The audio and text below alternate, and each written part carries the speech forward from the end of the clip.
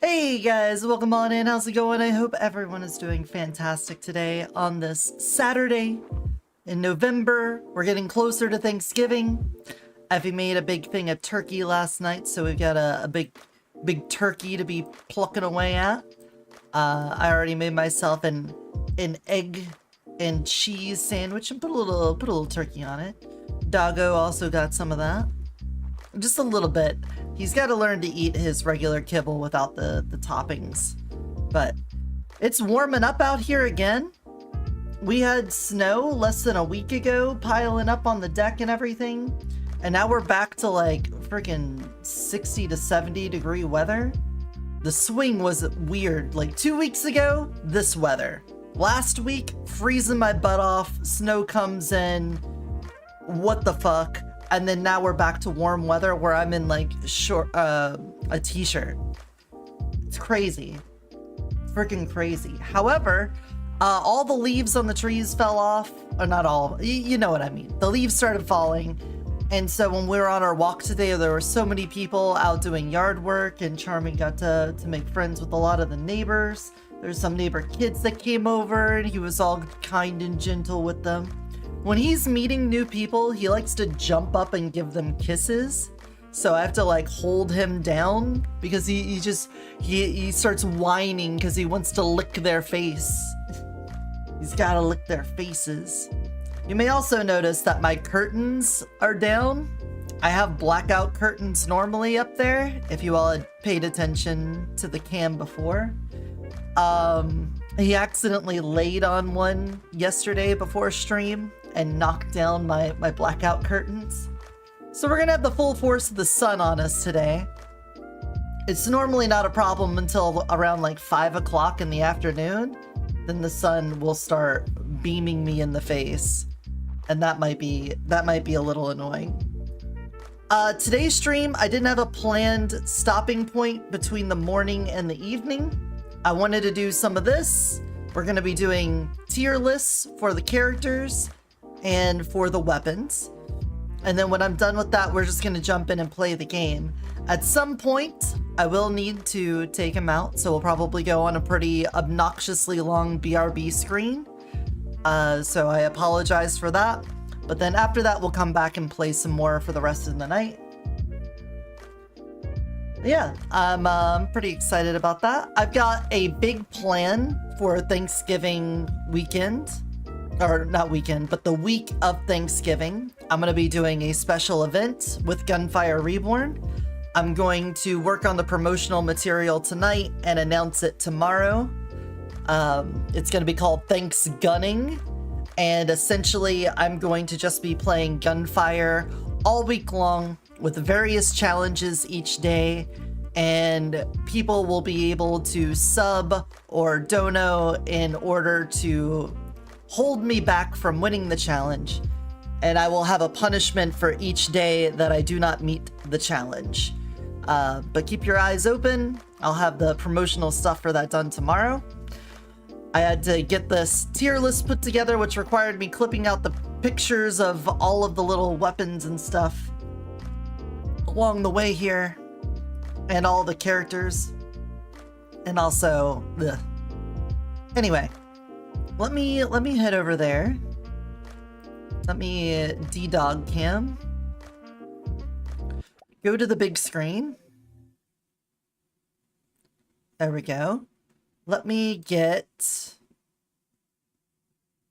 add in a media source. We're gonna go with the chatting audio. I'm just gonna shove this up here. I'm also going to check and see. Yes, it's not in the VOD track. Okay.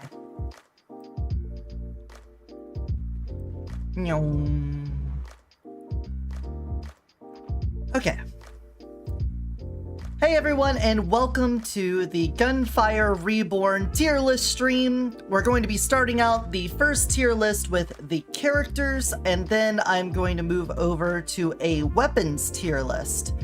Gunfire Reborn has a lot of guns and a lot of characters, and they're very unique and interesting, and I'm going to try my best to put them into a tier list, but I have to be forthright.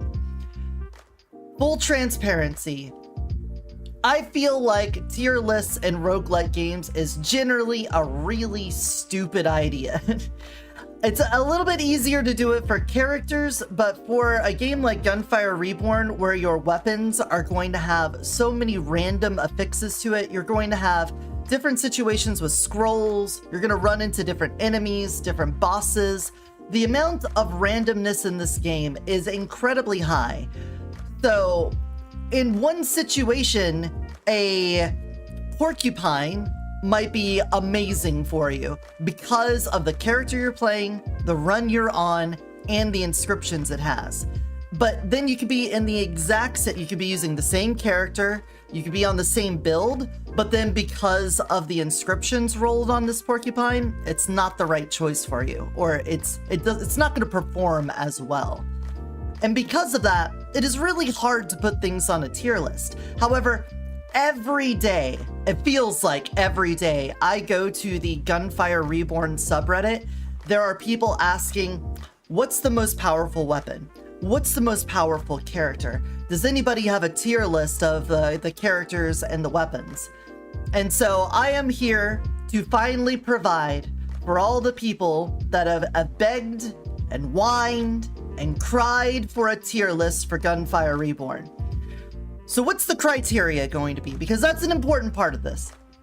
And as you can see, I've already set up the character side of this to pretty easily explain what we're looking for here. The top row, our S-class, our creme de la creme, is going to be the easy win. Does this character have ways to get absolutely brain-dead easy wins? If so, then it's going to go up there. Now again, this is also hard because every character has at least 4 builds. And what do I mean by 4 builds? Well, if we come over here to the logbook and go to their spiritual blessings, you can see that every character has 4 unique spiritual blessings to them. And these are basically your builds. So you're going to have Weapon Genius here, which is going to give you dual wield cooldown, lucky shot chance, and they share their highest weapon level while dual wielding. So with this kind of build, you're going to be focusing on leveling up one of your weapons so that when you're dual wielding, you can have both of them benefit from it, and you get some extra lucky shot in there, and you're going to dual wield even more often. Over here, one that we're going to talk about a lot for the Crown Prince is the Smogbound Zone, simply because this mixes really well with the Painkiller run, but it's this grenade build. You know, you're going to get bigger, more effective grenades, and if you're going to use his grenades as his primary form of damage, you're going to take this. Each one of these you can basically see as the starter for a build. Some of them have a little bit of overlap. It doesn't mean that when you're on a run you wouldn't want to get more than one of these, but usually at the start you're looking to get one of these exclusive inscriptions so that your character build can start. So taking that in mind, like, how do you even go about putting characters on a tier list? Because to me, it sounds impossible. Like, with the Prince, Painkiller Prince is like the easiest win in the game. Reincarnation level 10, 4-player. You throw Prince with Painkiller on, and he just wins the game. However, doing his Splinter Orb, trying to do like massive primary attack and spamming his orbs out, that's like really working for it, because on the one hand you're freezing enemies is nice. When you have the Splinter Orb passive, then you could shoot out 3 at a time, but it's kind of hard to aim them because they go in a horizontal spread and don't always hit them. And then you're still very dependent on getting the ascensions dealing with his orb. If you don't get like Energy Blade, then the whole way up until you get Energy Blade is going to be pain. You need to get like the damage increase on it, getting the extra charges on it. So you have to like really work for it. So then where do we put the Prince? Like, his elemental builds, fantastic, but you're dependent on getting a good elemental weapon then. What if you never get like a good elemental weapon? I think that's kind of BS, because now that the Armillary Sash is in the game, as long as you get one at all, you're probably fine. But you see what I mean? Like, if you're going for a weapon build, I feel like weapon builds can be extremely strong. A character can have an amazing weapon build, and very often you can build into them just fine, but then you run into the problem of the consistency. Do you get the weapon that you're looking for? Does it have the inscriptions that you need it to have? And did you get it early enough that you didn't die before getting the thing that you needed? So this is hard. I don't want to just immediately throw things into these categories. I want to kind of ruminate on it, but I do feel like what we're aiming for here is consistency. That's what we want to try to hammer home. It's a roguelike game, which means there's a lot of random. So the best way to figure out what characters are good are the ones that can consistently win. Even when dealt a bad hand, can they get a victory out of it? When dealt a good hand, do they just break even? And then otherwise they really, really struggle? Because if we take it by any other criteria, try to think about this. What about the best, most overpowered runs? Well, that could be any of these. You put the right combination of scrolls and skills and blessings on any of these characters, they'll steamroll the game. So I don't think that's a very useful strategy. If we do it by the worst, if we go by which ones are like horribly bad, again, it's RNG. You can end up with a bad run on any character. Heck, it doesn't even have to be the run itself. You could just get stuck in a room with some bad modifiers on it early on in the game and just kind of get rolled. You get like an elite invasion in a small room. Ugh, disgusting. Like having the elite arsonist show up when you're in a tiny little very thin room and there's no way to get past them. And it's got like a corrosion enhancement on it so that you can't get away, you get decayed, and terrible. There's like not much you could do about that. So the way I'm going to do it is look at these characters, think about the breadth of my history and experience with the game, and try to determine how consistently they get a win. I think it's all about how easy it is to get up and running, and the Crown Prince gets up and running from 0. Yeah, but that would be like an indictment of weapon runs to me. Because outside of using skilled trick, even then, I guess First Strike, those 2 spiritual blessings for weapons, skilled trick could definitely make a weapon run pop off immediately from 0. Just because spamming that right click, well, I mean, you still need to get a weapon with a right click. If you open your first chest and there's not one there, then you don't get the benefit of it and you're basically starting with nothing. I feel like weapon runs tend to be slow starters because the weapons that drop in Act 1 are not going to have as many inscriptions as they will later on. So even if you get a pretty good one, you will probably be replacing that gun later because you'll be getting better ones. And 2, you're not going to have Geminis until later. So you generally want to have a good Gemini inscription combination for your weapons so that you can get things off the ground. But those things don't happen until late Act 1 or the beginning of Act 2. You might even want enhanced weapons. There's a lot about weapons that I feel like you have to build over the course of the run, and that doesn't even get into leveling them up and everything else. With skills, I feel like it's really easy to just take your spiritual blessing that's exclusive to that character, and then boom, right inside of Act 1, you're going to be leveling everything. I don't think that matters for almost any of these characters. The spiritual blessing for that skill is going to help you steamroll stuff. So at the end of the day, that's a roundabout way of saying this. This is about how I feel, how consistent it is to win with this character. And it's going to be hard to do that. And I'm sure there's going to be people that will look at these tier lists and they'll say, hey, I don't feel like that's true for me. I feel like I get consistent wins with this character, and you're saying that they don't. Or I feel like you're saying you get consistent wins, and I don't. Either way. And I'm sure that's going to come down to just our feels on the game, the way we play. I know I do a lot of solo play, so a lot of my feelings are based off of playing solo versus playing in a group. I do play a lot of multiplayer, and I understand how to play multiplayer. But a lot of my feelings come from being solo, playing with Lone Wolf, so I get that extra spiritual blessing, and then going in and getting another spiritual blessing right at the start. So being able to double up on those kind of changes how you would play the game.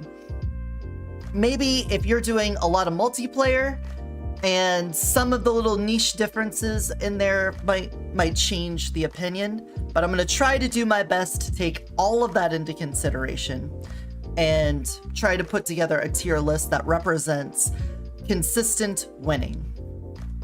The dog gets carried by Crown Prince early and then starts one-shotting things by Act 3. Yeah, the dog is a good example of that. Like his primary skill, you literally can't even use his primary skill out the gate, because it won't let you dual wield the foundry with another gun. So you have to take one gun, go into the map, and then kill at least like a couple of enemies to start with before getting your first drop so that you could have 2 weapons to dual wield. Like that kind of sucks. Like you cannot use a skill right off rip with some characters. But let's go ahead and jump into this. We've got a lot to do today. So how do I place the Prince? As I said, I already have to put him up an easy win. 2 reasons on this. 1, the thing that isn't good about him, we'll start with the bad, is the orb. His primary ability, the orb, isn't bad. Don't let me persuade you into thinking that it's a bad skill. It is good. It is AoE. It is a spike damage attack. It locks enemies in place, which can help you get easy crits on headshots and whatnot. So it's not bad. It's just that when you start talking about playing the game at the highest level of difficulty, when you're at R10, you don't really care for the lockdown that much. Freezing enemies in place is novel and interesting. It could be good for positioning against elite sometimes, but what's really important is just motherfucking killing things instantly. If you have enough damage to just drop someone like that, that's way better than just slowing them down or pausing them. Now in his favor, you know, locking them down means that they aren't attacking you. So it's not like other forms of attrition in the game where you're like slowing them down or doing some amount of control. Like they literally cannot attack while they're frozen.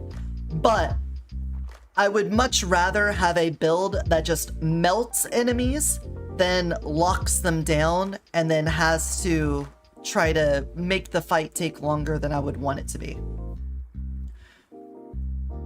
But everything else is in the prince's favor. That's one. Two, elemental stuff is great. He has 2 trees. One of them is his weapon tree, and it has everything to do with elemental attacks. And the other one is his grenades. Both of these are elemental based, and there are so many elemental weapons in the game. Even without getting specific inscriptions on them that give them an elemental effect, there are just so many weapons that you'll get that naturally have an element when they drop. So he has so much versatility across all the weapons in the game. You can also get the share elemental advantage Gemini. So even if you get a really good weapon and it doesn't have an element, there is a built-in mechanic in the game that lets you share element over and get element on a weapon that otherwise wouldn't. The only thing that belongs on top is the brick. The brick is the best one. Oh, we'll get there. We'll get there. We have a whole weapon tier list to get to, Persona. We got it. We'll be there. Look at how many weapons there are. We're just starting on the characters right now. But yeah, so look at this. We're gonna come over here. This is amazing. He has a secondary skill that says 100% effect chance. Literally every single time you hit an enemy with your grenade, they will be decayed. I don't know if there's another character that is a skill that has a 100% effect chance right off rip. I know that Lee has it on her fireball, but it requires getting an ascension for it. And if we go over to his tree, his elemental enhanced damage over here, we got rate of fire on killing an enemy on elemental effect, increased damage to enemies under elemental effect. We have each of the elemental types that you could just get more damage for, and then you can make the orb have the element of the weapon that you're holding. These two work incredibly well right off rip, because you could get almost any weapon elemental, but also the grenades. The grenade has 100% effect chance. So even if you're doing a weapon specific run and you haven't put a lick of damage into your grenades are still going to be useful, because at the very beginning, you throw a grenade down, it puts them in decay, you kill them, you get that effect. You don't even need an elemental weapon in your hand to get both of these benefits, because your grenade will do it for you. So his setup is great. His grenade runs and his weapon runs both blend into each other perfectly. And then it's not like the orb runs are bad, it's just that I feel like they're not up to par on that. But considering 2 out of 3 of his run types are super fucking good, I feel like the only option is to put him at the easy win category.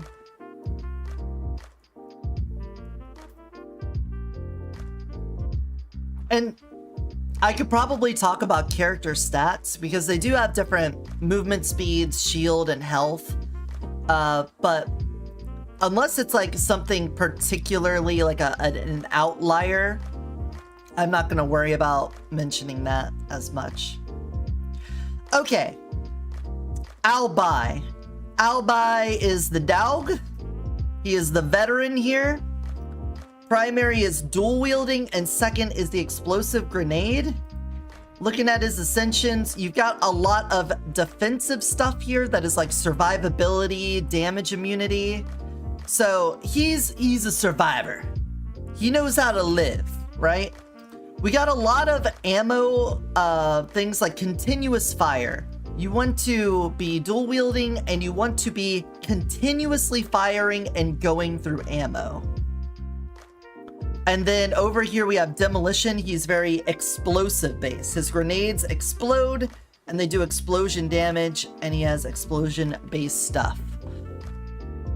I feel like the dog can be pretty good, but I think he's one of the ones that kind of struggles.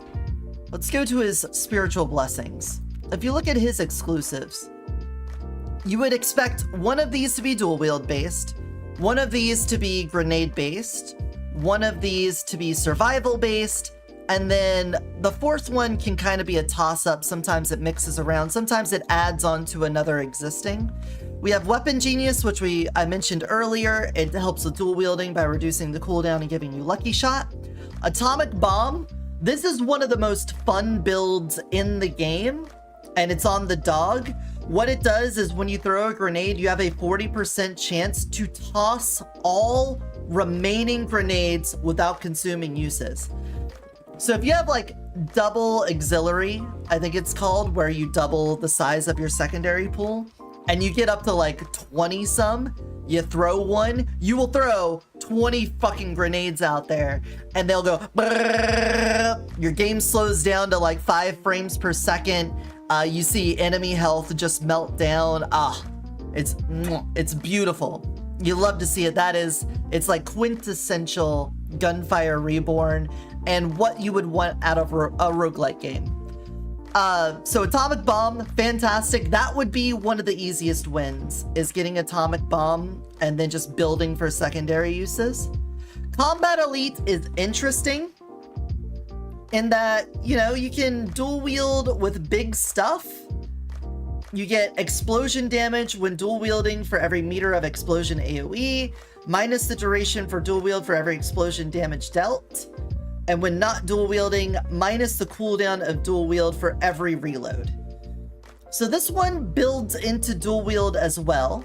So you'd be like, all right, that one and this one kind of cover the same thing. So but this one is more explosion based and special ammo. So you're going to want to use launchers with it. It's pretty good, but I don't know. It's all right. It's all right. That's all I got to say about that.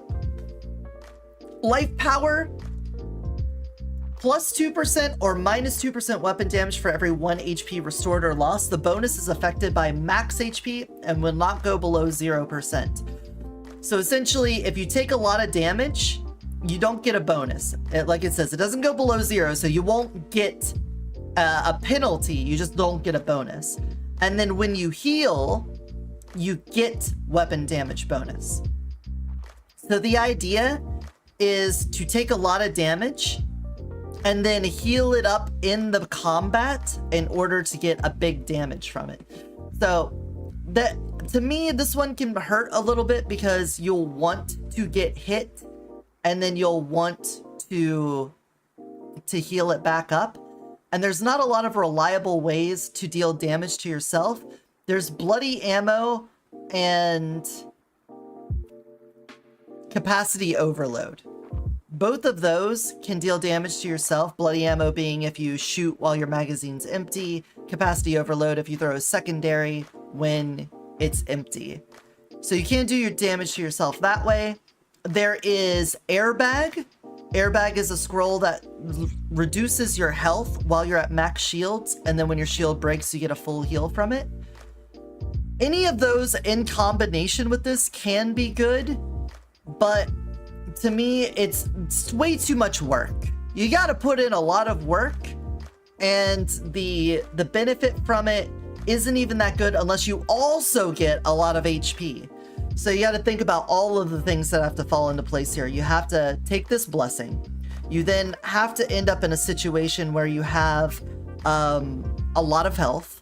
Then you need to have something that can drain your health in a controlled manner, and then also have a way to regenerate that health in a quick and useful way. And then on top of that, it is uh-oh.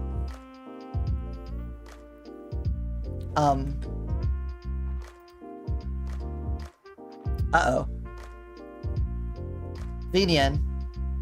My VTubing software broke. I'm dying. This is what death feels like. I'm having a stroke. I'm stroking out. I'm stroking. I'm striking. I've stricken. Someone save me. Yeah, close the program, please. What the fuck? One moment. The tech walruses are here, everyone. The tech walruses have arrived. I see they're here for the stream. Distract yourself by looking at this cute dog. Look at him sleeping over there. He went on a long walk today. And like I said, it's gotten pretty warm. So he got a little tuckered out. He drank a bunch of water. After we do these tier lists, we're probably gonna have to take a little break and take him on a WALK. You know?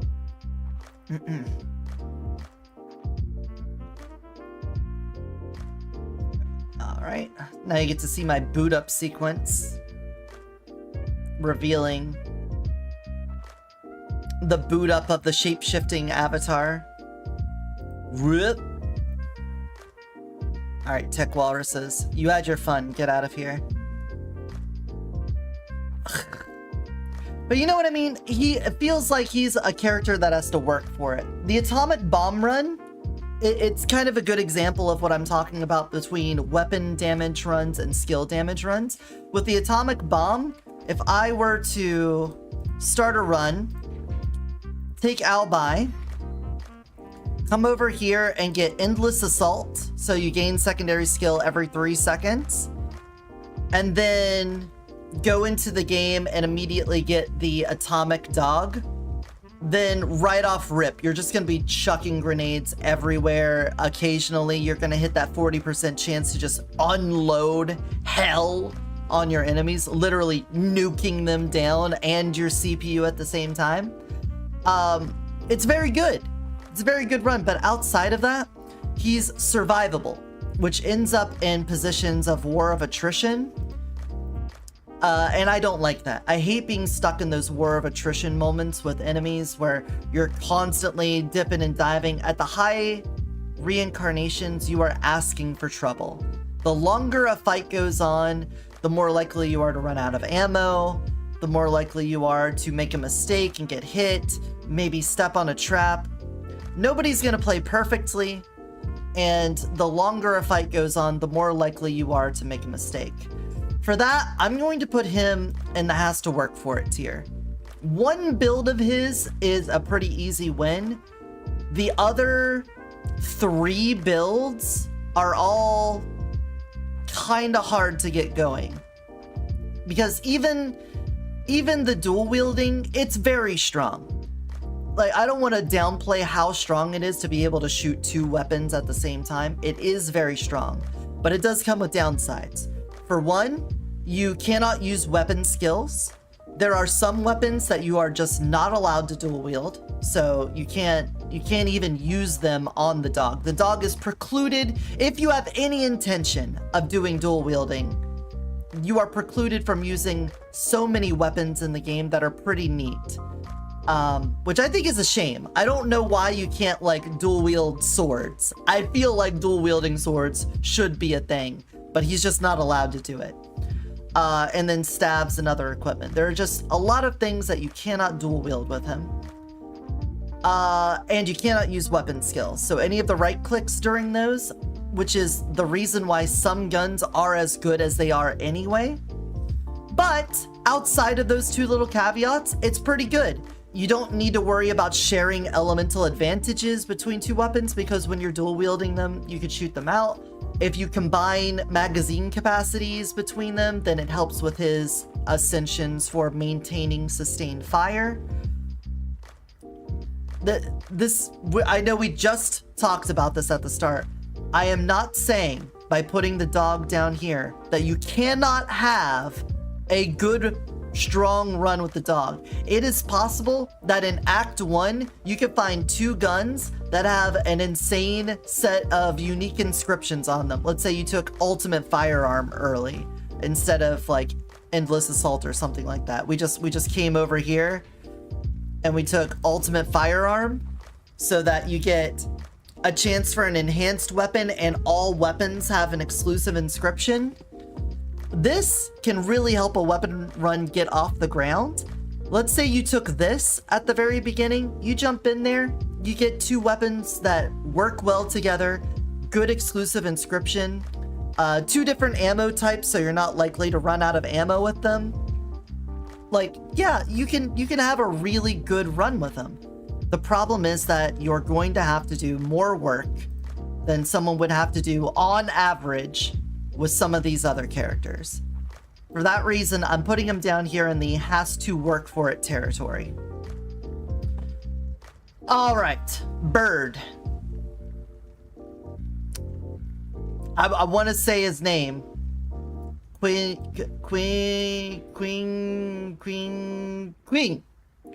Yan. I'm sorry, I don't know a lot of Chinese. And by that I mean I don't really know any. So this Q might be pronounced differently, but I think it's Qing Yan. This guy's cool. I like him. I don't play him very often, but he is very neat.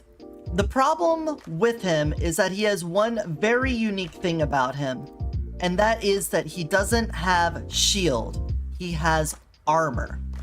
Every other character has shield, and you can see shield has a recharge rate and a recharge interval on it.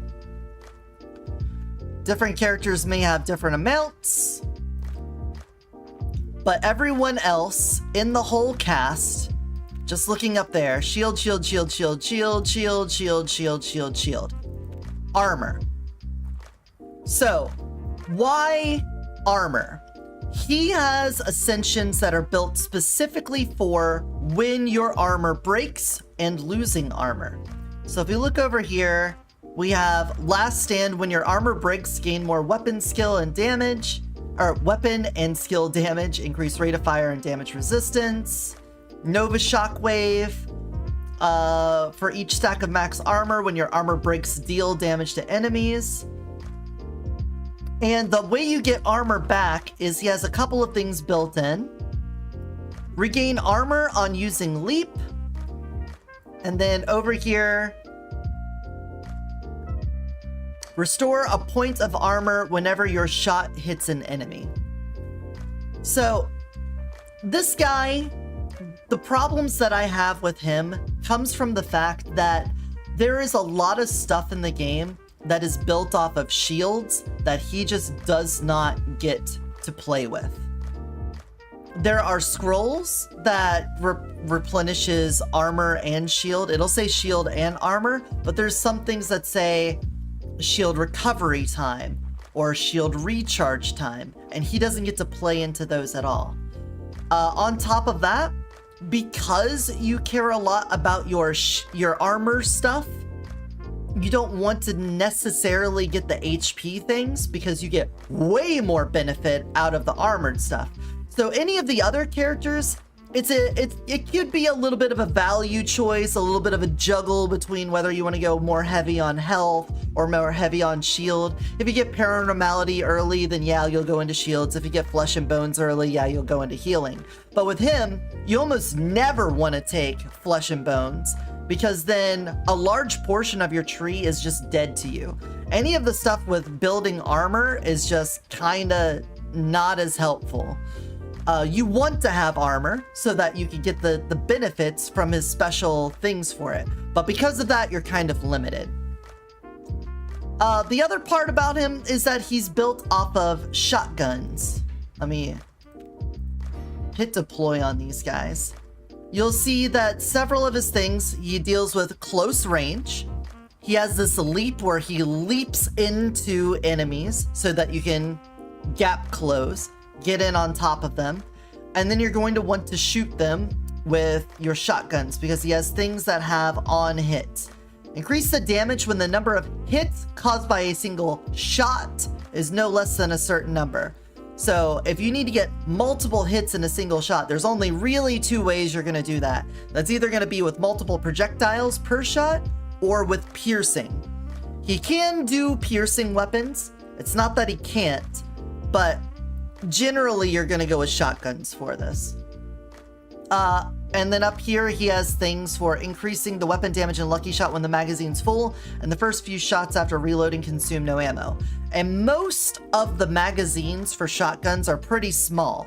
So you're gonna reload, shoot a couple times for free with extra lucky shot, and then lose the free bullets, shoot like 2 to 6 more times, and then do the reload and get your bonuses back. Hey Patchwitch, welcome in, thanks for coming.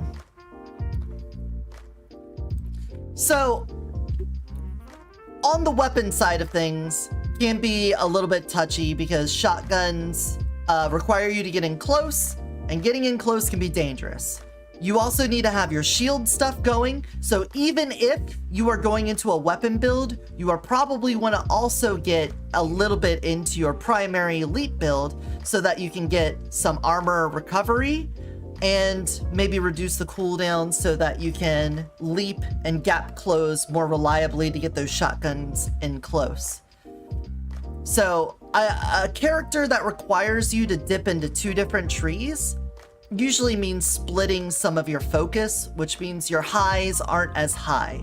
However, if you can and it also means that your lows could be lower, because if you do focus one and you don't end up getting the split, then you're going to be pretty fucked. Like, not getting a bunch of your armor back on leap kinda sucks. So even if you focused really heavy on weapons and you never got that, you might get screwed over even though you have a decent amount of damage, because getting hit by enemies at these higher difficulties will just one-shot you and knock you down. Especially when you take into consideration that he has a blessing that can be really, really strong, but it is scary. Very scary. Not spiritual assault. Logbook. Spiritual blessing. All or nothing. Consume all of armor when hitting an enemy with leap. 4% leap damage for each point of consumed armor. Minus 1 second remaining cooldown of leap for every 10 points of armor consumed. This one is one of the most fun things you could do in the game, because it is also terrifying.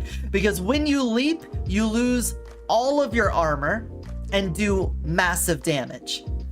Cool. But if you don't have a way to generate it all back, like off of another leap or something like that, then you are just running around naked. And when you're fighting elites and bosses, then you have to basically one-shot them. If you don't one-shot them, then you're going to leap in, hit them, take their health down a little bit, you're going to be out of armor, and now you're just standing there in front of them like, hey boss, give me a second to back up over here and do another leap again or something. Like, it can be bad. Now, as soon as you get any form of armor generation, if you get a couple of ascensions or something like that to shore that up, then it's not as scary. But holy cow, it's living on the knife's edge all through Act 1, generally. And then by Act 2 or 3, hopefully you've stabilized by then and you've gotten some other stuff. Getting paranormality on this, turning all of your health into shield, ugh, disgusting damage. But every time you press that primary skill button, you go down to 1 health. All right, I'll drink. The waterboard me. Stop it.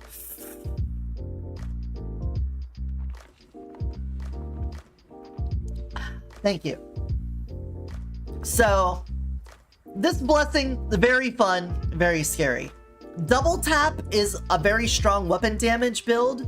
Basically, anytime you shoot with a shotgun, if one projectile hits, it deals the damage of the entire shotgun. Upon hitting an enemy with a weapon, deal damage based on the weapon's base damage and projectile count, including all bonuses applied to triggering the hit. So, it's like shooting a shotgun full of shotguns.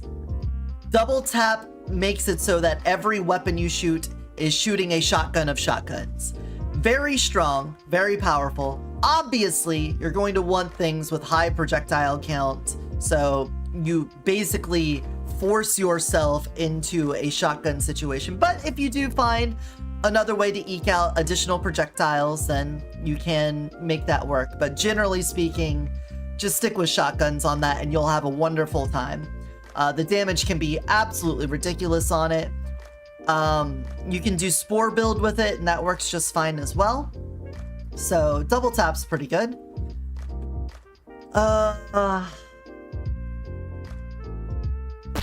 Oppressor is one that I wouldn't take on its own. I would probably take all or nothing, and then later on, if Oppressor becomes available, I would take it.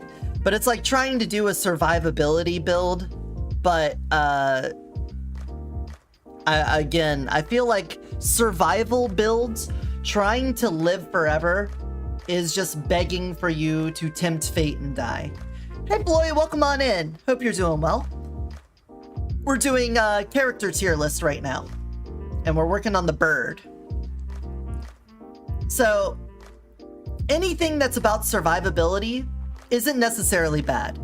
And every time I want to downplay survivability compared to damage, I want you to understand that I'm not saying it's bad. I'm just saying that at the highest levels of difficulty, killing things very quick is the best way to not die. If you walk into a room and you kill everything instantly before it gets to shoot, you're not gonna die. Easy. But survivability runs can do well. Building for attrition and just outliving your enemies can be done.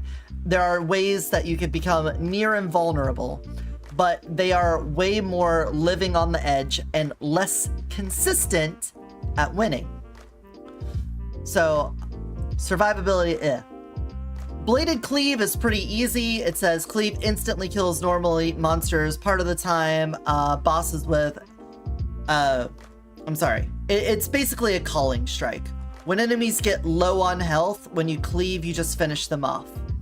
30% cleave damage for every remaining charge of cleave, so you want to get extra stacks of them. Bladed Cleave builds into another really fun run that he has, which builds off one of his ascensions. This one here, easy kill. I think from the very beginning, when this game was in early access, everyone knew about the easy kill run. Deal increased cleave damage to enemies with lower HP, and cleave's base damage is permanently increased by +5 for each enemy slain by cleave, including the enemies slain previously. If you take this, you can just be a lame piece of shit. Sit in a place where enemies infinitely spawn, and then just cleave kill them. You would take him, take Endless Assault, so you get unlimited secondary skill uses, and then go into Act 1, and if you ever get the Elite Beetle as one of your vaults, like go into a vault with an elite fight and it's the beetle, then you could just stay there for like an hour, one-shotting beetles to get as many stacks on this as you can, and then the rest of the game is a breeze. And then obviously at any point where there's other spawners, like in Act 3 with the monks that make the lanterns, if you are, or Act 2, the hermit elite that spawns in all the coyotes, anything that like causes spawns to appear is a chance for you to build up the easy kill stacks. So that one, that one can be good, that can be strong. It is a little RNG because you would really love to hit that beetle early on to get stacked up, but if you have to wait till Act 2 for the bandit, then it's still fine. But if you didn't get an elite bandit that you can farm off of or an elite beetle, that means you basically have to wait for Act 3 to have a bunch of lanterns show up, and by then you're already more than halfway through the game, and just getting stacked up for the last couple levels isn't a big deal to me. So because of that, it's lame because it takes a long time to get built up. You kind of have to have the right RNG to fall into place for it. Not really consistent, but when it pops off, it pops off. So overall, how do I feel about him? I feel like we have another has to work for it. The fact of the matter is his armor holds him back. He's not able to use some scrolls because armor stuff doesn't benefit him as much. He has to get into close range combat, which is fun. It is fun to do because most characters cannot at all deal with close range combat. His leap has invulnerability as he's traveling through the air, which helps him stay alive as he gap closes. You get in their faces, you lose your armor, you gain your armor, you shoot them with shotguns. Like, it can be really, really fun to tussle in there. But the problem is that it is dangerous, and the risk isn't always worth the reward. And for that, I have to put him down there because he has to work for it. Fun, exhilarating character, but if I look at the win to loss ratio on this guy, he's going to have more losses because he is scary. This build looks very fun. I only used Bird a couple of times and none of them were successful. You always die. Understandable. Like, I would play him on lower difficulties where I can just enjoy blowing up the game. But on the higher difficulties, getting a successful run with him is very hard. You can do it. You have to have a little bit of luck, either with luck on getting spawners for the cleave build, or luck with getting a really good weapon, or luck with some scrolls to help with survivability. Whatever it is, he is not coming out the gate swinging with a guaranteed win. And it's not that he even has like, there's not like one thing you're looking for in particular that will really set him up either. He kind of has to grab a couple things. He kind of has to grab a couple things from a few of his trees to get really settled in. And whenever that happens, you're basically throwing in on the goblets being nice to you. And they're not always nice to you. Next up, he used to be my go-to. Lei Luo is the sniper tiger, and the sniper tiger is my bud. I'm already someone who, in a lot of games, I like to go for head clicking. When I played Borderlands, I like to go for sniper builds and just snipe people's heads off. It's just satisfying, big number, feel good. And his special, not only does he build into snipers, but his primary ability, the Fatal Current, lets you do really big spike damage on top of that. Consistent win, just give him some snipers. He doesn't even need that, but on top of that, he does. This is the first character we're gonna have that drops weapons native to what they want. Elite monster and bosses will drop an extra sniper rifle. I feel like they should give this talent to literally every character that has a specific tree. I think Owlbai should have this for launchers. I think Qing Yan, he should have this for shotguns. All of these characters should have this is my skill tree. When I kill an elite boss, drop me one of these kinds of weapons because they are so built for it. Now, maybe you could argue that Lei Luo is a little bit more important for it, but whatever. Regardless, let's look at his ascensions. He has a weapon tree that is built off crit hits, which is amazing because I don't care who you are. If you are not going for crits, you're failing.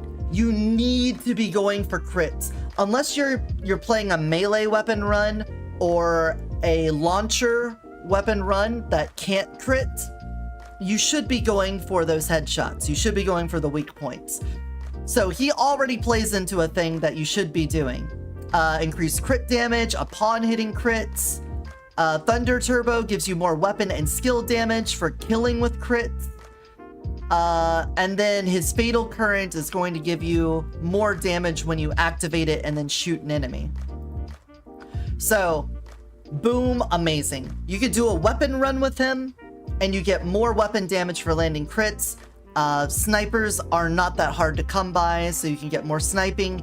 And then he has this passive ability that gives you weapon and skill damage for not being near enemies. So you want to stay away from them. And he could do that pretty well. So his weapon run, solid.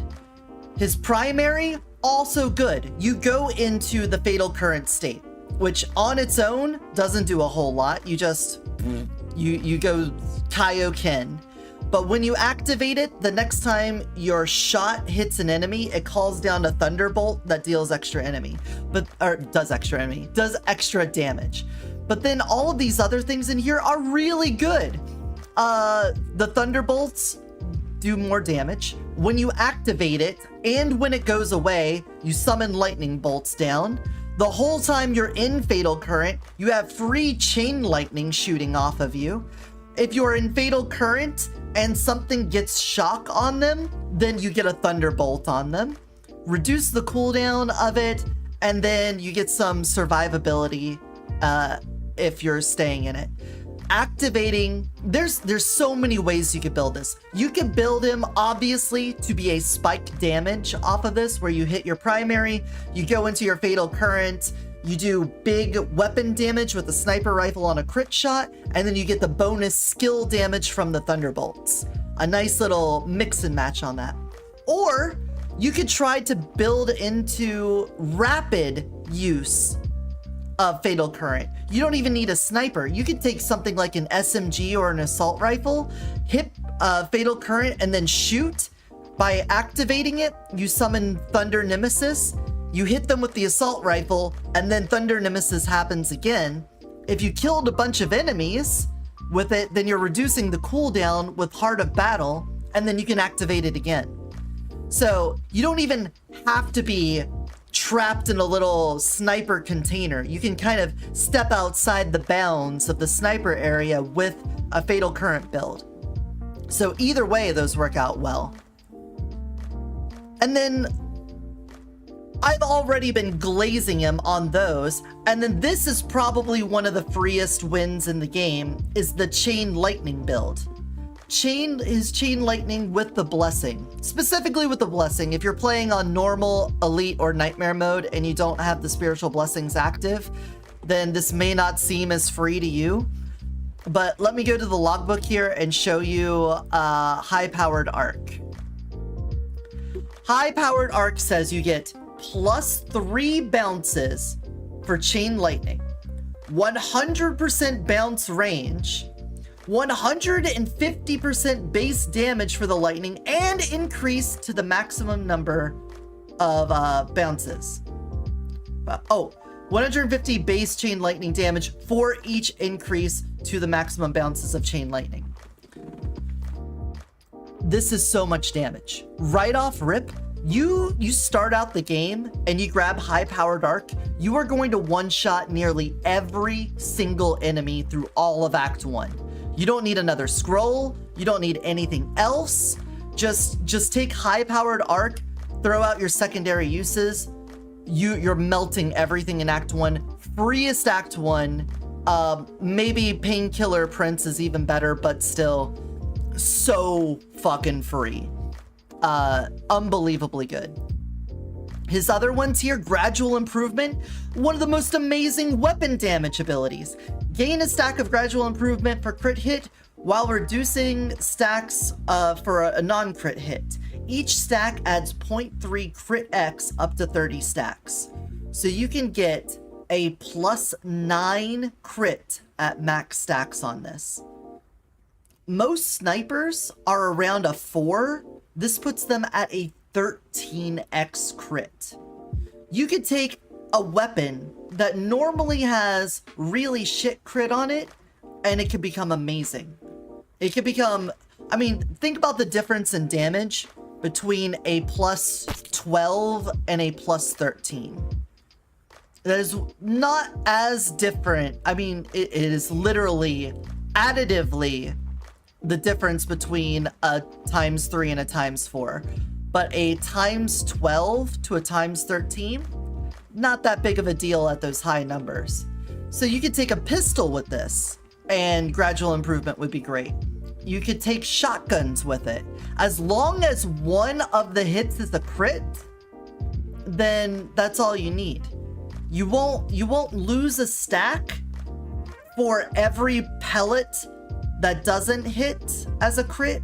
If you shoot a shotgun shot and one of them hits the crit, then that counts as a stack in your favor. So amazing. Then you have Thunder Glory, which just reduces your fatal current cooldown, and for every enemy hit by the Thunderbolt, you get more damage for the next Thunderbolt. Amazing. Really good. So primary skill, his Thunder and Glory, big dick damage, just nukes guys down.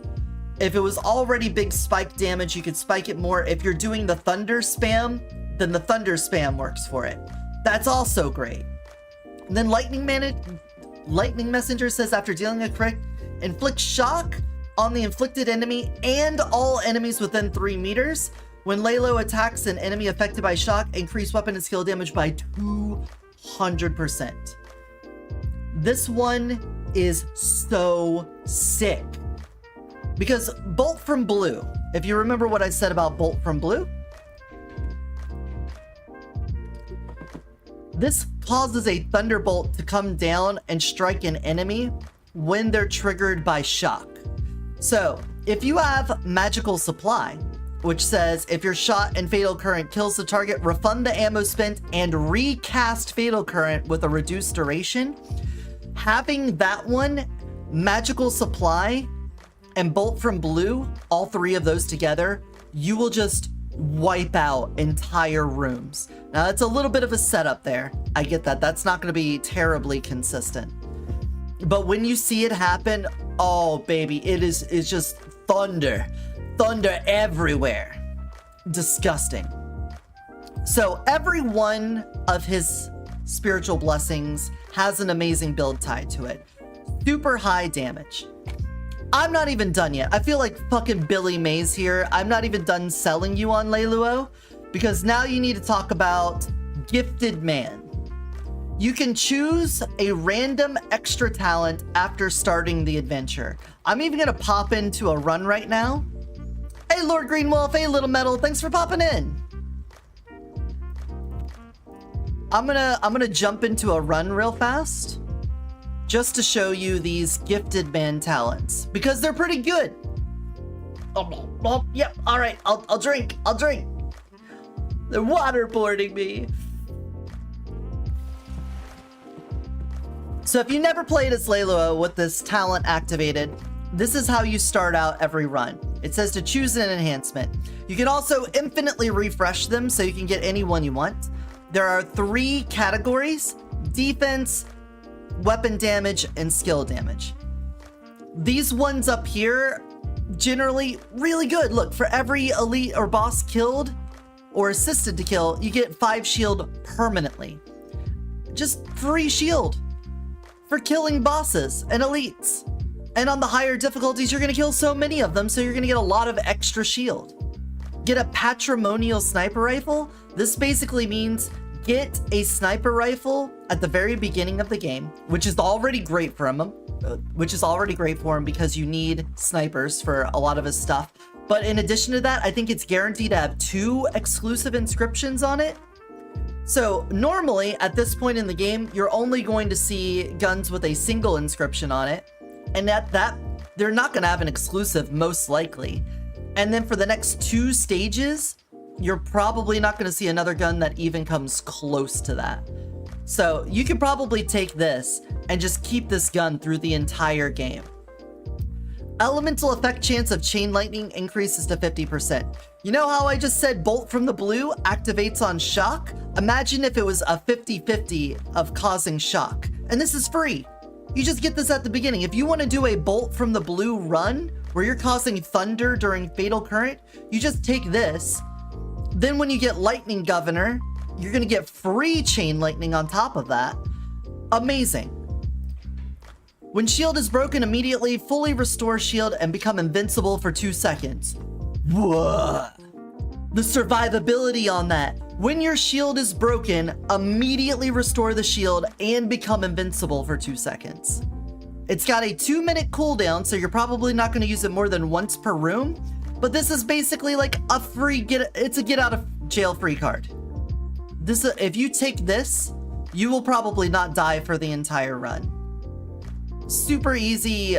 Just if you're having a problem with living, just take that. Holy cow, it's amazing. Deal additional 30% damage to monsters that have more than 80% remaining total HP. You're a sniper. You're trying to one-shot enemies anyway. This is helping you get more one-shots done. 30% damage isn't like something to turn your nose to. That's a pretty decent chunk of damage to put on the table.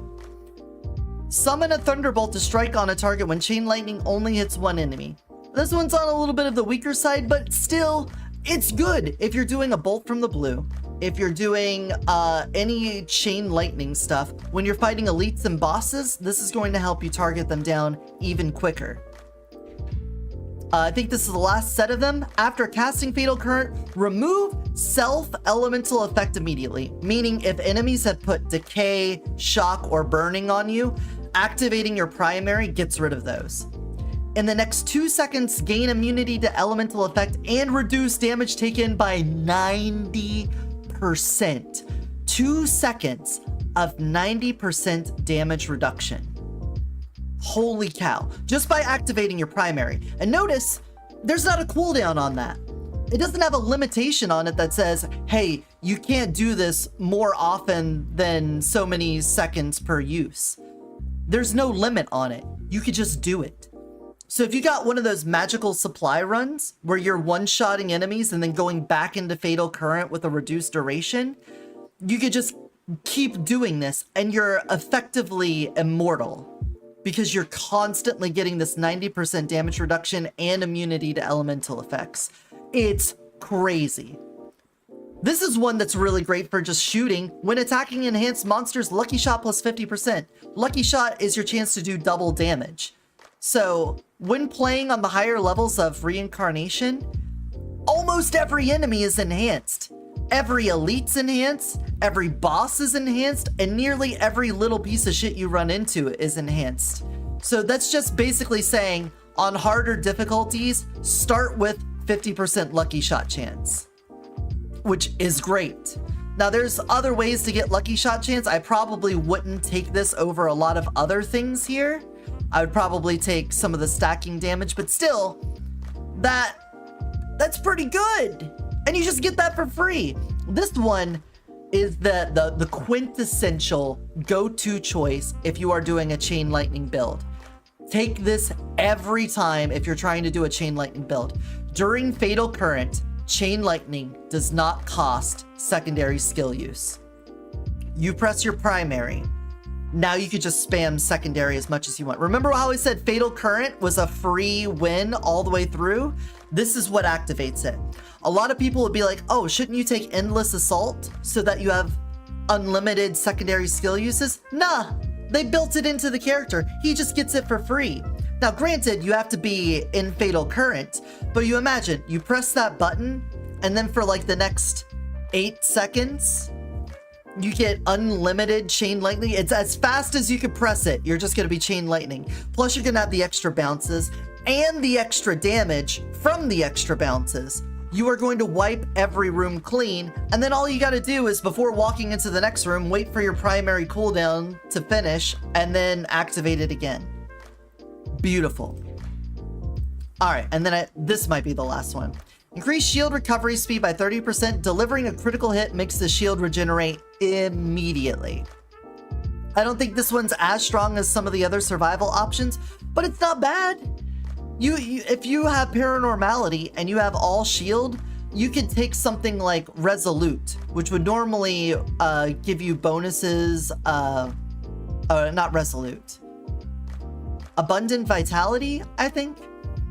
There's one that says you do more damage when shield is recharging, but it makes shield recharge take longer. Well, you could take this one and not have to worry about it. This just makes shield safer, but I would probably go with one of the other ones first. This one, incredible for a crit run. After killing an enemy over 15 meters away with a crit hit, weapon damage will be increased by 0.3% permanently. Doing a gradual improvement run with this thing, it's a no-brainer. You take this, you're just going to be there. And notice, it doesn't say there's a cap on it. You just take this. You get more damage constantly. All you need to do is kill 4 enemies, and that's 1%. Getting out of Act 1, I'm gonna guess you're gonna kill around 100 guys. So you're probably getting about 30% damage just out of Act 1. And that's just gonna keep building. And then chain lightning damage for every enemy hit? Why not? If you did take Endless Assault and then you take this instead, you're just gonna get more damage that way too. Now, did we loop back around? Yeah, that's everything. So I'm gonna take this Patrimonial Sniper Rifle just to remember what it has on it. Okay, so it has 1 exclusive, 1 rare, and 1 green on it, which means it's a +2 with an amazing setup on it, and it will get you started. Like, it's pretty dope. And this character just gets to start the game with one of these bonuses for free. It's incredible. So where do I put Lei Luo on the list? You better believe he's an easy win. You could do his primary skill, he wins. You do his secondary skill, he wins. I would put him over the Prince, honestly, because I think more consistently, every build type wins with him. It's just good. I think he has an Ascension where you kill an enemy during Fatal Current, you stay in your primary longer. That's actually on the highest level of Lightning Governor. If you get Lightning Governor to level 3, it says, if kills an enemy, adds 1 second to the active Fatal Current duration. Incredible. On top of that, if you get his cooldown reduction 1 to level 3, it says cooldown minus 1.5 seconds to the remaining cooldown, also applied in the duration. So if you get both of these to 3, then you will keep adding seconds onto the duration constantly. And as you kill enemies, you'll reduce the cooldown. So as soon as it does run out, you immediately go back into it again. He's so strong. He's an incredibly strong character. Very, very easy to win with. Doesn't really go wrong. The only thing you can't really do with them is do a melee weapon or launcher-based weapon, because they don't crit. But even then, if you focused more on a primary build, then you could probably just get away with taking launchers and do AoE hits on people. Why not? But, you know, he's so good. Next up, Tao. We got the bunny. It's bunny time. So with Tao, we have Swords Out as her main ability. This is the first time we've run into a resource primary, where her primary skill has to be built up by shooting. Not landing hits, just shooting. And it could be any shot. They all charge at the same amount, so you would prefer to do a rapid fire small ammo thing to build up Swords Out. Then her Fatal Bloom, Fatal Bloom marks enemies. And let me, oh, do we not have additional info here? Summon balloons ahead, deal 400 normal damage to the enemy within 6 meters, and mark to affected enemies for 6 seconds. For every 12 hits on marked enemies, trigger an additional Fatal Bloom damage. So you just need to hit multiple times 12 times to be precise, in order to get this damage to tick twice. That's pretty good.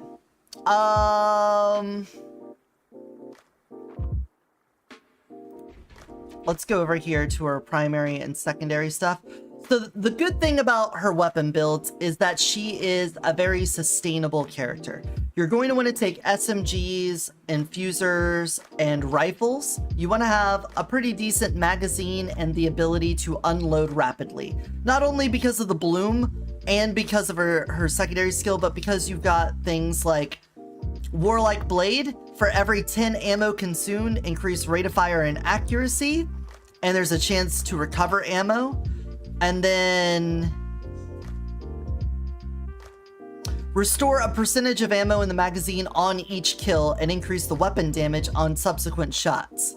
So her weapon build go into rapid fire weapons with big ammo capacities that get replenished so you don't have to stop shooting. She also has things that summon in her swords whenever she hits. So you can see getting this will make a 10% chance for a flying sword to hit an enemy. And then down here, when flying swords are summoned, you increase your shields and recover shield.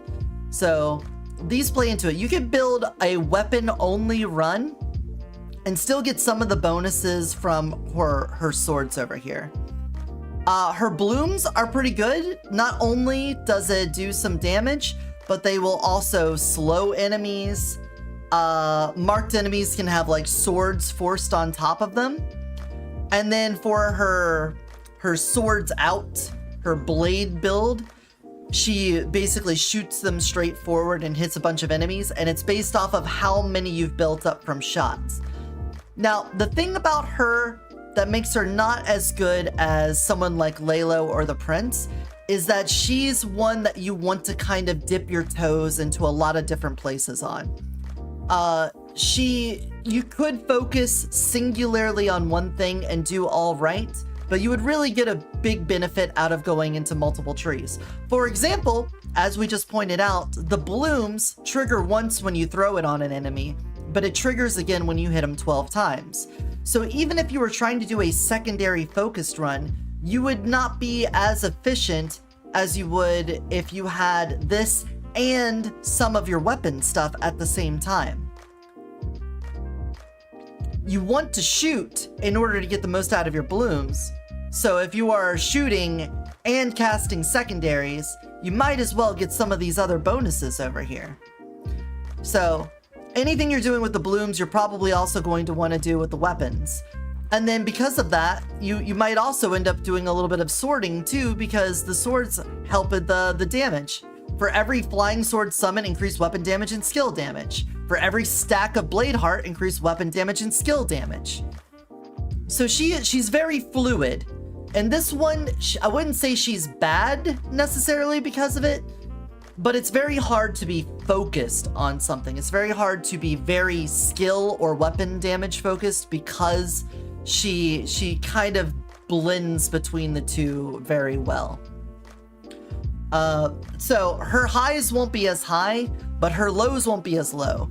You usually don't click on a goblet and go, oh, the game's just screwing me over. I'm not getting the things I need to get this run going. Usually there are things you want to target for. You want to get specific things for the run that you're doing, but a lot of these aren't necessarily bad. They don't feel like dead takes if you get them. So that's pretty great. And then look at her. Oh, I should probably click on her and deploy. And then go to her spiritual blessings.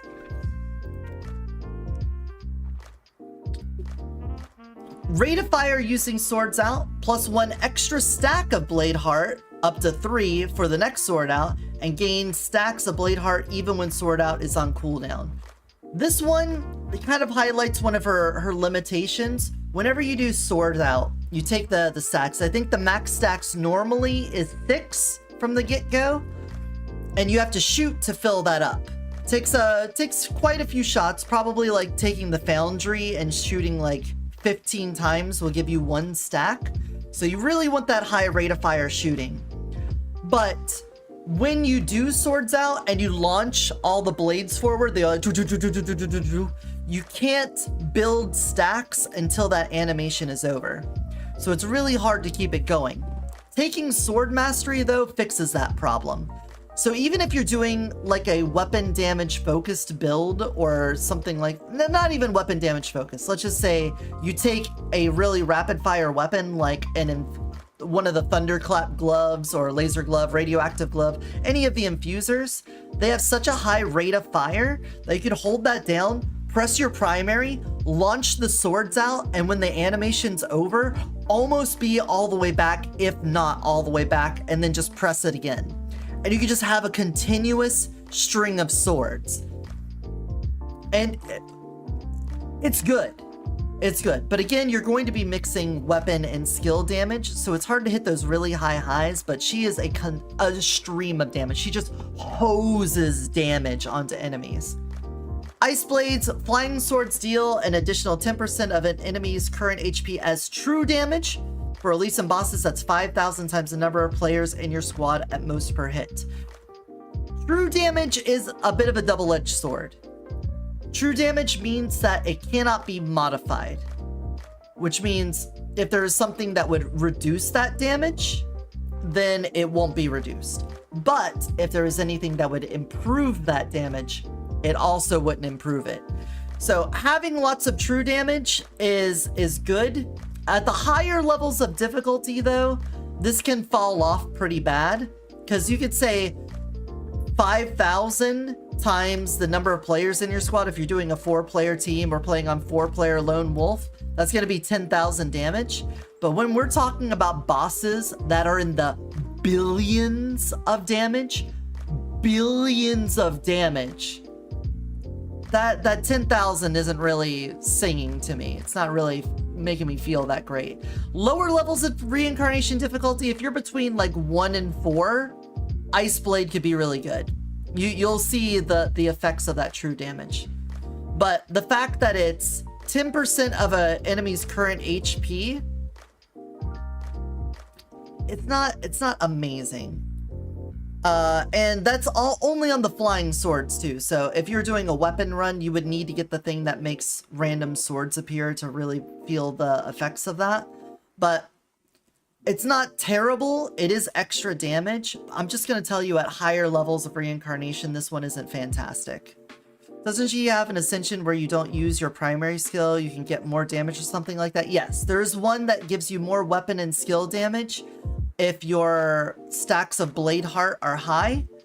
If you're doing a weapon damage run, you could take that.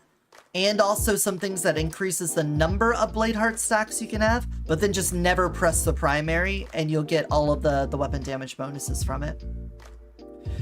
Blossom Enthusiast, hit unmarked enemy will mark them with Fatal Bloom, and it only takes 6 hits to trigger the additional Fatal Bloom thing. This is amazing too.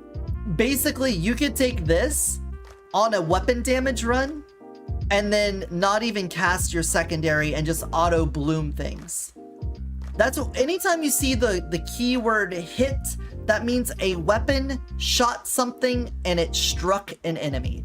Shooting is every time you pull the trigger on a weapon. Hitting is every time a projectile lands on an enemy. I had to try not to say the word hit as I'm defining hit.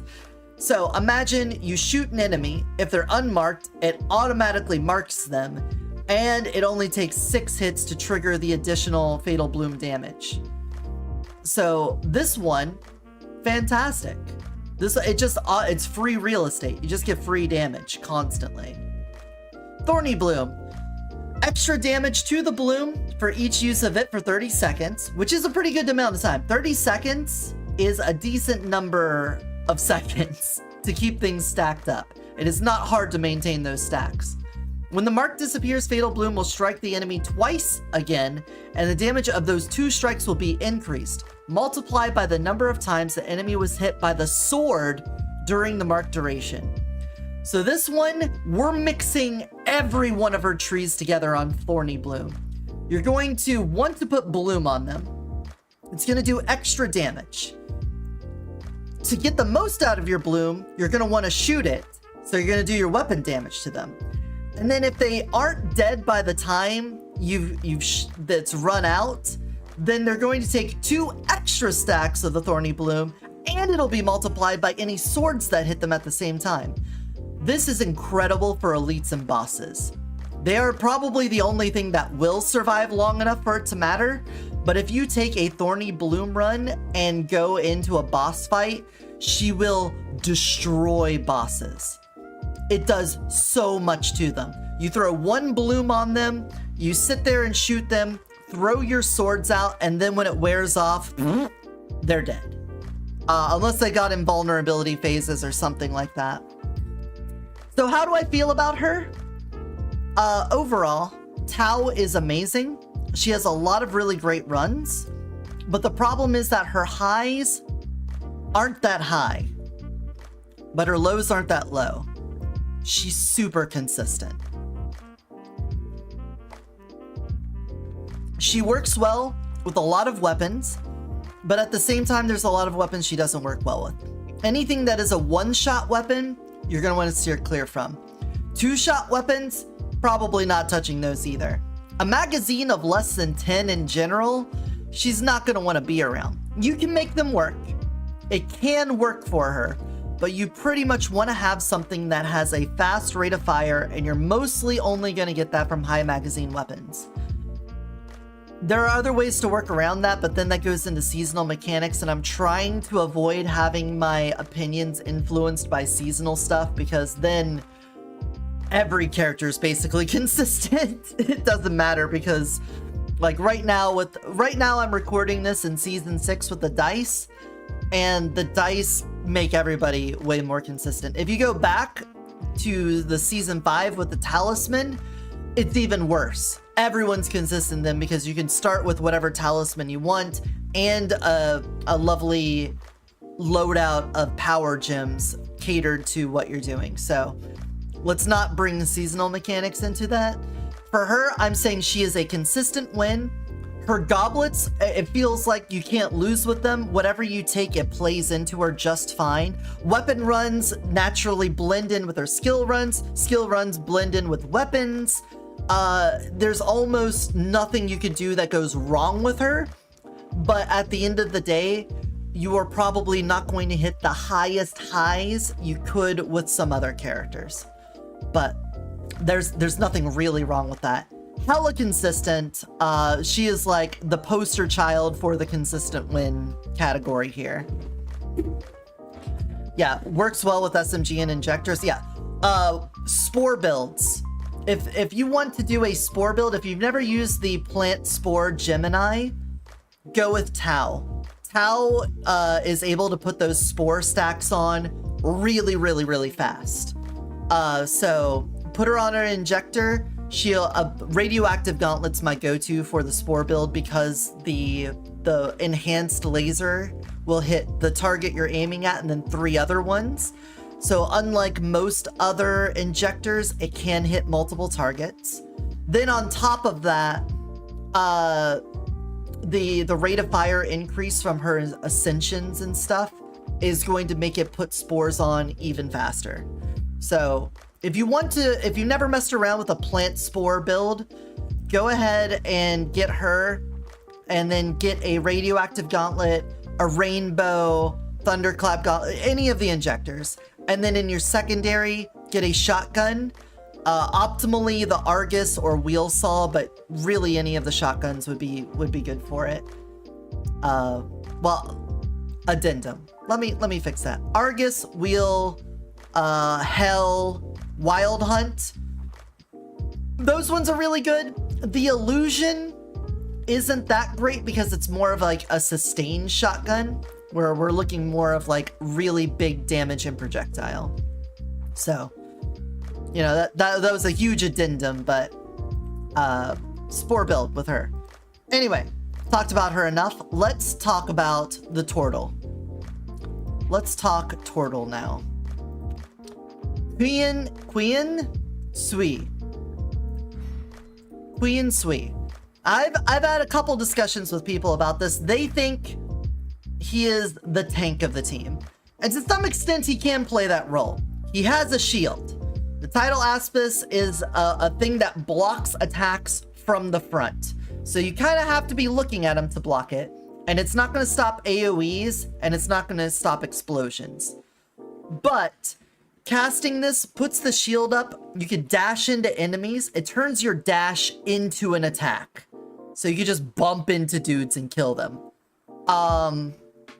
Fantastic. His secondary is really cool. It is his striking punch, and it gives him a resource that other characters don't have called Fist Sensation, which is a lovely named thing.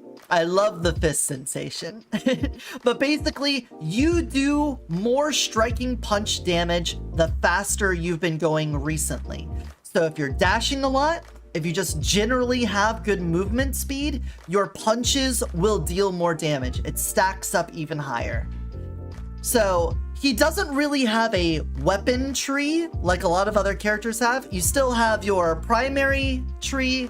Over there's your secondary tree, but here is this middle tree that deals with movement speed. Not a weapon, movement speed. So he's gonna get weapon and skill damage and movement speed after dashing. The slam has a chance to crit, and Fist Sensation adds extra crit chance. So when you have speed, you'll have crit chance on your slam. Shooting and dashing gain a state. Each stack of that state increases weapon damage. So again, dashing along with shooting increases your weapon damage. The Aspis Slam gains 1 stack per enemy hit, and each stack increases its damage up to 6. The Slam, when it says Aspis Slam, it's talking about dashing into enemies. So again, dashing is part of the damage here. Increased weapon damage and movement speed for every certain stack of Fist Sensation. So going fast, more movement speed, and then 2% max shield for each stack of Fist Sensation. The Tidal Aspis now begins to recover at every 30 stacks of Fist Sensation. So lots of movement speed geared stuff here. This character is out of control on speed. If you want to get the zoomies, play the turtle. Counterintuitive, I know, ironic, it's very funny, but he's so fun to play. You just fly through the levels, slamming into enemies. It can be really hard to follow. I think I even have like a couple shorts on my channel showing just how incomprehensible it could be to be in the turtle with a movement speed slam run. I will just look at the mini-map because my screen doesn't give me information. I just need to point the arrow towards red markers on the mini-map and just unleash hell in that direction. So amazing. And it can be either skill or weapon damage. You could get these, almost all of these say increase weapon and skill damage for a lot of these. And so that means it's very flexible. You could do a very fast run and have like a Starfly constantly shooting, or a Cloud Weaver constantly hitting while you have the Aspis up. And you'll get the weapon damage bonus along with your skill damage bonus. Or you could just not even use the Aspis and just run around really fast shooting things. Very good. Remember when you used them in that stream trying to go off map because you were so fast? Yeah, I'm pretty sure if I had looped, there might have been some places where we could have used the incredible movement speed to get out of there, but... over here on the Fist build, you would expect a lot of these to be as they are. Increase the damage. There's like a capacity increase. There we go. More capacity and a chance to recover uses. You almost always have those kinds of things on these trees. What's unique over here is the Fist Sensation stuff.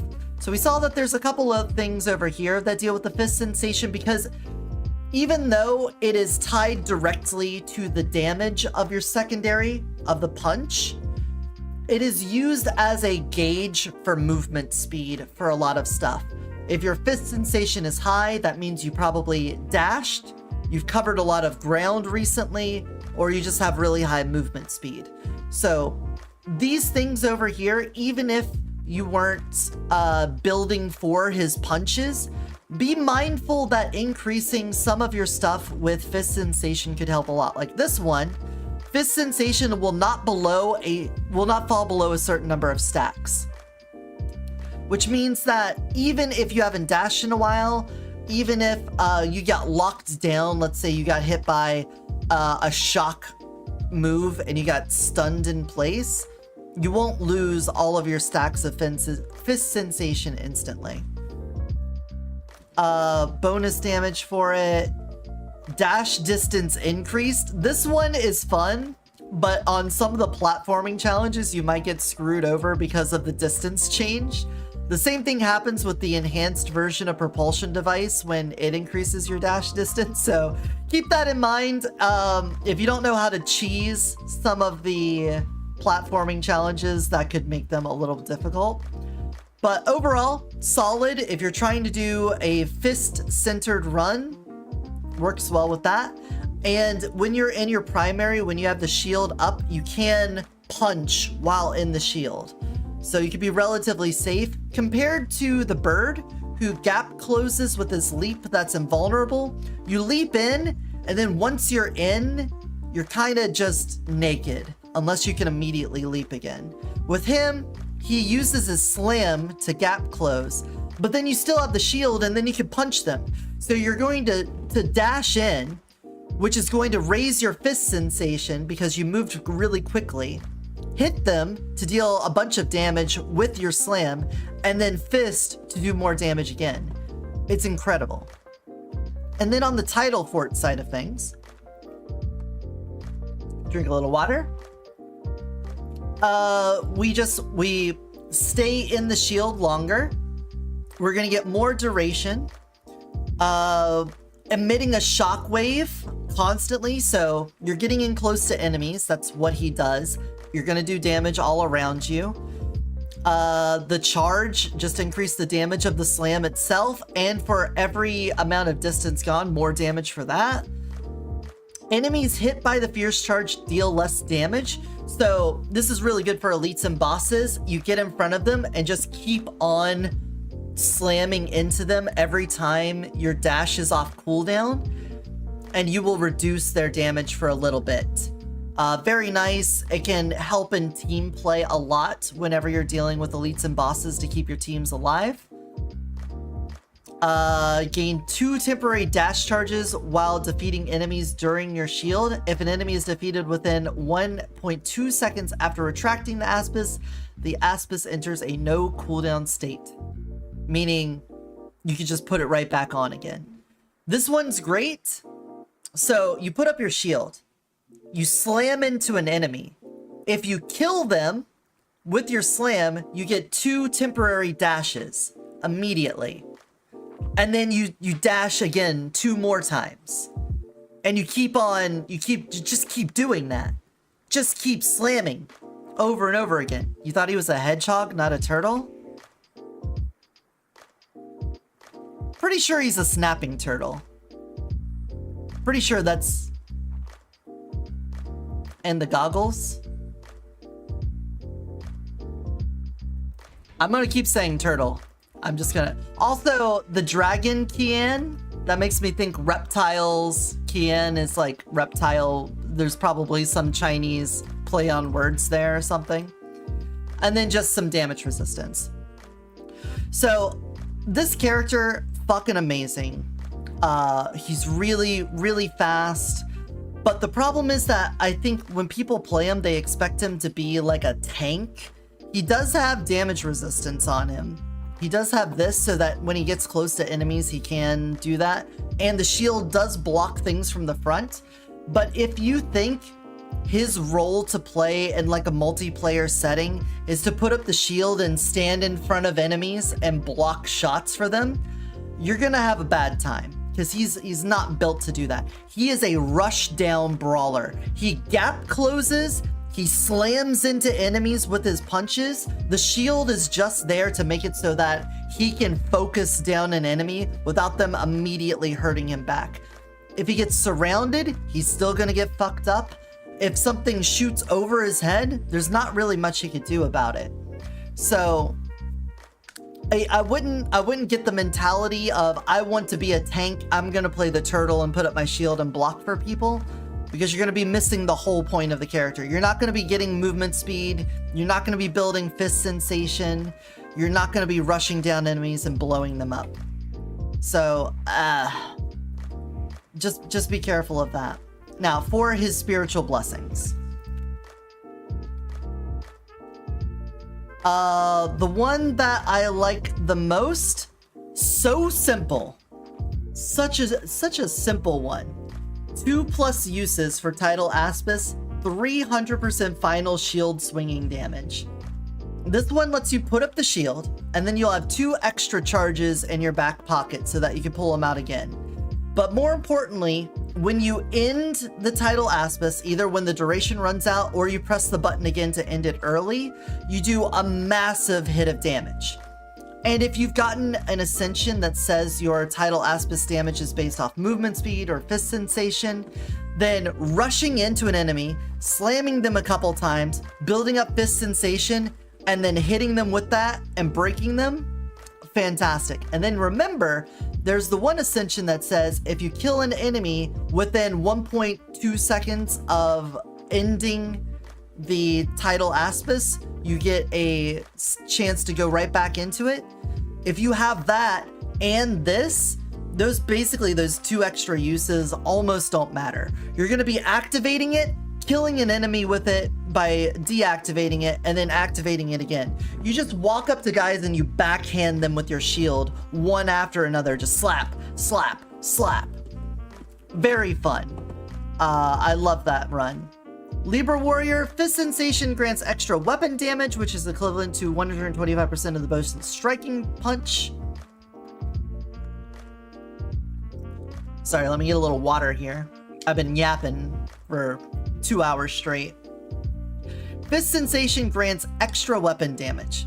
So, a lot of the times when you're playing this character, you are behind the shield rushing into enemies.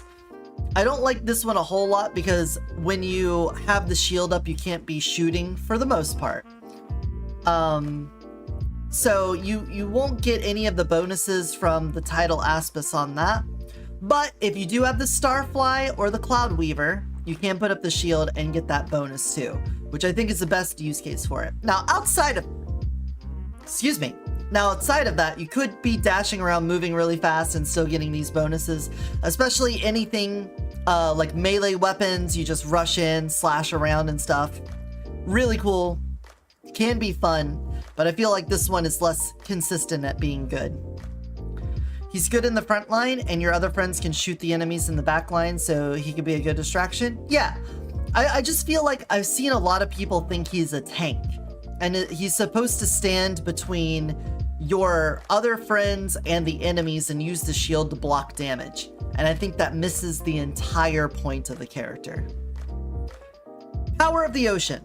When Fist Sensation reaches 1540 or 80 stacks, gain Power of the Ocean status for 3 seconds.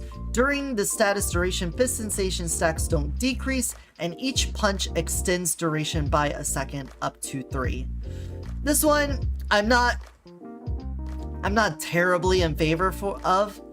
In my opinion, if you can get to the point where your fist sensation is reaching 40 and 80, generally you can keep it up. There's some things that might make them inconsistent, and again, you might bump into like an electric thing on the ground that will lock you in place for a moment. There are situations where you would lose it, and this would be beneficial. But to me, I feel like Fist Sensation is a resource that just increases over time. Your passive movement speed is going to increase it, and then your dashes are going to increase it. Once you get to the point where you have Propulsion Device and you get those 3 charges, then you're going to be dashing constantly and your Fist Sensation is going to stay relatively high. I feel like it's easy to keep your Fist Sensation high once it's able to get high. And so this doesn't really help a whole lot in my opinion. Overwhelming Abyss. Reduce dash cooldown by 50% upon hitting charge. Consume 5% current fist sensation. Each stack of fist sensation will consume an extra 0.5%. Each consume of fist sensation stack gives 80% damage bonus. Notice, damage bonus, not weapon damage, not elemental damage, not skill damage, total damage bonus. Overwhelming Abyss is really, really good. This is like you're all around, you're already going to be building speed on this guy. No doubt about it, speed is your focus. And this basically says, upon hitting charge, which is... Well, they've said slam before for that. Or do they need... Well, dash? Hold on. I now feel silly. Because I was just about to say this is the slam. But they would use the word slam. What do we mean by charge? Hold on. Hold on. It wouldn't be an ascension specific. This is one of those situations where we're talking about potential translation issues. Let me grab the wiki real fast.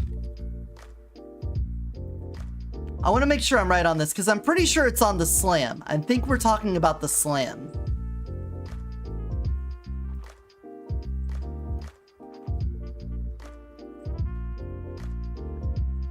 There's no additional information there. Fantastic.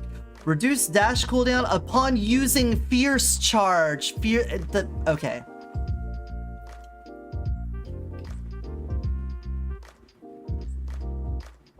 The dash is replaced with fierce charge. Yes, so the slam. Okay, so the slam, if I understand the wording on this right, I think I just learned something myself here. Fierce charge is the act of dashing with the shield up. The slam is when it hits. So there we go. But obviously doing total damage increase from those sensations, pretty good. So in all, how do I feel about him? He's gonna go there with Tao. He is consistent. I don't feel like I have to work that hard to make a turtle run work. He has built-in survivability with the shield, so you don't really have to worry about dying a whole lot. Yeah, AoEs suck. You can get surrounded, especially when you're playing in solo play. Not being able to cover your back can sometimes be a problem. But overall, building into speed is something that every character wants to do. You need to have speed in your runs. By the time you get to the Act 2 boss, if you're fighting the Worm or the Wind God and you don't have enough movement speed to get out of their attacks, you're fucked. If you go up against the Act 3 bosses and you don't have enough movement speed, you're fucked. So you need to be building movement speed anyway off scrolls and stuff. And he just gets inherent damage bonuses from it. It's really good. On top of that, he's kind of like Tao in that a lot of his stuff mixes together. Because he isn't locked to one weapon type, you're not really like locked into doing like only melee weapons. I think he does pretty good with melee weapons, but I would much rather have a Starfly or a Cloud Weaver. You could also argue for the Crane, because the Crane will automatically shoot off the dark cranes everywhere. So you'll have that going. But he does more with more speed across his entire tree. And that's easy to build off of. The problem is really that he's hard to control. It is easy to run into traps. Sometimes you can push yourself into a wall. You can fall on some spikes and stuff because you're just zipping everywhere. It's hard to put him in the easy win category because, again, even though he gets a lot out of the speed, if you don't get those scrolls, he kind of sucks. You have to get those movement speed scrolls. He does have built-in things that helps with movement speed, but for him to really pop off, you need to basically get the spiritual link for Speedrunner. You're going to want to get Abundant Vitality. You're going to want to get Propulsion Device for the extra dashes. There's a lot of things that he's looking for that if you don't get, he's going to feel crummy. And because you're in your shield a lot of the time, if you want to do a weapon damage run, you're essentially sacrificing all of that survivability, all of the fierce charge and slam stuff that you would get off of that. and not as much of the fist sensation bonuses. So he's kind of like Tao. His lows aren't as low, but his highs aren't as high. I will say he's incredibly fun to play. I almost always laugh my ass off when I'm playing him, because if you know how to play the game, you can usually get the speed stuff necessary for him. But it is true that you're not going to just get an easy win. It's just a consistent win. That you are going to be at the mercy of RNG on whether or not you get to steamroll the game. It's not like these two where out the gate, you're blowing them out. Moving on. Monkey. Ooh, banana. Zing. I want to pronounce this with a Z. And also this with a Z. Xing Zhe? Xing or Xing? I think you put like a little bit of a ch on there, like a CH. Xing Z? Xing Xi? Oh, I'm terrible at this. This is a really interesting character, so this might take a little bit to explain, but if you look at this, his primary ability, Soul Strike, sends out a like phantom of yourself to hit enemies, but its effect is changed based off of what weapon you're holding. And you can see the list here. Cool stuff there. He has Essence Chain, which whenever you whip enemies, you'll hit them, you'll extract their souls, and gain temporary weapon levels because you will build a resource called Qi. They recently changed him. I made a video about it, but he now has this passive resource called Qi, and we'll see it here on his heavily armed tree. You get weapon levels based off of how much Qi you have, and you'll have a lot of other things built off of it. You lose 1 stack of Qi whenever you shoot. So rapid fire weapons can be a problem for him because you will lose out on a lot of these benefits instantly. You might stack up Qi with your Essence Chain and then shoot 6 shots and you've burned through all of it. Whereas if you take launchers, sniper rifles, staves, things like that are low hits, any of the bows, whatnot, shotguns, they tend to play into the Qi a little bit better. So even though his primary will get benefits from using rifles and SMGs, and you can play into that, it is hard to use the rifles and SMGs while maintaining Qi with him. You could get a Qi refund on hit. If you get this to the max, then you can obtain Qi on killing enemies. Sorry. Itchy ear. There are ways to mitigate the reduction. On this one, you can make it so that your Qi capacity doesn't fall below a certain amount. This one is necessary if you do want to go for that rifle SMG infuser route. A little built-in resistance. This one is amazing. Deal extra damage based off of how much HP is remaining. So the lower their health is, the more damage you do.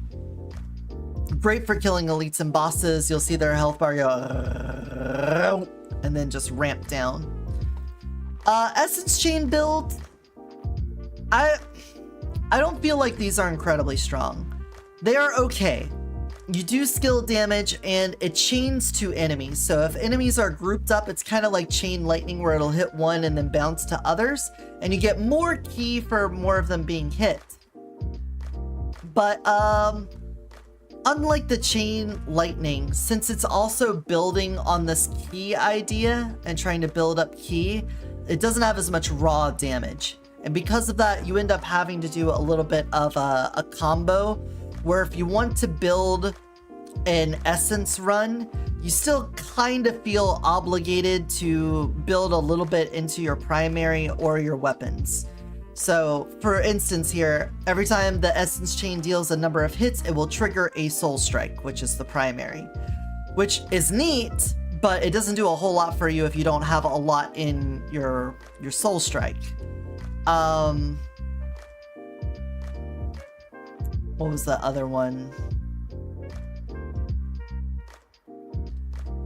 Oh, I thought there was one that specifically did more weapon damage. Some of my memory of this is going to be based off of pre-update.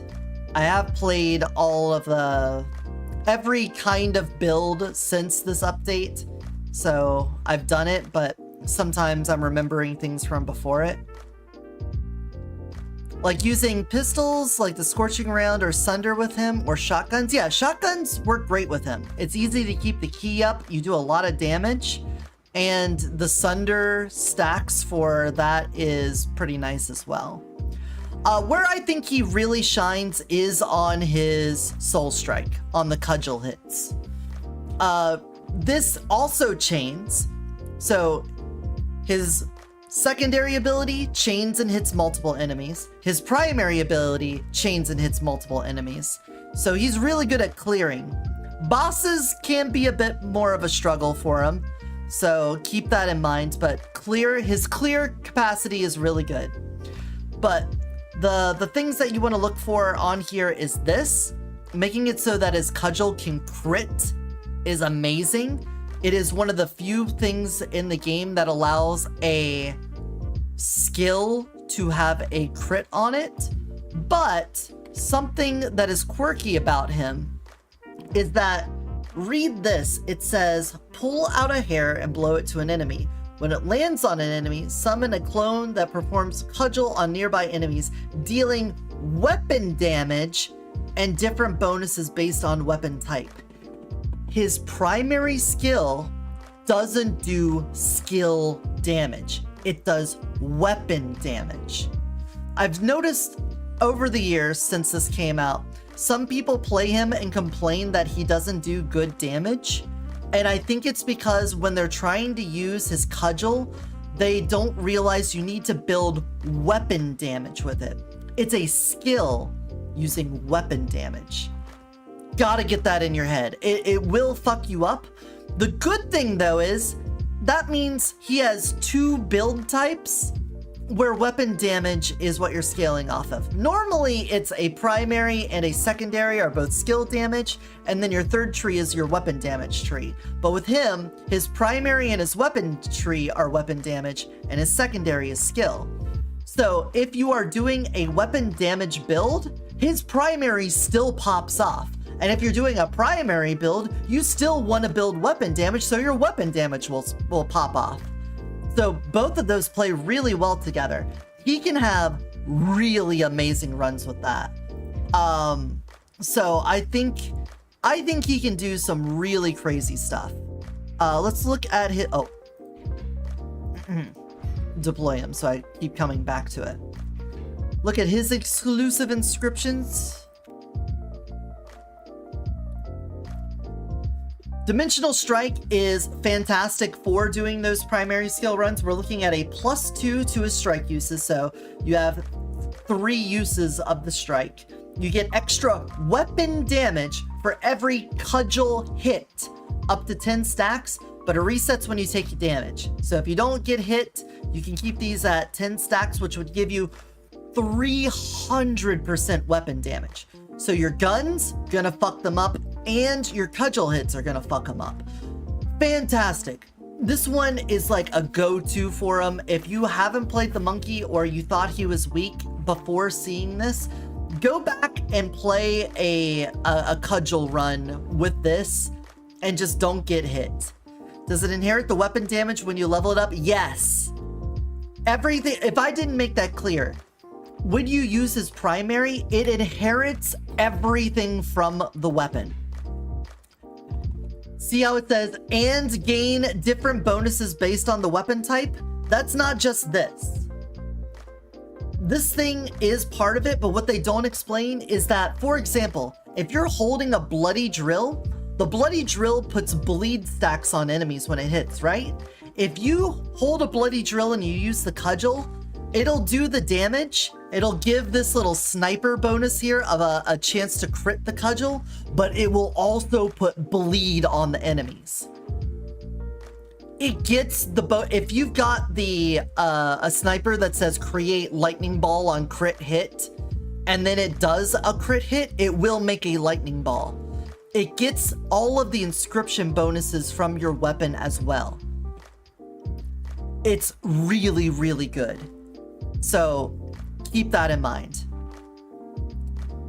Yes, him with the sniper is really, really good. And specifically, if you get that magazine capacity 2 and then have it on the second shot, you will get that lucky shot bonus. He gets lucky shot on his cudgel hits. No, I can't think of another character who's got lucky shot on their ability, and that's specifically because he does weapon damage stuff. Anyway, back to his spiritual blessings. Essence Drainer, minus the Essence Chain cast time, plus 40% chain damage per weapon level. This one starts out slow, but obviously builds really high. The weapon, the skill chain, the Essence Chain. I know how to say words. Essence Chain's damage right at the beginning is going to be a little weak. If I'm comparing it to Lei Luo, who just out the gate can chain lightning and wipe out the entire field, he's not going to be able to do that because the damage is going to increase based off of weapon level.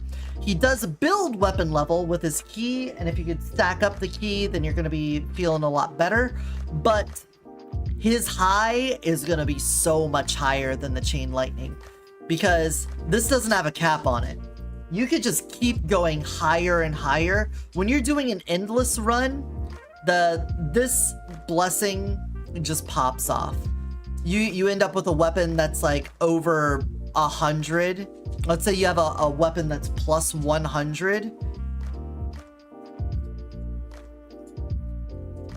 Or 4,000% essence chain damage. You're just gonna whip guys and they'll stop existing. They'll be deleted from the game. So Essence Drainer, really good. It's a little weak to start. You're also going to be looking for things like hidden transaction and enhancement lever to really get all that you can out of this. If you're just trying to play and beat a run and not go into endless and push how far you can go into an endless run or boundless stream, probably not going to matter as much. It's still going to be good. I'm not going to say it's bad. But where it really shines is people pushing into those really ridiculously late endless runs. Primordial Unity. Key capacity doubled, +1 key stack per 4 seconds, 5% lucky shot per main weapon level. While key stacks are above 50% of maximum, gain benefits equal to max stacks. So this one builds off your key. It's pretty good.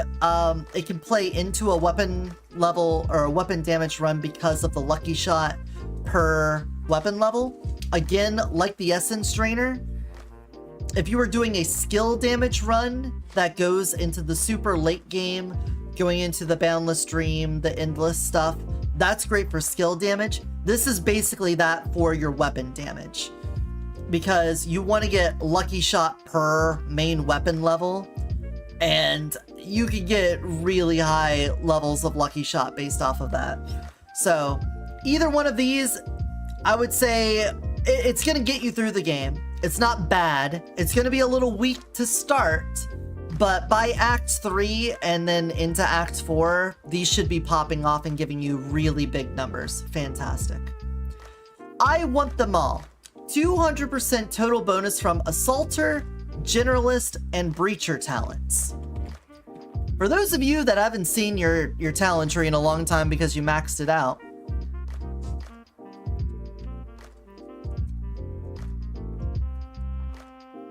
here we go. The weapon-specific bonuses down here. We have the increased weapon damage when using rifles, increased magazine capacity when using submachine guns, and increased lucky shot chance when using spray weapons, shotguns. Increased projectile speed when using pistols, increase the number of projectiles when using shotguns. No, wait, spray? Oh, spray injectors. Sorry. I think that's another issue with keywords because they'll say injectors in other spots. Or actually, hold on. Let me make sure I'm not fucking losing my mind on that. Launchers, crit with snipers, and movement speed with melee weapons. Oh, staves aren't part of this. Nothing on there. Okay, so spray weapons. I'll start saying spray. I think they used to be called injectors, but maybe they changed that since it's no longer just the gloves. But these are the bonuses that are getting doubled. So once you get down here to the bottom of the talent tree, we're looking at a 25% weapon damage. If we're going to triple that, it says injector in the logbook. Okay. Again, translation stuff. Also, the game going from early access to 6 years out of them adding stuff on. I got one hand petting the dog right now. He came over and needed attention, so we gotta pet the dog. What that dog doing? So 200% means triple. If you said a 100% increase, that's doubling. 200% chance is tripling. So that means a 75% weapon damage increase with rifles, 75 magazine capacity with submachine guns, and 75 lucky shot chance with spray weapons. So you're gonna be getting really massive increases on your basic talents with those. Personally, it's not like it's terrible. It's not awful. Don't get me wrong. But that part I don't care about. The better thing here is the two weapon of different types share bonuses. Soul Strike can obtain both bonus effects of main and second weapon.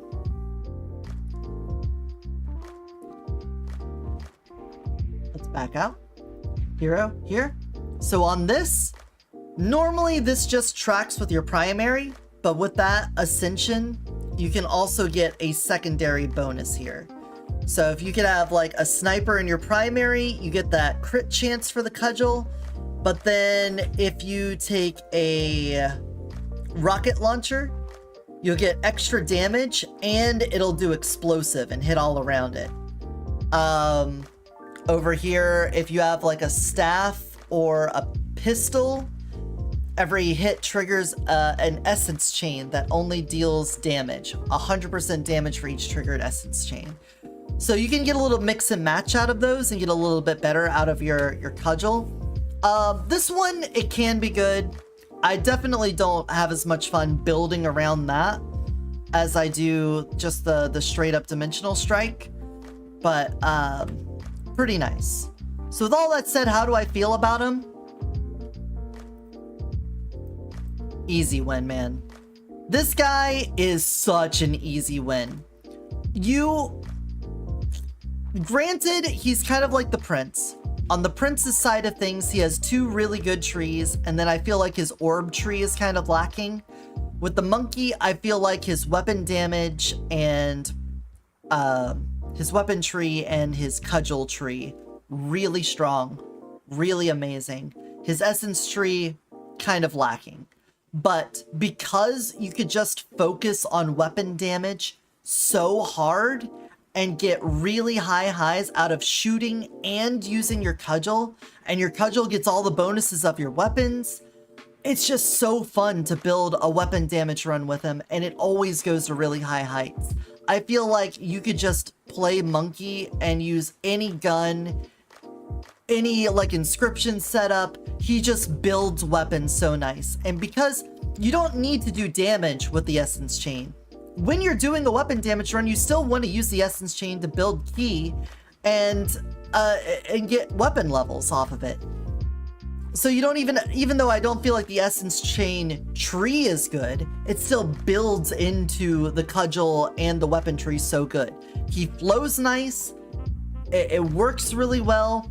The only time it's bad is when you get a lot of goblets on the essence side of things, because then if you weren't intending to build into that, kind of sucks. But I feel like out the gate, you could take, if I go with the monkey and I take skilled trick, where it says every time you use a weapon skill, 20% lucky shot chance, we take this, we go into a match, we take dimensional strike, And then I get any gun that lets me spam the right click, like ADSing down. I made a short about this today. If you didn't go on the YouTube side of things and see that. If you just spam the right click, you get those stacks. That applies to the cudgel too, because it treats his cudgel hit as a weapon damage. So all of your weapon damage bonuses hit. All of your lucky shot bonuses hit. All of that stuff plays into his cudgel. And right out the gate, you just go into Act 1, you throw out your primary, it'll chain through the room, instant killing everything. He's fantastic. Easy win. If you want to push into the super late game and see how far you could go in a Boundless Dream, those two abilities both stack really well with it. So it's just an endless amount of joy with the monkey. Always a great time with him. Fantastic character.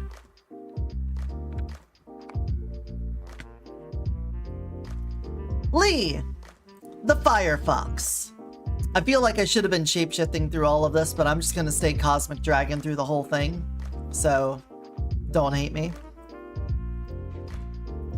I know I should be shapeshifting, but there's some people that don't care for the shapeshifting as much as I do, so we'll stay dragon form. Lee. Lee has a very unique primary as well. Even though she has a resource one, kind of like Tao, it's built off of burning enemies.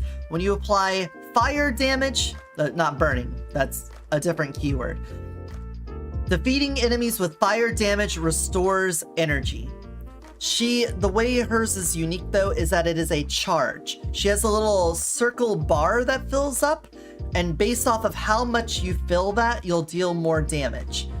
You can max it out and do a big hit, but it will consume all your resources and it'll take a little longer to get back. You can do a smaller one for less damage, but be able to do it more often. Her secondary is a meteor. It has an elemental effect chance of 50%. The fireball at the start is only a 33%. But you basically just look at an enemy and you just hit him with a meteor. And since it does fire damage, it does restore energy for your primary. So there's a bit of synergy there. Look at her ascensions. Her primary, it's all about maintaining energy, gaining energy, and getting bigger hits with your fireball. So more energy. Whenever it evolves, that's when it ticks over the halfway point of doing a full charge. We can make it so that the spiritual flame is 100% burning effect chance, which is wonderful. Getting shield for expending energy, a little survivability, and increasing the base damage on this. This one, when it gets fully evolved, when you get down to that level 3, it's so good. It feels really nice. You shoot it out and there's like a fire kitsune that like goes flying through the air, piercing through enemies. Very fun. Her primary skill, it's big spike damage. She can struggle a little bit with survivability and sustainability. She's a little bit of a glass cannon, but whenever you do charge up her giant fireball explosion, it just eradicates enemies. So that's wonderful. Her blazing meteor, like I said, you point at enemies and a meteor drops on their head. You don't really have to aim. There's like no user error in it. As long as you can see the enemy, you could drop a meteor on their head. There's not a lot of like really cool, interesting things that happen with this. You just basically get some energy back and you hit them with meteors. When using blazing, hit an enemy affected by burning effect. Yeah, if there's a burning enemy, you could drop extra meteors, but you're basically just getting more damage, getting more energy, and having them take more fire damage. It doesn't have cool interactions, is what I'm saying, but it's functional. It does damage, which if you're building into the meteor, that's fine. You're gonna walk into a room and just go boop, boop, boop, boop, boop. And there, everyone's gone. Bye-bye. One of her more interesting things is her Inferno tree. The Prince is really good. because he does well with any elemental weapon. So where he's more of a generalist in any kind of element, she is a focus on fire, as you would expect. So that's going to limit her pool of weapon damage. So if you're looking for a weapon damage build with her, you're going to have a hard time. She does have this bonus, drop an extra fire damage weapon after a boss or elite, so it does make up for that. You will, over the course of the run, have plenty of opportunities to get fire-specific weapons, so you're not screwed.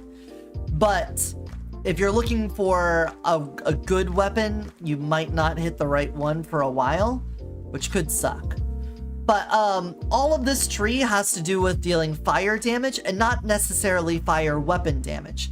So this side could complement over here. The only one that really doesn't play into that is this one. And this one. Otherwise, yeah. Cast Blazing Meteor when you hit an enemy. Amazing. You just shooting enemies causes meteors to come down. When dealing damage, trigger burning effect can give stacks. Otherwise, consume a stack for every 15 stacks, recover energy. So just burning gives you energy. This is a little survivability one. Inflicting burning effect gives a stack of mark. Consume 3 stacks when taking damage from enemies. If you have enough stacks, become immune to the damage and be invincible for 2 seconds. So by putting burning on enemies frequently, you can survive a lot better. Up here, raw, more fire damage, but more importantly, when you get to that 3, you bypass the shield and armor damage negation, reduction from those. However, this one is good for weapons. When hitting an enemy, if energy is more than 50%, consume some energy to increase the lucky shot chance. So if you're not doing a spiritual flame run where you're doing Kamehameha balls out and you're more focused on Rudy Tooty gun and shooty, this will use that energy to give you lucky shot chance. And if you're doing rapid fire burning weapons, then you will more likely have high lucky shot chance on it, which is really good.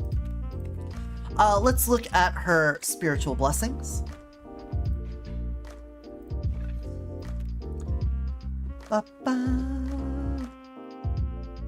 What's the one I would like most? I feel like Flame Dance is probably the most easy to understand and straightforward. 30% damage and 5% enemy damage taken when inflicting burning effect on the enemy. So notice again, it just says damage. So this will work well with both a weapon damage and skill damage based run. As long as you put burning effect on an enemy in one way or another, they will take more damage. Fantastic, it's very flexible if you're doing a sort of mix and match run where you're doing both weapon damage and skill damage. This plays well with them, especially if you're doing a weapon damage run with the ascension that causes the meteors to drop in, so that you can build into both of those. It's pretty good. Kind of confused for the fire damage. Does it mean the fire weapons or when you inflict burn element on the enemy? About what specifically? When it says fire damage, anytime the game says fire damage, that is a source of fire. So if I go to a weapon here and we go to the Crimson Fire scale, this does fire damage. It has a chance to do burning, but that is not a chance to do fire damage. It is always doing fire damage. It just has a chance to do the elemental effect. So that's what that is. The fire damage ascension.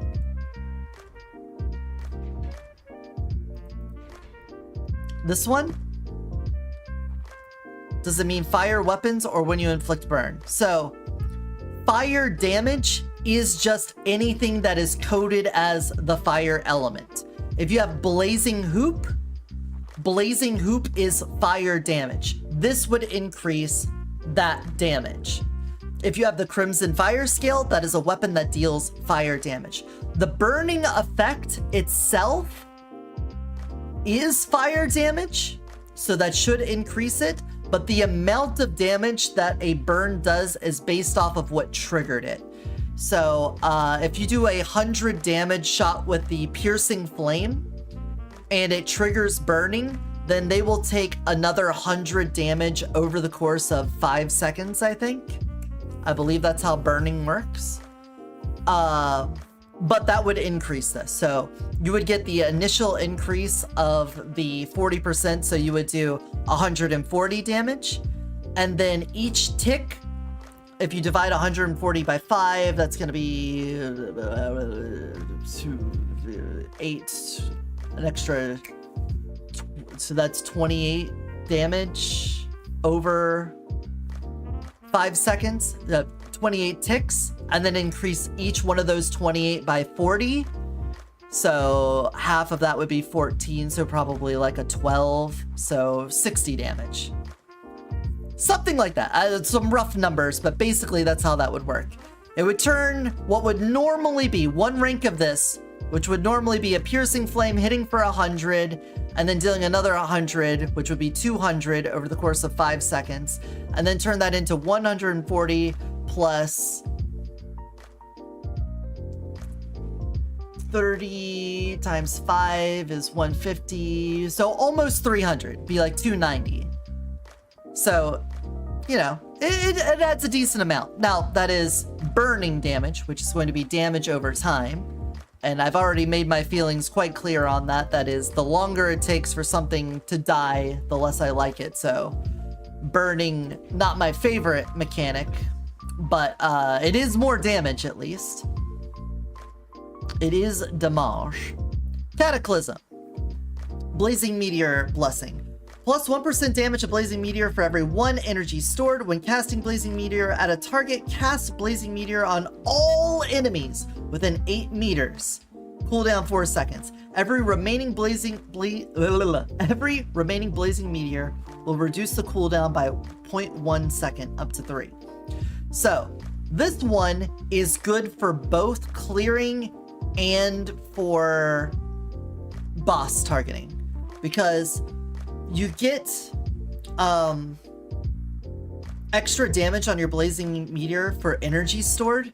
So when your circle is full, if you haven't like used a flame to bust on enemies, you can get the extra damage on your blazing meteor, which really helps with that single target damage.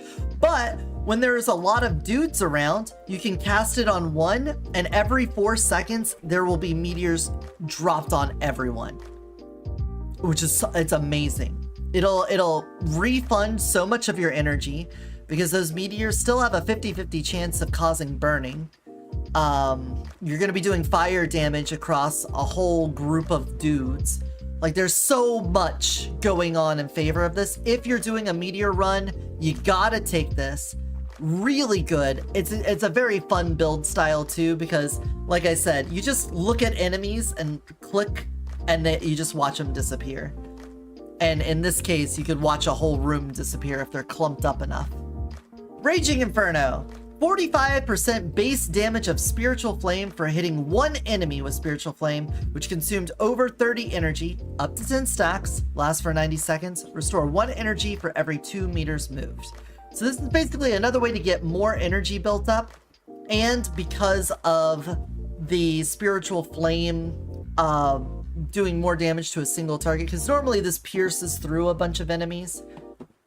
Kind of good for clearing, less for one-shotting, but she could stack so much damage. It's really good for her to one-shot stuff. But anyway, 10 stacks of this. Hold on. You get base damage of Spiritual Flame for hitting 1 enemy with the Spiritual Flame, which consumed over 30 energy, up to 10 stacks. So if you do a 30 energy Spiritual Flame and it hits 10 enemies, you'll get to max stacks on this.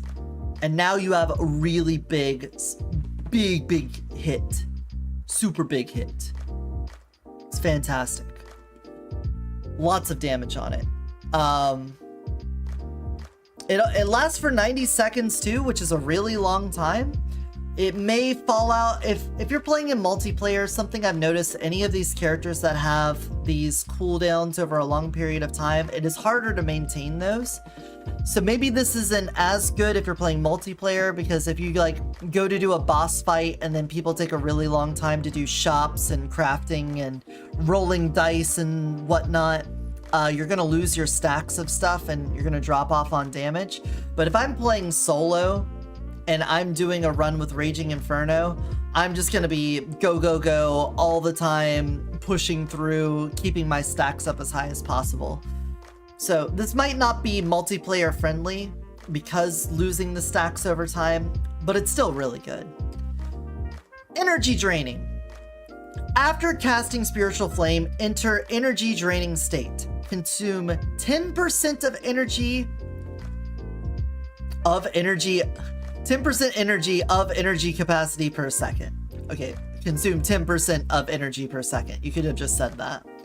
20% movement speed, 20% rate of fire, 300% weapon damage. Gain 1 stack for every 30 energy consumed, plus 50% bonus effect each stack, up to 2 stacks, plus 1 max stack per 60 energy capacity. It ends when recasting Spiritual Flame or energy runs out. So basically, you will shoot an energy flame and activate this mode. In this mode, you get a big buff to movement speed, rate of fire, and weapon damage, and you get stacks for staying in this mode and continuing to consume energy. You want to, once you've activated this, you want to stay in it as long as you can to get as much of the benefit as possible, which means you need to be applying fire damage constantly. You need to kill enemies with fire damage all over the place. This isn't fantastic for boss killing, for the obvious reason of, in most boss fights, you're not killing a lot of little enemies. In some of them, you get ads, but I'm thinking like the Golem, you might even kill the Golem before he does the boulders. When you're fighting the worm, he summons in dudes, but then they go away while you're actually fighting him. When you fight the Wind God, there's no ads. When you're fighting the Serpent, there's no ads. And then a Gluttony and the Pole Monarch, there's no ads. The other first boss, I can't remember his name, but the big, like, tiger monkey guy, he summons in beetles and bombers, so you can get something off of that. The worm does have some ads, so you can get those in there. When you do the boat fight, there's constant ads, so that one's good. But where you're going to see problems on this is anywhere you need to kill a boss and you don't have the ability to maintain the stacks. Now, if you can kill them fast enough that it doesn't matter, cool. But that could be a little rough. So how do I feel about her? I feel like she's really good. She has those high highs, but she also has those low lows. She's kind of the opposite of these two, where they have the consistent win. I feel like she's still a consistent win. If I were to average out, she's more wins than losses. The problem with her is that she's pretty weak. If you look at her starting stats, she's got 75 health and 95 shield. So, I mean, she's got a lot of health and a little shield. Pretty much the same health, more shield. If you look at all of these, she's on the lower end of survivability. So she's a little bit weaker. She's a bit of a glass cannon. And again, she's less generalized. There's going to be a lot of weapons in her weapon runs that aren't going to play well with her. You want to have fire because you want to constantly cause burning. If you run out of burning, she can stall out in situations. There can be situations where you use your spiritual flame, you've used your meteors, and you're out of ways to deal burning and you can't get your resources back. It just sucks. But that said, she does drop fire damage weapons naturally. She doesn't have to try for it, just every time you kill an elite, she drops a fire damage weapon. She does synergize across her different trees because all of them have to deal with burning, and she builds off of burning just fine. So there's never really like a situation where a goblet can go horribly wrong. If you're really trying to build in Spiritual Flame or really trying to build into the Meteor, it can suck to get one or the other. But most of her Fire Tree builds for the other ones. And that's fine. It's pretty good. So she's solid. She almost never gets completely fucked over by RNG. She's a little bit glass cannon, but because of that, her damage can be astronomical. There's several ways to build her where her fire damage can build really high. You always know what your game plan is going into it, but the problems where she falls apart is that she's kind of precluded from using a lot of guns in the game because they aren't going to have fire on them. She could use them as like a combination for combined elemental effect in some situations. But it's a little harder for her to fit everything in. I feel like she could be an easy win, but because of the couple of things that hold her back, I'm going to put her down here on the consistent win basis. The card says, my tier list. Characters I use equal S tier. Characters I don't use, F tier. I mean, that makes sense. For your personal tier list, that makes sense. Guys, we are 8. We're past the halfway point now. We've been going for 2.5 hours on this tier list. This is going to be one hell of a video. This is going to be one fucking long video going up on the YouTube. Can you wait for us to hit this? Can you imagine? I'm going to have to be way more concise with the weapons tree. All right, owl. Owl me. Also probably should have left the music in the VOD for this, because this is going to be a very quiet VOD of just me yapping, but hopefully people like that. All right, Xiao. The bird. The bird with the most incomprehensible set of things because he has so many little words that trip people up. He's an interesting character. I'll give him that. Falling Star, randomly gain Astro Specs until all slots are filled to obtain Astro House. Based on the Astro House, call down falling stars to deal damage to enemies within a certain range. Reading this, you have no fucking clue what it's talking about. Astro House. Forms by filling slots with Astro Specs. If Astro Specs are the same, they form an Astro House. If Astro Specs are different, they form an Impure Astro House. Impure does the lowest level one, which is deals damage to nearby enemies in a radius. So you throw down a circle, does its damage, it's done. If you get an Astro House that is normal, which is the blue rarity, it deals the 800 damage twice in that radius. If you get rare, it does that 800 damage twice to enemies in the radius, and then deals 1000 damage in a larger radius. Then if you get a legendary Astro House, it does that 800 damage twice within that radius, then it deals 1600 damage in the 7-meter radius, and then it does 1000 damage per second and reduced movement speed. So, big circle of damage. Ooh, it's getting heckin' Wimdy out there.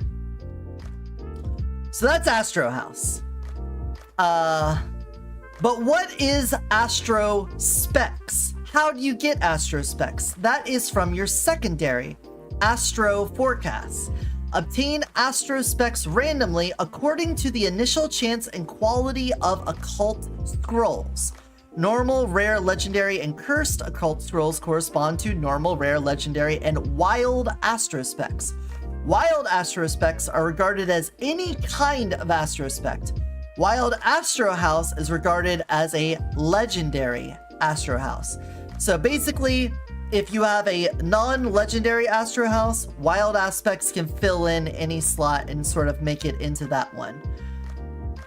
However, this is not just what you're doing when you're clicking your right click. You're not just getting Astro Specs. You're also getting cards. Summon cards for protection. Cards can track enemies and automatically deal damage. You will have cards in front of you, and you can have up to, I think, 6 at the start.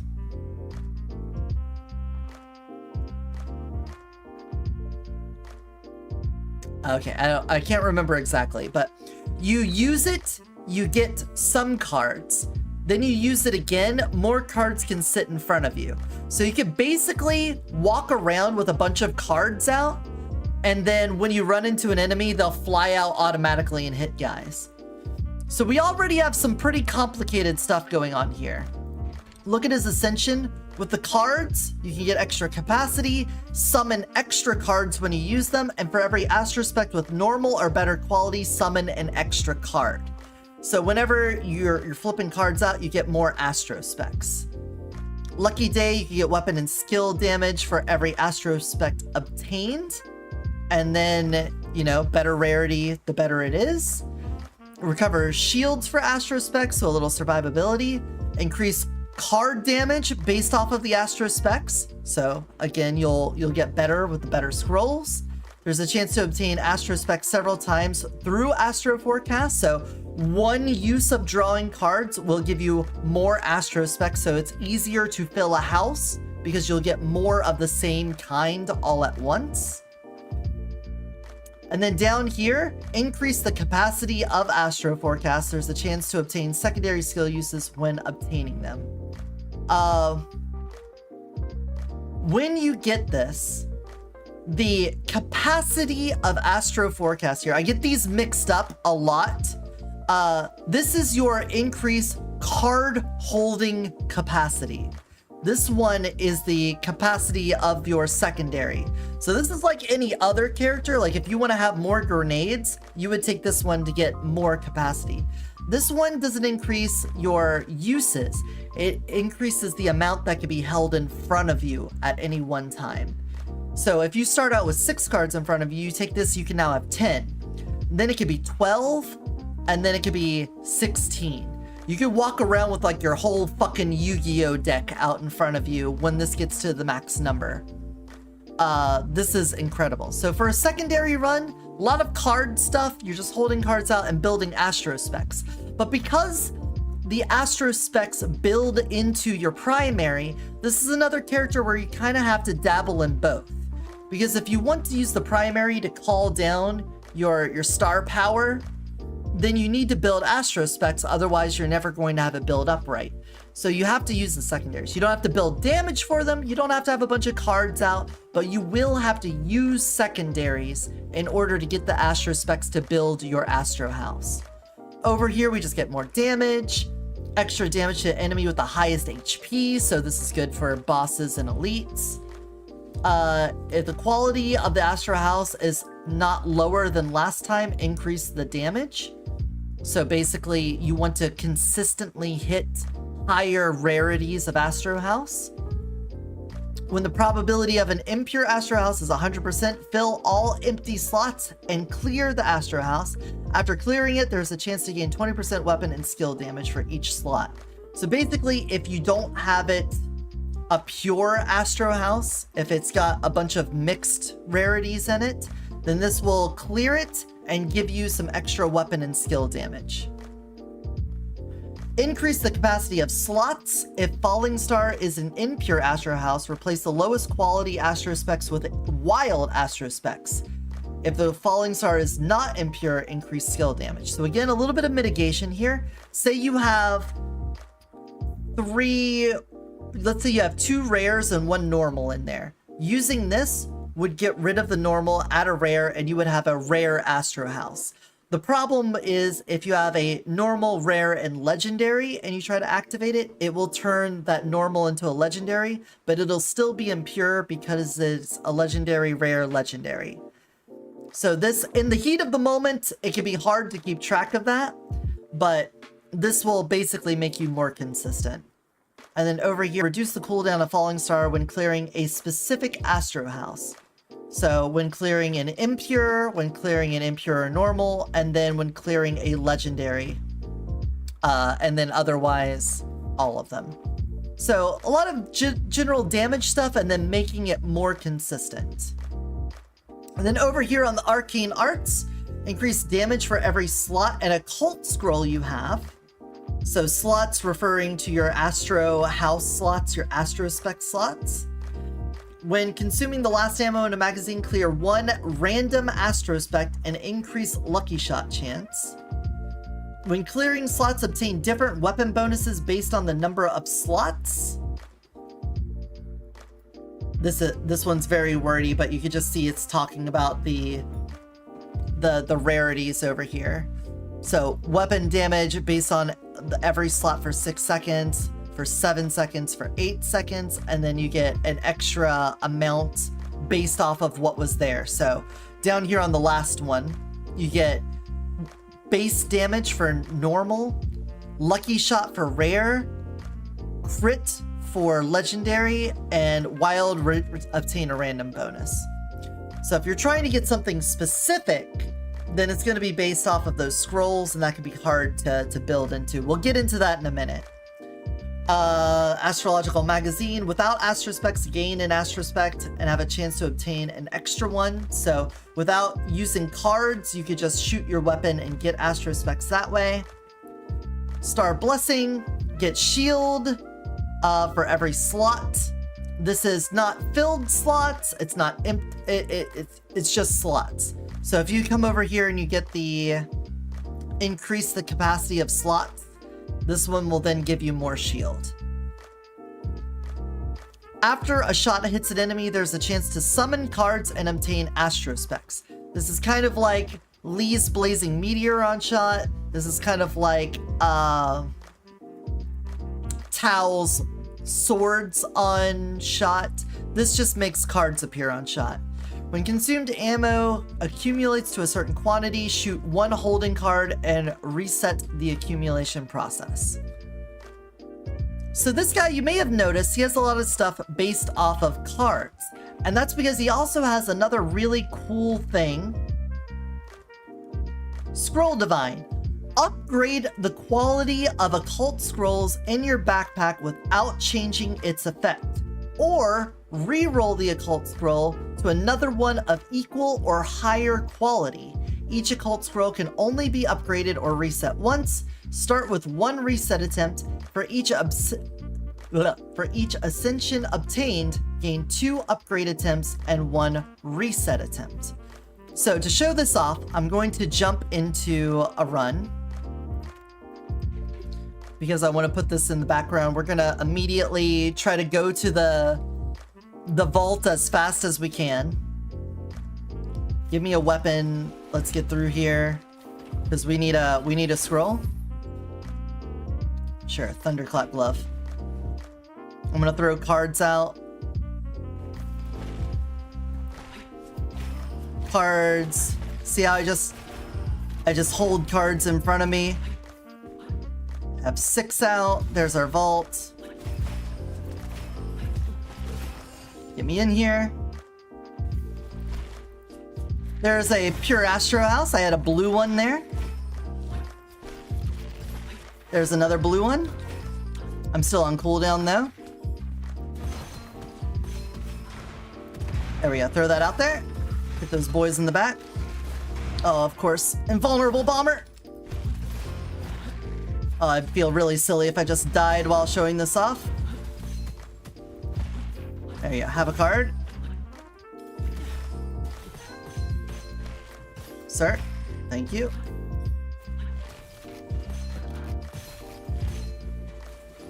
Sir. I should have taken Endless Assault or something before jumping in.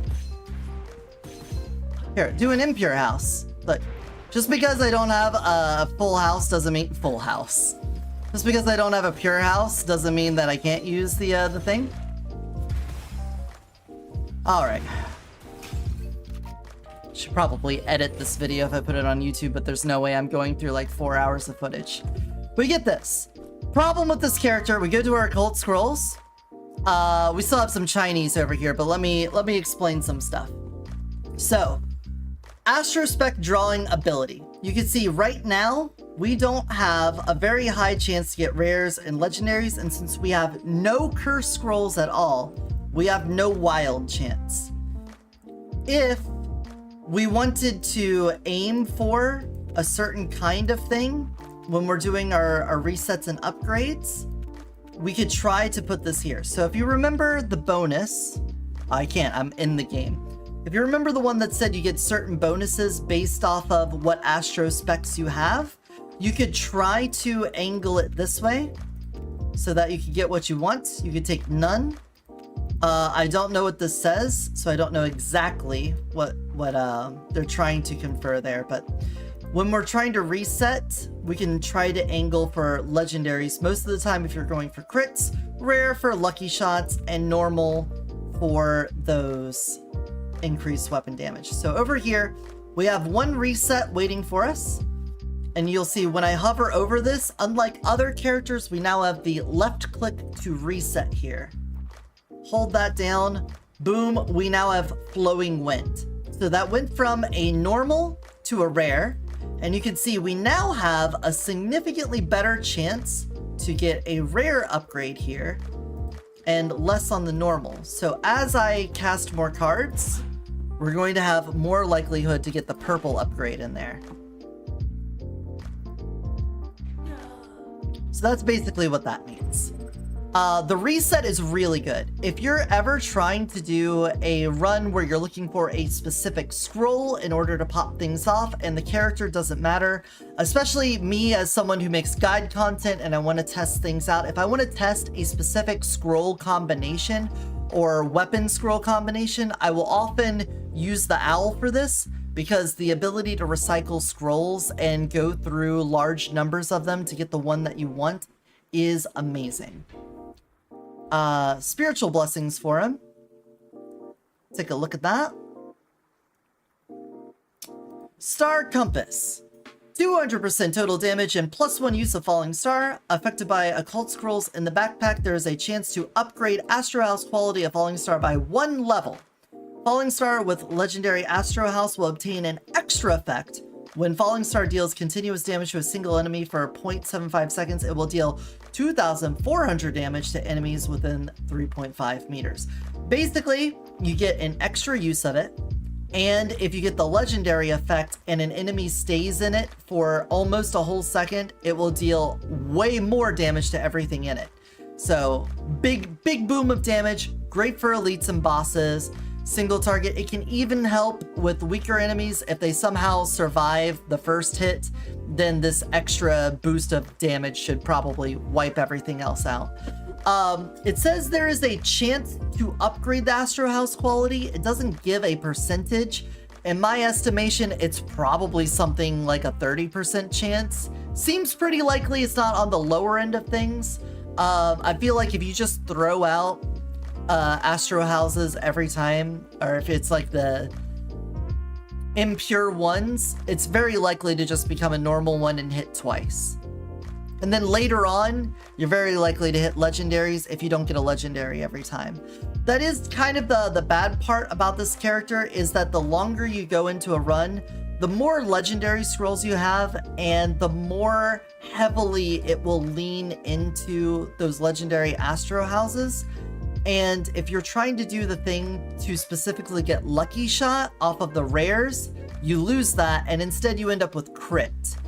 And it can be kind of hard to build around getting lucky shot if you wanted to do that. You kind of end up being forced to get the crit bonuses.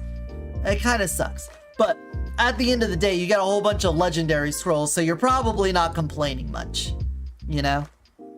Explosive Hand. This is the quintessential card pull. When a card hits an enemy, it triggers a 5-meter explosion, dealing card damage once to enemies in range. Obtain the same Astro specs as the previous slot through Astro Forecast. Clear Astro House and gain skill damage for 7 seconds if the slots are full. There's a chance to gain a bonus without clearing Astro House. Normal 80% total damage. Rare 160% total damage, and legendary is 320% total damage. What this basically means is you can just constantly cast your cards. They're going to explode and bigger damage. they're going to be more likely to hit the same Astro Spec. And then when you do fill up the Astro House, if you cast another card instead of throwing down the Starfall, you will get this bonus damage for 7 seconds, which is great. Basically, spam your cards. You throw out cards, you're more likely to get bonuses, you hit in a bigger area, fantastic, you'll have a great time, wonderful. Functional deck. Extra weapon damage for 5 seconds when consuming Astro Specs, up to 300% every 6 Astro Specs consumed, allow drawing a card with a different effect for 10 seconds. Each card effect stacks up to 3. Blue card, Lucky Shot chance. Purple card, Rate of Fire. Orange card, 40% movement speed, 40% chance for projectile +1 when shooting. Red card, obtain all card effects. So, this one does play into cards as well. It is built for weapons, but you will cast cards. And based off of the kind of scrolls you have, you'll get better stuff on there. So, at the beginning of the game, you're going to get blues, so you're going to get some Lucky Shot chance. Purples, you're going to get some Rate of Fire in there. But orange, you're going to get the movement speed and chance for projectile, and red cards are all.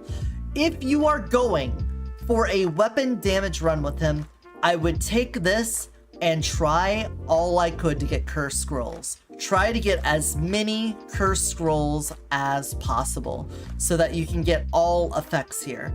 If you can fill up your hand, because it says every 6 Astro Specs consumes allows drawing a card with a different effect, so you're going to be casting cards a lot. You can't just, you know, use your weapon, you're going to be drawing cards, so there is going to be a little mix and match there. You're going to want to have the extra card capacity because you're going to want to hold on to them. So keep that in mind. But for a weapon damage run, getting a lot of Curse Scrolls and filling up your deck with red cards gets disgusting. So much Lucky Shot, Rate of Fire, and the extra projectile will do a lot for you. Variable Scrolls plays into the resetting for him. Every scroll can be reset one more time, so you can get 2 resets on them. Obtain 1 extra time to reset the scroll when requiring an ascension, so you were already getting 1 every time, now you're getting 2. And there's a 50% chance to upgrade scrolls to enhance scrolls when resetting. So what that means is whenever you get a scroll, if you want to, you say, hey, I don't want to get improved clip. I'm on a skill damage run. I want to get rid of this. You go to do the reset. It hits another weapon damage. You could re-roll it again. On top of that, there's a 50% chance to upgrade it to an enhance. So you might have improved click, you reset it, and then it uses one of your upgrades instead of the reset, and it becomes an enhanced one. And then you can re-roll the enhanced one into another. This thing, variable scrolls, like I said earlier, when I'm trying to test stuff out, grab this and go into a run, you will have so many enhanced scrolls. You will have so many rare and legendary scrolls. Very, very powerful. He can avoid scrolls he doesn't like. He can use this to avoid falling into, like, oh man, I've had a bad run. I don't know what else to say other than if you take this blessing, you're basically saying, I don't need to build a skill run or a weapon damage run with my blessings. I'm going to build it with my scrolls. I'm going to make sure that every scroll I get works for me. Does it always work out that way? Nah, sometimes you re-roll and you hit 2 dead things in a row and then you can't re-roll it anymore. So it's not going to be perfect. It's not going to be flawless, but over the course of a run, you will consistently have what you're looking for. So how do I feel about him? I think I just told you exactly how I feel about him. He's pretty consistent. He can do a skill damage run really well. I feel like his best of his best is the card run. The being able to stick a bunch of cards out in front of you is amazing. But getting the extra Starfall and being able to blow up enemies, it scales really well with the game. At the very beginning of the game, you're going to get blue Astro Houses, and you'll deal a moderate amount of damage. Nothing to really write home about. It's not going to be like blowing out the run with these guys. But at the same time, as you get into the late game, consistently, he will have rare and legendary scrolls. You will consistently have better Astro Houses, and you will consistently have really good damage from all of these things working together. Very rarely do you just bottom out on a run and you just don't get any of the things you're looking for and he fails. But because so much of his build is in fixing yourself instead of just having something really solid to start with, he doesn't really hit those high highs that a lot of these other characters can. I feel like you normally build into skill damage with him, since the Astro Specs, the Astro Forecast and the Starfall blend into each other really well.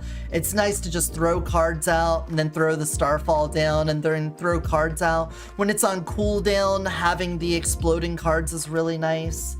All of that's good. Trying to build a weapon damage run with him can work. You get something rapid fire, the cards can come out on their own and use Astro Specs, it's fine. And again, later on in the run when you have higher rarity scrolls, you'll get better stuff out of it, so that's good. But I feel like he's just so solid. He is very consistent. If you play him, you will very often get exactly what you want. The problem is that once you have it, that you don't have a lot of multipliers on top of that to push it even further.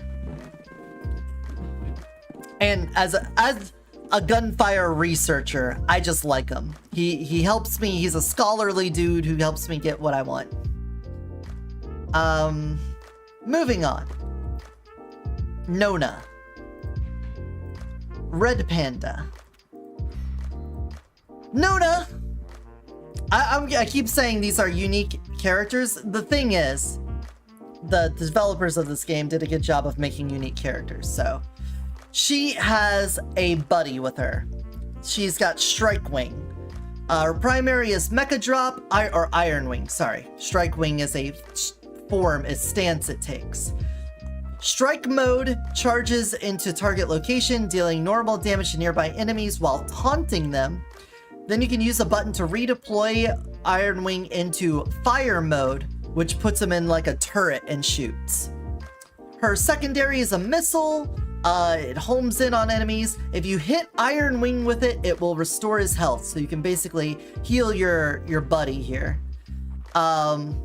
which is cool.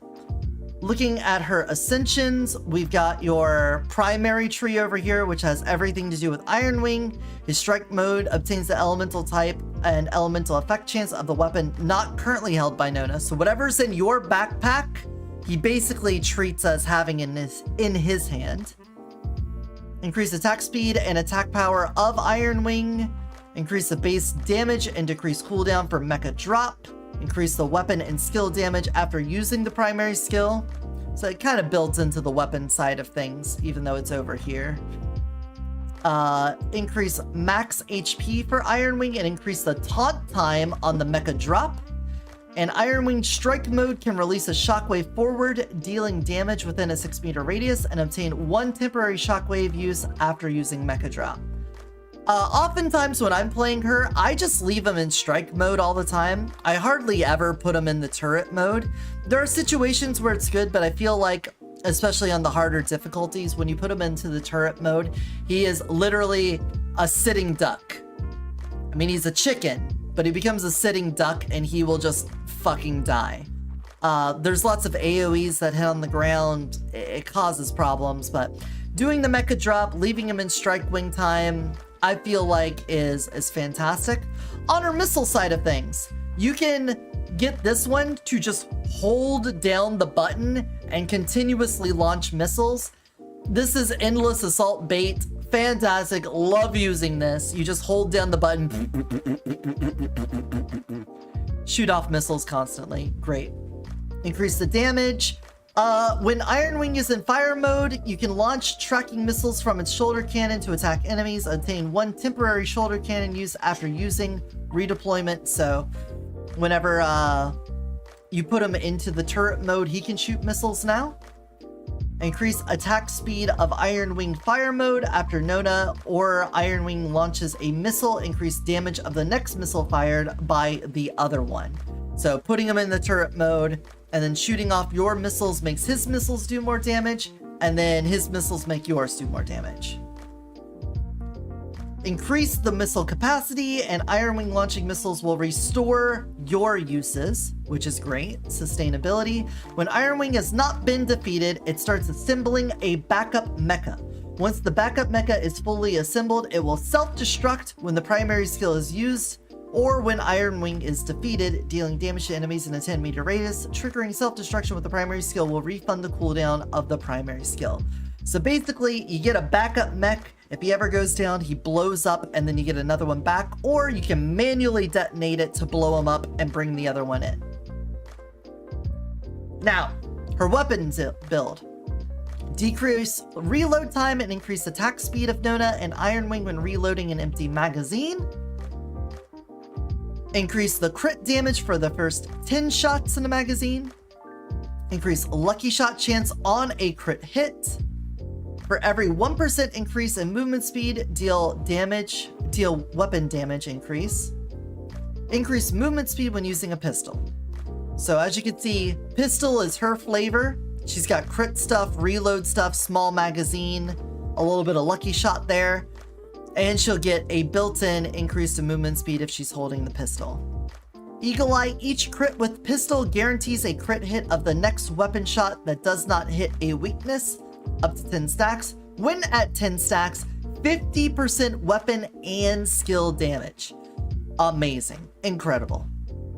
Increased max shield. Shield starts recharging immediately after it's broken with a cooldown between uses. Iron Wing regenerates extra HP when being hit by Nona's missiles.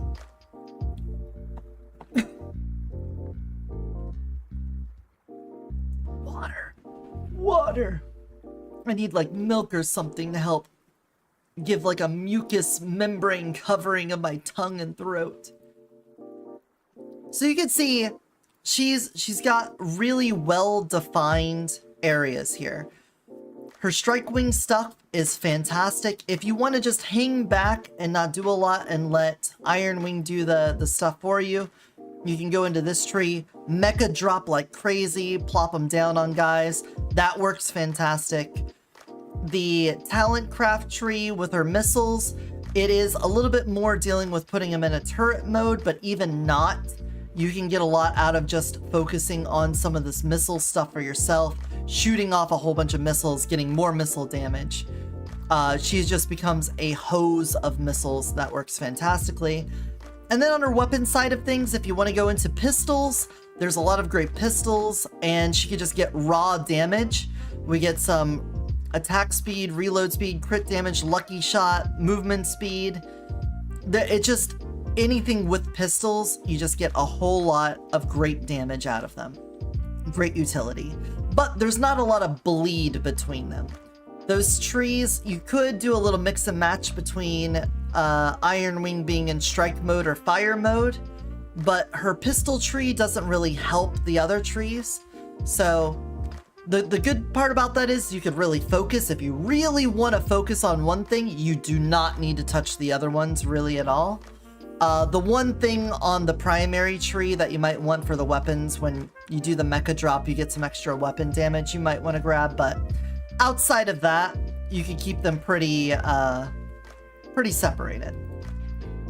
Not talents. Logbook. We're going to look at the spiritual blessings for our Nona. Pair of us. Iron Wing will not be knocked down as long as Nona is standing. Plus 1% damage for each 1 point of HP capacity Iron Wing has. So this one can be good in that if you are somebody that is struggling to play the game and you need someone to constantly pick you up, this basically ensures that Iron Wing will always stand as long as you're standing, and when you go down, as long as he wasn't at like 1 health or something, he's gonna come over to you and pick you up. Most likely. It will keep him alive. The bad part is that there's not a whole lot of ways to give him extra HP. Yes, you have the Ascensions that give him HP. You can heal him with the missiles, but at a certain point, he gets to this max HP and there's nothing else you could do for him. So this is okay for keeping you alive, but I feel like the damage portion of this becomes more negligible. It does give a lot. Let me put it this way. At the higher levels of difficulty, it doesn't feel as good. At the lower levels of difficulty, it's just fine. Fire coverage. 40% missile damage for 5 seconds for each missile dealing damage and launched by Nona and Iron Wing up to 20 stacks. Use redeployment to gain 4 additional stacks immediately. Obviously, if you're doing a missile run, this is what you're going to want to do. Extra missile damage, and when you're hosing them down, you're going to stay at max stacks. So it's beautiful. Put Iron Wing in fire mode, unload your missiles, have a great time, melt the whole screen, no problem there. Same boat. 30% of damage taken by Nona is shared to Iron Wing. For 5 seconds after Iron Wing deals damage to an enemy, plus 3 times weapon crit damage, and 150% weapon damage for Nona when attacking the same enemy. For 5 seconds after Nona deals damage to an enemy, Iron Wing in strike mode or fire mode, or strike mode will regenerate 10% HP, fire mode 5% HP when attacking the same enemy. So this is good if you are focusing on the same unit. Obviously, bosses and elites are what you're looking for here. If you're fighting other things, sure, you'll get the benefit out of it. But this is basically to say, I am going to focus on making sure when we run into an elite or a boss, we destroy them. 3 times crit and 150% weapon damage is very nice. And when you've got a pistol in your hand, you're already going for crits, and she's getting bonus crit stuff on top of that. Nona goes crazy with a Viper Sight. If you haven't played with the new DLC weapons, oh my god, the Viper Sight's crazy. So, in most of your play, this isn't going to be incredible. It does help a bit because you share your damage so that you don't die. Iron Wing can take some of that off of you. But for the damage portion of this, really good for boss killing. Mecha Crash. 50% total damage of Mecha Drop. The damage of the next 3 pistol shots after using Mecha Drop will be stored and dealt in the next Mecha Drop. Minus half a second cooldown for every enemy hit by the pistol. Amazing. If you are doing a pistol run, this basically lets you do extra pistol damage with your primary. Yes, you could get more out of this by doing skill damage and blah, blah, blah, blah, blah. That you could do a little mix and match with that. Yeah, I get it. But honestly, if you're doing a pistol run, you could take this, shoot some guys with pistols, get really high lucky shot, and then drop your mech and do all of that damage again. Go plop, plop, plop, mech, and then repeat all of that. It's just a nice, like Night Rain restage. It just recurs the damage you've already done. So fantastic. I love this.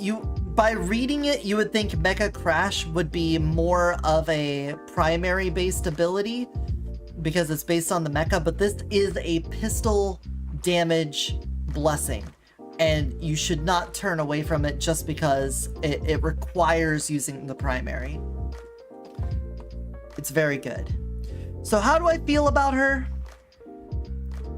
There's a lot of people that say that they learn the game through playing her. That she is a very easy win. I don't know about that. Because right at the beginning, like on the positives here, you do have Iron Wing who can help pick you up, which is something that you don't get out of any other character. You basically have a built-in ally. Yes, you could turn on bots if you want to play with bots, but those will actually scale enemy difficulty. So it treats it as a 2-player game, 3-player game, 4-player, whatever. He doesn't. Iron Wing doesn't count towards that. He also taunts enemies. So he pulls aggro off of you and saves you. A lot of these, the way that you build the character, you could just focus on one thing and get really high highs on it. I love a pistol build with Nona. I think her pistol builds are incredible, and they even rival Lei Luo's sniper builds with how she can build crit and lucky shot. So I think she's fantastic. I'm debating if I put her on the easy win or consistent win. Because on the one hand, she is very easy to win with. Because she has built-in survivability. She does have really good damage. Her trees are very focusable. But at the same time, I feel like she doesn't hit the high highs that these other characters do. Does that mean that she's just like the top of the consistent win category? Or does she go into the easy win?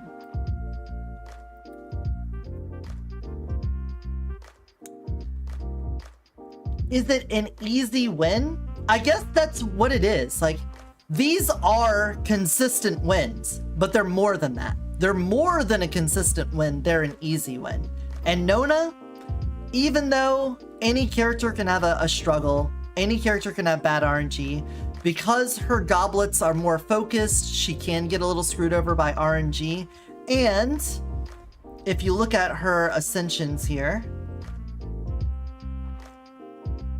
we don't have like a guaranteed pistol. So she's one of those characters that has a tree dedicated to a specific weapon type, but she doesn't get a guarantee of that weapon type dropping. She's a little bit screwed on that front. So the RNG isn't in her favor. But what she lacks in that, Iron Wing kind of makes up for. He takes aggro. He picks you up when you're down. I feel like she's an easy win. I might come back to this. I might just put her at the very top of consistent win. But I feel like it's safe to say she is an easy win.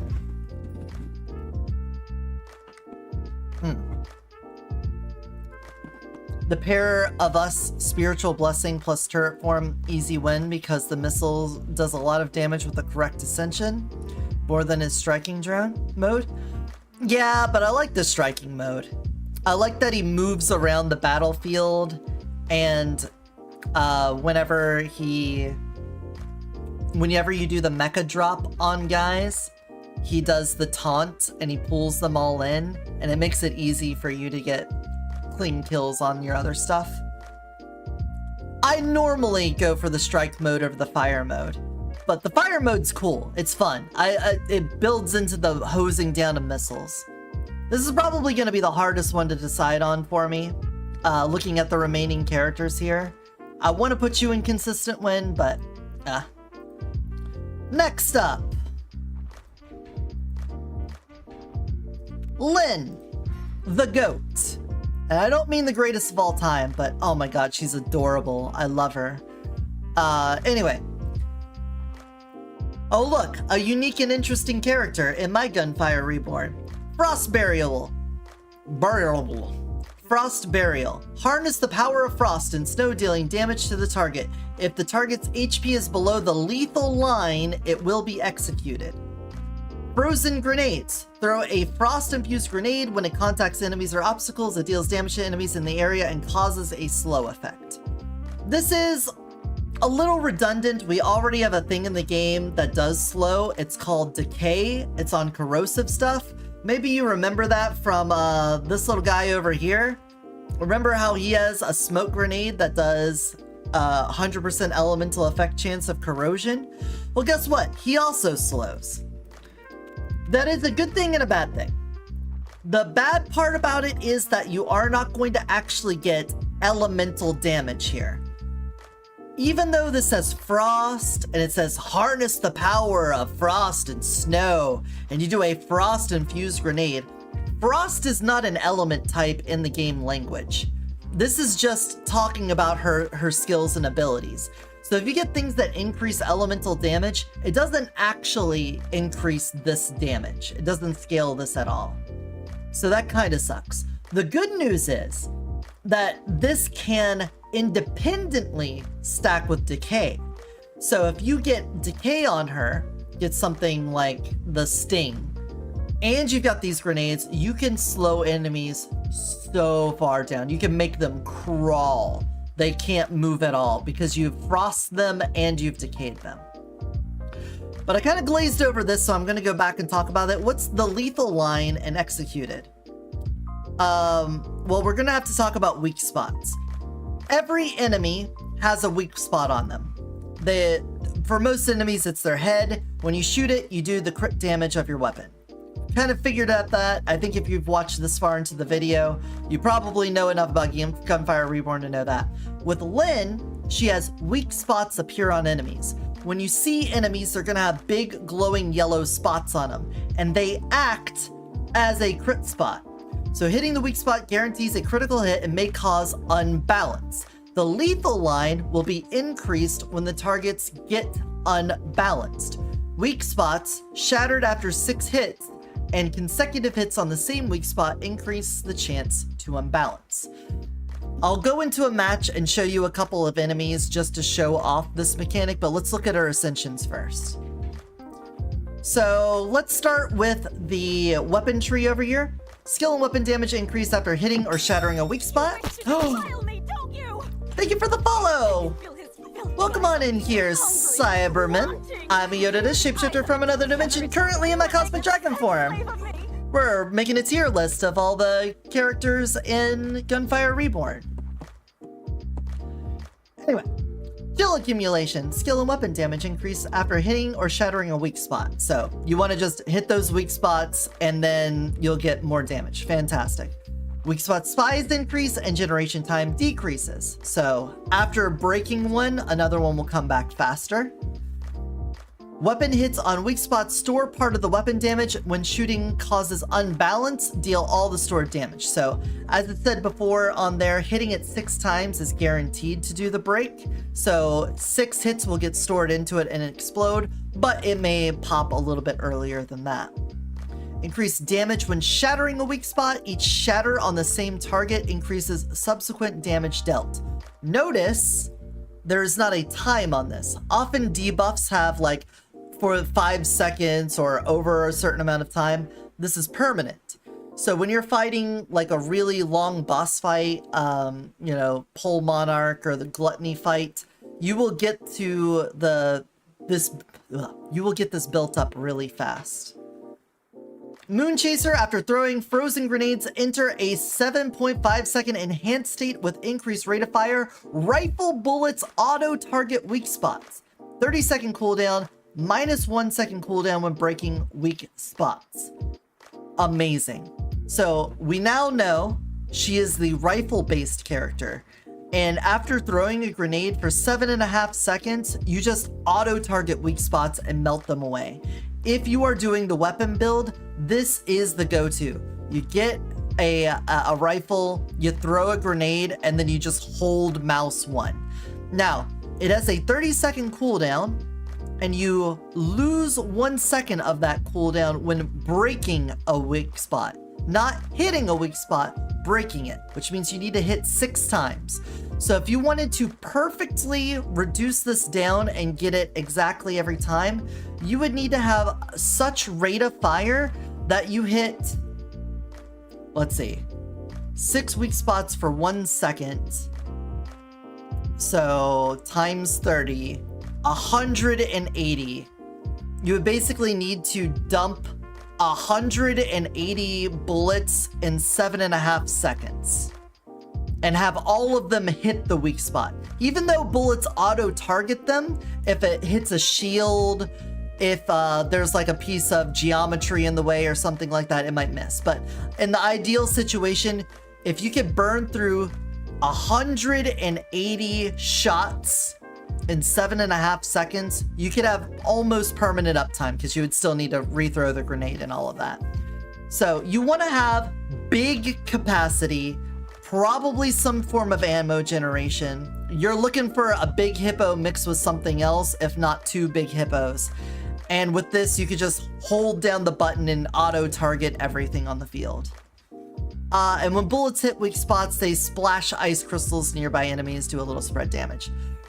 Her weapon build is really, really fun. You don't have to play into the grenades or the frost burial to get a lot of enjoyment out of just taking rifles and hitting weak spots. She gets a lot out of it. You get more opportunities to do crits on enemies, and the unbalanced mode not only works for the instant execute, but unbalancing enemies works as a stun in the same way that combust damage does. Grenades. Increase damage, increase the slow effect duration and damage taken by enemies, increase the capacity of frozen grenades and restore use counts when shattering weak spots. Fantastic. Snow Vortex. This one's just fun. You basically, you know, the bone dragon makes the black holes. You basically have those on your grenades. You created an explosion that creates a vortex pulling in enemies and dealing frozen grenade explosion every half second. Only one vortex can exist at a time. Okay, don't waterboard me. I'll drink. Hey, Vault Hunter. Hey, Kima.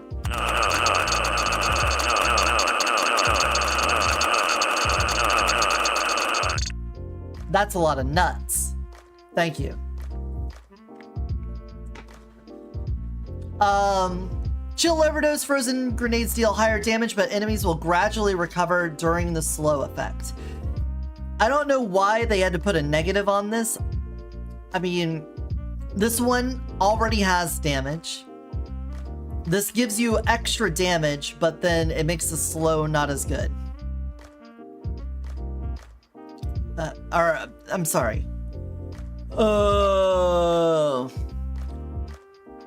Recover damage. They recover the damage, not from the slow effect. So if you do enough spike damage to them, it's fantastic, but then they will get the health back. If it takes effect again, reduce the untriggered recovery amount. So what you would ideally use this for is to hit them with a grenade, and then with their health low enough, they'll go under the lethal line, and then you can instantly execute them. But if they don't, then they recover the health. This one I'm a little iffy about. This one's pretty fun for, yeah, players within the grenade's explosion radius gain movement speed and temporary shield. So when you're playing in a team, you could be like a little support buffer with your grenades. You take this and you hit your allies and they get a little extra movement speed and temporary shield. It's pretty fun. Do a little smoke bomb on your buddies. And then the Frost Burial. Targets of Frost Burial automatically become unbalanced with a 12-second cooldown and minus 1.5 second cooldown for each weak spot shattered. Increase Frost Burial's AoE damage. This AoE damage can directly shatter weak spots and deal additional AoE damage based on the number of weak spots shattered. Frost Burial will mark the target. Before casting Frost Burial, each stack of mark on the target triggers Frost Burial damage. If unbalanced, the cooldown will be refunded. Increase the initial value of lethal line. Shattering weak spots will further increase the lethal line. Increase base damage of Frost Burial, and after causing unbalance, damage resistance is increased. So, it is hard to talk about the beauty of everything going on here without seeing this, so if you aren't aware, we're going to jump into a run real fast, and I'm just going to show you this. You can see the support grenade working great with the Vortex, if it works like I hope it will. Yeah, the support grenade won't suck in your allies. We're not sucking our allies, you know. But here we go. We're looking at him. You can see we've got this extra weak spot. It's on his head. It's not always going to be on the head. Both of them, it's on the head. Okay, see there, now it's on the leg. The orange bar underneath the health, that is the lethal line. So I'm going to hit this. You can see it reduces the lethal line down. And now he's underneath of it. So since his health is underneath the lethal line, I'm going to activate Frost Burial. And you're going to see we did 999999999. Whenever you see 999999999, that usually means that you have done some sort of execute, instant kill, calling strike, something like that. There we go. Use Frost Burial. 999999999. What does it mean when making an enemy unbalanced? Unbalanced? Here we go.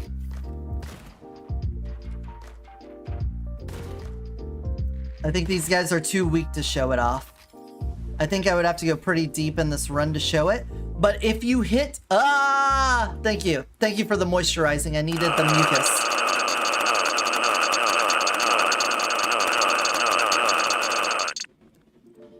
That's a lot of nuts. Hey, Itsuka. Whenever you hit the weak spot multiple times, it has a chance of doing unbalance. When you break the weak spot, it will guarantee do the unbalance.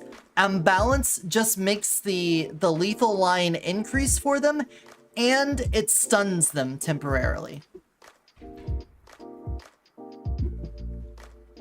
Excuse me.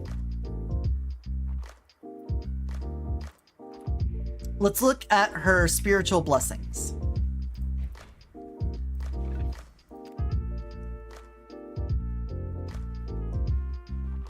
Here we go. Ultimate Execution.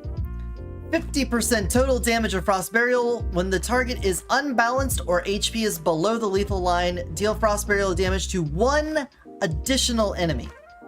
So this one is better for clearing enemies. You get extra damage off rip.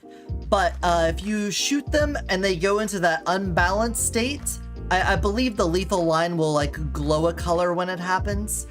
You can activate that immediately. You'll get the execute and also deal the Frost Burial damage to another unit, which is great.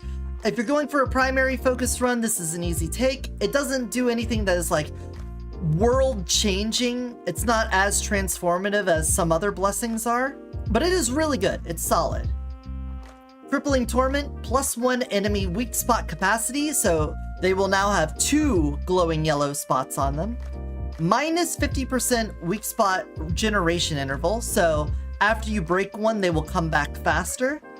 Minus 60% unbalanced chance, meaning that you won't unbalance them as frequently, but it will be easier to hit those weak spots. They won't disappear as often. Hitting a weak spot causes other weak spots to take extra damage. So this one, you're not going to cause as unbalance as much. So they're not going to be stunned and you're not going to be able to use the lethal line as often. However, they're going to have more weak spots, and other weak spots will take extra damage when you do break them. Fantastic for killing bosses, fantastic for clearing enemies. Whenever you do get the throw a grenade in an auto targets weak spots, oh, it melts through guys really fast. Helps out a lot. And yes, I believe if you do have AoEs, you can hit multiple weak spots there. I could be wrong about that, because I know explosion damage generally doesn't do crits, but considering the Frost Burial has specific things on it that can bust extra weak points, you could take this and then still use Frost Burial to bust these weak spots open. So that's pretty good. Cold Afterwind. Frozen Grenade Explosion has a 100% chance to randomly shatter one weak spot in the area and cause an extra explosion. Each extra explosion halves the trigger chance, damage, and explosion range. So with this, if you have a group of enemies, you can set off a chain explosion, which is really fun. In later stages where enemies aren't as compact together, it doesn't have as many chances to pop off. Of course, if you can get the vortex and they can come together and the rapid hits of the vortex are able to make it pop, wonderful, fantastic. But it's really useful early on. It loses its use as the levels become more open and enemies aren't as clustered together. The Frozen Grenade Explosion having an extra chance to shatter a weak spot it's good for weak guys, but I feel like on bosses and elites, the weak spots can be so far apart on the body that the explosion doesn't actually hit. Like imagine the golem. There's no way you're going to hit 2 different weak spots on the golem unless they just happen to be overlapping, right? It's just, nah. it's not gonna happen. But for any other situation, some elites aren't as big and you can stack them up just fine and it can close them out. But this is really good for seeing like a chain explosion through a big cluster of enemies. Shiver and Bone, 13% chance to unbalanced enemies when dealing damage to them. 50% total damage to unbalanced enemies. So Shiver and Bone works either as a weapons build or as a skill build because it says chance to unbalance enemies when dealing damage. This could be with a grenade, this could be with a weapon, this could be with Frost Burial. You can do that with any of them. And then you get extra total damage to unbalanced enemies. So this one kind of slots in however you want. It's fantastic. You'll stun enemies more, which is a survival thing. You'll interrupt their attacks. You'll stop them from chasing you. Fantastic. And every time they unbalance, the lethal line increases and makes it easier to get the execute off. It's the ultimate cheese hero. You can if you have the ascension to make new ones. The unlimited nade build, yeah. So how do I feel about her? She is, again, incredibly consistent. This is a character that doesn't have to get a lot to get going. I don't think she's like the top row where she comes out the gate with an already powerful run where she one-shots everything. The Frost Burial's good, but it's got a pretty decent recharge on it. And since you have to play into that unbalance of breaking weak points, it's hard to just walk into a room and destroy everything. You tend to need to do a little combo here. If you want to build your primary, you need to be breaking weak points and causing unbalance. If you want to do grenades, you still need to have weak point stuff and building into that. If you're going into a weapon damage run, you will get weak point stuff done, but it'll feel like you're kind of missing something if you aren't also using the execute. So she kind of needs to blend a couple of her trees together, but when she does get stabilized, it becomes an easy win. Like if you can get the ascensions put together, if you have a good rifle that drops and she's able to put out a lot of high rate of fire hits on those weak points and knocks them down and does unbalance, she can be very safe and she can do a lot of damage. But the problem is that she doesn't have the guaranteed drop of her particular weapon. So there's going to be some RNG there. And then when you do see a rifle, it's not guaranteed to be a great rifle. She could get a pretty bad RNG and not be incredibly consistent on that like some of these guys can. Where would I put her on this though? I feel like she could be here. But she could get a little RNG fucked. But the fact that she can get so many hits on crits, you could build her for lucky shot with the rapid hits. You could build her for crits since she's hitting so many weak spots. You could build her skill damage with the grenades or the Frost Burial very easily. She is incredibly consistent, but you do have to put a little bit of effort in there. She isn't going to come out the gate swinging, and she's going to want to get some pretty decent help from some scrolls and stuff. Lin is an easy win category. You get to insta-gimp things in Act 1 and early Act 2, making your win chance significantly higher. Well, when I'm talking about that with Lei Luo and the monkey, their easy Act 1s come from being able to do chain skills that they can spam. The prince also has spammable grenades, where he just throws the grenade out and things fight each other. Nona gets the easy win because the strike wing takes care of, or the iron wing takes care of things for you, and you don't have to be too concerned about yourself, so it's very hard to not win. But with Lin coming out the gate, yeah, you can crush things instantly with a Frost Burial, but then you have a really long cooldown time. So you have to press F, and then if you want to have like the guaranteed win, you gotta wait around for a few seconds and then push further into the next room, and then press F and then wait around for a bit. And if enemies aren't clustered up to get hit by the the range of it, you're going to have a long period of time in between Frost Burial uses. It's not as guaranteed. However, she does do a better job of killing bosses and elites than most other characters because of the lethal line and the extra weak spots. There's some enemies where it can be really hard to hit them on the weak spot, and enemies with shields and stuff, it can be difficult to do that, and she kind of makes up for it. But I feel like there's been a lot of runs I've had with her where things just didn't come together, and I didn't get the right upgrades, I didn't get a good rifle, and because of that, I didn't get the synergies of both the Frost Burial and the unbalancing and stuff. She's got, because she has a couple of moving parts between the lethal line, the unbalance, and the weak points, you kind of need to have everything come together just right in order for her to really pop off. But I don't think she has to work for it. I don't think she's down there in the work for it territory. I think she's in the consistent win, and she's on the higher end of the consistent wins, honestly. She can delete immortal units, and you're not getting chased down by immortal units. That's true.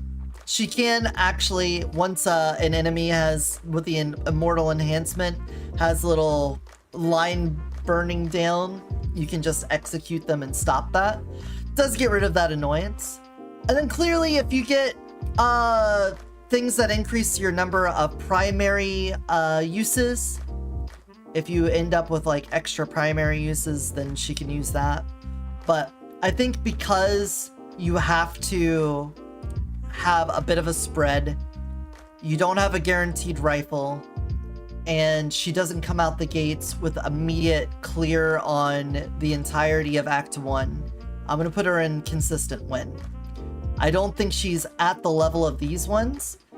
She might even be top.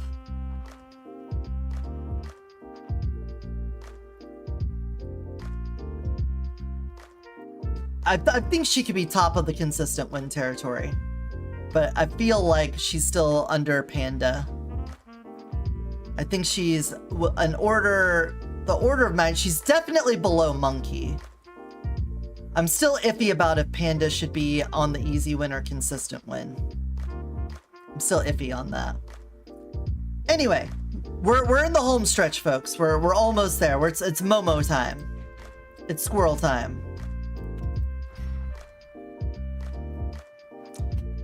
Ink form. Transform into an ink spirit and generate ink forms. Picking up ink orbs increases ink point. Fire button can become ink point to release ink splash. Dealing ink damage to all nearby enemies. Ink, ink, ink, ink, ink, ink. Yes, we're gonna say ink a lot on this. Basically, whenever you press F, you go into a third-person perspective, you pull out, you go to all fours, and you run around as a little shadow squirrel. We got a lot of keywords in here, so we're gonna just look at this. Ink Spirit. Final damage taken reduced by 60%. Upon lethal damage, save as 1 HP and reduce 2 seconds of transformation duration. So you will not die while you are transformed. You will go down to 1 HP and start losing time off your transformation. Upon transformation, fully restore ink points and unlock its cap. Using Ink Splash will reduce 0.8 seconds per missing ink point. Costs all ink point after transformation ends. So essentially, whenever you transform, you get a bunch of ink points, and that's your duration in there. Ink Domain. When you are in Ink Domain, you generate a ring-shaped area of 8 to 16 meters around the self, dealing 75 ink damage to every half second to enemies within. During ink form, Ink Domain will be changed to a 5-meter solid circle. Ink Point. Up to 30 points, minus 2 ink point per second if you're in without Ink Spirit status. So the whole time you're an Ink Spirit, you are you have these points, but your duration of it is limited. When you are out of it, you build up these points, but you will lose them. We'll get into how you get the ink points in a moment. Ink Shade. 25% rate of fire. Minus 25% reload time if Momo is without Ink Spirit status. Gain Ink Shade status when ink point is over 15. He also has a circular little bar thing like Lee does, and you'll see a little point on the circle which indicates when you are at the ink shade state. Blank Domain. While inside, restore 10 shield and 2 ink point per second. Ink point will not decay. 30% movement speed. So Blank Domain is this white splash on the ground. It's the Coom splash. And standing in that is what gives you ink points. How do you get that, the Blank Domain? You get that from your secondary, Drawing Come True. Unleash an ink scroll forward that blocks enemy projectiles, dealing damage and knocking back enemies within range. The ink scroll generates a blank domain along its path. So you send out this big square in front of you. If there's enemies in front of you shooting at you, it'll stop their projectiles, and it leaves a white path along the ground. Stand in the path and you build ink points, and you get a little bit of movement speed bonus on top of that. Here we go. Incarnate Ink. This deals with this primary stuff. You just get extra damage for all of your ink things. So remember how you get that circle, the ink domain. This will increase the damage of that. This will increase your ink splash damage. And this will increase if there's a way for you to deal damage with the blank domain on the ground as well. Enemies hit by Ink Splash will gain a stack. Each stack will increase the ink damage taken. Picking up Ink Orbs will increase damage, reduce final damage taken during ink form, so you get even more damage resistance. Domain Expansion increase the range of Ink Domain and Ink Splash when dealing with ink damage. Increase final ink damage. I told you we'd say ink a lot. It's already getting to that point where I'm saying it and I'm like, this word isn't a real word. Extend the ink form and increase initial ink orbs. Remember, ink orbs give you more ink points back so that you could stay in your ink form longer and then use more of the splashes. Ink and blank yin and yang. Ink domain can be considered as blank domain. Enemies in blank domain will additionally take 50% of final damage from Momo. 30% Momo's damage for each enemy in blank domain. So blank domain's the one that comes from your secondary and leaves the white on the ground, but ink domain can be considered as blank domain. So whenever you get to the point where you've got the circle around you, then it's considered the same as blank domain for the purposes of this. As far as I understand, you don't get the actual point generation of blank domain so that it doesn't become a permanent increase of points. So the wording on that could be a little bit better, but essentially for damage purposes, your blank domain will give you, your ink domain will give you the bonuses of blank domain's movement speed and this new effect of it, where they'll take extra damage for being in blank domain. Secondary skills. Increase the damage of Drawing Come True. Increase the damage of Drawing Come True based on the area generated by Drawing Come True. So when you put down that big white stripe, you want to make sure that you're shooting it right over the ground. If you shoot it up into the air, you're not going to get the white line along the ground. If you shoot it straight down, it's not going to leave a very long trail. You want to try to hit this right over the surface of the ground that you're looking at. Increase the size of the ink scroll, and casting Drawing Come True will immediately gain an ink point. Increase Drawing Come True storage cap, and when the blank domain disappears, accumulate stacks based on its size and restore 1 Drawing Come True based on reaching certain stacks. Decrease the enemy's damage and action speed in the blank domain, and the movement speed bonus provided by ink domain increases to 60%, and for every 1.5 movement speed bonus, extra damage dealt. So you can see when he's putting down all of these blank domains, he's getting movement speed, we're blocking projectiles, we're getting some increases to our ink points. Like, this is a lot of resource management for him. The secondary skills, you can just focus on damaging enemies with them, just throw the splashes out and hurt them. But this is more of a utility for helping with your primary abilities and just keeping your ink points up. Dyeing weapon. We've got shade drawing, increase ink shade effect, increasing weapon skill damage during duration. When enemies are within 8 meters, increase weapon damage. When enemies are beyond 8 meters, increase lucky shot chance. Apply both effects when staying in blank domain. So you get both of these when you're on the white puddle. Increase damage when using weapon skills. Gain 1 stack over time when weapon skill resources below 33%. The cost stack to fully restore the weapon skill resource. You kind of gotta read the rest of this to go with it. We'll go with the bottom one here. Extra damage, gain 1 stack for every 9 seconds or cost 300% weapon skill resource, up to 3 stacks. Cost 2 stacks to fully restore weapon skill resource. So what you're doing is when you use your resources and it's below 33%, you get a stack. Then you can use these stacks to basically get a free use of the weapon skill. Gain 1 stack for every 9 seconds or cost 300% weapon skill resource.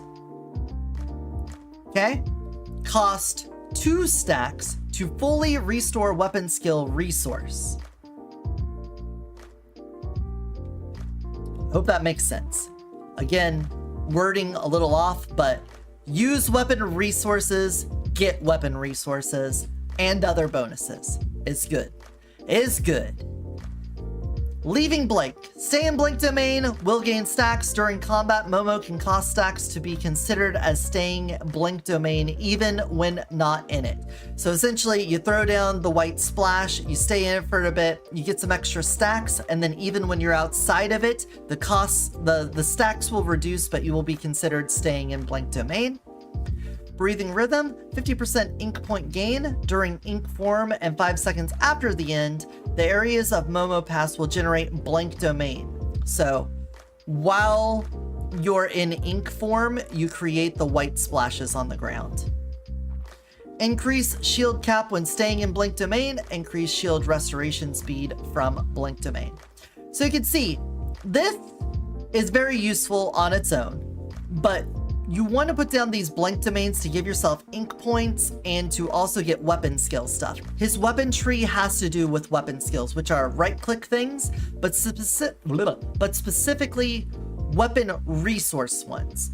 So this is anything that has a bar that builds up over time. Think of the hexagon, think of the starfly, think of the new drift shard. Any of those ones that have a bar on them, he can help fill those up and keep them filled up.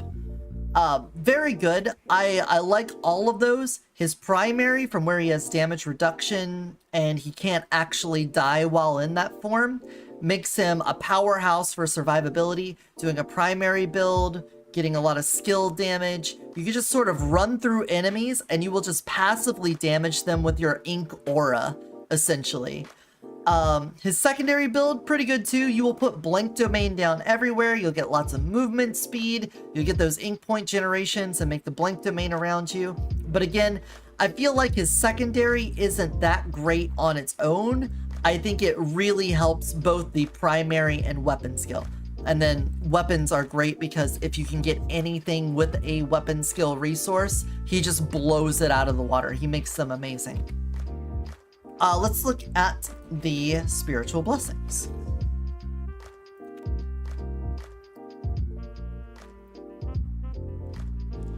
There we go. Inkwash Fusion. If you watched my Season 6 guide, you will know that I use this with Momo and the Tempest Gauntlet to just completely annihilate reincarnation level 4, I think it was. I didn't want to play on 10 because I didn't want to get RNG fucked when I'm trying to explain things. But 30 plus 30 ink rhythm cap. 1% total weapon damage for each ink rhythm. Ink spirit sortie period benefit reduced by 75%. Don't worry about that. When staying in blank domain, gain 2 ink rhythm and 3 weapon skill resource per second. Gain 20 ink rhythm after dealing damage to an enemy, only triggered once in combat, reset after leaving combat. This is his weapon damage blessing, and it is fucking amazing. I love this thing. Any gun that has a weapon resource on it, grabbing this and then just sitting in blank domain will let you just spam the right click, because not only does the ink rhythm give you more damage, but staying in blank domain gives you passive weapon skill resource per second. And a lot of these are like, I think the tracker has a 15 cap on it. So 3 weapon skill per second, you max that out in 5 seconds. I think the Starfly has 24, so that's 8 seconds. It's not a lot, and a lot of these guns naturally build their resource by shooting them. So just by staying in blank domain and shooting your weapon, you can constantly generate those resources and blow things up with these powerful weapon resource abilities. Anything that's got a bar on it, you're gonna love that. The Crimson Fire Scale, even though it's got like 3 little orbs, that can also build from this. A lot of them, if it's like an ADS thing, or like the Aura Venom's just ammo dumping, that doesn't really play into this. You do get the weapon damage, of course, but where you're going to want this is any gun that has a bar that fills up. You will be able to exploit the hell out of that. Rebirth from Brush. 200% final ink damage. Using Ink Splash will cause more ink points up to 30 points. Plus 40% final damage for each extra ink point cost. Momo grants 1 stack per second automatically and gains 1 stack when picking up an ink orb, up to a maximum of 24 stacks. By using ink form with 24 stacks, Momo will gain 15 ink point and generate more ink orbs on the field. If you want to be in your primary skill and do nothing but be in your primary skill, this is what you want to do. You just keep getting ink points, and then you splash them around and then kill enemies with them. Since you got extra final ink damage, his ink domain, the circle, will do even more damage, and that scales with skill damage as well. So you'll just walk around the field passively killing things. You don't even have to try. You just put this on and walk around, everything's dead. And again, you are invulnerable in that if you get dropped to 1 health, you just lose duration off of this time. But you could just sit there in your primary for so long and fuck everything up. Overflowing Ink. 2% base damage of drawing come true for each point of the shield cap. When ink point exceeds 20, cost 20 ink point to automatically release a drawing come true to the nearest enemy. The skill will increase final damage by 300% plus 100% ink point gain for the next 12 seconds. So with this one, you can throw out a whole bunch of overflowing ink, and whenever you do, you get these little ink point stacks. And when it goes over 20, then you throw them out for free. This basically just lets you get free blank domain all over the place, because you're gonna have drawings come true coming out all over. I don't think this one is incredibly necessary. It definitely won't hurt if you take it. And if you're trying to do a secondary focused run, this is the obvious choice, because you're getting that extra damage for each point of your shield cap, so you have a reason to put points into your shield. But I feel like if you're trying to just put out blank domain for the hell of it, for your primary or your weapon damage, the amount you'll have normally should be enough. I don't think you need to have the automatic throwing out of them for this to be good. I would rather focus on the blessings that give you specific benefits to your weapon or your primary than getting your secondary just to have more blank domain out. This increase in the damage though is really good, so if you're doing a secondary run, this could be fantastic. You just throw it out, stay in blank domain, you get extra drawing come true going every which way. The entire field is just covered in white ink. Winter Wonderland. But it's good. It's good. I'm just saying that if you're you're thinking about using this in order to stay in Blink Domain for the purposes of your primary or weapon, I think you would be better off getting your primary or weapon related ascension. Soul Sublimation. When dealing damage with Ink Domain, 900% final damage, and gain 2 ink point triggers once per enemy every 3 seconds. The Spiritual Blessings effect will be increased by 25% for every 30% movement speed bonus. So you got a reason to build speed with them here, and this is the passive, I'm going to kill everything by not touching you. I'm not touching you, I'm just going to walk around. You don't even need to go into ink form. You could just walk around and things will passively die. In the Talisman season, this is what I used with Shadow Fade. Just put on Shadow Fade and take this and just walk around enemies and they'll just die. It's very silly. All of these are very strong. Just because I think this one isn't what you should take to boost your primary or weapon doesn't mean that the secondary build can't be strong either. And because of that, I'm going to come over here and show you he is an easy win. He's definitely over Nona in an easy win.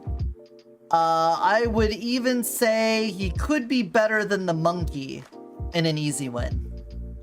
Survivability, fantastic. If you're ever about to die, you could just hit your primary button and then you cannot die as long as you're in that form. Gives you an opportunity to breathe. It gives you an opportunity to go get some health. You can wait for your shield to regenerate. And it's pretty easy to stay in that form. If you don't use your splashes, then you'll stay in it even longer. The drawing come true, giving you extra movement speed, means that you don't have to worry about having scrolls for that. When you're on the fights that specifically require you to have like some amount of movement speed, he could just throw out drawing come true. And it's really, really good. Like, in addition to giving you the ink points, the movement speed's amazing. His weapon skill tree is one of the dopest ways to have fun with this game because there's so many great weapons. Look at all these really fun weapons in here, and a lot of them have weapon resources on them. And when they go off, they're really cool. They can be busted a lot of the times, but you only get to shoot them once every room, maybe once or twice every room, depending on how they go. Or the ones that regenerate themselves, you can burn through them really quickly and then have to wait for them to regenerate. He doesn't have that problem. He just says, I will take the most overpowered aspect of this weapon and spam the shit out of it. And for that, he's so strong. Weapon damage build, incredible. Primary build, really strong damage-wise and survivability, and his secondary builds can cover the whole field in his blank domain, give him massive movement speed, and keep him at max ink points. And then even if you're not building the primary, you can still get all of the benefits from that in his ink state. For that, he almost always has an easy win. You could play him pretty brain dead. I wouldn't say he's better than the Prince, simply because out the gate, you still want to have a little bit of building for him, but we're not talking about very wide of a gap here between Momo and the Prince and Lei Luo. Even that, these are going to be incredibly close too. Momo is so strong. You could basically hand your controller to your little brother and let him play Momo, and he'd have a great time on the primary or secondary builds. Super strong, have a lot of fun with him, highly recommend. If you don't have the DLC, get it and play as Momo. Now, we're on to the last two characters here. We've got Cang Jue. It's Cang Jue time. Cang Jue has a lot to explain. I already did a big video explaining the DLC characters, which I have not done at any other time, so I'm not going to go as intricate into these. I'm also beginning to lose my voice from yapping. I'm getting tongue-tied. I'm mixing up my words. You all are losing your shit over it too, and I know it. So we're gonna be really fast on this. He's got a very wordy explanation here. I see they have fix the size of this so you can actually read things at the bottom. That's nice. But essentially, he goes into an ultimate form, which changes his entire moveset. You don't use weapons at all. You instead have light punches and heavy punches, and you have this resource called Vigor. The more Vigor you have, the more damage you do, and you can expend the resource to do damage. When you land hits, you build combo, and you want to have more combo to get more power as well. How do you get Vigor outside of this mode? You do it by shooting enemies. As you can see at the top, after so many consecutive range hits, gain 1 Vigor. X equals 25% of the main weapon magazine. So if you have a 4 weapon magazine, then you just have to land 1 hit to get 1 Vigor. If it is an 8 magazine, then you need to land 2 hits in a row to get 1 Vigor. So if you want to build Vigor, you need to have a low magazine capacity and land hits in a row. Easy as that. There's a lot more into that. If you want to know more, go watch my video on the DLC. We're not going to explain all of it. Cloudbind Seal. This is like a little orb that you shoot onto enemies. You cast a spell to deal AoE damage to Shadowbind an enemy, and then you enhance if the Vigor is not less than 120. They could have just said if you have more than 120 Vigor. The enhanced version of it will also imprison the enemy and lift them up in the air. Hey, Lord Greenwolf, welcome in. So, if you think of the Prince's orb on his primary, how it like locks them down, imagine the Prince's orb, but it also lifts them up in the air. The Shadow Bind itself puts an orb around the enemy, and it just makes it easier to hit them, because anywhere you hit the orb, you hit them. Let's look at his ascensions. Everything on this side is going to have to do with his transformed state. Basically, when you're in his ultimate form and you don't use weapons, you just have light punches and heavy punches, you're going to see this affect that. Your base attack power for strikes, which are the light hits, gets increased. Star Tempest makes it so that you have an additional hit on your light attack chain, which ends in like a rapid fire punch. The Final Verdict makes your right clicks, your heavy punches hit harder, and adds an additional hit on the end. And if your combo is high enough, they get to hit for free without expending Vigor. This increases your combo duration, making it easier to keep a combo going. Mountain Guard gives you more HP, and you can get some more of more HP when you're in your ultimate form as well. And Ephemeral Brilliance is increased damage after dashing and after your quick step. And the quick step is just the dash in the ultimate form, which has its own properties. And then you enhance your next basic strike or enhanced strike. All of these are necessary. If you are trying to do a primary focus build with your transformation, you are going to want one of each of these. If you are missing any, I would say you need to have Star Tempest for building Vigor and combo. You need to have Final Verdict for dealing damage with your right clicks. And then you need to have Cloud Momentum for keeping your combo going. If you don't have all 3 of these by the time you're at the end of Act 1, you're going to be having a struggle. Thankfully, he has this talent on his tree. When total ascension level is over 6, you can select 1 unactivated ascension to apply by 1 level. So essentially, if after getting 6 golden goblets, you don't have one of the ascensions that you want, you can just unlock it for free. It's amazing. Momo also has something like this, and I didn't talk about that. Able to increase 1 level of an activated ascension when the total is over 6. So any one of his that's already had 1 put into it, he gets a free ascension for. That doesn't really change my opinion on him. It is still really strong, but just keep that in mind that Momo does have that really, really good thing. Just getting a free ascension is nice. So King Jue does have that since he requires having almost every one of these filled in for him. It makes him more consistent. Otherwise, you'd be really fucked if you never got the combo increase, if you never got the Star Tempest or the Final Verdict, you'd be really hurting. Cloudbind Seal, more damage. The Shadowbind explodes and deals AoE damage after taking a certain explosion damage or when expiring. Hey Moosey Poo, thanks for coming. How are ya? Hope you're doing good. We're making a tier list for the characters in Gunfire Reborn. We have been going for 4 hours doing nothing but this, so you can imagine we've been yapping quite a bit. When Cloudbind Seal hits an enemy and Vigor is over 60, cost Vigor to... You cost the 60 to cast Cloudbind Seal on the nearest enemy and boost its damage. So when you do it once, you'll hit multiple enemies with the bubbles. After casting the enhanced version, the next few Cloudbind Seal triggers this effect with no Vigor require or cost.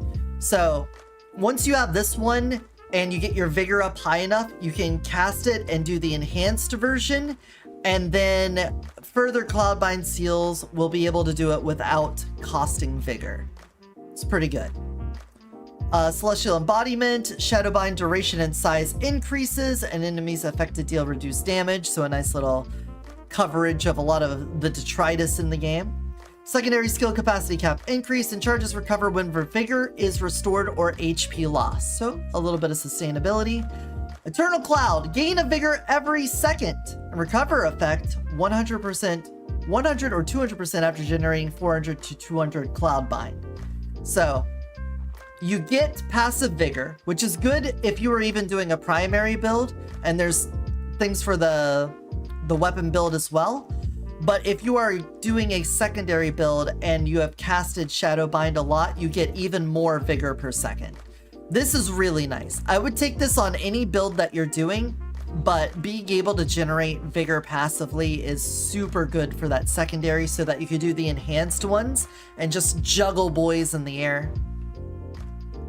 Shadow Slayer, this is his weapon tree. Increase the lucky shot chance when shooting Shadowbind. Lucky shot bonus increases per 1 second Shadowbind lasts. So put the Shadowbind on an enemy, shoot it, do extra lucky shot. And since they're in a big bubble, pretty easy to do that. Gain Vigor for every set amount of ammo that hits an enemy. So before it had to be consecutive hits that had to hit based off of the magazine size. This sort of shores that up, and you don't have to worry about that as much. Just a little bit longer, buddy. We'll go out after this, okay? We'll go out after this. I need to do 2 characters. The puppy is on the move. His restlessness is reached peak restlessness now.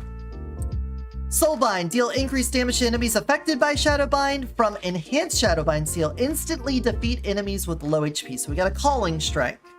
You'll notice that a lot of the weapon and secondary trees are kind of mixed together. Increased fire rate when hitting enemies above, and reduced damage from enemies not above. So if you're at the same level or below, or if you're at the same level or above enemies, they'll deal less damage to you. If they're above you, then you'll get a buff to your rate of fire. So since the enhanced Shadowbind lifts enemies up, it's a good way to just mag dump on them. And since you get Vigor through consecutive hits on enemies, it's a good way to build that Vigor up. Increase rate of fire when hitting enemies above. Increase all damage every 10 Vigor. So build Vigor, more damage. And notice it's all damage. It's not weapon damage. It's all damage. Now, usually they say total damage. So I'm worried that this is like only for him and that maybe this isn't. It might be skill and weapon damage, or it might be Cang Jue damage and maybe not affected by scrolls like Blazing Hoop, Realm of Corrosion, and things like that. I'm not entirely sure, but it does say all damage, so that should mean that any damage you deal is affected by this. Dice damage, talisman damage, anything that would otherwise deal damage should be affected by this. And then last over here is Vigor Stride. Increase your Vigor cap movement speed when vigor is over 60. The effect lasts for 6 seconds, even if it drops below 60. And 30% movement speed when vigor is over 60, and the effects... Oh yeah, that's right. They fucking copied and pasted it. And you could just stop that there. You could just stop after the first sentence there. Right here. It just repeated the same thing. Unless they meant to say something else. Fantastic. Each one of those builds can be fine. I feel like the weapon build is on the weaker side of things. Yeah, you can build the vigor up, and if you're not using it, then you basically stay at max stacks and you can get a lot of damage dealt. You don't normally want to just sit on your stacks of vigor, because a lot of the weapon stuff is built off of putting things in Shadowbind, which is going to be using your secondary, and enhanced Shadowbind consumes the vigor. So the weapon build and Shadowbind build are kind of linked together. Meanwhile, the primary build is all on its own. You don't use weapons when you're in your primary state, and your secondary ability is transformed into something else. So your primary is completely separate. If you are doing either one of those runs and you get a goblet that only gives you those choices, they're basically dead. I mean, I guess if you're doing a weapon / cloudbind run and you get into a shit situation, you could pop your primary just to get your max health increase shortly and maybe survive for a moment before dropping out of it.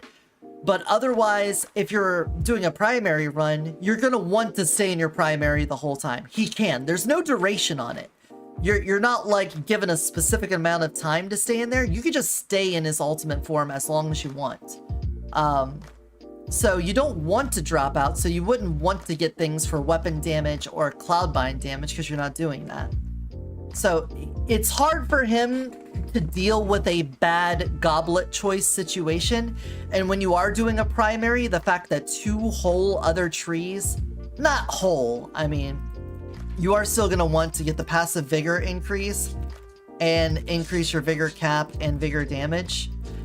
But you're mostly going to want these, and you're not going to want almost anything else here, because you're not cloud binding and you're not shooting. Let's look at your spiritual blessings. Cang Jue. Unrivaled swiftness. If you are doing a primary based run with them, you have to take this. This is a requirement. During Rage Morph, +3 vigor per second, so you already get passive vigor per second. Gain 1 stack for every 60 vigor spent or every 10 combo gained. When these stacks are over 6, you can press your primary skill again to consume those stacks, fully restore your HP, enter the unrivaled state for 20 seconds. While in the unrivaled state, casting your primary skill again ends it early and does a big attack called the Swift Shadow style with plus 50% final damage per stack. So, this is great. This is what helps keep you in your primary permanently, because you gain stacks of this for every 60 vigor spent or every 10 combo gained. Once you get the Star Tempest going, you'll be able to build combo really easy. And once you get the right click built up, you'll be able to spend vigor very easy.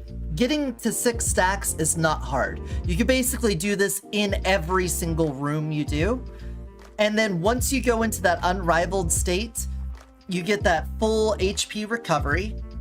And then casting the button again lets you do a really big attack where you sort of zip around and destroy guys. Wonderful. Would take this every single time if you're doing primary, but if you're not doing primary, absolutely worthless. It does nothing for you outside of Rage Morph. Vigor Immolation. You can cast Enhanced Cloudbind Seal when Vigor is over 60 instead of over 120 that it normally is. Casting consumes all Vigor, but you get extra final damage per Vigor spent. Lasts 12 seconds. Bonus increases by 200% when hitting enemies affected by Shadowbind from the Enhanced Cloudbind Seal. And if Shadowbind ends early, you recover Vigor per second remaining. So if you kill them before it's over, you get a refund on your vigor. This is obviously the weapon damage thing that you want to go for. You're gonna still, as you can see, even when you're doing the weapon damage, you need to build somewhat into the secondary to do Cloudbind stuff, because you're gonna be putting them in the enhanced version if you can. This one's solid. The enhanced Cloudbind seal is really good for crowd control. You can keep things in place. You can stop things from really affecting you. Wonderful, and since they're above you, you get the rate of fire increase, which helps you get your vigor back. Wonderful.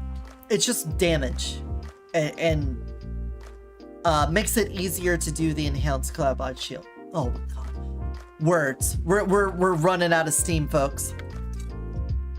Ugh. Shadow Merge. Each time Shadowbind is applied, final skill damage plus 6% for 8 seconds. Up to 120% every 4 seconds. Randomly apply Shadowbind to 3 unaffected enemies. If the Spiritual Blessing can apply Shadowbind to enough enemies, restore 8 vigor per missing target. So, this allows you to Shadowbind on enemies passively. You don't have to constantly cast your secondary, you just get it passively, Shadowbinds out all over the place. And each time it Shadowbinds, you get extra skill damage for it. And even though every 4 seconds it does this 3 affected, that's not going to get you up to the max stacks possible. So you're going to have to, if you want to be at max stacks, you're going to have to cast the secondaries. But it does mean that you can get really, really high final skill damage. So big skill damage increase there. If you're going for a Shadowbind necessary or Shadowbind based run, this is your go-to choice. You're going to want this. It automatically applies it to enemies. I feel like the passive Shadowbind doesn't do a whole lot because it doesn't like do damage to them on its own. It's to make a bubble around them that makes it easier to hit them. At least I don't think so. I don't remember it doing damage on these passive ones.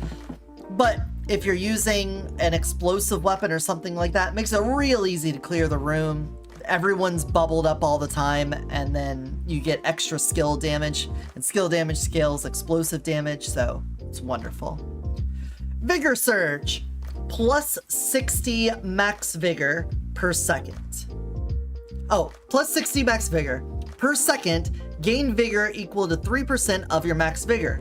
After entering or exiting Fist Stance, gain an extra vigor per second equal to 2% of your max vigor. So if you were trying to just focus on having vigor, then this would help you with that. You can increase your max, which could increase the amount of damage that you could do on a weapon build specifically, and you're going to passively gain it. If you wanted to avoid doing a whole lot of Shadowbind stuff when doing a weapon run, you could probably lean into this more than the Vigor Immolation. But I feel like this one is more of the win more blessing. You could splash this on top of any other build, but if I was doing a primary, I would definitely want this before that. If I was doing a secondary, I would definitely want this before that. And if I'm doing a weapon, I would definitely want this before that. But if this shows up later, you bet your ass I would want to grab that on top of it. Getting more vigor and getting the passive generation of it is just going to make everything else here pop off a bit more. So where does that put us at the end of the day here with Qing Jue? Qing Jue is really good. I feel like his primary build is one of the strongest things in the game. It is super survivable just because of how much HP he has. He stacks up 400. It does mean you're not going to have shield, which means a lot of the scrolls dealing with shields, kind of like how Qing Yan, he didn't really get any... He doesn't really get a lot of the bonuses out of the shield, and Qing Jue is even worse for that. Because unlike him, he still gets the benefits of anything that says armor. He just doesn't get the benefits of anything that says recharge speed or things like that. He doesn't get it at all in his primary. He completely removes shield in his primary. But on the other end of things, he has so much health. And his secondary use in his primary form heals him and gives damage reduction. And that damage reduction is irrespective of the other amount of, like, The best way to explain it, if you have dual edge and you get a lot of dual edge stacks, that says you get negative damage reduction for each one. His damage reduction on guard stance supersedes that. So you'll have like a negative 100% damage reduction, which means basically you're taking double damage, but then his guard stance will still reduce that. It's not reducing the negative amount, this number. It's not like doing math on that. It's waiting for the final damage calculation and then reducing that regardless of all of the other stuff. So it's really, really strong. So super survivable. It can get damaged like nobody's business. But then where I think he's a little bit worse off is in his secondary and weapon runs. They can still be strong. Like any character here, they have their moments where they pop off, but I don't feel like they're nearly as strong as his primary run. And since you have to dip into both of them, you kind of want to have a little bit of Shadowbind and you want to have a little bit on the weapon side of things. You kind of have to do both. And so you can end up in a situation where you're like, I want to do a weapon build, but now I need to grab some of this Shadowbind stuff, and that feels a little weak. Or you wanted to do some more of the weapon stuff, but then a full primary loadout happened. So with him, I want to say easy win. I feel like every win I've had with him has been an easy win, but I also know my view of him has been soured by the fact that I've only really played him in the season of Dice. Come on. Just a little bit longer, bud. You're doing so good. You've been big chillin' for so long. You're so good. He's such a good boy. Everyone tell him he's a good boy. Tell Charming he's a good boy. He's been so nice. He's been very patient for 4.5 hours. And we gotta go a little bit longer to talk about Yo-Yo. But I think the problem with him comes with, if you're building primary, you have to get the primary stuff and you don't want almost anything else. And if you're building his secondary or third, then seeing a primary thing come up, let alone if all 3 choices are his primary, that's just a complete dead, useless waste of a spot. The only thing the primary could give you is a little bit more HP. And, you know, HP's fine, but whatever. But being able to focus, you can't really focus down on the Cloudbind. You need to have weapon stuff to go with it. And you can't really focus on the weapon. You need the Cloudbind to go with it. So it seems a little touchy there. So because of those reasons, I'm going to put him in the top of the consistent win. And I feel like he could just chill out there and be pretty good. And that leaves us with the final character, the last on our list. We're here. We're crossing the finish line. It's Yo-Yo. Yo-Yo, our dear beloved dear girl, dearly beloved.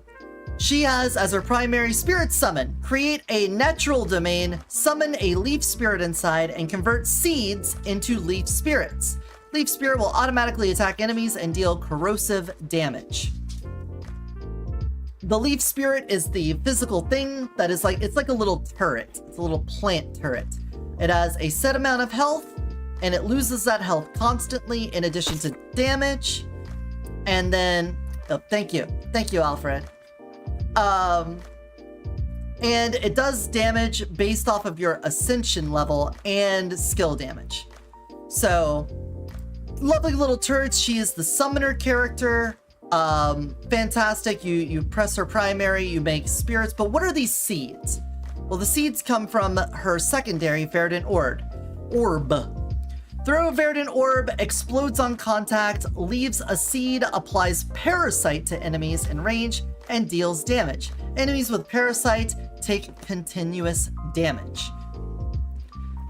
There we go. Triggers every second, deals 300 damage per trigger, plus 100 damage per Parasite stack. After trigger, remove a stack. So you hit them with your secondary, you put a stack on them, and they take some ticks of damage. However, she also has this cool thing where if you hold down her secondary ability, you will absorb. And holding the secondary skill to absorb, you can absorb her summons. So you can pick the plants up and toss them back down. which refreshes their health and lets them live longer and reposition them to a better spot. You can pick up destructibles, like exploding barrels. You know those big shock barrels that stun enemies? You can just pick them up and then throw them into a group of them. It's fantastic. And some monster skills. This, I don't know the full extent of the monster skills. The only one I know of so far is in the first act with the Grenadiers. You can pick up their dynamite and toss it back at them. So that's really cool. That's an ability that is fantastic. She also has, oh, well, let's talk about the ascensions first before we do that, because that'll deal with the last tree.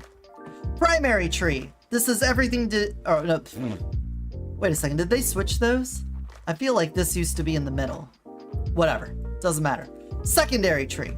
You're gonna do more parasite damage. More stacks, the better. When a seed spawns, it has a chance to generate a leaf spirit nearby, but this is a special leaf spirit that has increased attack speed, no range limit, applies parasite on hit, but it vanishes after a certain number of hits.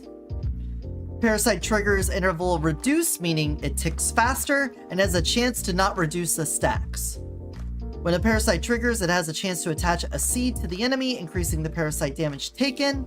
So the seeds, you could still pop them. As far as I know, you could still drop down the primary and summon your spirits off of that.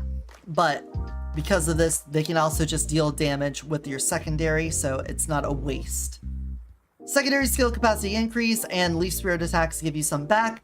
Spore spread, whenever someone's at 5 stacks in their die, it spreads the stacks around.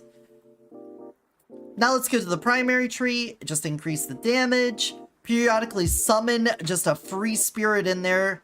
Love that. Leaf Spirit's first attack deals increased damage, and each Leaf Spirit hit increases enemies' damage taken by the Leaf Spirit. So if you have a bunch of them out and they're all hitting the same enemy, they're going to take even more damage. So really good single target damage, even from a summon that has a bunch of little dudes out there. Leaf Spirit HP increase and attack range increase.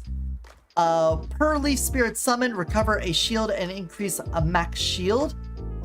So as you summon in more dudes, you get more survivability. Forest Domain. Enemies in the domain have a 100% chance to be affected by elemental effect with a 200% final damage taken. So when you summon in your spirit, it makes a little circle. Any seeds that are in there from your secondary ability will automatically become leaf spirits. In addition to that, if you have this, then they have a 100% chance to be affected by elemental effects. So anything that can do an elemental effect will do an elemental effect in that circle. And since you just spawned in a bunch of spirits that do corrosion, they will do decay. So this is a great way to guarantee elemental damage. Then over here on her staff power tree, we've got increased corrosion damage, which obviously helps with both the secondary and primary too, but also any weapons that you would have, which she gets for free because you drop a staff for 50 enemies defeated with a 50% chance for it to be a corrosive element type with an extra inscription on it. So the other ones that we've seen so far have been off of elites and bosses defeated. This one's off of just number of enemies. So in higher levels of difficulty, when you have more enemies popping out, this is going to be way more helpful. You're going to see way more stabs appear, but interesting enough, the extra inscription is the real important thing, because if you get an early weapon drop from this and it has that extra inscription, that could carry you through the whole run and you could build on it. Or in the late game, you could get guns that kind of break the inscription cap that you would normally see for weapons of that level. It's amazing. Hey Sanchez, welcome in from the YouTube side of things. Anyway, back over here. After a set number of weapon skill casts, next weapon skill refunds 100% weapon skill resource. I think this is bugged. This is November 15th at the time of recording of this. So if they have changed it since then, I'm sorry. This may change how I feel about the character, but I'm going to try not to consider it because I think it's a bug. When it says weapon skill casts, you could just spam weapon skills and get these stacks going. See how it says after 3 casts of it, your next skill refunds 100%. So imagine, what's something that builds up all the way? The drift shard, the bow that shoots a big homing shot on everything. You need to have 100% of the bar filled in order to use that shot. If you have a second weapon that has a weapon skill on it and you use that 3 times, then switch back over to the bow, it can use that for free. Now it needs to be fully charged, so you'll get 1 free use out of it, but it will stay charged. This seems broken right now because things that don't require weapon resources are being used for it, and it seems incredibly exploitable. In my Yo-Yo video, I show how this works. If you want to go see it, go look at that. But it's really exploitable, so I think it's a bug, but the wording here does exactly what it says, which makes me think it's intended. So I'm of 2 minds of it. It could be broken and really powerful, and in that case, hell yeah, that's silly shit. I love that in Gunfire. Or they're gonna fix it to stop it from being so broken. Energy recall. Per 1 weapon skill resource used, the next weapon skill's lucky shot chance increases, chance to deal 1 extra hit. So you can imagine how these 2 together would lead to a lot of lucky shot on hit. It's amazing. Increased damage from Yo-Yo and Leaf Spirit per 1% slow on enemies. So since you're doing decay, you're putting slows on them. If you have a Lin on your team with her slow grenades, that can also help with it. And if you have Corrosion Enthusiast, I think that also increases decay slow on enemies, but I don't remember. It's been a while. Activate a nature barrier shield that blocks projectiles and absorbs damage for Yo-Yo inside. This happens when you use your primary. It puts a little bubble out, and then if you stand inside of it, it can block damage. I don't normally feel like this is good because you're usually casting your primary on enemies so that you're putting your spirits right next to them so that they can shoot them. This makes it seem like you should be putting it near you, or that you should put it down and then move into it. And because of that, even when I take this, I don't end up using it a whole lot. On top of that, at higher levels of difficulty, anything that gets you to stand in one place for a long period of time is usually bad. Because there's going to be AoEs, there's going to be enemies that rush you down, and trying to stay in one spot is a death sentence. So I feel like this ability is somewhat of a noob trap. It's going to work on like the lower difficulties, but the higher you go, the worse this is going to be for you. Mana Convert. Skill damage bonus is 50% more effective on staff weapon, and an additional 50% more effective on its weapon skill. So most staves have some sort of interaction with skill ability. That's why they introduce them into the game. Sometimes it recharges them faster. Sometimes skill damage enhances the damage they do. This is just saying that no matter what that is for the staff, it increases it, and it gives extra damage on the weapon skill. So you can see how her weapon tree is going to be really good. You're going to want a corrosive weapon. You're going to want to be able to spam weapon skills, kind of like Momo, and you're going to get big lucky shot on it. So these 4 here are amazing. You could also take a little bit of this for splashing in a weapon. Let's look at her spiritual blessings. Oh, send me down to the bottom. Forest Infusion. If you are doing a primary focus build with summoning in all of your little turret buddies, this is the one you're going for. Within the area of Spirit Summon, Leaf Spirits gain extra attack speed and guaranteed elemental effect on hit. After summoning 250 Leaf Spirits, casting Leaf Spirit Summon fuses 3 Leaf Spirits in range into 1 Forest Spirit. Forest Spirits have 250% attack power and max HP of Leaf Spirit. Receives all Leaf Spirit buffs, deals AoE with normal attacks, and unlocks a new melee skill that deals attack power times 200% damage. All that's saying is that you need to cast 250 Leaf Spirits before the rest of this really comes into play. So in the early game, you're going to want to get the thing that automatically casts those leaf spirits for you. You're going to want to put them down every time your primary's off cooldown, throw them down. I don't care if you're in between areas, whatever, just constantly cast them. You want to hit that 250 as soon as possible. And then after you hit that 250, you need to have 2 leaf spirits down and then cast a third on top of it. And when you do, they will combine into this very powerful forest spirit. This is very good. In my experience, you are normally hitting this 250 amount in Act 2. It's very hard to hit that 250 in Act 1 unless you are intentionally just standing still in places and waiting for your primary to come off cooldown. You should be tossing out your secondary, put seeds down, and then use your primary to turn those into spirits.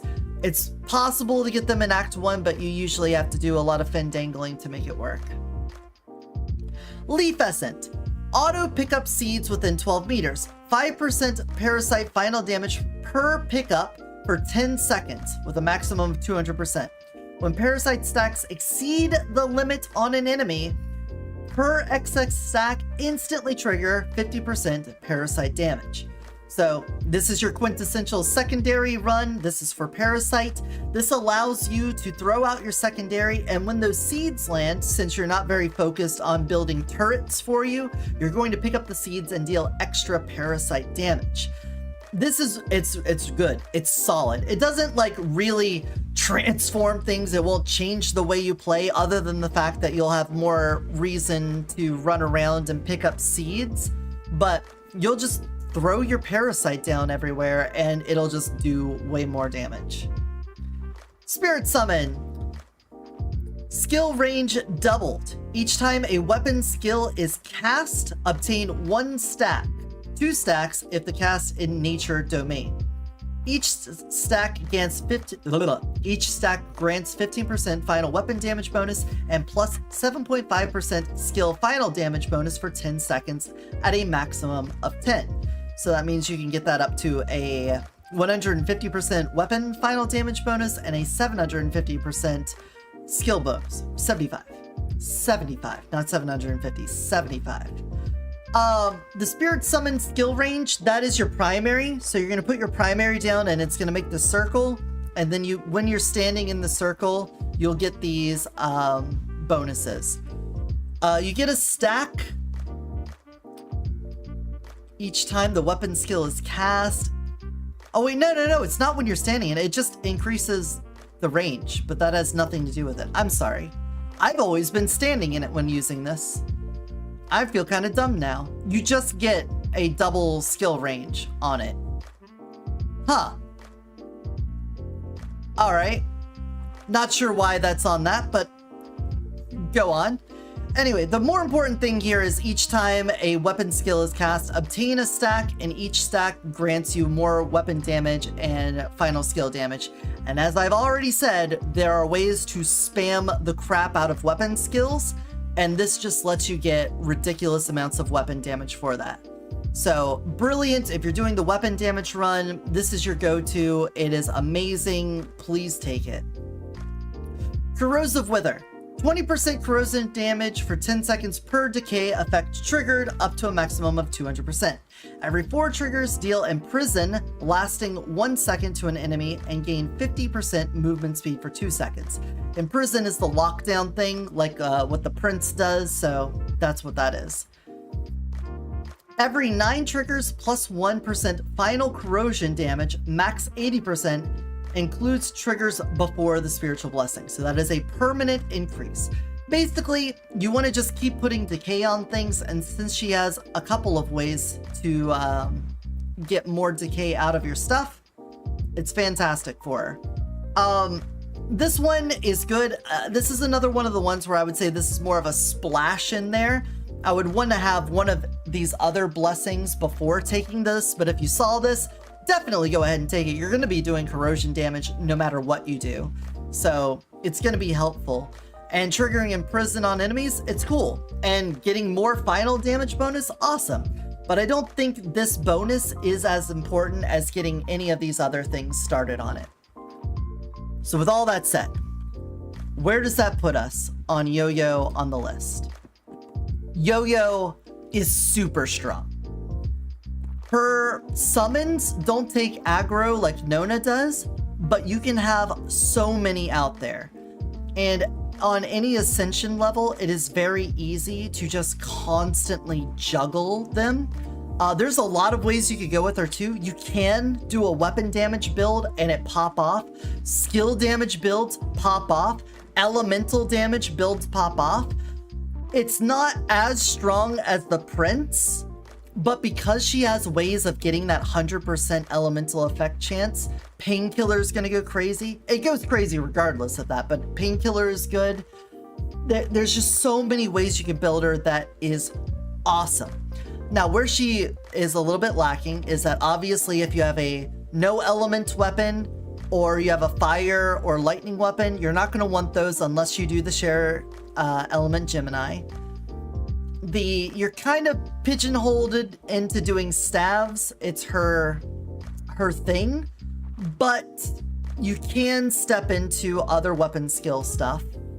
So that's fine. She's not as versatile as some characters, but almost everyone has their preferred weapon, and for her that works fantastic. And I'm pretty sure it's bugged right now, and maybe it's not always going to be this good, but it's really freaking good at the moment. And then because you have all of these spirits, you have the parasite stacking, you could do like a survival attrition thing, but I feel like enemies die super fast. They're getting hit by so many little spirits. You're also hitting them with parasite triggers. She has the ability to pick up barrels and throw them at enemies, which is huge spike damage, or it could do more decay, or it could do the shock and hold things down. She's really, really strong. I don't think I've had a run yet with her that didn't feel overpowered, both in weapons and skills. And she can come out the gate swinging. Like, from where you could just plop down the stuff, that the increased staff drop chance. Yeah, so she never gets fucked on weapons because like Lei Luo, like Lee, she gets the weapon drops she's looking for automatically. So she's very consistent there. I feel like she goes here. Why would she not be higher than the monkey? Because, I don't know. I was about to say that she's not, but maybe she is. I don't know. They're both so good. Like all three of these right here, it's very hard to figure out their order because all of them have weapon abilities that are so strong that it can make any weapon run really pop off. But Momo and Yoyo also have really good skill runs on top of that can start off incredibly strong too. That's but I feel like the monkey is really good. The fact that he builds weapon damage and that helps on 2 different skills at the same time. Yeah. I do feel like Panda with that should be down here in the consistent win territory. That's it. Okay. I feel pretty good about that. I feel like this is a good thing. I'm gonna, just in case this button does something that fucks things up, I'm gonna take this. I'm gonna say that. Download image. My image, please don't have porn. Okay, it's over here.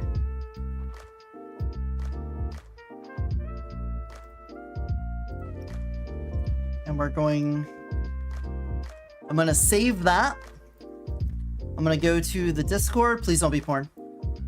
Okay, we're on the lobby. We're not. Ugh. I'm gonna come over here to the Gunfire Reborn section and put the... Could I please grab the image, Windows? Kept on trying to draw a box. My character here list.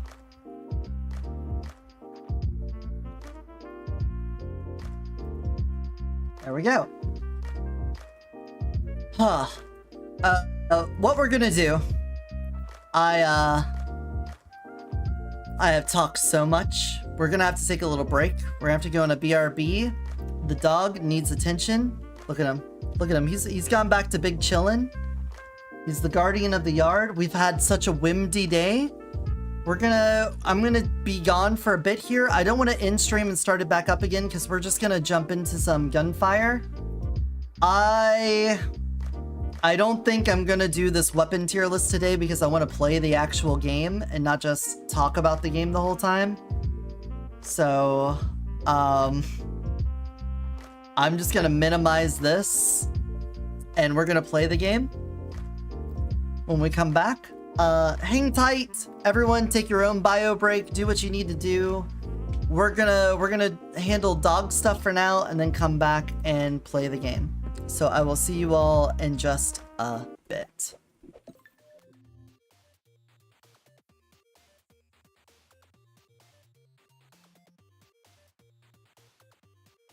When God gives you lemons, you find a new God. Org. Oh my God.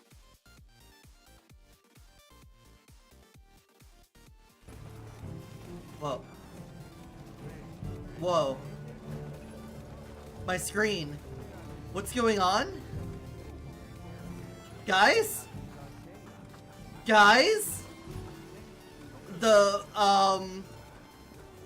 My camp? What can I do for you? My camp has had an avalanche? What happened? What's going on? We've been slammed with like 6 feet of mud. My terrain. What the fuck?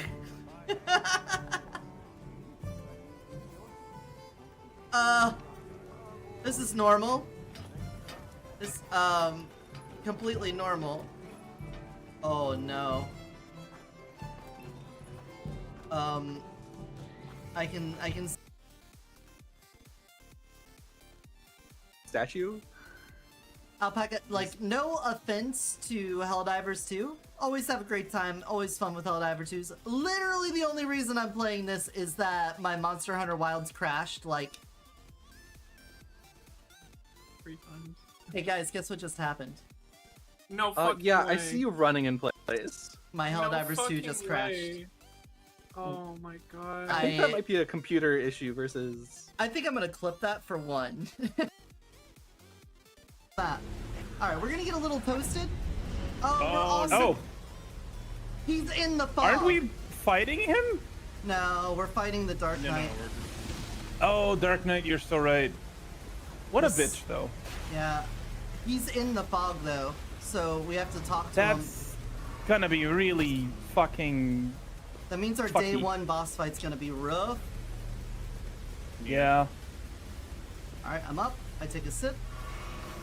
I have marked Church 2. I went the wrong fucking way. I am... Oh, I'm minting. Blue Ping is on Church. I'm gonna hit a Grace on the way. No, I did a turbo fucky. Got that one. Oh, he left?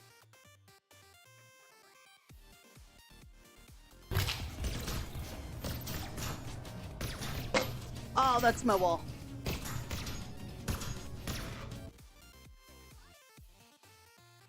That right? I don't want to throw up on the ground. I want to throw up on someone else. I like using the balls. I like throwing balls at people. Succubus. Cosmic Dragon. Moss Bunny. Firefox. Void Kitty. Tech Snake. Candy Slime. And Frost Griffin. I didn't break your legs. I'm gonna break your fucking legs. Look, this initial conversation, you don't need to be a genius to understand that they're being like, who the hell are you? Like, what? Where did you come from? Like, Ew! They're Yeah? asking who you are and where you came from! Tell him I'm always coming. That's my secret, Cap. You really do take after your father. His role among our people was particularly important. He That fondled pendant has all a of our very unique balls function. every morning. Sometimes we wouldn't energy even want of him to, but he'd Iberia. do it. Hands and knees, scrubbing them balls, washing them, You will see. licking them. Anything he could to get those balls clean. Grade A master ball fondler, your father. And you'll take after him. Uh-oh. When God gives you lemons, you find a new God. Oh my god. Black hole gun, won't you come and wash away the crabs? Black hole gun, won't you come? Won't you come?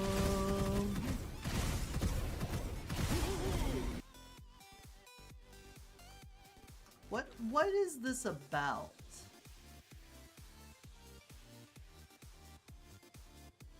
A spectacle. Alright, that's fine with me then. Hey, you. Oh, I fucked up!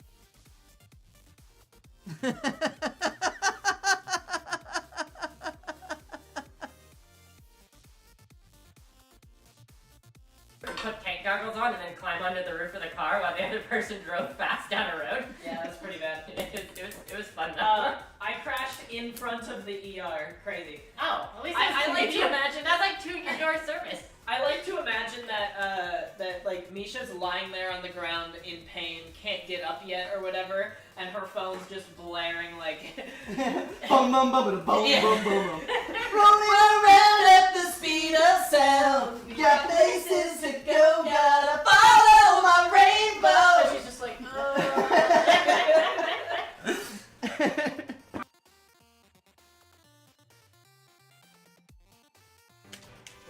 Oh, there's the power shield, finally.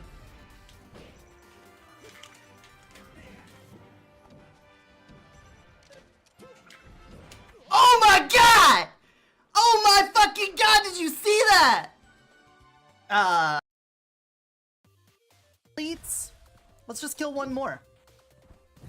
Hey guys, it's me! What?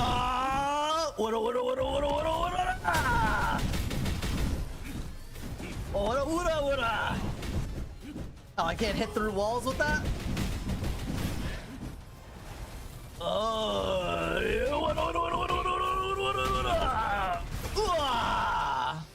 He didn't live very long, did he?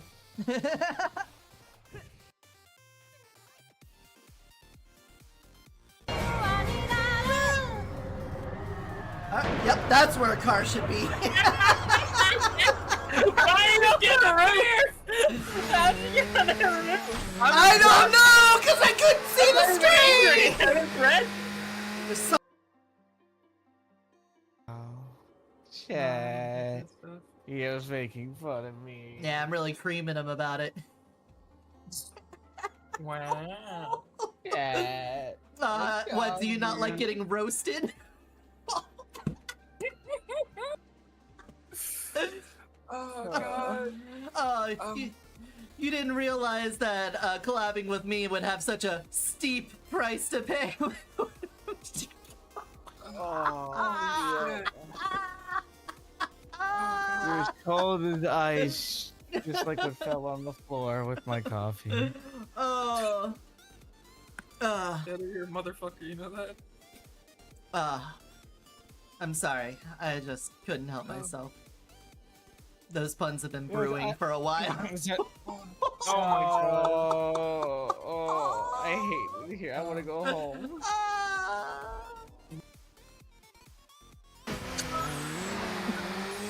Hey, you said you never saw 10G party and you got a level 4! No! Hey! No! That was perfect! He's just like, oh god, you crashed!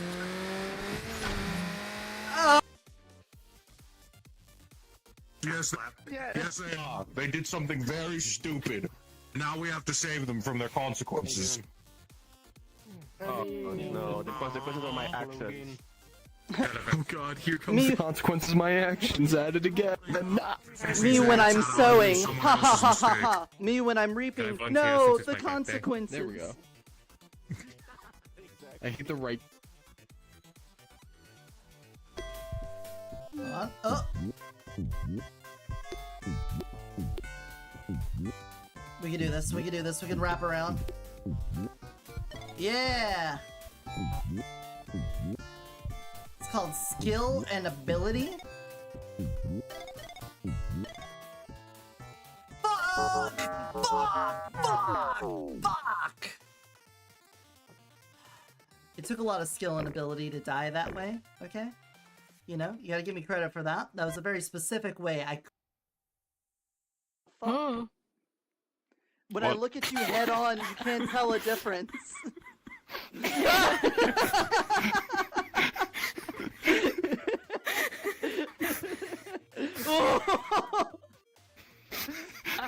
How horrifying. I mean... And look, it is, the community bicycle, Patchwitch! Hey, everyone say hello, welcome in, community bicycle, everyone, Patchwitch!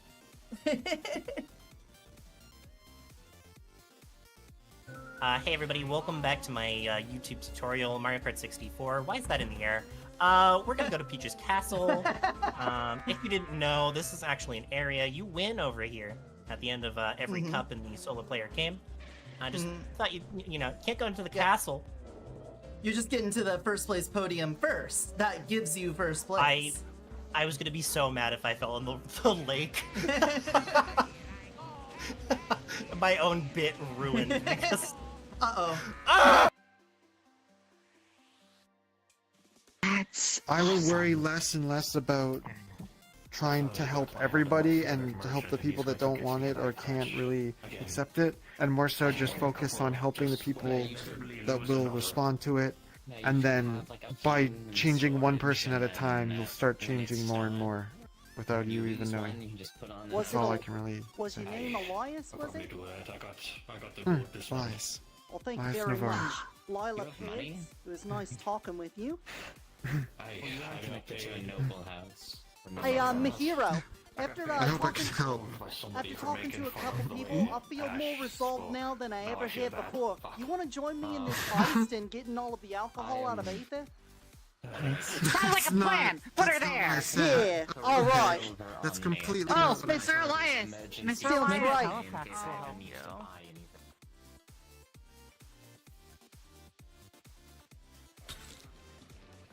A barrel in a barrel? Like, when you dark sight, do you see a barrel right there? Dark sight and back up.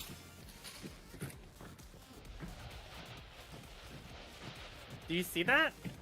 No. There's like a barrel right there or something. Oh, It's yeah, weird. yeah, yeah, I see, like the bottom right Yeah, it's side like of right. it? Yeah, when you back Yeah, up. there's a mini barrel there. Yeah. It's like inside the other barrel. Weird. That's super weird. Fine, back up, Dips. Back up. Back up. Oh, well. She's gonna shoot it I was gonna shoot it. with pin and see if it pins it. Yeah! What? It's not inside the barrel. What the fuck?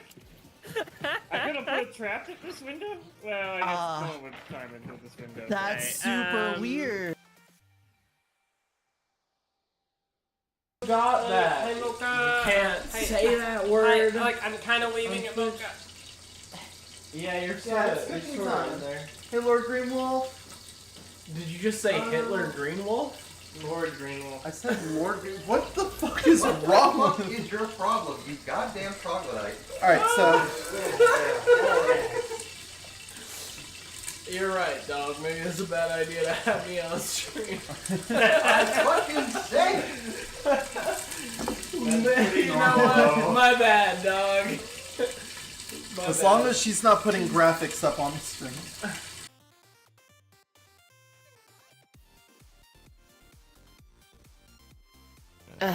Giving me a drink is probably not gonna help me at all.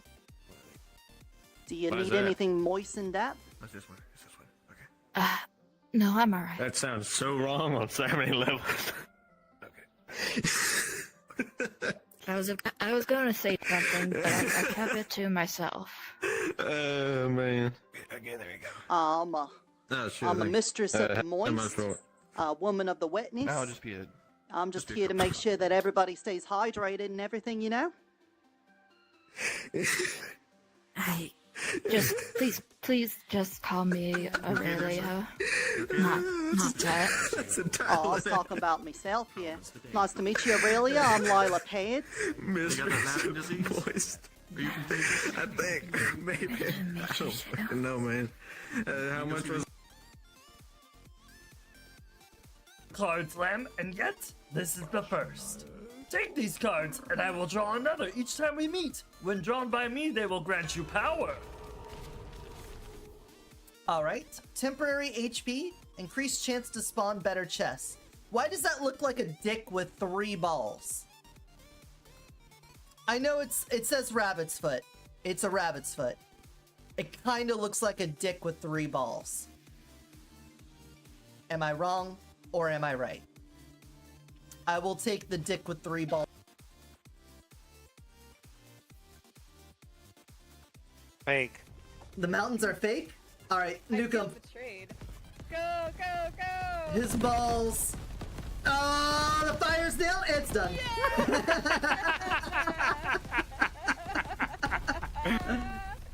Oh, it was wonderful. I think we might win this one. I'm feeling pretty good about this. Yeah, I don't know.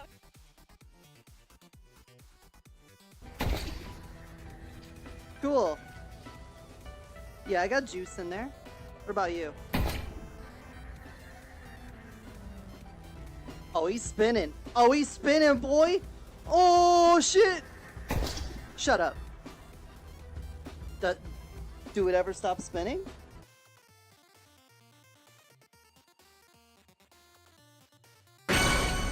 Oh, a signature takedown! You're strong. Kill yourself. Thanks. Thanks, I did. You happy, Ninth Doctor? Boom! I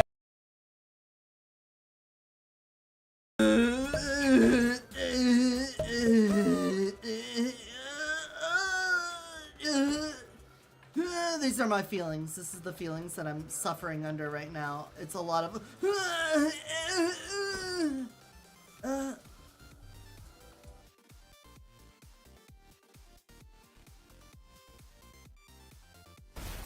Alright, I got the cannonball. Phase 2, don't care. Cut that out.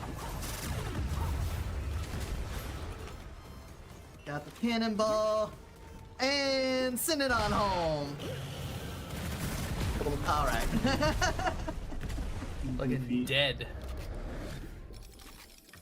God, I hate how long that takes. Don't you guys hate how long that fight takes? Yeah, it takes for fucking ever. Ugh. Wait a minute. Friend is over there. All kissless.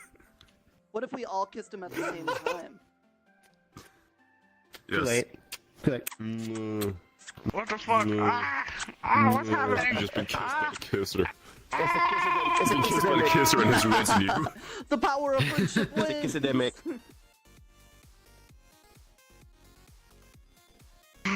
I would worry less and less about trying to help everybody and to help the people that don't want it or can't really accept it, and more so just focus on helping the people that will respond to it.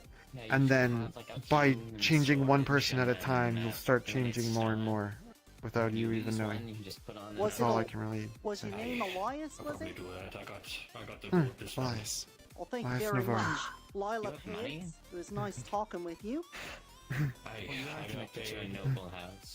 Hey, Mihiro, after I hope I talking, can help. after talking to a couple people, I feel more resolved now than I ever had before. You want to join me in this heist and getting all of the alcohol out of Aether? Sounds like a plan. Put her there. Yeah, alright. That's completely. Oh, Mr. Elias. Mr. Feels Elias. right.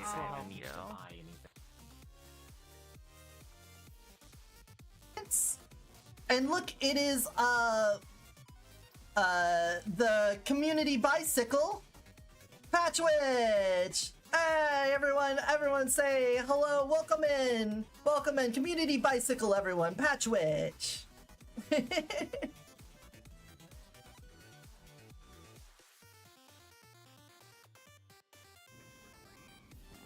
You really do take after your father. Nocta, his role among our people was particularly important. He That fondled pendant has a all of our very unique balls function. every morning. Sometimes we wouldn't even want him to, but he'd do it. Hands and knees, scrubbing them balls, washing them, licking them. Anything he could to get those balls clean. Grade A master ball fondler, your father. And you'll take after him. Uh-oh.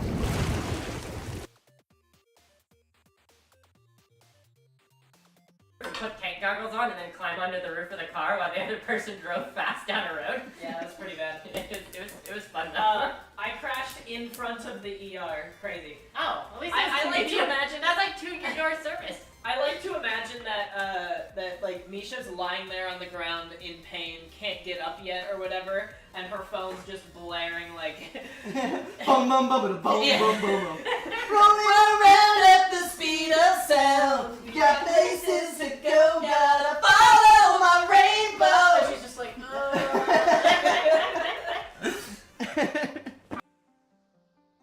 Got that. Hey, Mocha. You can't Hey, say that word. I'm kind of waving at Mocha. Yeah, you're Yeah, it's sort cooking of time. in there. Hey, Lord Greenwolf. Did you just say Hitler Greenwolf? Lord Greenwolf. I said Lord. What the fuck is wrong What with you? is your problem, you goddamn troglodyte? Alright, so. You're right, dog. Maybe it's a bad idea to have me on stream. I fucking say it! You know what? My bad, dog. As long as she's not putting graphics up on the screen.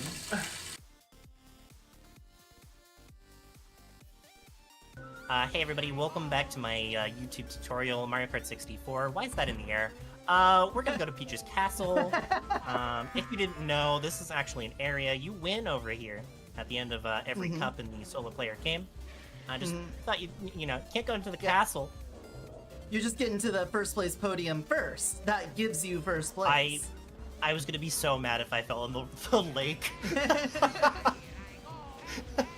My own bit ruined because... Uh-oh. Ah!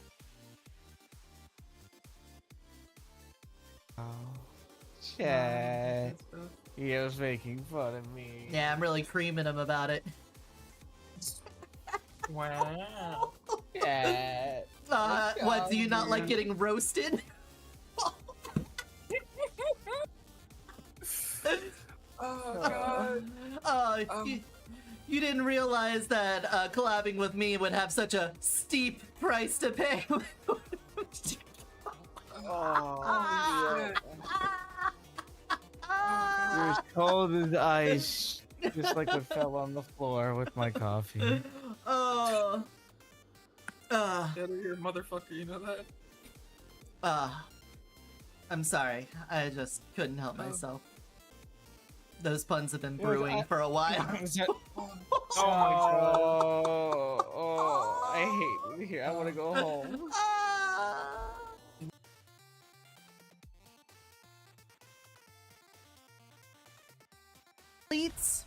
Let's just kill one more.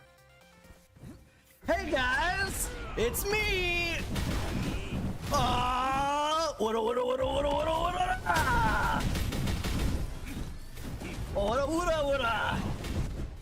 Oh, I can't hit through walls with that?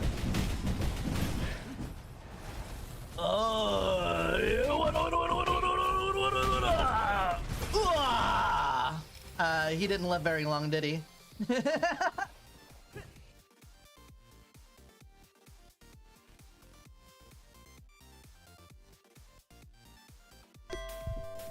on. Oh.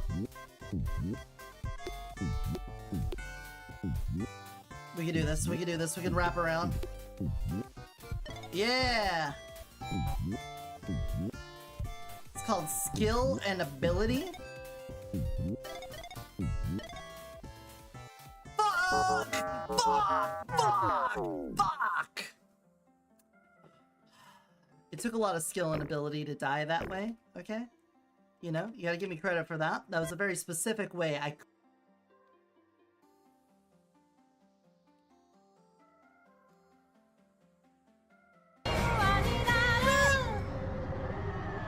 Yep, that's where a car should be. Why you get the right I don't know, because I couldn't see the screen! There's so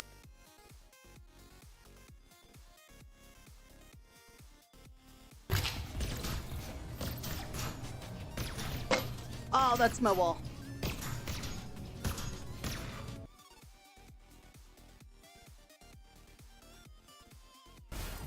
Alright, I got the cannonball. Phase 2, don't care. Cut that out. Got the cannonball. And send it on home. Alright. Fucking dead. God, I hate how long that takes. Don't you guys hate how long that fight takes? Yeah, it takes for fucking ever. Ugh. That right. I don't want to throw up on the ground. I want to throw up on someone else. I like using the balls. I like throwing balls at people. Wait a minute. Friend is over there. All kissless. What if we all kissed him at the same time? Yes. Too late. Alright, I'm back. Sorry about that. The dog called. I also got a little bit of food.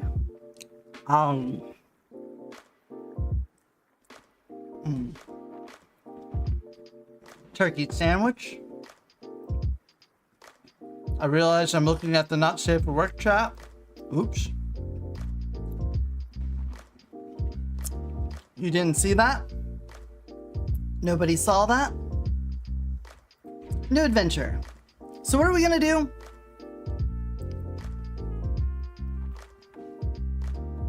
I feel like I want to see... Let's see how busted we can get her weapon damage stuff going here. What would be a good combination? Actually, can you... Weapon skill cast. I get the feeling this doesn't work for just ADSing down. I think something has to be expended. Ammo or otherwise. I think that's what that means. But we can test that out. But what would be a weapon resource we would want to get refunded and just spam like crazy?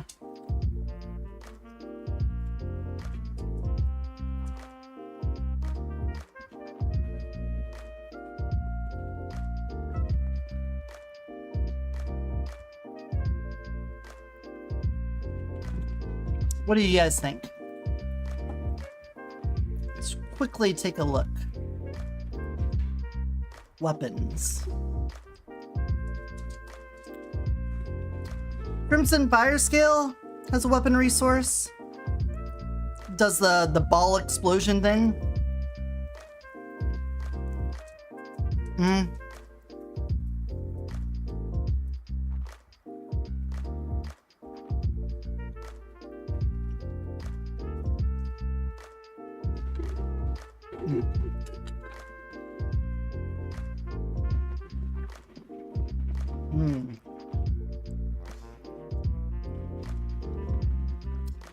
Yeah. I agree. I don't think that's big enough. The Tempest is a good option.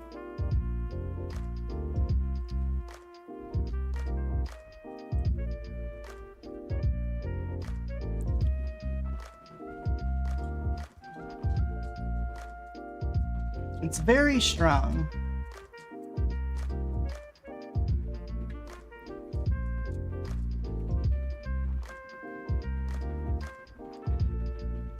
Weapon, skill, resource. Drift shard's also good, but I feel like I've tried to make the drift shard work multiple times. I think we pretty much figured out, yep, it works.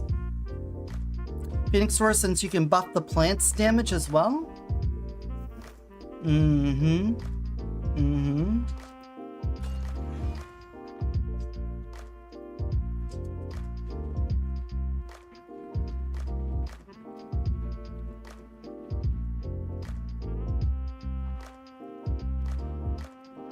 Targets take AoE damage when hit by Phoenix Roar or skill damage.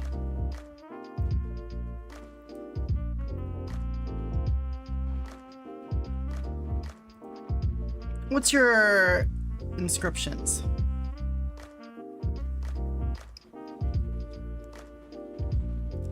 Well, you gotta remember, we're gonna be switching back and forth.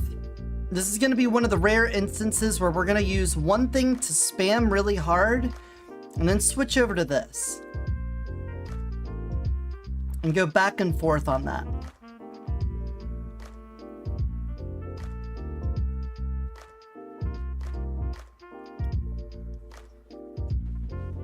Kung Fu Hustle weapon?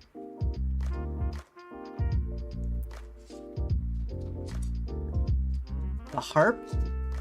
Crane Chant is good. I think it does illustrate the point pretty well.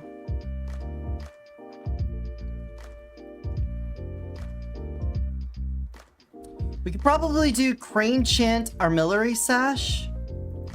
Because the sash you could just basically right click like crazy.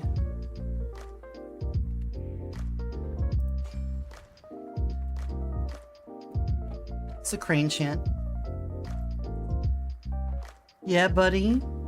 Yeah, we did a walk. Look at him. Look at him. We did a walk. We got a treat. We got some water. Yeah.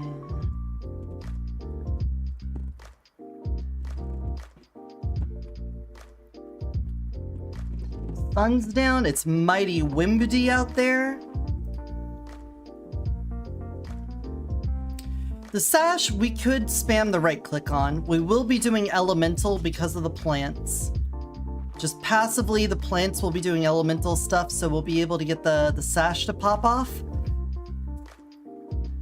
I want do the stacks carry over? Here's an important question. Do the stacks carry over between level to level? Because if so, we could run through most of the level with the Armillary Sash, and then when we get to an elite gathering or a boss, then we switch to the Crane Chant, and then we just dump cranes like crazy.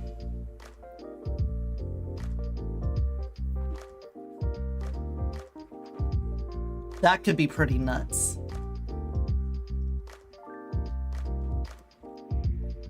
Yeah, let's try that. Let's try that. Also, music. We've heard the same music for so long. That talisman is now leveled down to budget sash. It is it is basically a sash from Temu now. There's some uses for it. Like if I was doing a gradual improvement tiger run, I would probably use the talisman because it automatically homes in on crit points. That it's useful for that. But outside of that, it's hard to figure out why you would use it over the sash. Okay, so skilled trick is the obvious choice here. We gotta go with skilled trick. Thank you. Thank you for scrolling down all the way. R10, 4-player, all of that stuff. Refine, third count. Yeah, that seems all good to me. We are playing as Nona, so I'm going to go Nature Fox, because that's the closest thing to a deer I have. And we're gonna get not Leaf Essence, not the dice ones. This. Each time a weapon skill is cast, obtain 1 stack, 2 stacks if in nature domain. Each stack grants 15% final damage and 7.5% skill damage. Yeah, Painkiller, like, we're not focusing entirely on the elemental here. This is mostly a weapon damage build, but obviously elemental stuff will play into this. The dog's on the move. Dog's on the move. Where's he going? He's gonna sit by the door now? Alright.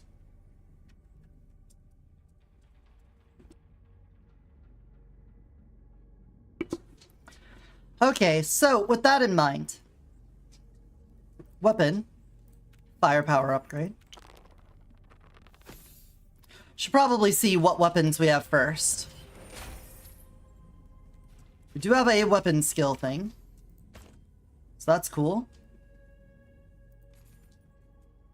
I used both only for having basically all elemental types for Nona's ability for a wing that gains all element from unused weapons. She can't do with 2 sashes since 2 in the same time synchronously change. Huh. Didn't know that. What are you doing? Hold on.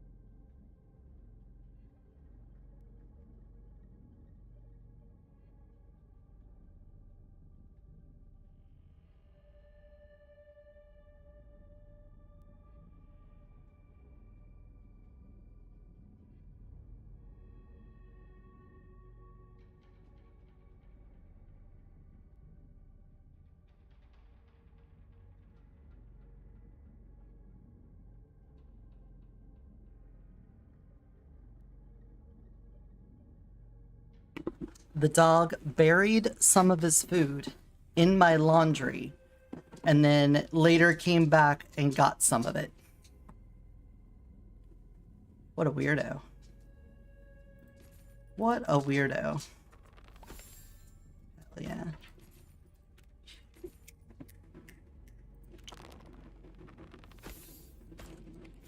There we go. Despite, by the way, dealing like 100k per shot on any cast of Assembly with Wing, Reincarnation 10, even with my friends, sometimes we were killing elites, raised defense almost for 2 minutes.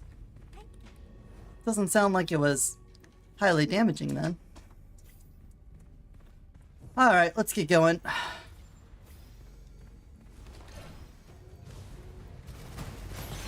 Where are my boys?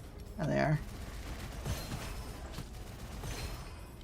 Press the button and I didn't see him appear.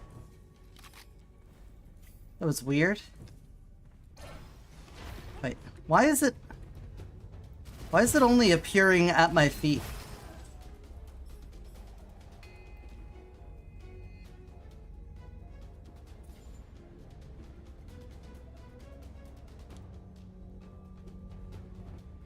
Is that weird? I'm not able to cast it in front of me?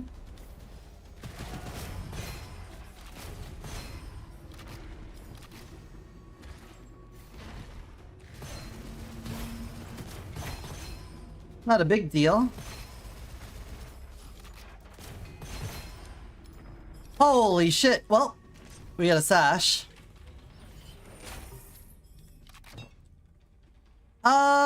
Per weapon skill resource used, 2% lucky shot chance.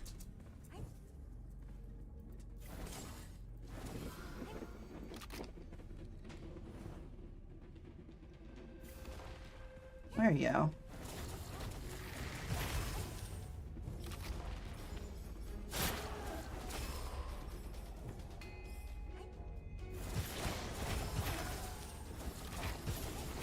Alright, we're cooking. We're already cooking. That's nice. That's a nice amount of cook. How's the game audio, by the way? Is everything fine? Does it sound okay? Since I've tweaked with the audio for recording stuff, I'm never sure how it sounds on the stream.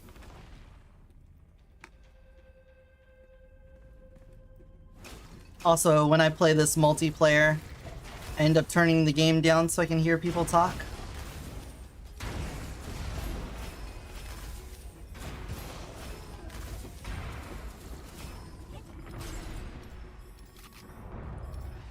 Okay. It's a little quiet, I guess. Okay.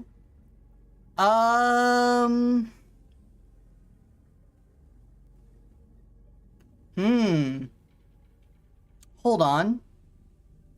I wonder if the tracker, would the tracker be able to spam the click in order to consume resource and do it?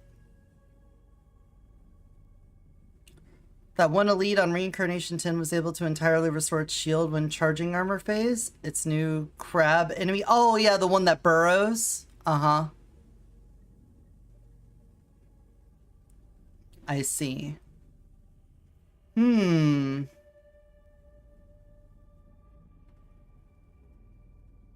don't think so?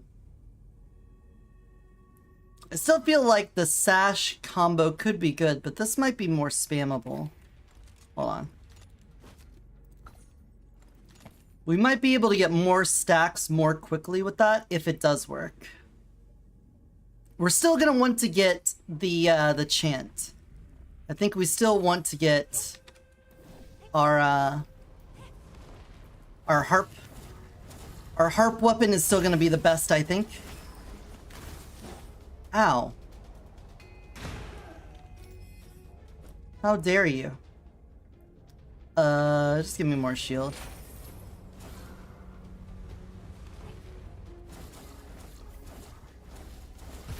Also, let me turn it up. Someone said it sounded a little quiet.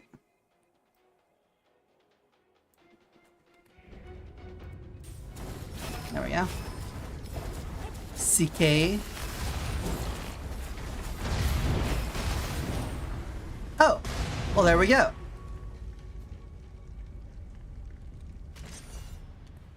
I don't have the Dawn ability yet, though. So, I don't know if, I should drop that sash.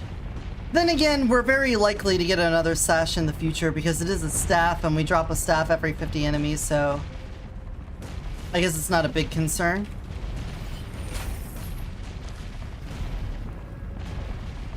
Not a big concern. Realm of Control. Oh my gosh, that's great. It's fantastic.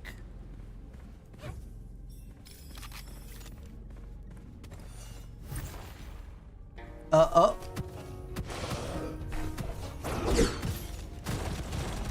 we're lagging like crazy right now.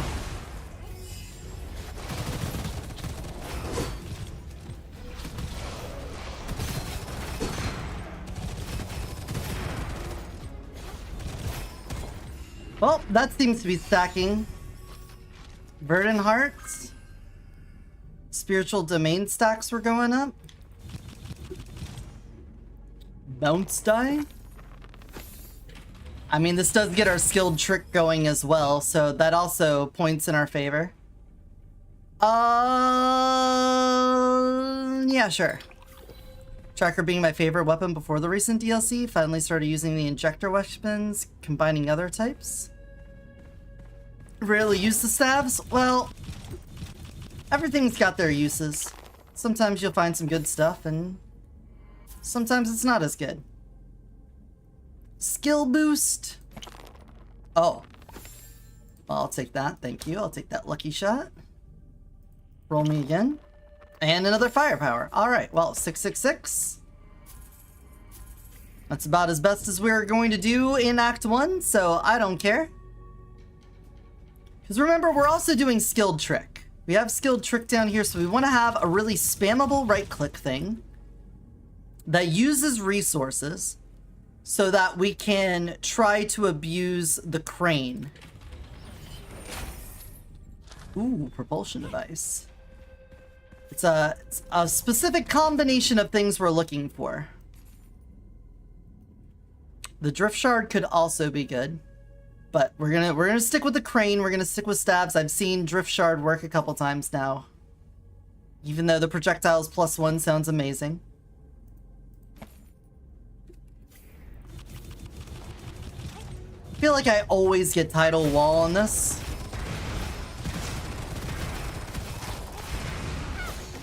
Oh, another crane.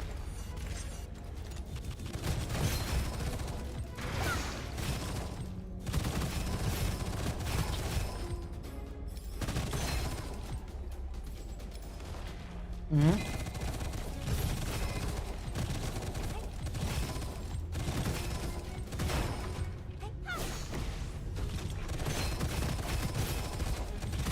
Oh, this is working just fine. Pretty easy start.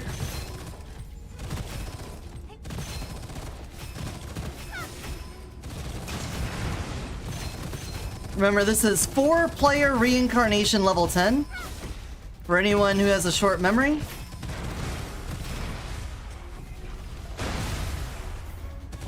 So the difficulty should not be harder than this at all.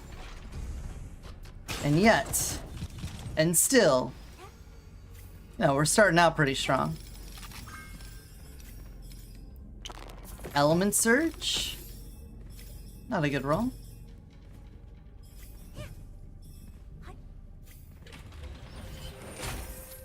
What you got, Gob? It's none of the stuff we're looking for. Shame. Skill man, what you got? Primary skill cooldown. Weakness expose, that's pretty good. Weakness expose is good. Tube. Well, yeah. Well, if I took off Lone Wolf, I couldn't play 4-player on my own, so that would defeat the purpose of that.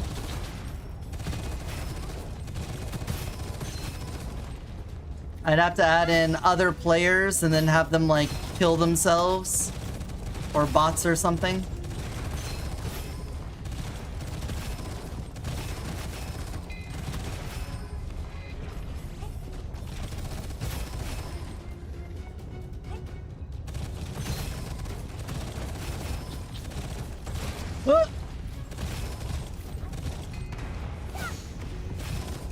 It'd be harder if I took off Lone Wolf.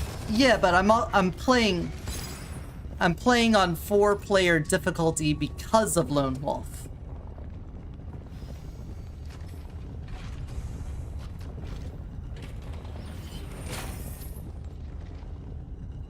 Ooh, Divine Energy. Ooh, Extravagant Consumption. Don't mind if I do. And we got another sash. Yeah, see? I don't have to worry about running out of sashes. The game's just gonna give them to me. We'll do a little sachet. We'll have a cachet of sashes. Sashy cashy.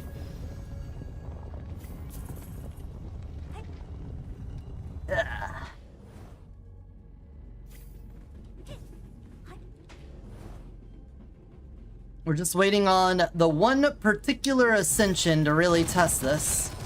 To know if it's worth it. Maybe I should have taken Ultimate Gambler.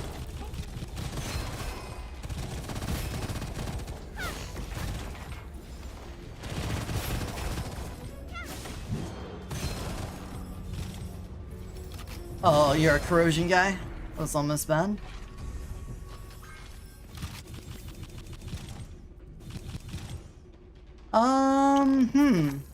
I also wonder what Gemini we should do.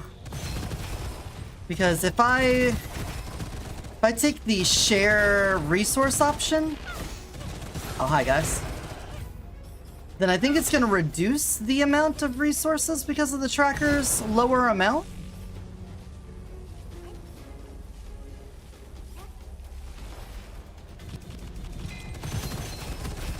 Have some to bank? I don't have Transcendental Arsenal on. Transcendent Arsenal. I'll leave that one turned off because I don't care to do that unless I'm doing a lot of loops to try to make perfect weapons out of. Vindictive Nature? Sure.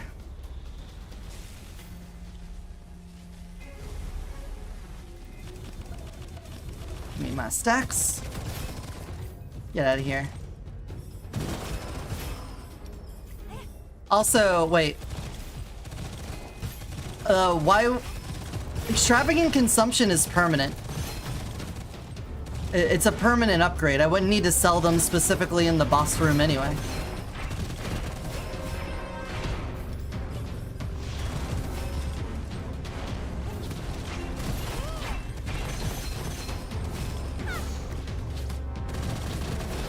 Oh. Hey, you. Okay, give me the thing I'm looking for, please. The something done. Can't you hold F to stash 3 weapons? No, that is when you have Transcendent. You sell so you can use the shop at the boss stage. No, see. You don't have them when you don't have Transcendent Arsenal turned on. You have to have Transcendent Arsenal turned on for that. But I like to have it off because the Arsenal Keeper, the Arsenal Guardian, he takes up your rewards in Act 3 and Act 4 in the vaults so that you could use the vault or the Transcendent Arsenal, and I would rather have my scroll rewards for that than have him. Switch skill, casting mode, default mode, special mode. Creates a field at target location. Special mode creates a field centered on self. Oh. So that's why it was doing it. So when you have this exclusive, you can cast it on self to get that bonus. Okay. That's cool.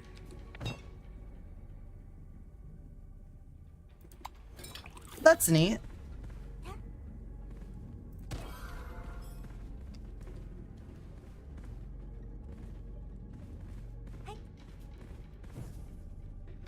Hello, hello, hello. I don't think I need anything from here. Crystal shield, nar. Normite. Normite, don't need it.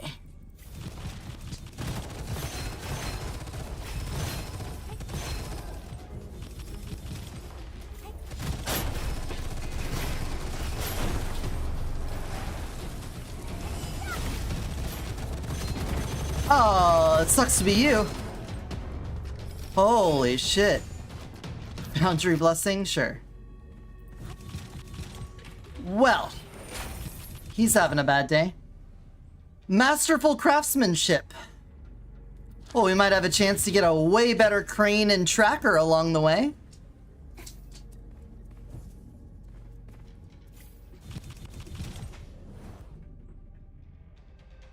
Chill out, bud. We just had outside times. You got some food. We had a good time.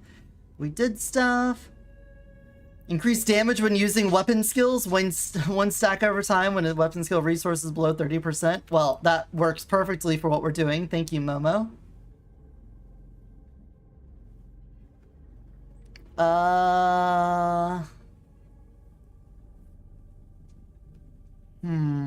We're not doing fire.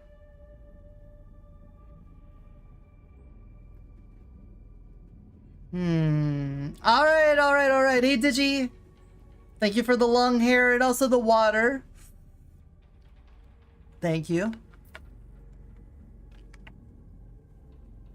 There we go, yeah. You do a little one-handed gaming while I'm shopping, dog. That's fine. Probably. Do you underestimate my ability to jerk?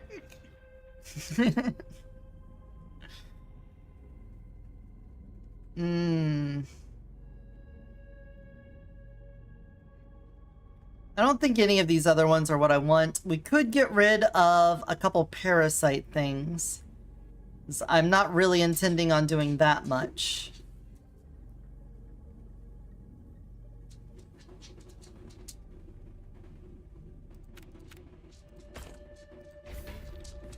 There we go. Alright, Lone Ranger works for this.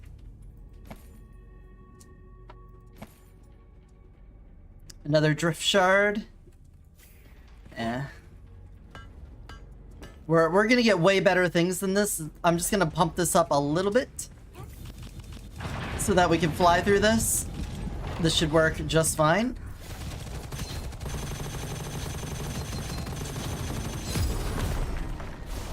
Should, I don't know.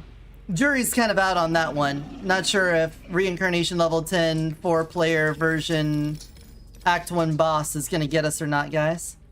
Isn't he supposed to show up though? Isn't he supposed to be here?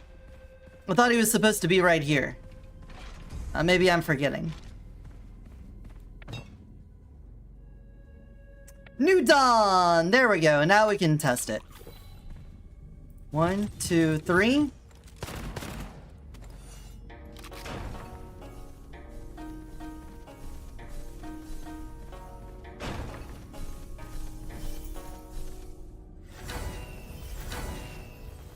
Seems like it works to me. Just chill up here, bud. Just sit up here. Just be a good boy, sit up there. We're big chillin'. I did so much talking about other things. So I'm just gonna...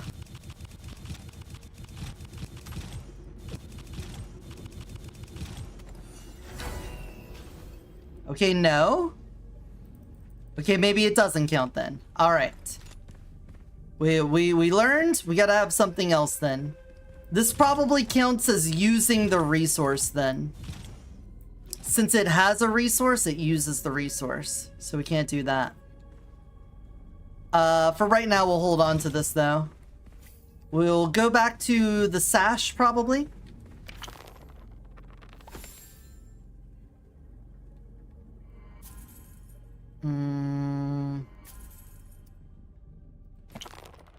Aerial hit?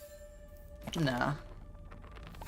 Elemental Surge, we don't have Painkiller, so that's not as important. It's not as important. Now we could do Weapon Skill. Weapon Skill damage. It's a good choice.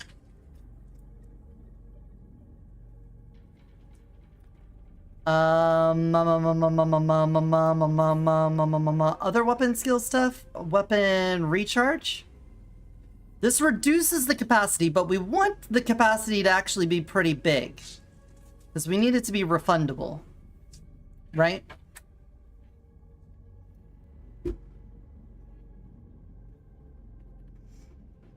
And then outside of that, I guess we go back to more firepower and lucky shot.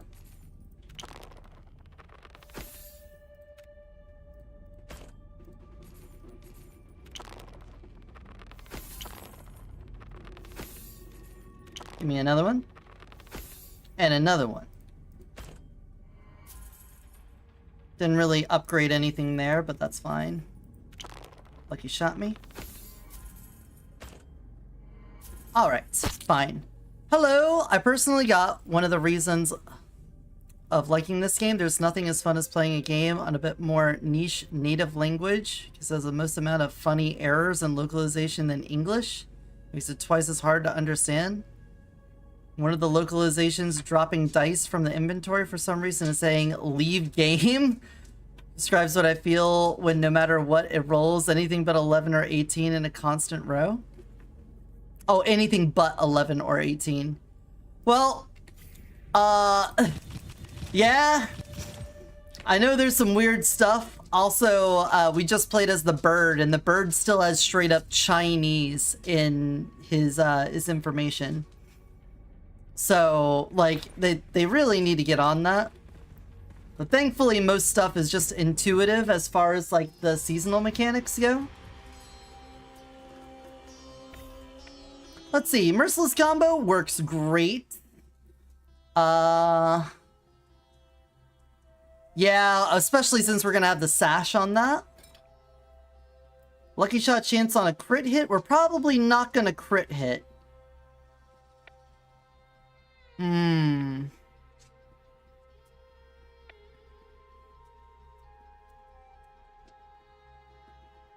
But the enemy effects here kind of suck otherwise, so I think I'll take that just for them. Intimidating Presence. Sanguine Relic can usually be pretty good. On enemies, it can be a little annoying.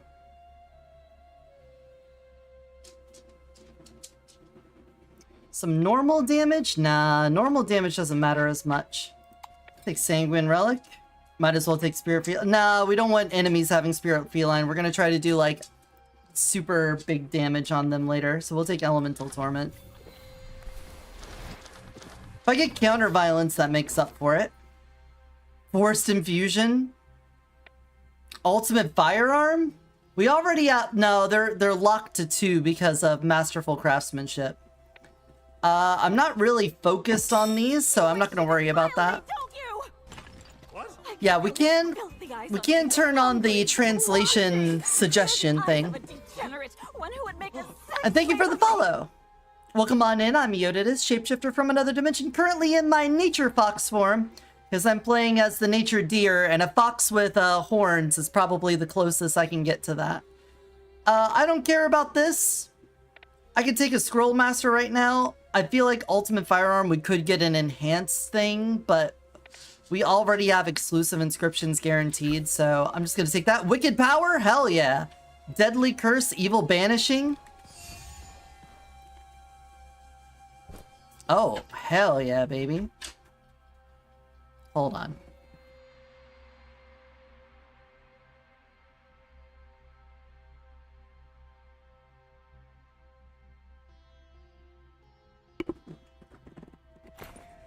And I think we're good.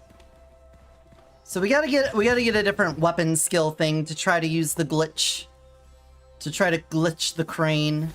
This is still a ridiculous amount of damage for right now though, so we're fine. Skill damage, shield and armor.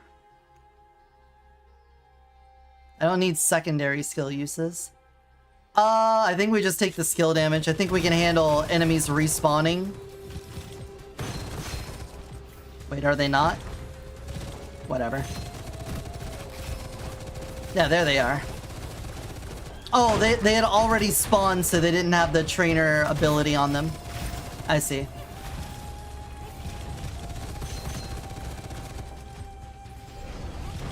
I do need to still put this down for the purposes of getting that bonus. There we go.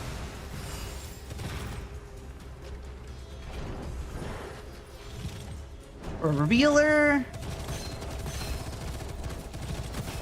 I guess I could use the revealer to see if just ADSing does it.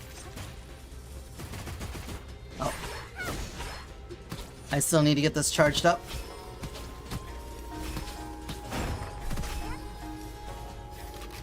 Alright, get this charged up.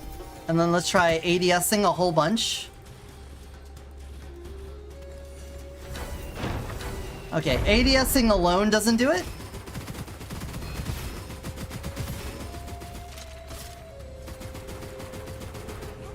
So I'm gonna go back to the tracker then.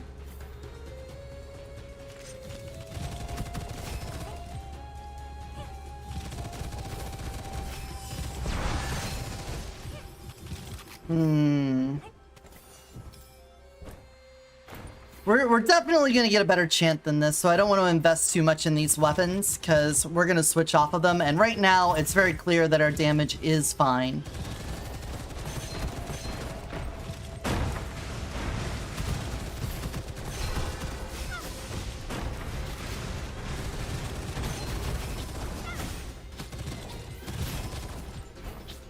Survivability could use a little bit of a touch.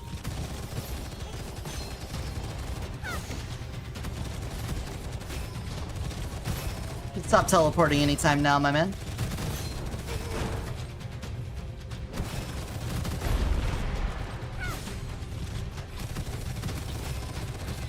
The boys are back in town. The boys are back in town to kill you.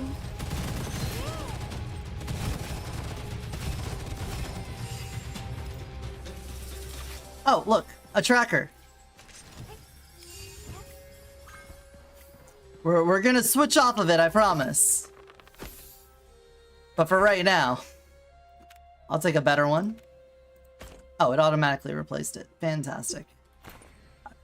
Ironic that before the new DLC, I always wanted and theorized personally Gunfire getting some kind of actual melee skills for hero, because there's nothing more fun than punching the living thing from the enemies point blank. Then King Jue was revealed a week later. Yeah. I mean, the turtle's a brawler too. Oh, hey, look. Every 2 casts of weapon skill. How fast can I spam this? Not very fast. Not spammable. An Aura of Venom might be good. It would be a lot of ammo dumping.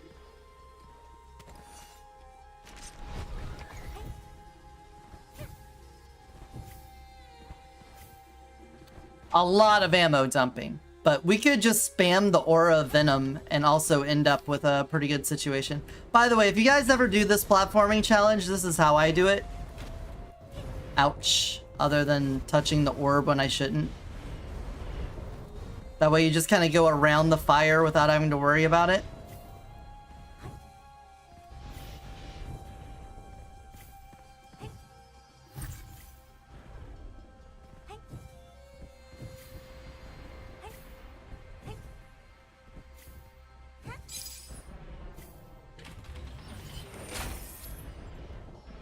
Take it all, Speedy Traveler, Big Eater.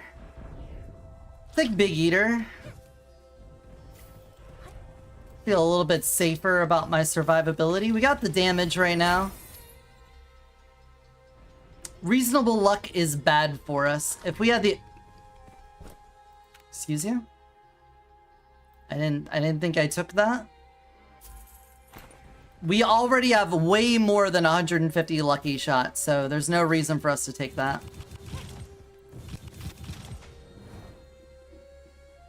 But what we could do is get anything else with a weapon skill. Where are my damage numbers? There they are. That's weird. The weirdness is happening now.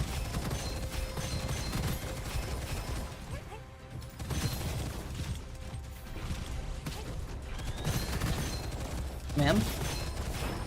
Ma'am or sir?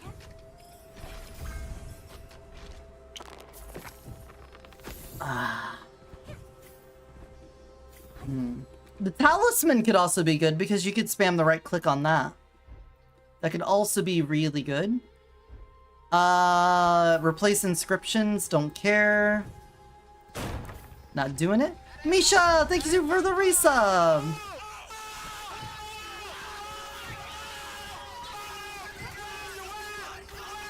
Thank you so much. 35 months, 1 month away from that 3-year.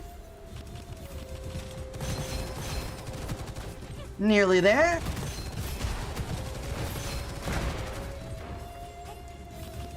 We're passing up so many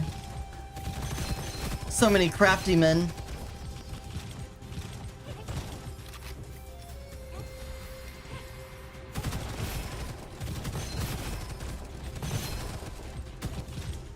Oh, sorry, hold on. You have that. There we go. There's a better crane chant.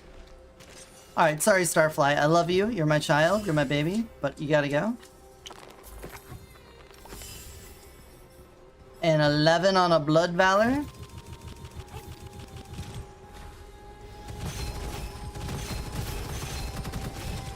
Oh, let's turn the aimbot up to strong. Give me that strong aimbot. A Stride Meteor? We don't really benefit from that.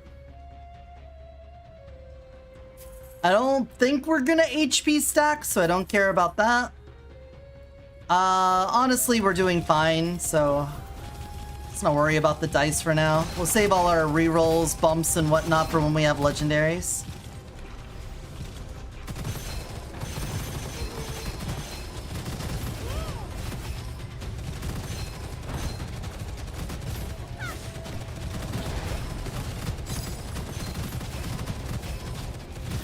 There you go. Easy peasy. Weapon skill, weapon skill. Cool, brutal gloves are nice. This weapon skill has a resource, so we won't take that. The Dragon Chaser has one. Oh, look at that. Fireball and Corrosion Ball on crit hit. That could be good. I'm not taking it.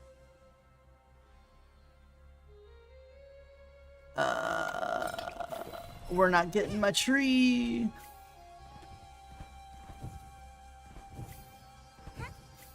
What do you got for me? I love Evil Devouring Sword. That's cool. Resource cap.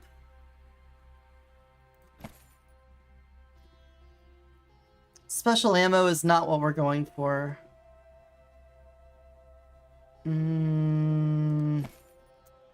I could have taken the radioactive gauntlet. I've already shown that that works. But I was really hoping for the sash again. Should have just taken the radioactive gauntlet so we could start practicing and showing the OP thing that we're trying to do. Just because I've done something before doesn't mean that we can't show it off in a full run, right?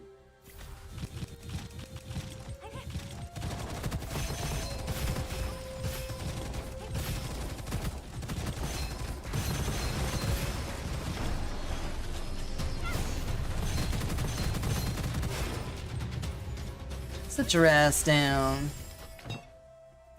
There we go. Damage from Yoyo and Leaf Spirit per 1% of slow. We are putting Corrosion on, so that's going to be like 40%. It's pretty nice. Or Decay, that is. Piercing Bullet. But Unfettered Will. Well, we do have Extravagant Consumption, so Unfettered Will doesn't actually do as much for us, so I'll take the Piercing Bullet.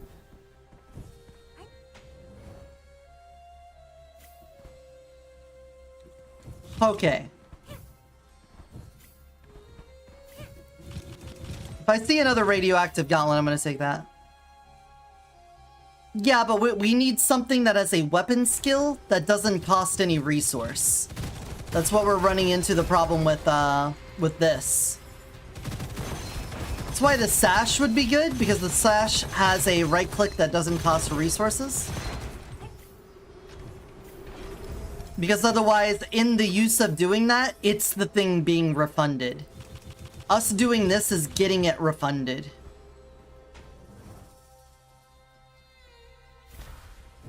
And we don't want to do that. But we also need the right click to be spammable enough to get our skilled trick bonus. And the Armillary Sash does fit that bill pretty well, but I think an Aura of Venom could also be really nice. So if I see that, I'll take it. I could, you know what, Concealed Ammo could work. I would go through ammo like crazy, but we could. What kind of weapon ascension does the deer have? She's staff-based. She does things with staves.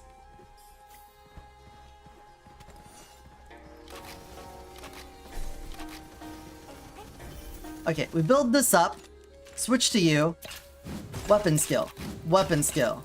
Weapon skill. Weapon skill.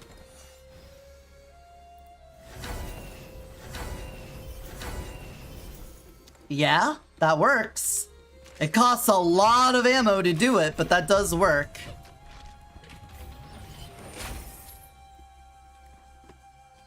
Coin shot? Thunderstep? Lightning shard?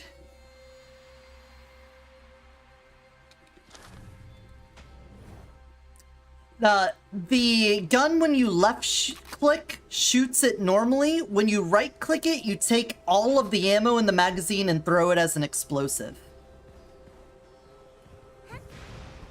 So it just takes a lot of ammo if you do nothing but spam the right click.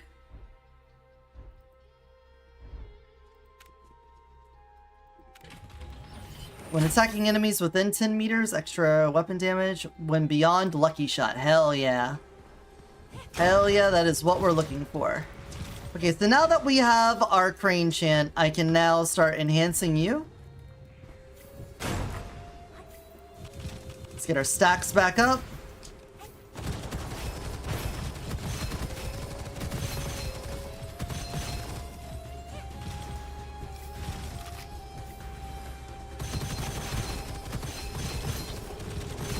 Sentient Tornado, please.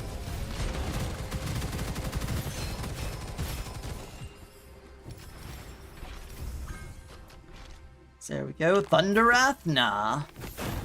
I think Viper Sight got weapon aim skill? No, it needs to cost something. I tried that earlier with the Revealer, just ADSing wasn't doing it. It needs to, like, expend some ammo, but not expend a resource bar.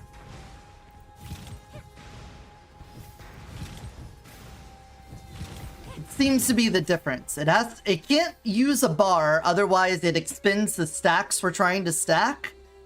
But it can't also just be a aim down sights thing. We gotta get very particular with it. Like this should work. The flame tower, because we can right click and throw out this. So this should give us a few stacks. There we go. But it's not spammable, so it doesn't really fit the bill for the skilled trick part of this. The rainbow arc? Yeah, the rainbow arc could work.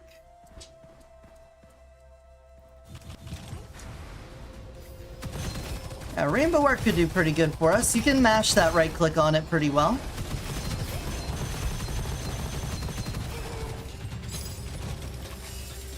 Talisman. A talisman will do us too. There we go. So now I should be able to right click a whole bunch.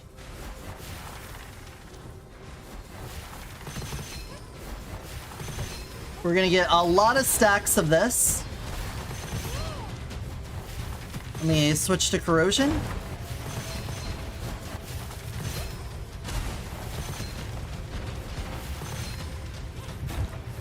Ow.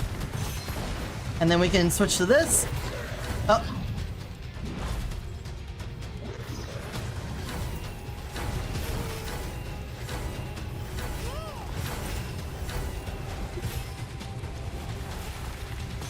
Like this.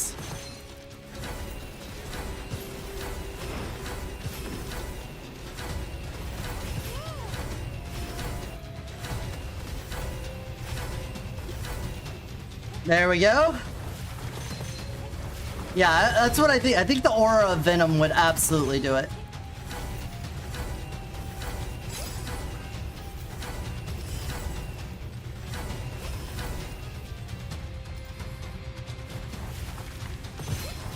I don't know why that guy wasn't angled on me. I don't know what killed me.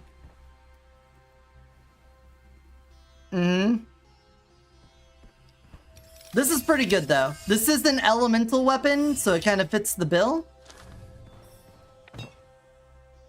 Got some more corrosion. Oh, I should have taken fucking Momo thing. I just saw the corrosion and neurons activated.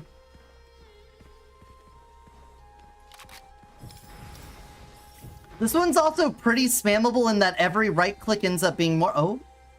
See, okay, the problem with the artillery sash is I can't just right click. We have to do other things, so I do think the talisman's going to be better for us. We are getting corrosion ball and crit hit too, and chance to cause a corrosion explosion, so all of that sounds absolutely wonderful. I think this will do us.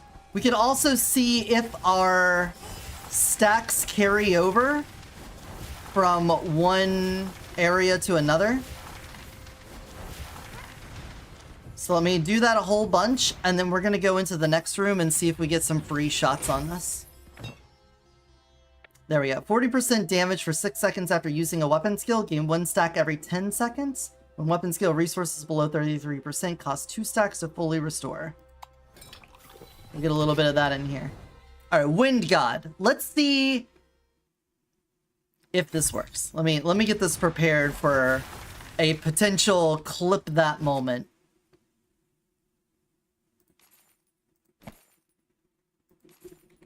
Hell yeah.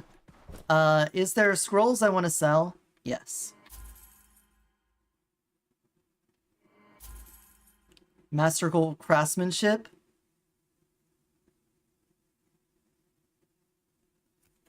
Oh, so it doesn't have the forced 2 limit on it. I see. Nice.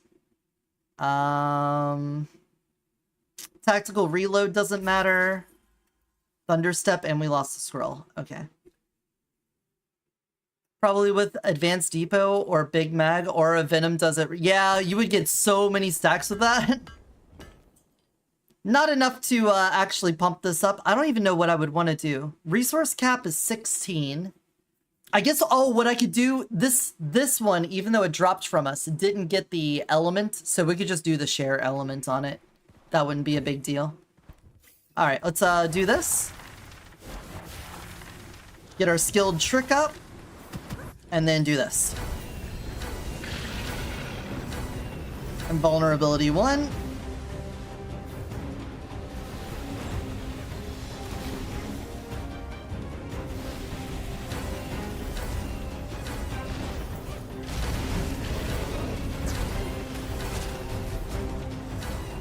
Did he just do it twice? Did he spin up twice?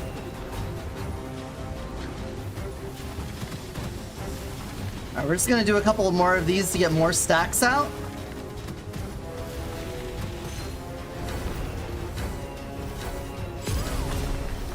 Alright, the idea works, but we need to get way more damage on our chant. Riches privileges? Okay. Kinda anti-synergistic, but whatever. Skill damage bonus on our staffs. There we go. That's cool. That works.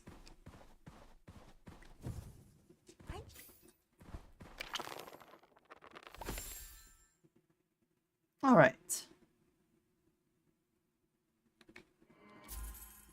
So, weapon. Weapon skill. We can't have 2 of these.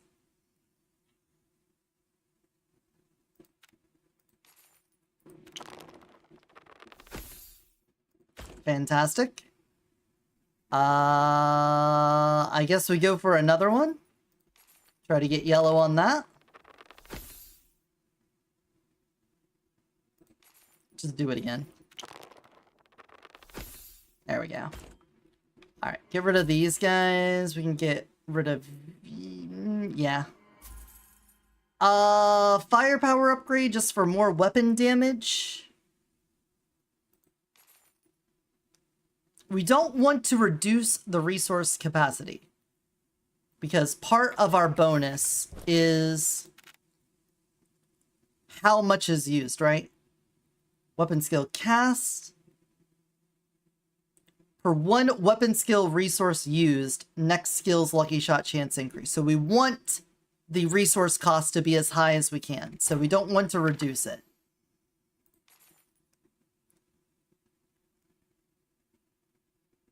We're not really reloading ammo. I don't think we could do bloodshot.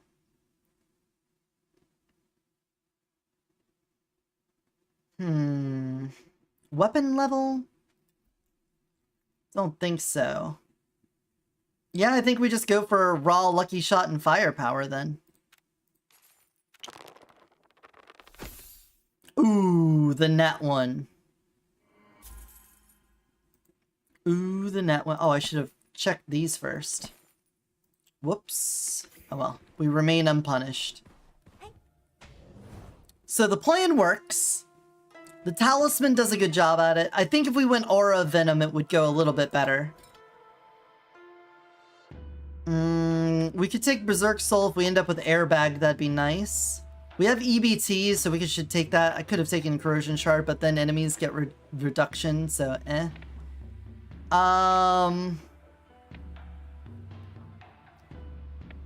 Yeah. Don't remember how much Flowing Light could with its weapon skill. Max charging. I think since it takes a little while for that charge to come out, it's not nearly as spammable as this. It should work. I feel like what you're saying is true. It should work. But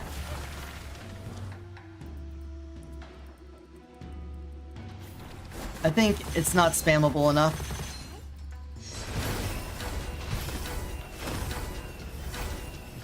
I wish there was a way I could see how many stacks of this I had.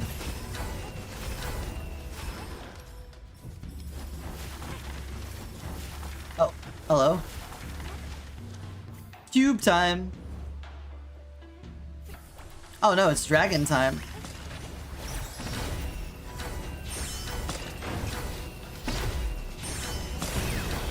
That'll do. Veteran? Persistent?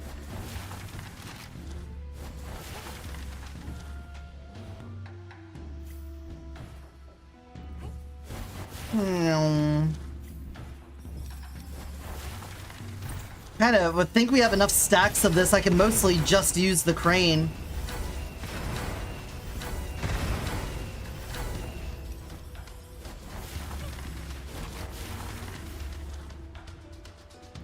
Funny that you could just full charge its weapon skill no matter what amount of ammo is in the magazine, so... Could I get off of this? Thank you. Try to go around here faster and it ended up being slower.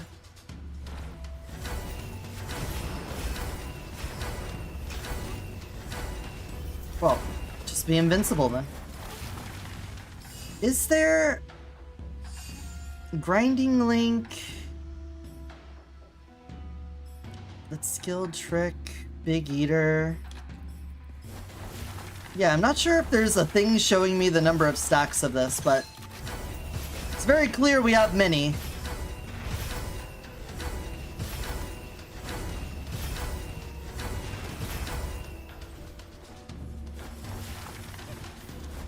Wait. I didn't grab my reward from there. Oops.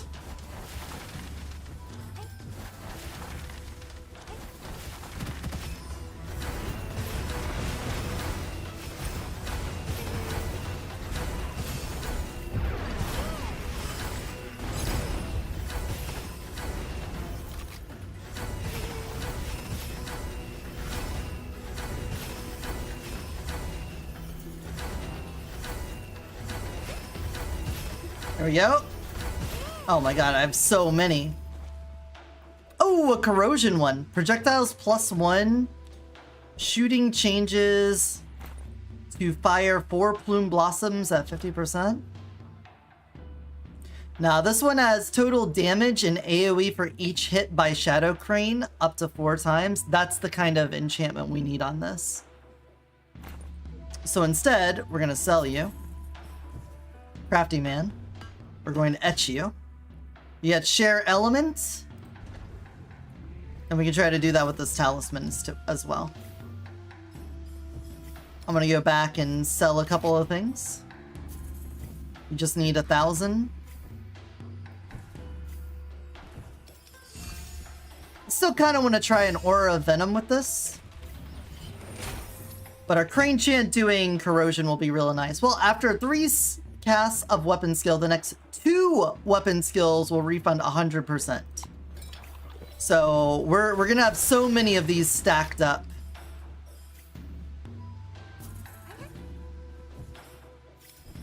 We're gonna have so many stacked up.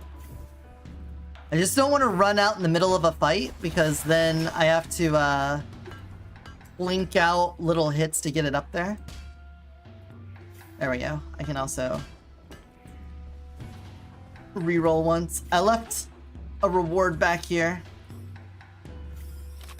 I did the vault, right? Yeah, I was at the very beginning of this level.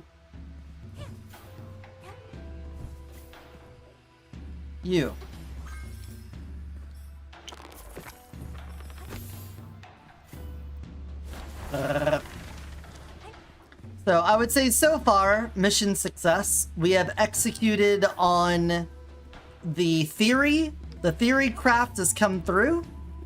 The issue is now trying to optimize it. How could we optimize this further? What could be the best spammable thing? The Crane Chant's good, but I think you're right that the Tempest would have been the better choice for the spammable thing. I think the damage on it is just disgusting.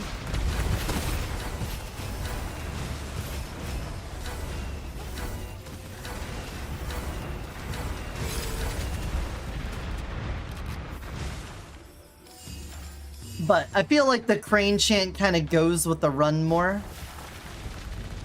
I think thematically, I like it. Find a rainbow arc? Yeah. Secondary skill, we don't care. More skill damage? Sure. A porcupine's pretty spammable as well. Oh, maybe not as much. Nope.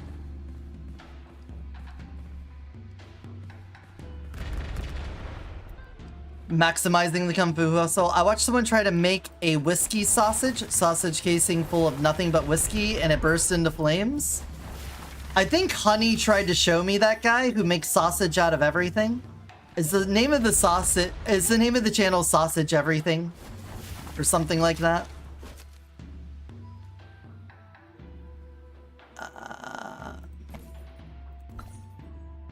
Well, none of that's what we're looking for.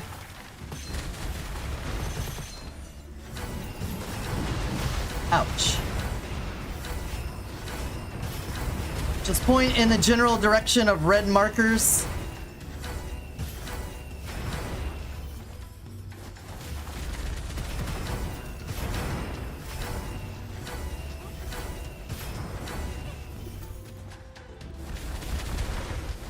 One thing that is good about the Crane Chant is that it pierces through walls. So I can just sort of spam and not have to worry about aiming too much. Pops up every now and again as a few actual good things. One of my favorite weird food people is El Burrito Monster. Dude just makes so many different kinds of burritos and they're amazing. I want to hang out with him. He's been popping off too. He's gotten like a bunch of brand deals and things. I'm real happy for him.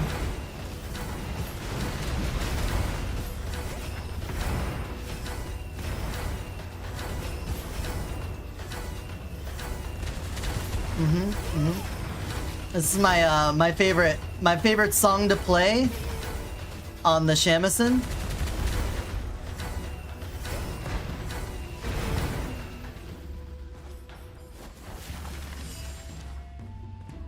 Have you guys heard of it before? Weapon level? Weapon level increase could be good.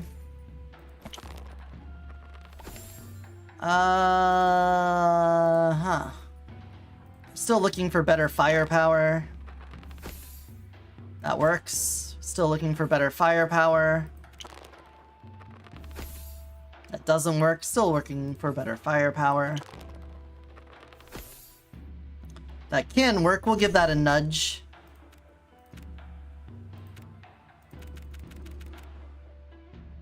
Whoa, whoa, whoa. Why am I on fuse? Why am I on fuse? Why am I not on bump? When did I switch it to fuse? I put it on refine. Why am I on fuse? Jamie, do the replay. Did I switch it? Am I dumb? Alright, fine. I'll, firepower. We can still use that for a reroll. That's such a waste, though. I got dementia? Shit. Oh, shit. Well, that's gonna make it harder to get my reds now. I'm a liar. Well. I can still fuse these 3 together. Doesn't matter if it ends up lucky shot, and it did. Dick. Biggest? Dickus? Now I feel bad about selling off so much of my dice. We could have used them as fuse fodder.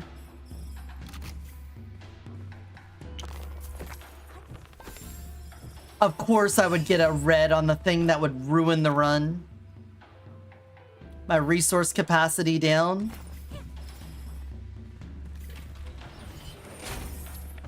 Of course. Well.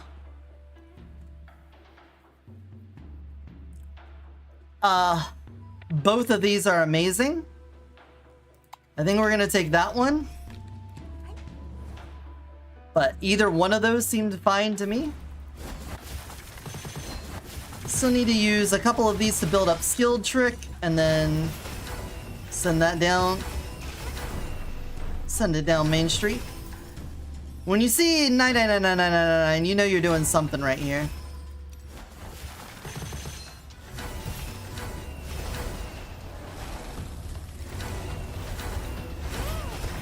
And you're dead. And out of this world. You're dead, you're dead, you're dead, and out of this world.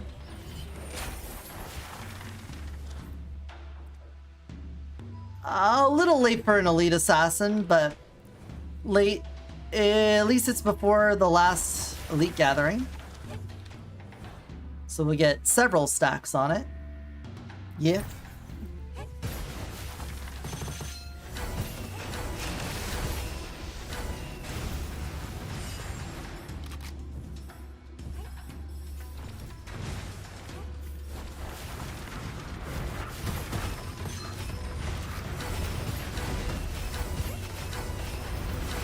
Nihilist monk teleported into me and died.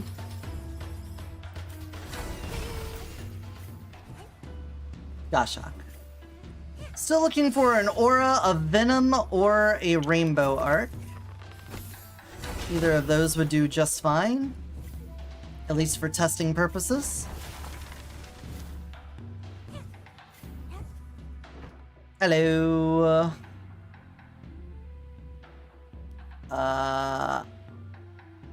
More weakness exposed is incredible. Obtain a random enhanced weapon? What if it was the right one? Ooh, critical drift shard with 3 exclusive inscriptions on it and extra damage to elites and bosses. That would be disgusting. Do we want that? We want that. I wanna. Obviously that works. I wanna see this work. You'd better work. Let's just spam a bunch of arrows and be absolutely nonsensical with it.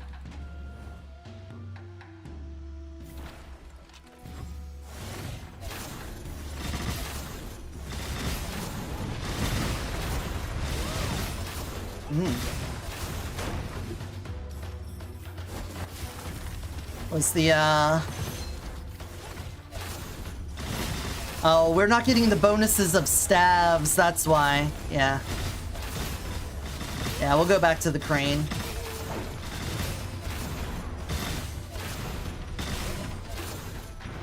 I specifically need the crane. Yeah. I forgot. It's not just the weapon skill. It's the fact that it's a staff.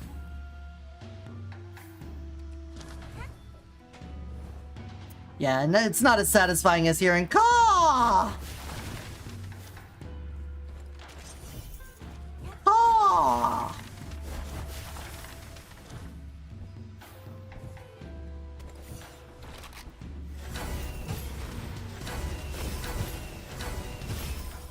Thong, thong, thong.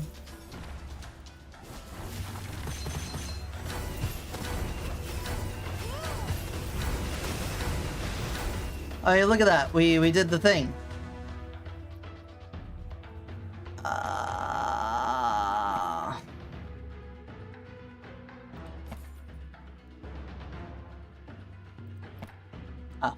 It's all my rerolls. How dare you?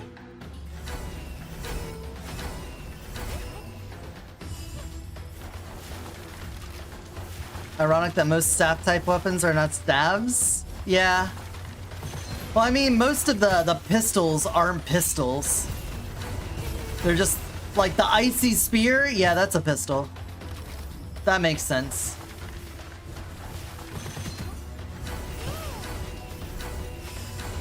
The icy spear is the closest thing to a staff, but it's also one of the few things that isn't a staff. There we go, now we can start spamming this. Oh no! Well, that sucks. Alright, proof of concept though. We figured out that the, how that works. It needs to be a right-click ability. It needs to use ammo in some way. And it needs to not use a resource. So, this combination works for it. Yeah, Brick being a sniper is peak. So, lesson learned, we figured that out. That works just fine. Yeah. Give me a refund on my lost essence there. Her spiritual blessing wasn't that amazing. It was alright, but it's, again, anytime you have to like stand in a circle on these higher difficulties, I don't like it. I feel like you always want to be moving around. Always be moving. Let's see, is there something else that we want to try? I want to see what's sick with it. What's sick nasty? What could be sick nasty here? Absolutely disgusting. I was wondering if a bloodshot build with Al Bai could work, because Al Bai has the built-in ascensions of if you lose a certain amount of health, become immune to normal damage after taking a certain amount. Use this in combination with Bloodshot to lose a lot of life, and then use his combat veteran skill, or combat veteran blessing,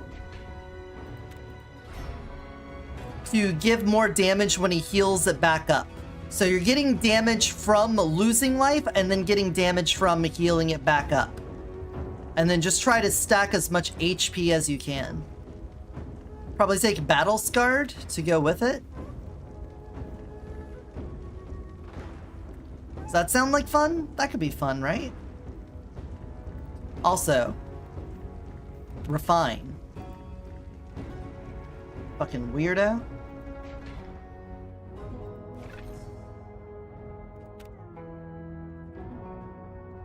Life Power. Weapon damage for every 1 HP restored or lost. This bonus is affected by max HP. I don't know why they had to say that specifically. I think that was laid out pretty well by the every 1 HP restored or lost, since it doesn't say percent.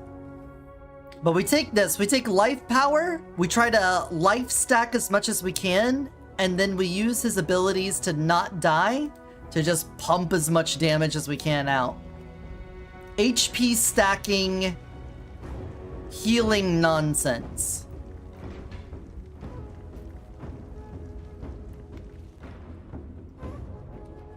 That's the plan I got.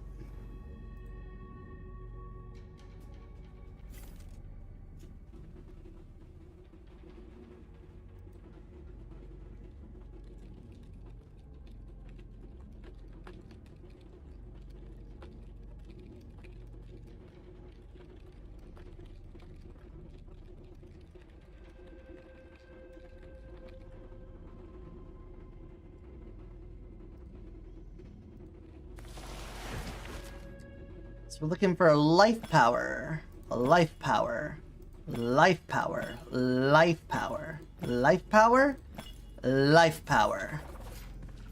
Now we need Vitality Mastery. And just like weapon damage stuff. Oh my god, have you ever seen that? It's all ones. Hold on.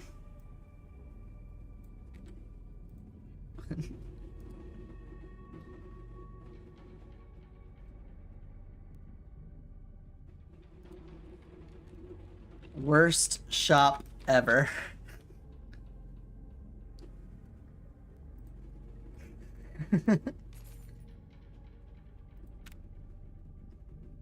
Vitality Mastery. Vitality Mastery. Wow. Wow.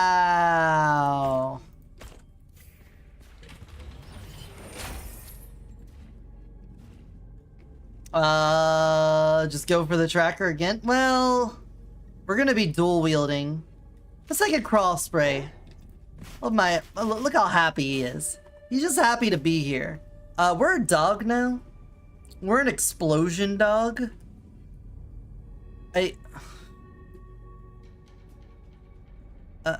We're gonna live a long time.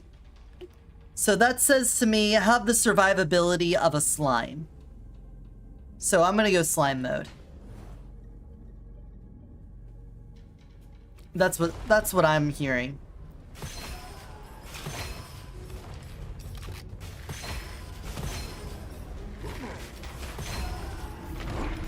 Such a good crab. Oh, new crab. Who dis?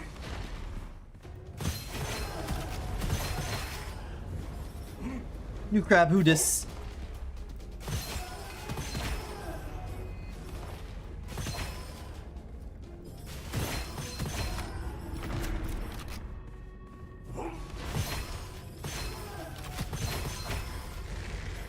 Hey, you're supposed to come down.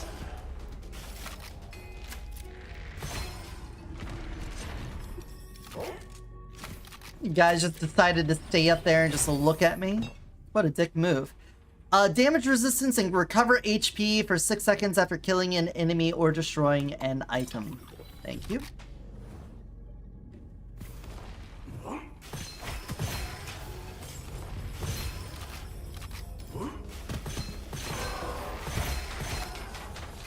Hold on, I'm refreshing my crab. We're crabbing.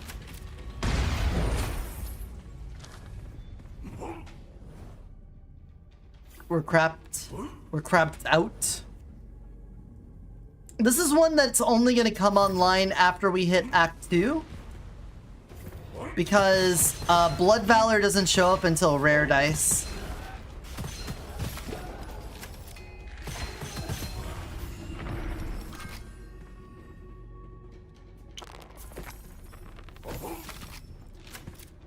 But as soon as we get Blood Valor, all of this survivability will be transformed magically into damage.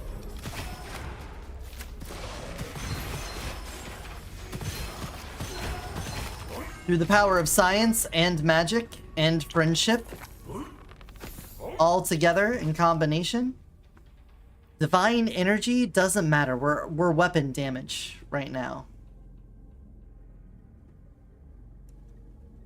What kind of weapon do I want to go with this? We're going to end up dual wielding because he gets more survivability in dual wield. So they need to be dual wieldable weapons. And it can't be anything with a right click because we want to be able to use the full strength of it. I think we'll probably just end up big hippoing and as such and of the like.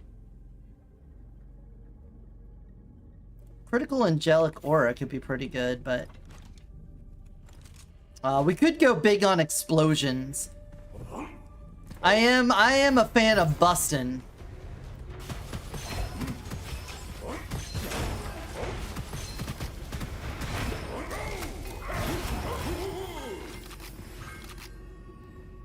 I started to reload and oh!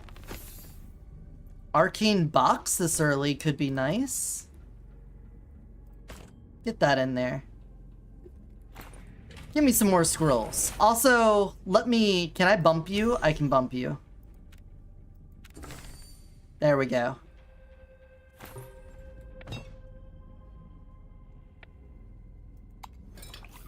Hell yeah. Early arcane box could go insane for us. Honestly, I've been sleeping on it. I really need to use it more.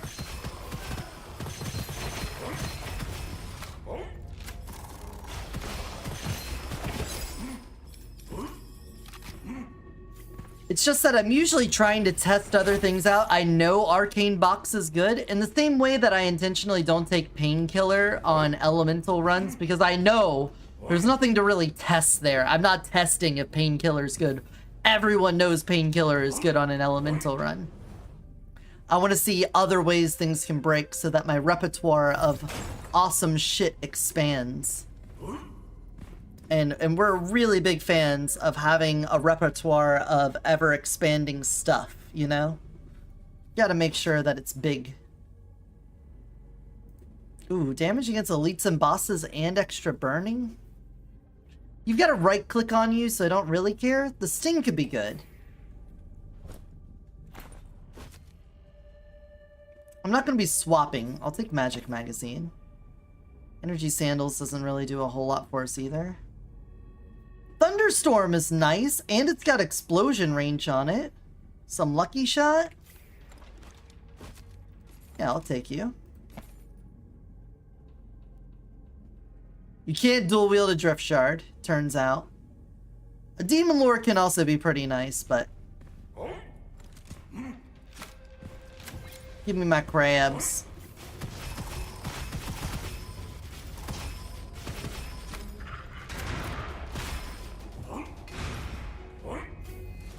Yeah, mad crabs, y'all. Mad crabs.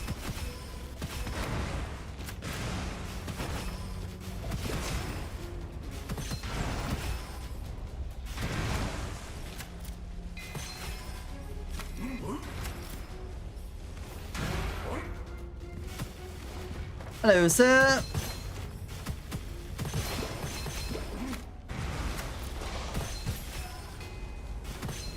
Trying to think if there would be anything else that'd go really well with this. We're gonna get 2 Vitality Masteries, a Blood Valor, a Blood Shot, and then what? Just probably some Lucky Shot then to help round out our damage pool. Obviously, whatever weapon we have needs to be a good one.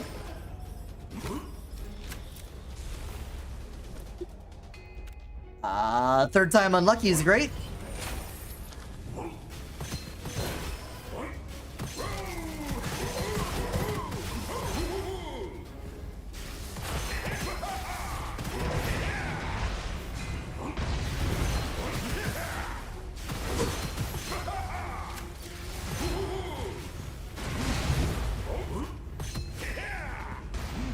Who's left?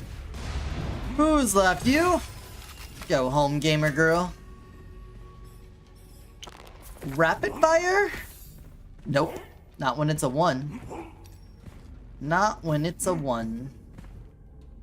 I don't know. I feel like no matter what weapon we have, it's gonna be pretty good. We're gonna do some sick damage.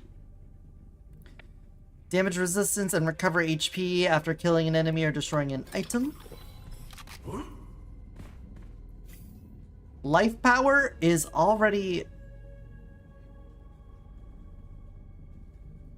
How can it be that high?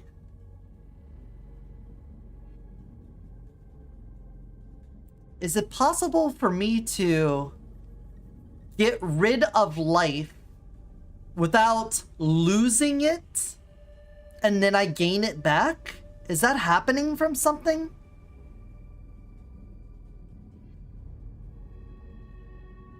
I guess this is just when I'm at max stacks. I guess it's just basically the way you read it is it starts at your max health and then you lose it based off of that.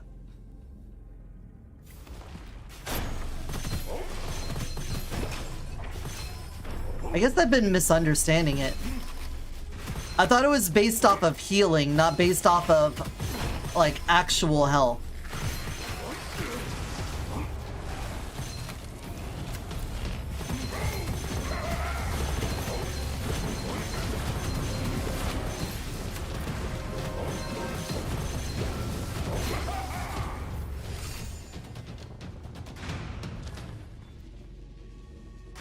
A crimson fire scale. Dipped in Mama Liz's chili on. God damn it. I need someone to make that into a soundbite for me. For Tangia. I need it. We'll probably end up doing some sort of elements, but I don't know if I want to stack into Elemental Cube. Alright, get me out of here. We got a boss to kill, and to get to Act 2 where I can actually make this pop off.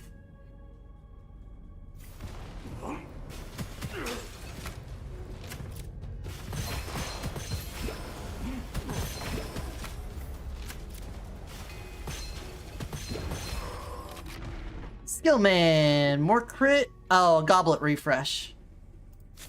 Always love a goblet refresh. This could be annoying if I'm not leveled up, so I'm going to come back for that.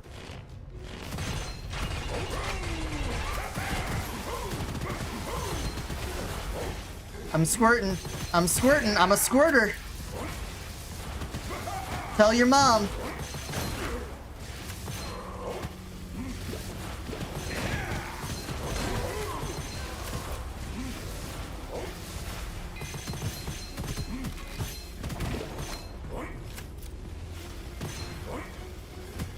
Oh, hi. Sir, where are you going? This guy has no idea where he's going. Crystal shield.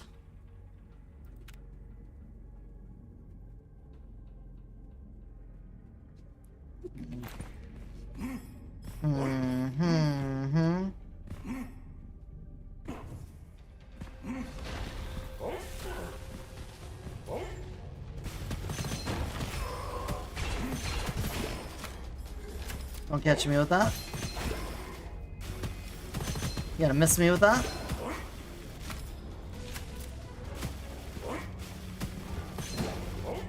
Armored and powerful? Kind of a dick move. Ouch.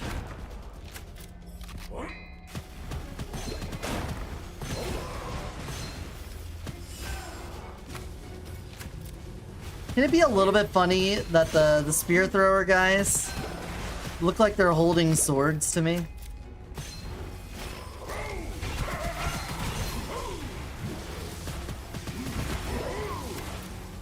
Looks like they have swords, but they just throw them at you.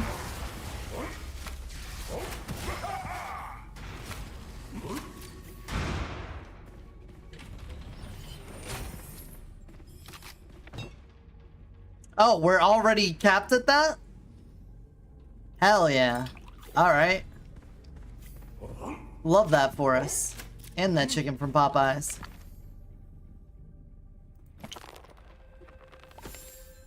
Nope. Not doing skill damage either. It's clear we don't need much more than what we have. Weapon level? Nah, the Vitality Mastery is going to pay off a lot for us, so I'm just going to get rid of this. Goodbye. I will take the extra money. Why did you do it? Money.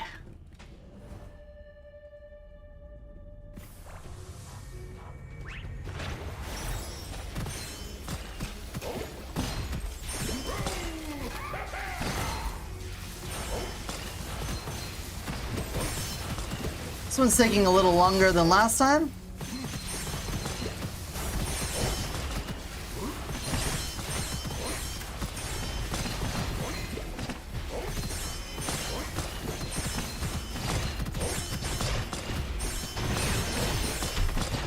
Alright, which one is it? You.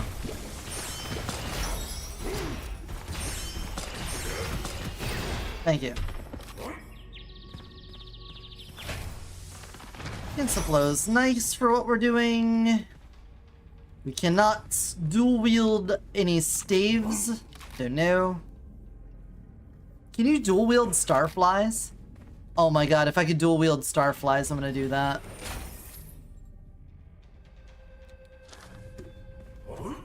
I don't remember if starfly is dual wieldable. It's kind of a shame so many things aren't dual wieldable. more things should allow you to dual wield them. Alright, we're looking for more max HP if we can. Probably not using a pistol. We're gonna get to the point where we have flesh and bone so we can maximize our HP, so that doesn't work. Enemies that are close to us, that might work. Restore ammo to the magazine on kill. Yeah, we could use that. I don't think we'll be doing lightning. I don't want to pigeonhole myself into lightning damage, so... we'll take those two. What do I not want to see? I don't want to see grenade stuff. I kind of just don't care about grenade stuff.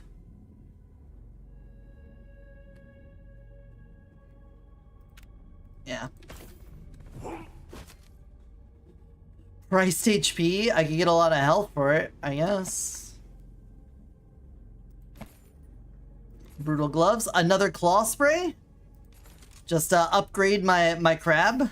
Give me a better crab. Sorry, crab. You've been replaced by better crab. Increased rate of fire on a high pressure jet with a lucky shot. We're gonna give that just a little bit to get us going.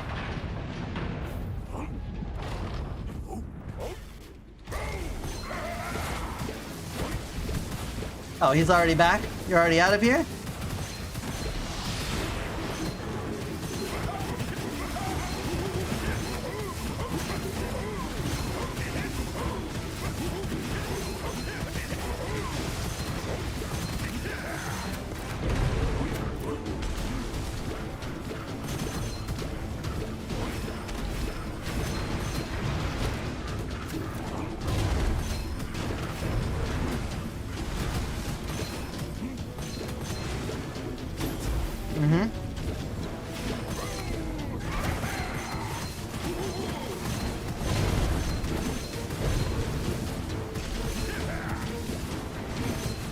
No,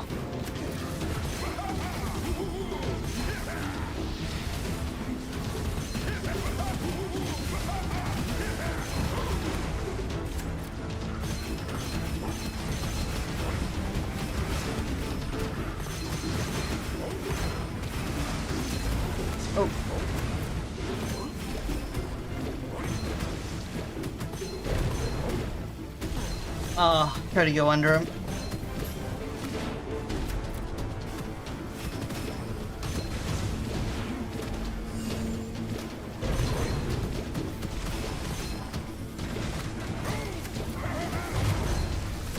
Sometimes you gotta push right on top of him so that he initiates his punch and then back off.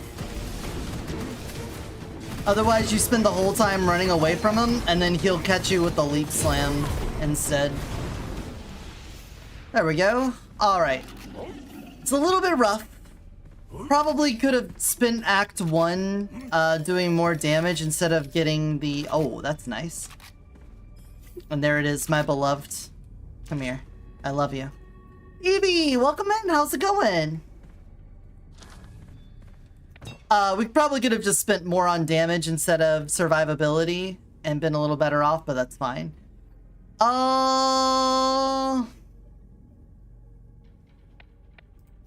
Roll me. Stopping by during your break? Alright, well, welcome on in. I hope your workday has been lovely so far. We're trying to do a run where we HP stack as hard as we can and just let damage take over from there. Because we're going to get Blood Valor, which says damage per 1 HP. Throw that on the team, and then we're gonna get Vitality Masteries up, and we're gonna do that. Appreciate the optimism, I feel that. I work tech support. It's not exactly IT, but I know IT does some tech support. It's that and more. So I can only imagine. Can only imagine. Give me some of that. And give me some of that. Alright, you guys are out of here. You're off the team. Let's go for a better Blood Valor now. See if we can get out of the blue dregs. We did. Thank you. And with that, it's pretty much the best we can get at the moment. I can refine this arcane box and get it to yellow. Or not. Nope. Never mind. You can dual wield starflies? Oh. Alright, I'm gonna have 2 of my boys with me. We're just gonna have both of my sweet baby boys hanging out with me. Yo, you're the manager when people ask to speak to the manager? Oh, wonderful. We could do normal damage.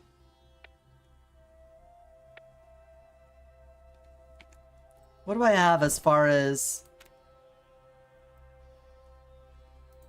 I'm not going to be doing crits if I'm doing double Starfly. Unless we get counter violence. Giant Slayer's great.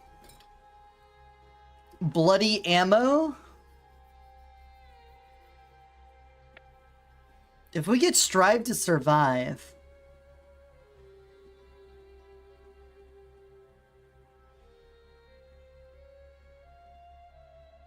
If the fire button is held.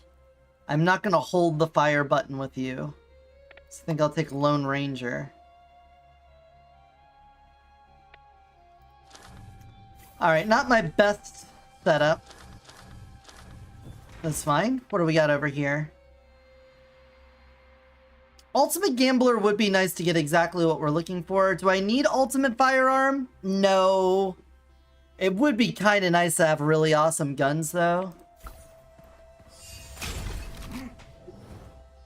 So we're going to take that.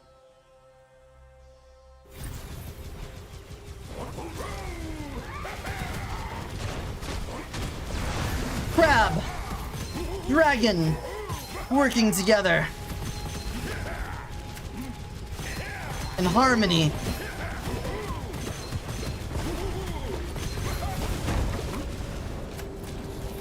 They really should let you dual wield melee weapons. There's no good reason not to.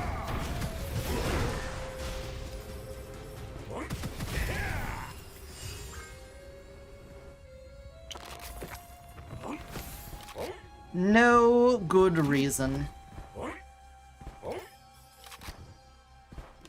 Shoot, my lad. Unleash hell upon them.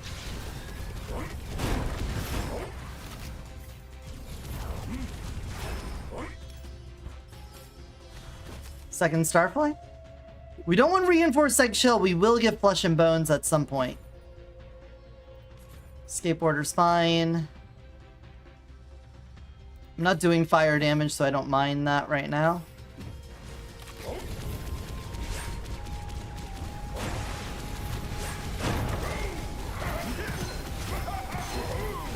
Toxic gamers. Freaking toxic gamers all over here. A bow?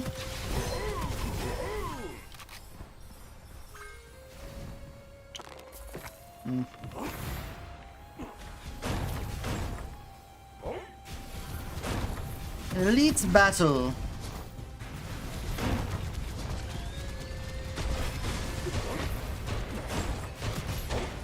I need some better targeted damage right now. Can't dual wield that.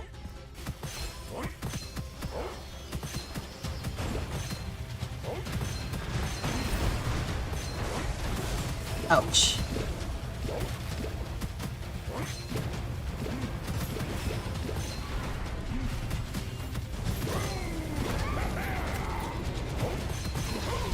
There we go. Yeah, get him, boy. His eyes are lit. The beacon. Get him. Well. Get this freak.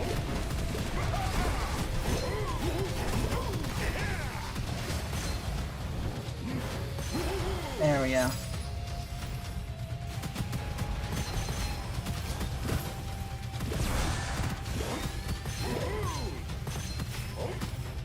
You're already dead. Already. I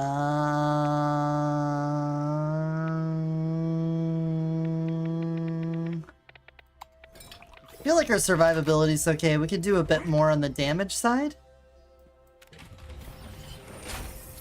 Veteran? I feel like the Starfly does better at range, though. He does have lightning, and I said I wasn't gonna do lightning. That's a bit silly. Bit silly that would happen.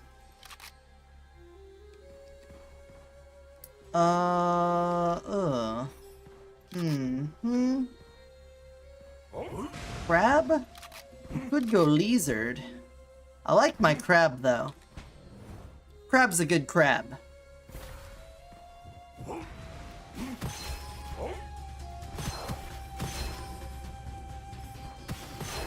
Trying to be surgically precise with my shots to save these barrels for when the lizard shows up.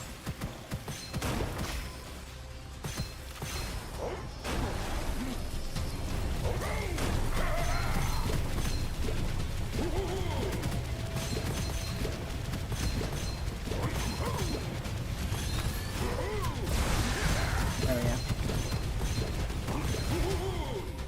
Makes that fight way easier. Ooh. A Viper Sight. Do I want that more than this? Nah. I like my crab. Big Eater? Don't mind if I do. That's basically more HP. I don't know if that actually counts or not, but it should. Oh no, it's just gonna be HP. Well, maybe when I get Flesh and Bones, it'll count. We're definitely getting Flesh and Bones. The game wouldn't rob us of it. It's not something the game would do. The game's too nice. We'll even get enhanced Flesh. Oh. Sorry, Crab. I got two of my baby boys with me. Oh man, the double elemental ball on hit. Alright, we got double Starfly.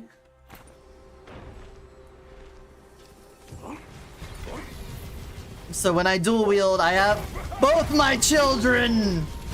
Fire! Let them know what hell is! Artillery rains down on you from their cannons. Their cute, cute cannons.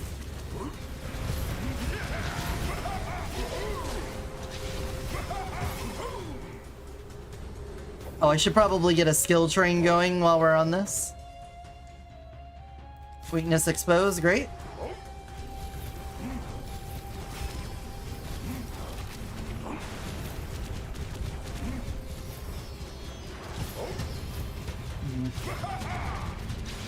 My child.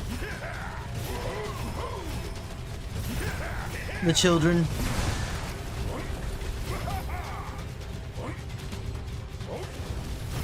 The children. They're almost back. Your siblings here. Sibling has arrived.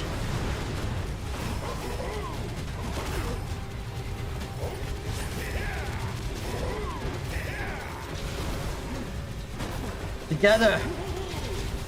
Starfly strong.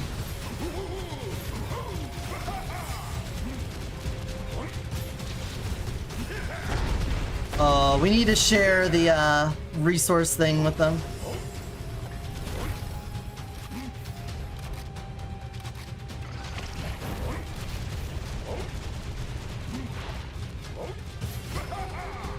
This will be my favorite run, where I got to have two of my sweet baby boys.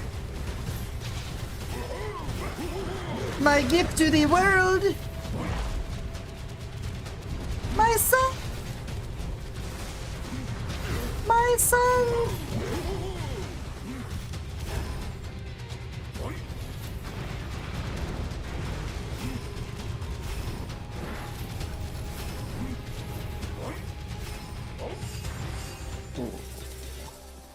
Ooh. Would there be anything else I'd want to do? I mean, maybe get a better Starfly. That's about it. That's all we could really hope for. While dual wielding, recover HP when taking lethal damage. Rate of fire and accuracy while dual wielding. When dual wield ends, minus 1 second to the next dual wield cooldown for every 1 second of remaining duration. Alright, if I clear a room, I can stop it early. That's fine. That's happened a couple times. Weapon recharge. That could also be good, but we don't really have a spot on the team for it.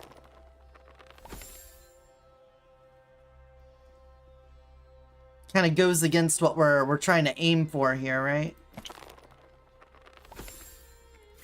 I think we're doing all right. I think we're doing just fine. I can save my resources for when we get to legendary dice, and then I can roll like nobody's business then.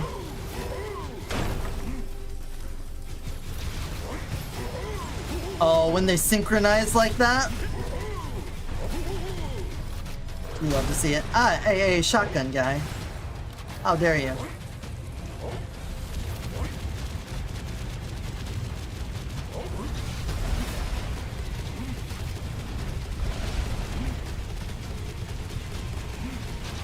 Taking them a moment.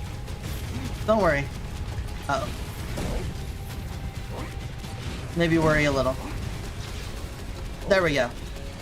And you're dead. Blowing wind.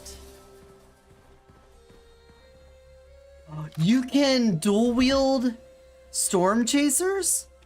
Okay, well I guess you can dual wield a melee weapon, just not the swords. Who would have thought?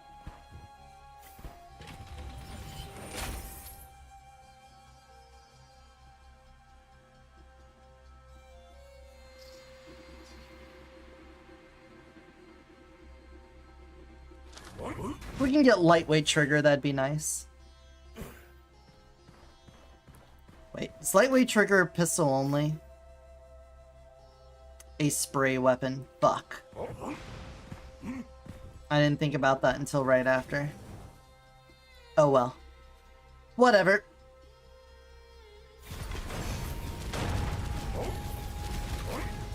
Go, my lad. Enhance and itch. Resource, resource, resource, resource. Resource, resource. There we go. Also, enhance.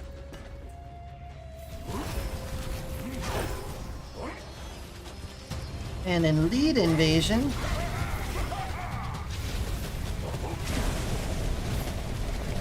Fuck you. Newsflash, buddy.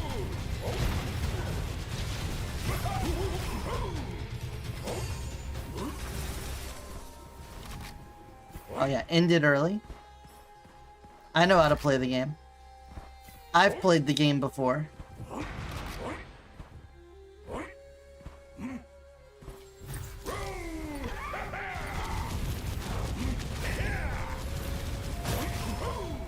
We need way more HP.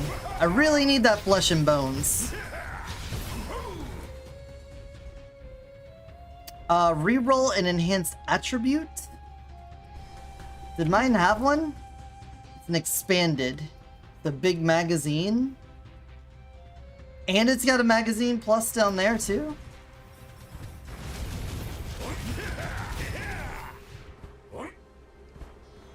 I guess I could give my other one. It doesn't... No, we got the Masterful Craftsmanship since there. We'll probably find another Starfly and replace it. The inscriptions will get better.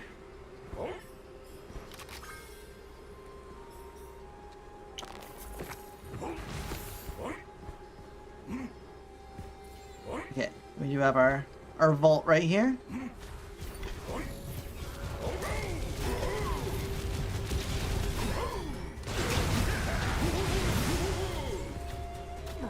Ouch, can I get out of this, please? Thank you. There we go. Sorry about the ad, everyone. Welcome back.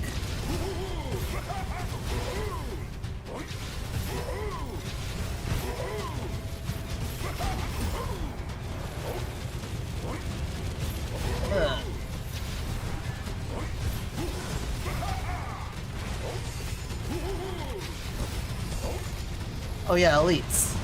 That's right.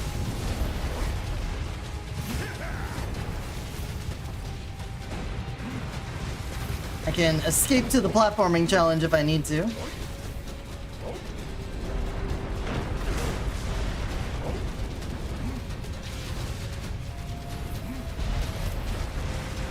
Freezer. The good news is that we're pretty survivable as far as our HP is concerned. Our shield might go down pretty fast, but HP's looking nice.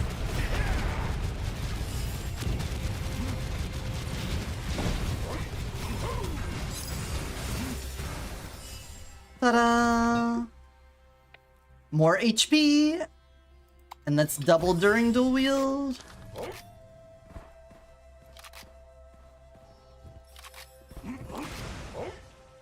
Heck yeah.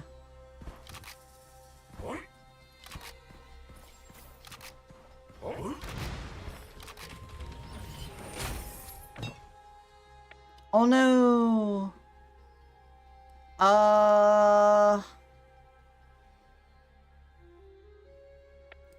Let's keep our ammo going so that they never have to stop shooting. What about you? What do you got? An enhanced heart? Snow boots? Ta-da! Ooh, this is like one of the few times we did the desert without it being Bugland. It's almost always Bugland.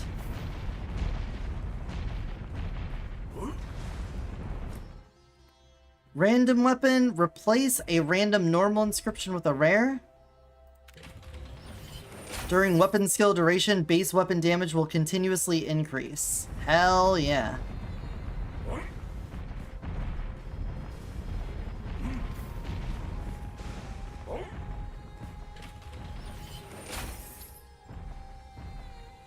Yes, we'll most likely be taking that. Ugh. We're not using our secondaries, so that works well for me. The fact that we get weapon damage out of our secondaries is way better than them doing nothing at all.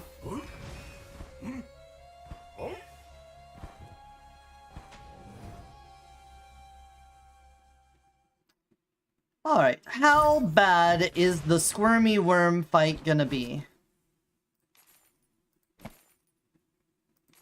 Hell yeah. My intuition tells me not that bad, but we're not gonna just like straight up melt him.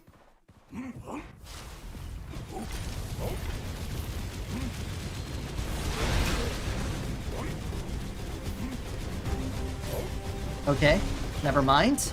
We pretty much straight up melted him.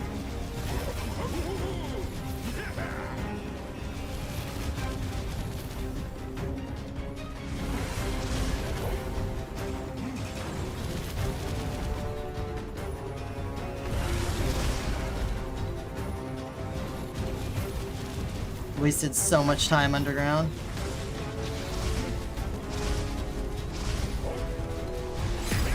There we go. Not bad. We've had faster, but I'd say all things considered, went pretty well. During the dual wield, recover HP if we would have taken lethal damage. Extravagant consumption turns our money into something useful. And let's see if we can get some legendary vitality mastery and blood valor.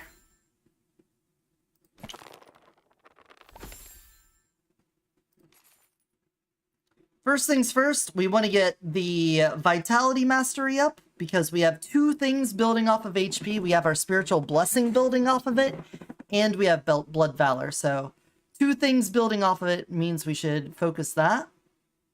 We could also probably get the Golden Arcane box. Well, you love to see that. Nobody's going to complain about that. Alright, well, we can put that in. Now, let's get the Blood Valor. Heck yeah. Anything else? We wanted to get Bloodshot and see if we can constantly dance with our health.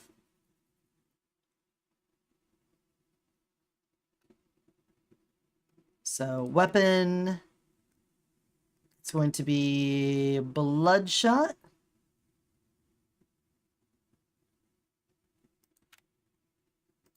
Could be bad.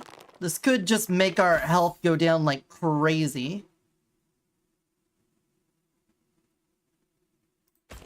But we'll take it anyway. Arcane box.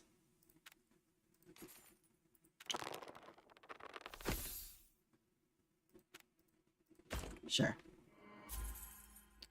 Go ahead and bump that arcane box. Of course you would do one. There we go. Get into the yellow. I haven't actually had a red one yet. There. Okay, our health is now 377, which means we're getting 752% weapon damage. That's nice. It's all uphill from here. The more HP we get, the better. So we want to get Bloodbath, so that makes sense. Fisher Bear Paw?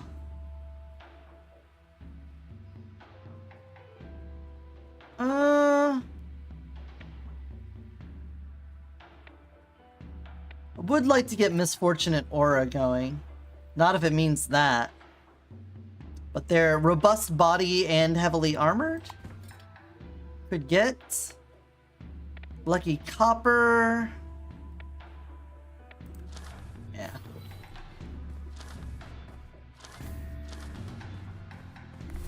Alright, 464 is our health now.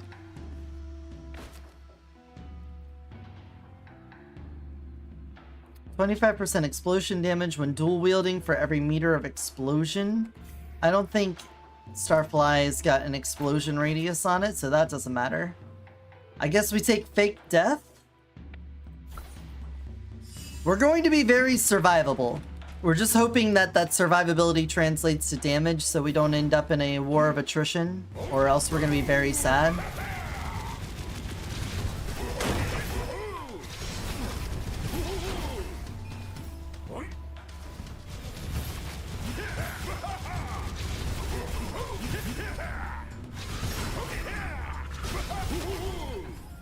These guys took a very interesting path to get to me. Let's see. Show me what I've got over here first. Realm of Corrosion? We're not doing secondary, so that works for me. Alright. And just pump my boy. My main squeeze.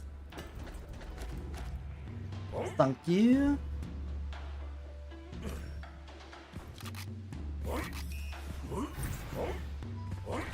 Bean top.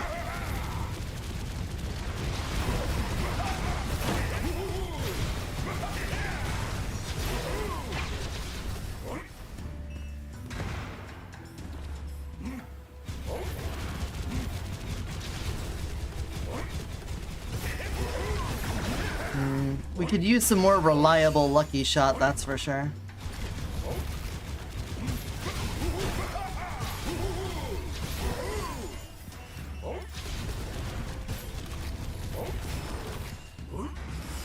I think since our boys aren't doing like continuous fire, they aren't getting the stacks of lucky shot like we would want them to. Mana charge at 18. Primary skill damage per one since okay. Okie dokie. Still waiting on Flesh and Bones as well. That's another thing that'll help out a lot. It gives us another 86 HP. I can then get all the modifiers to it.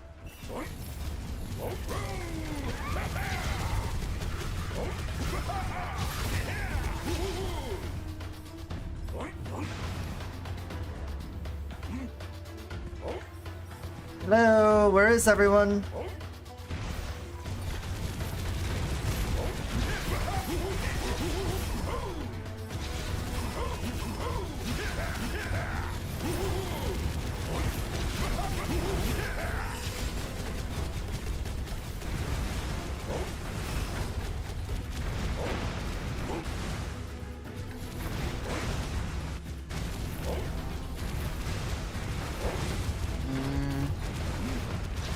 I don't know, man. Damage output is not that good. My health is constantly going down though. Do I have...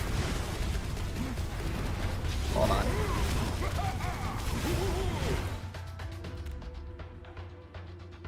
What did I take that's making my health go down?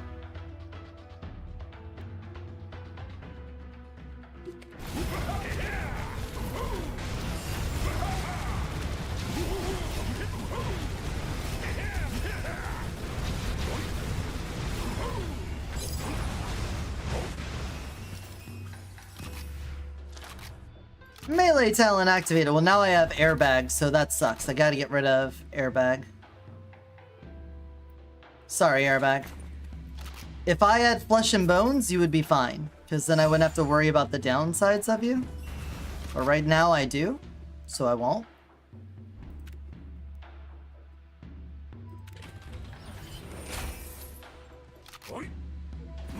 And that's just how it is. That's just the way it is. We now are aware of the cheese path when doing the platforming challenge here. The path of the cheese.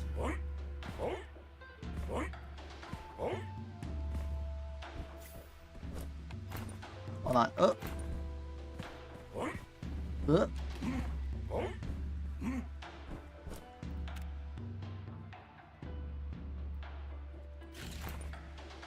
Drop Ostrich Rider so my recharge time on this is better. Fuck.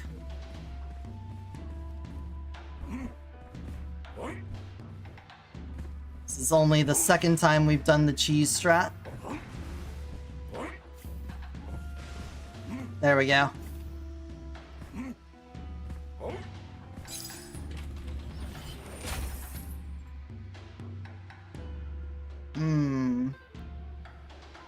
Well, Starfly can't crit, so we don't want to take that.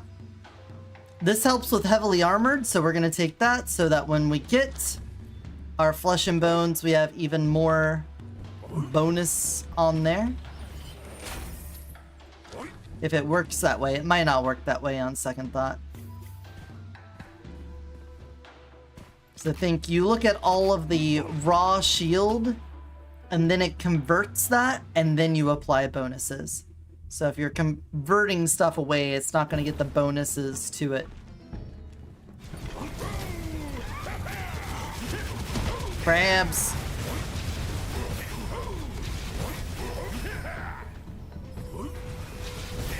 Crabs.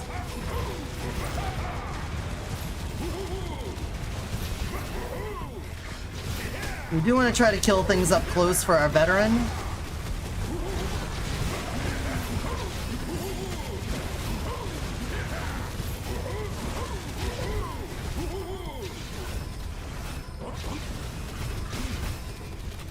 Fuck that guy in particular. Here, have one of those. Actually, shouldn't have done that. I have undivided attention.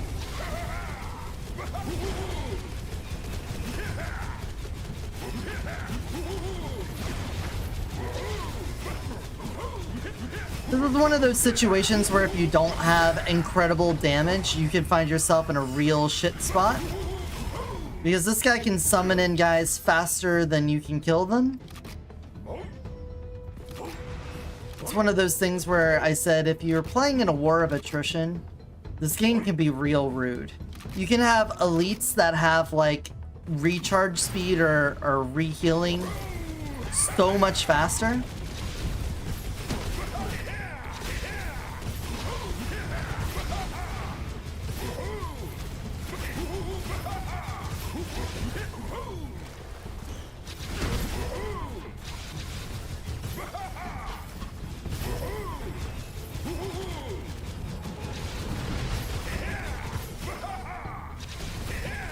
That's what it is. Okay. Little lame, but it'll pass. This too shall pass.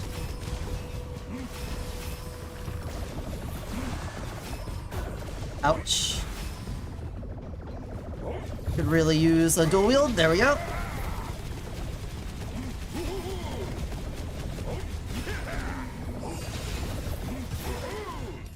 Task complete. Alright, I should be healing again.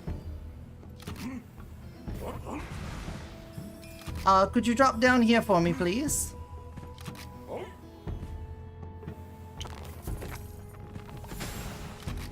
Well, that's gonna be hard to pass up. Oh, the Bloodshot. Right, that's what it is. I don't think Bloodshot's doing enough for us. I still haven't found a build where Bloodshot really pops off.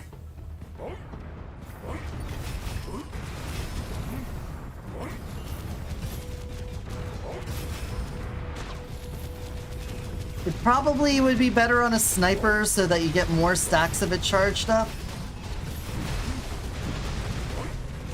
But I don't know.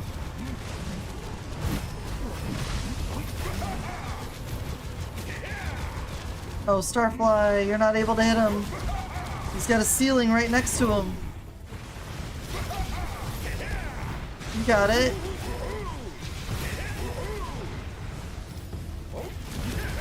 Crabes.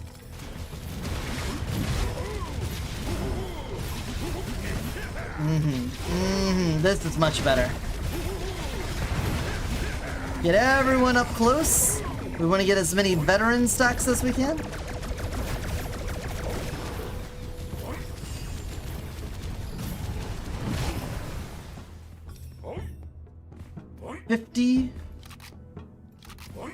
Where did I miss my vault? Vault Hunter! Squeeze me.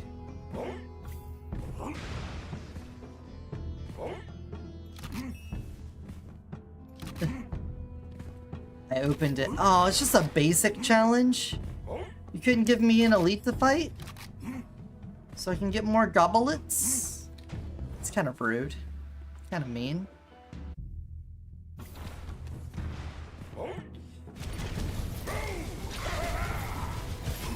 At least our dual wield comes back really fast.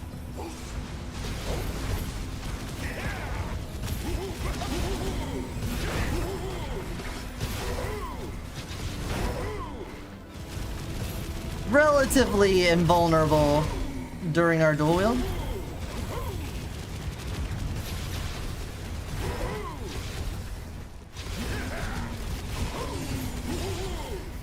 You come back here. You're not getting away from me.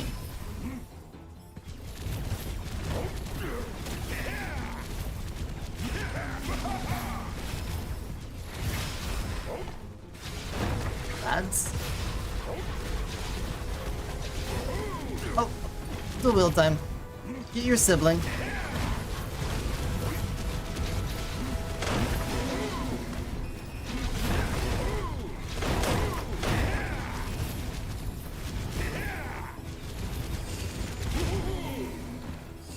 Ooh, even more? It's my lucky day.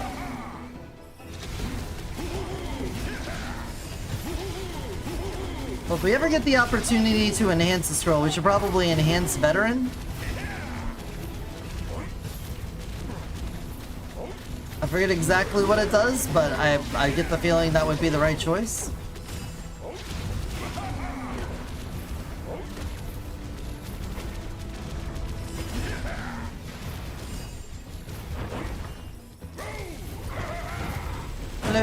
Hello boys. We're all hanging out up here. Yes, we are.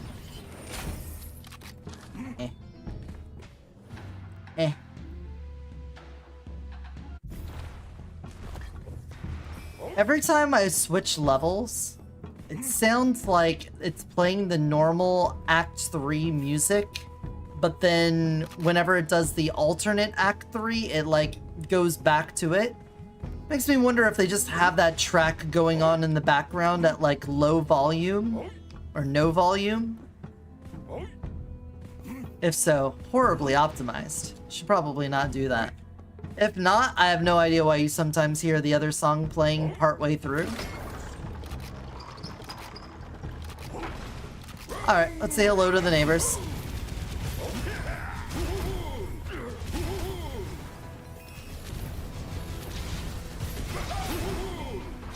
The lads.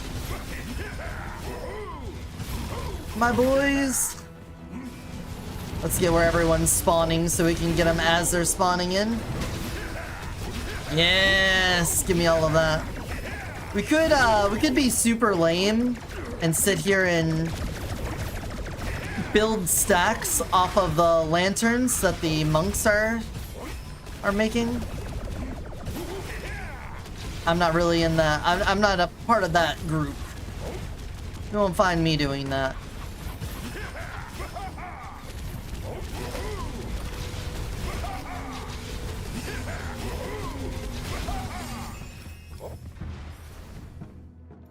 There's already so many ways that you can just run the train on Gunfire Reborn.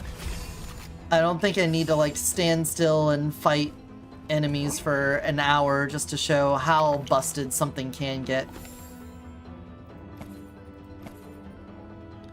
Another Vital Mastery would be great. We can get this up to a red.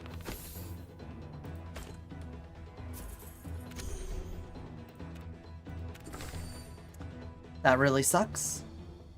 It's right there at the edge. It's edging. What's most important here? The Blood Valor. Blood Valor at red would be real nice. That ain't it. We got another one waiting in the wings on gold, so if I can get this pumped up, that'd be fine. So why don't we do a Vital Mastery then? Hell yeah, alright, we're full up on health. That's as much max HP as we can get.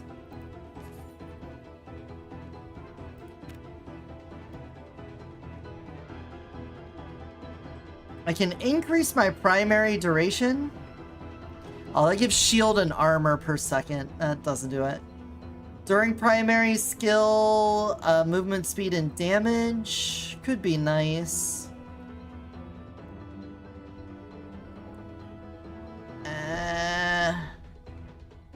But I think we just go for the Blood Valor now. Give me that red Blood Valor. Another 12. Alright, we try to bump the 15 then. Alright, we got the red. Hell yeah. We still have a long ways to go, and we've already got most of our kit done. This arcane box, I don't know if it's really been paying out. But we got it. We're getting some amount of scrolls from it.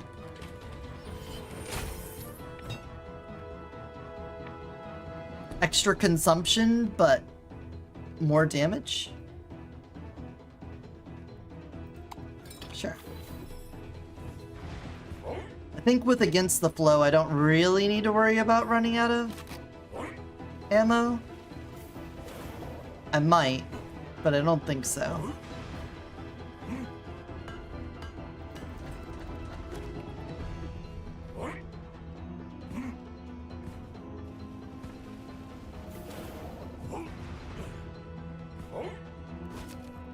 My man.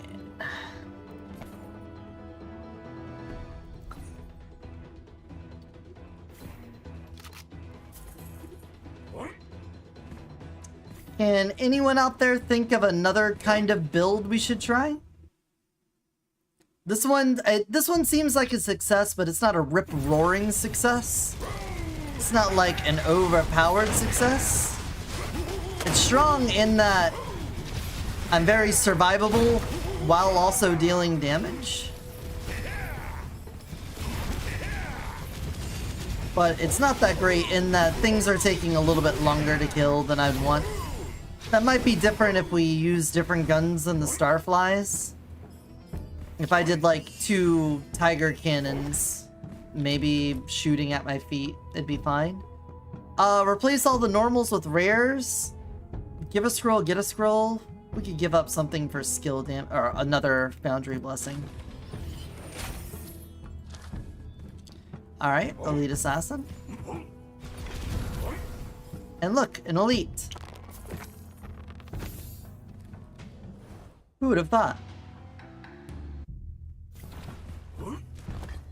Is this Crab? Is Crab the only elite from this area? I can't think of another elite around here.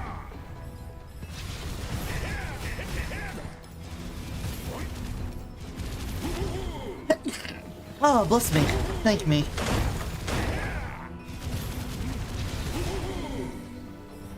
How many veteran stacks are we at? 91? That's pretty good.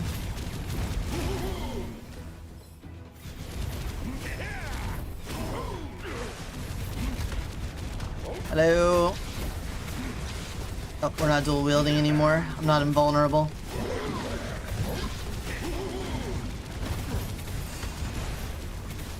Only partially kind of invulnerable. There we go. Now we're dual wielding. Now we're pod racing.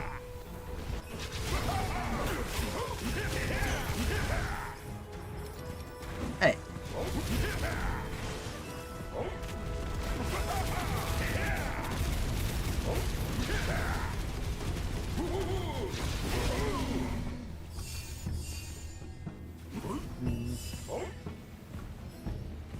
$666. How much does that give us on this? Over 1,000 weapon damage, and it doesn't even feel like we're doing that much. Where are we going wrong here? Oh my god, it really wants me to have that.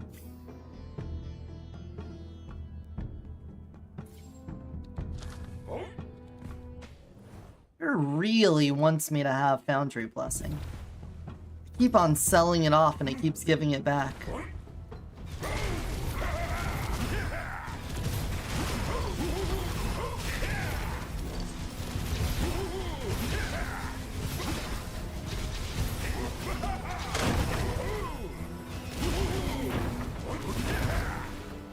Crafty man.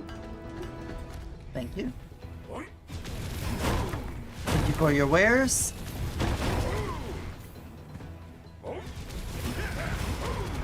No, don't kill them so far away. I won't get my veteran bonus.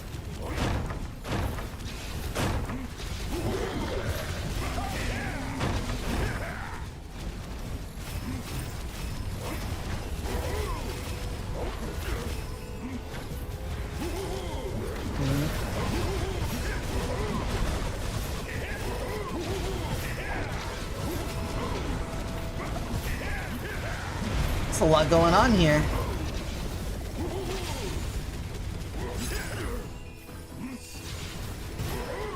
It was just the elite invasion. It wasn't even a gathering. How many elites were there?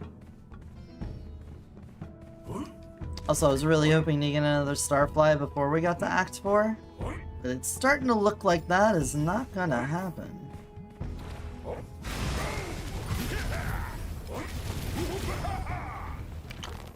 Okay, what else could... Oh, well...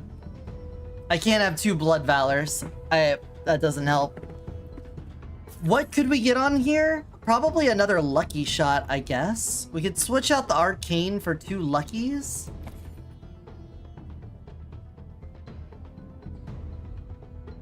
And just get our damage.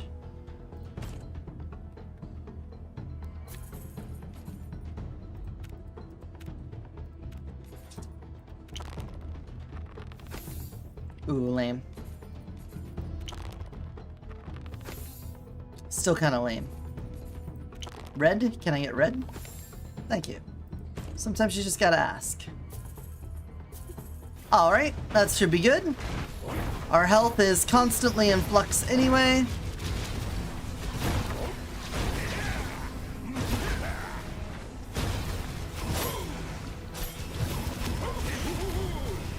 Has this little bridge always been here and I just never noticed it? Firstly...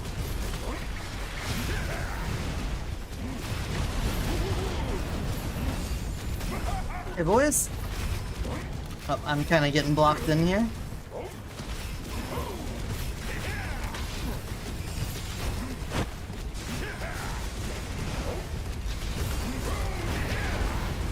Boys are back in town.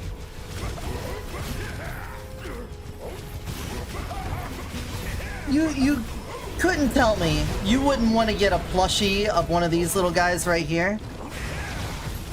Because they're so cute. Little damage monsters.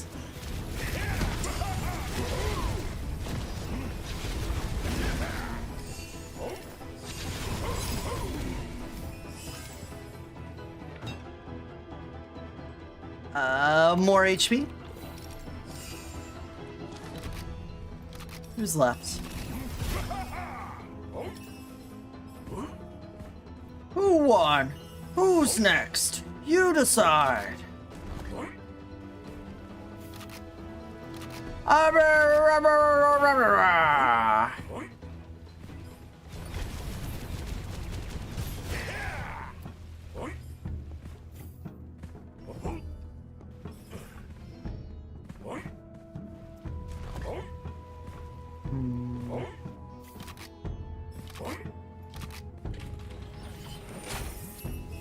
Are we even gonna break 1 billion damage on this one?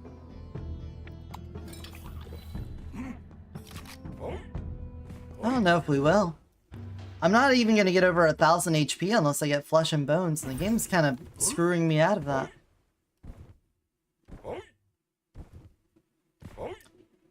Minus total damage plus 1 second remaining on the cooldown? Give me those. No flesh and bones still.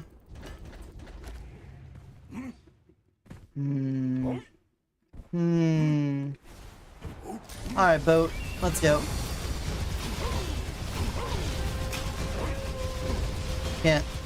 You gotta hit the cannon. There you go, bud.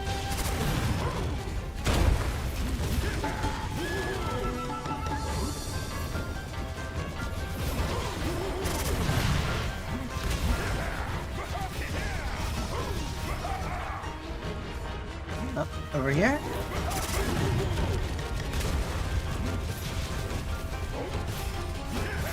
Alright, you're done. Sunk you. Oh, thank you, Saribot, for banning the bot. Some bot-on-bot violence.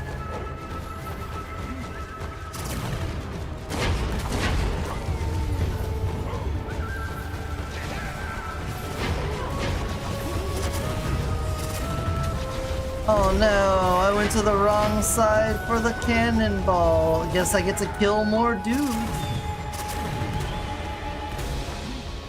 Woe is me.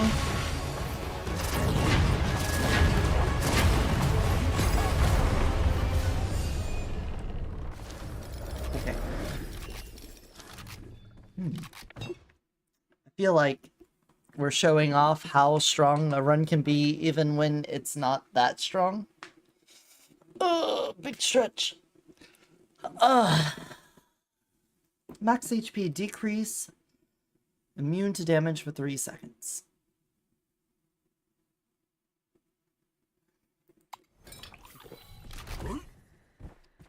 So now we're just gonna go for another lucky shot here.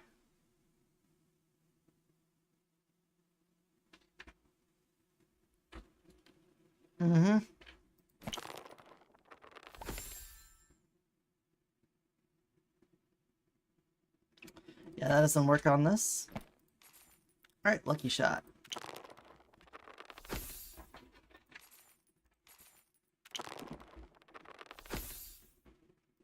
Dog's being a brat. Got a bratty dog. Alright, bump my 13 by 4 up to a 17. Well, game, that's real nice of you. Thank you. Big preach on that. Alright, our dice are all set. We don't have to worry about dice. We got everything locked in place. Only thing we could do now is hold out for flesh and bones.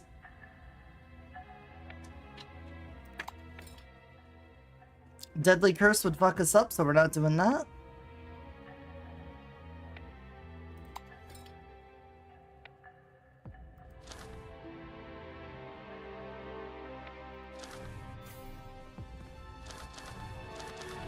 We got Bloodbath, though.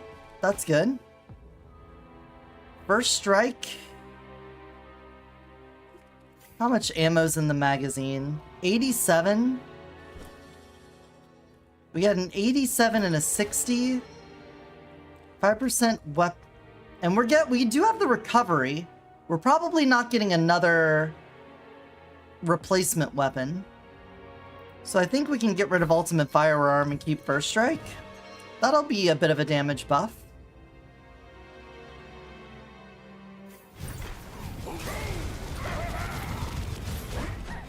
Oh, the monkeys are dodging. Don't dodge, my boys. You're gonna make them feel bad. I don't want them demoralized this close to the end.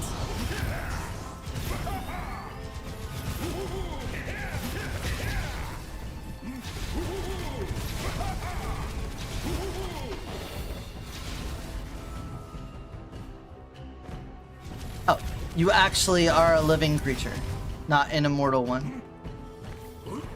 You're for realsies a real guy. Could have been a problem. If I had turned my back for like 12 minutes, I might have died.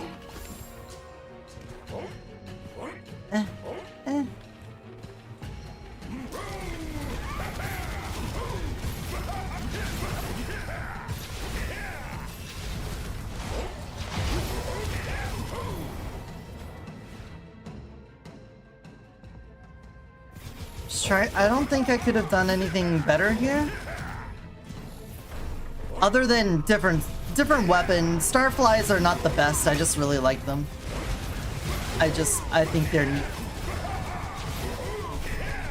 If we were actually trying to get the biggest damage, what would we have done? Did you forget to split? I think you forgot to do a split. There we go. Now you remembered. That was a little weird.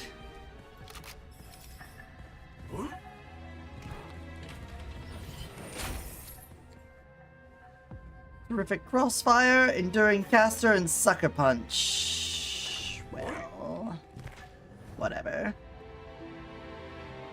Whatever.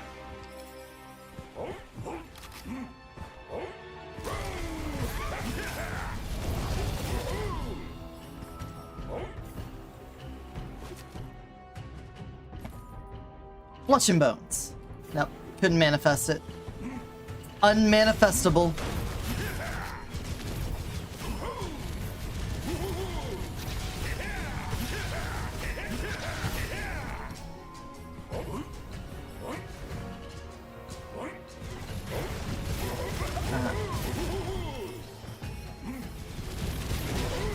This way. Fishman.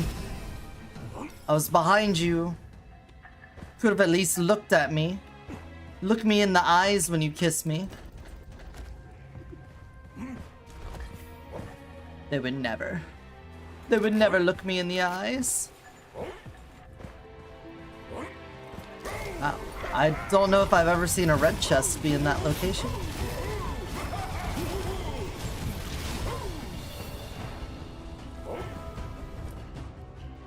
Get a random weapon.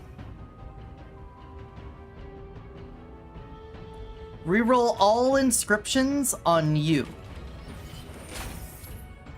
Generate a sticky ball on enemy upon dealing damage. Sticky balls deal damage every half second. Interesting.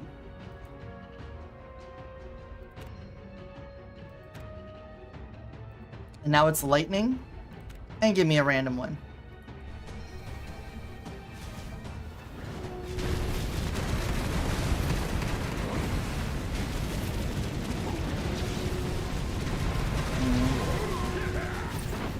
Sticky ball. Wait, elite invasion. We're already doing an elite invasion. That's already what we're doing, game.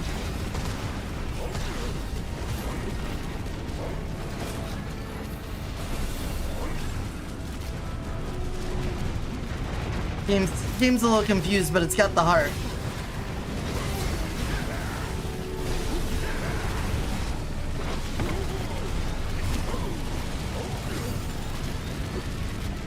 You seem to be going down pretty slowly. Nope. Alright.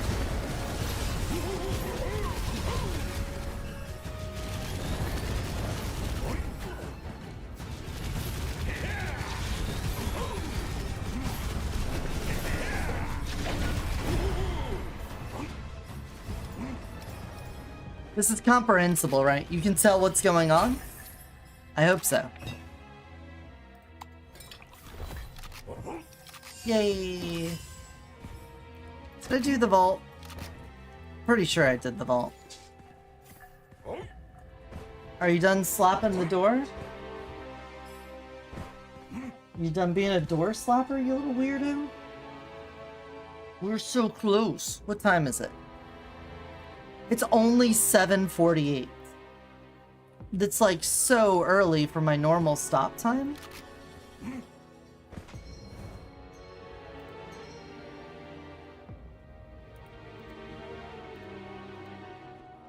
Yeah? Hello, you got a question, bro? Go ahead and shoot, bro.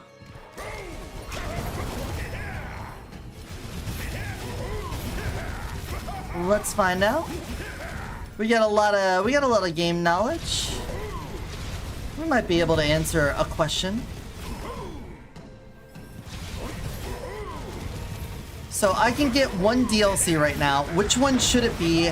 I can only play solo. Ooh. Well, I'm assuming you've played the base game any amount so far. Out of all of the characters and weapons, what is your favorite character and what is your favorite weapon?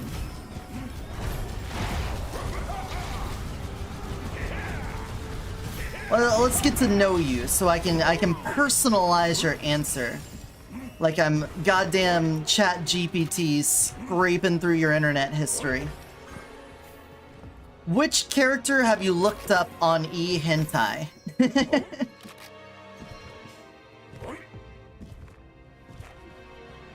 Alright, you. Lightning damage, the sticky ball, weapon damage for each enemy hit by a hero skill. Not nearly as good as... But we don't have elemental on that. Yeah, you're not as good. Favorite weapon is the Angelic SMG. Ooh, yeah, the SMG. Get that rapid fire. Unlocked reincarnation in the base game. Mostly play Tao, but I also like the Crown Prince. Okay.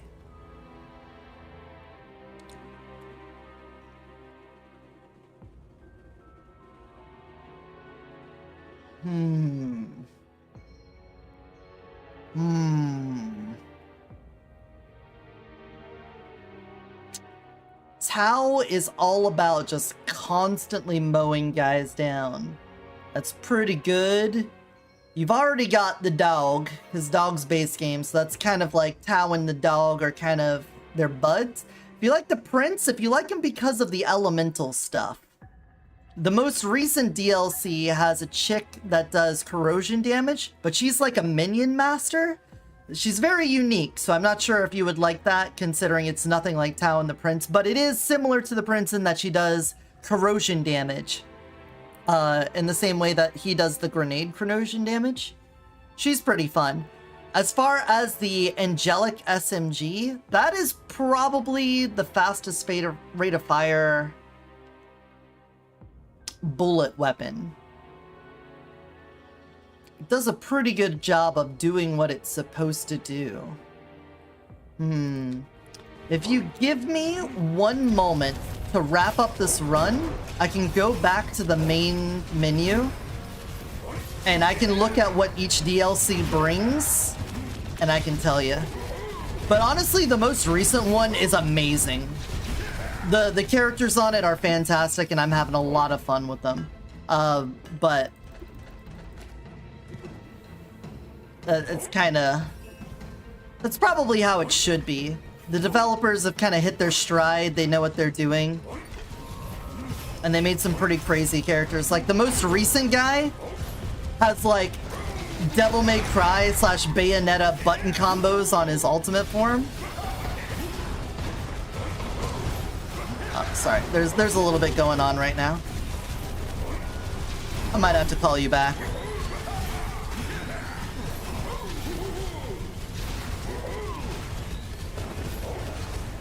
Oh, you were so close to dead. There we go. I got one more room after this. But my initial thought is to say the most recent DLC. Give a scroll, get a scroll. What do we have that's kind of worthless? Kind of worthless scroll. Anything skill damage? Enduring caster. Yeah, we don't need that.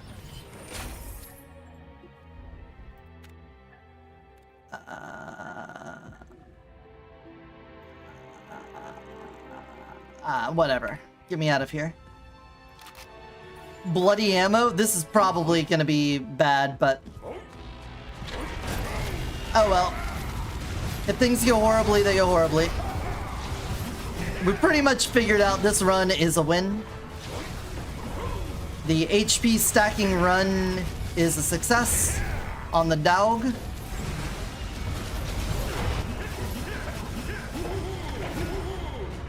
I mean, you looking at this? You seeing this, camera guy?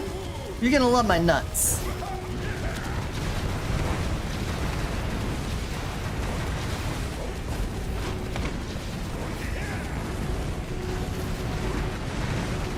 It's Captain Crunch oops all Mandrill cavalries.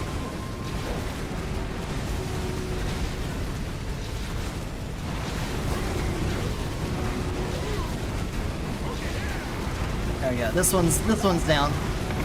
Get out of here. Where'd he go? There you are. Please die. Thank you. Oh, our shield went down. Imagine. Imagine having a shield going down.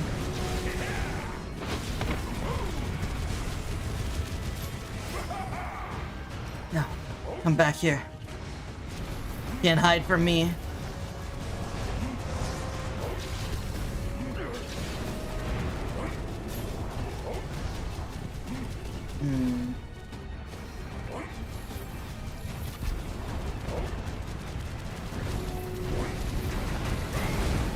Alright, now we got damage again.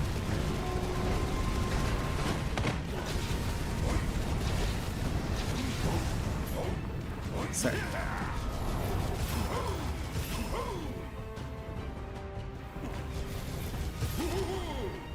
Wait, did I leave one of the cavalry alive? I did. Well, now I feel silly. Sir? Sir? Oh my god, they're so fast. Stop it! Stop it! I want to kill you! Can't kill you if you keep running away like that. He's not even an agile. That's just how they are on R10. Okay.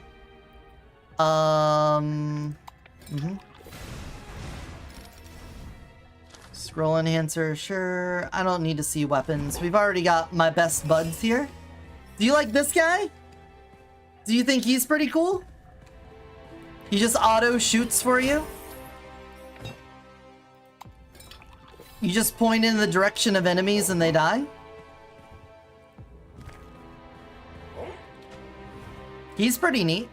I'm just dual wielding them because I love him. He's so cute. Look how adorable he is.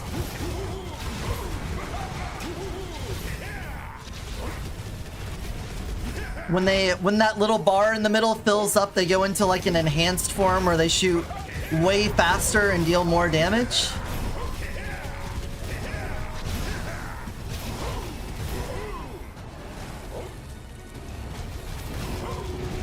Oh no, I killed like 5 of you at once. What will I do when there's 1 of you?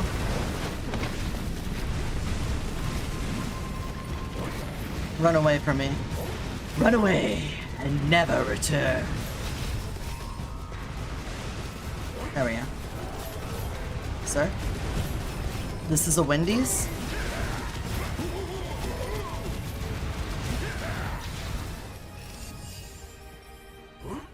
Alright, final boss time.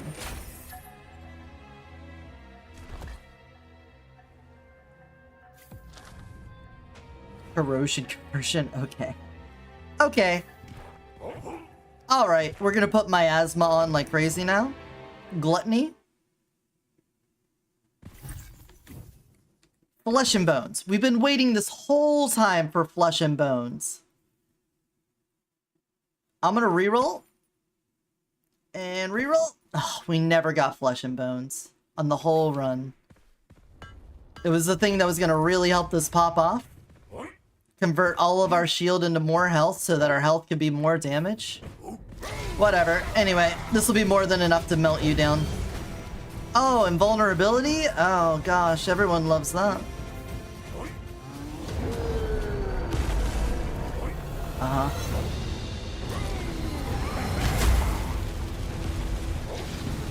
Go, my children! Oh, hand jump.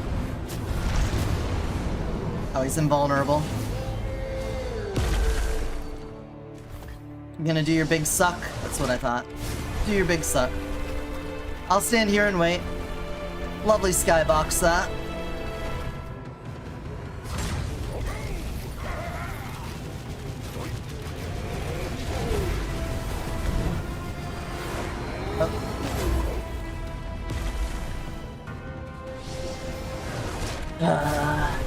Invulnerability phases.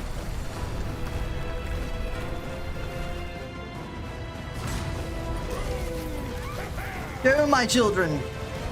The Starfly siblings.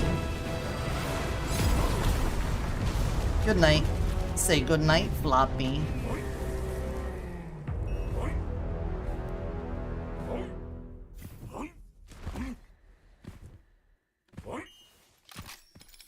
I was gonna be real mad if that was our Flesh and Bones. Alright, get me out of here. Did we break 1 billion? No. Oh, that was it. Yeah, we did do 2 billion damage. Okay.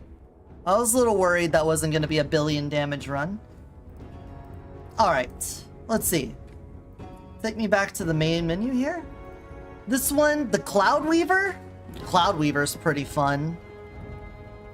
Hexagon's not that great. But the Monkey is really fun to play. If you like weapon damage builds, I guess if you like Tau, you probably like weapon damage builds. The Monkey is made for that. So, Visitors of the Spirit Realm might be good. Let's see.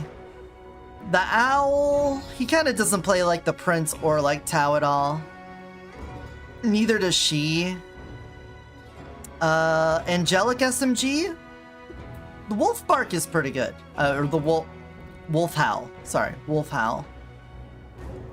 The Star Ring's neat, but if you're looking for like spray and pray, the Wolf does that pretty good. This is the one that's the Starfly, the creature I was just using. Ooh, the Tracker. Ooh, you actually? Realm of Frost and Inkwash?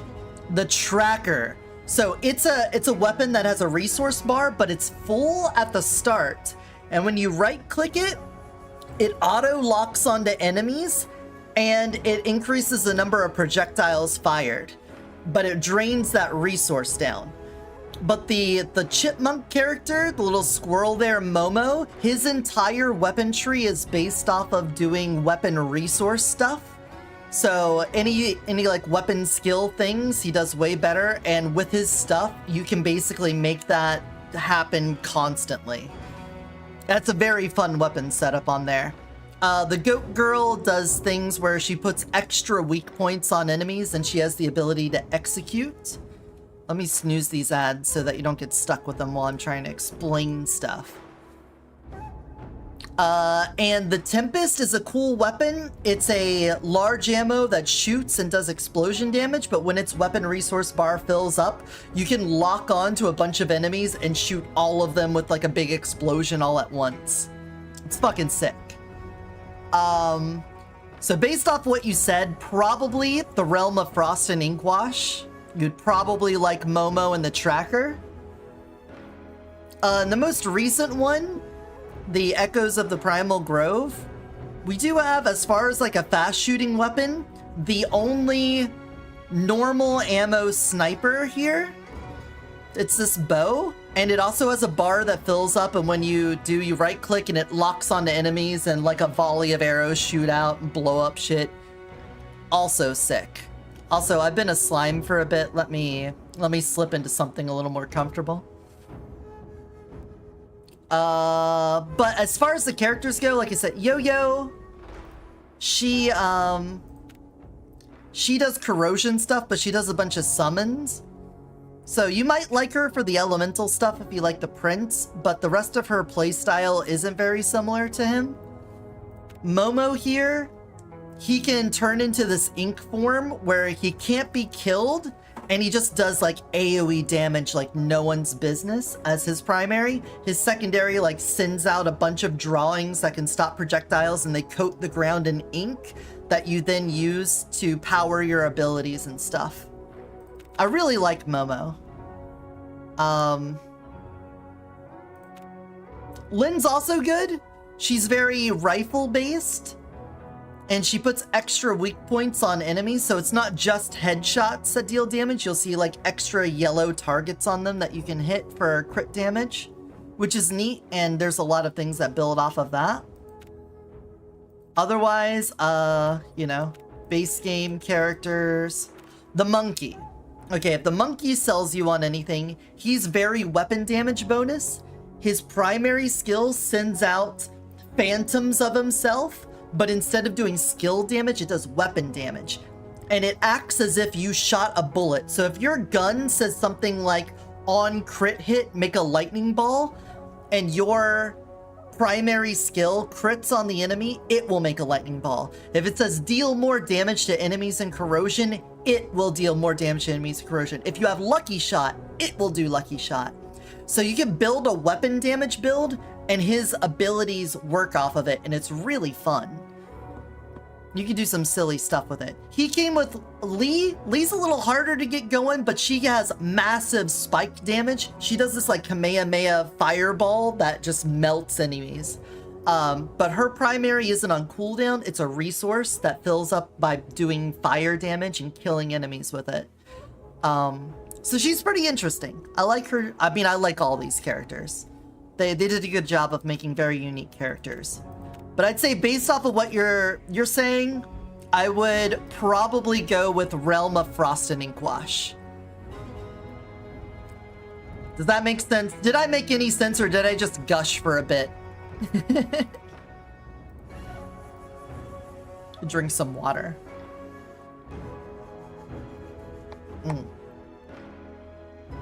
Yeah? Do you want me, before you do it, I could do a run as Momo, if you just want to see. I mean, I would suggest all of them are great. The weapons are great, the characters are great. But I could do a little demo of it if that's something you're interested in, because I do love playing me some Momo.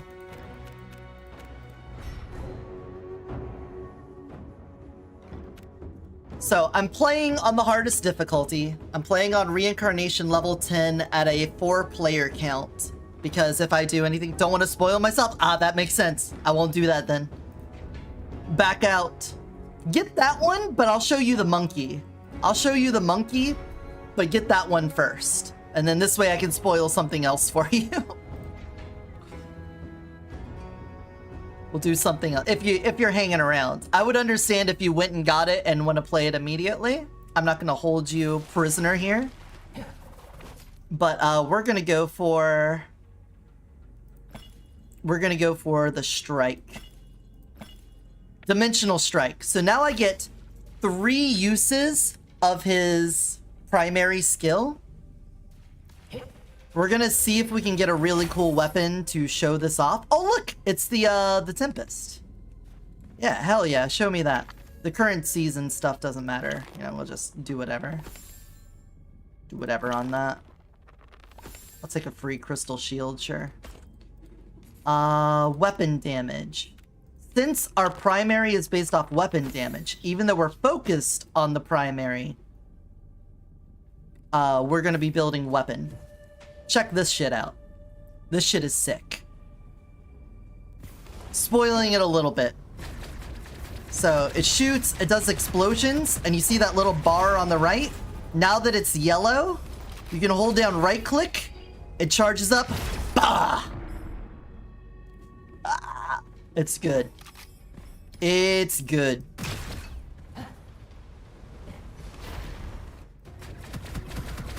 Oh, you guys are gonna hit it with an ad?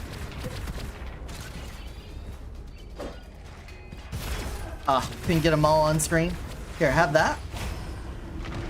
Have one of those. Don't call me in the morning.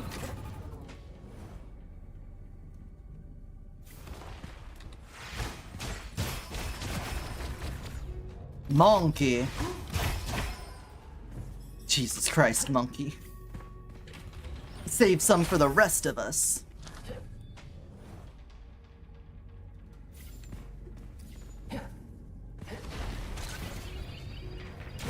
Bonk.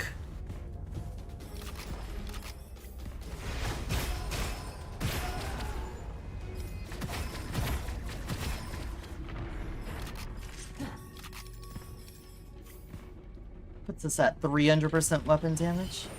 It's pretty nice. We're gonna focus more on Cudgel. They do. All of them are very interesting. They're very cool. Very cool.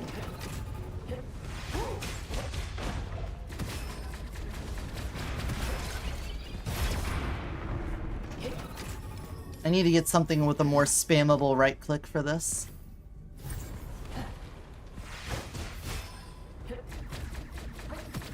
Did you hear the owl is a bit hard to understand due to translation not being so good? That is true. But it's not just the translation, it's just that he's a very complicated character at that. Like, I understand how the character works, and it still is a huge mouthful to get across all of the stuff with him. But I'm not gonna say the translation makes that any easier.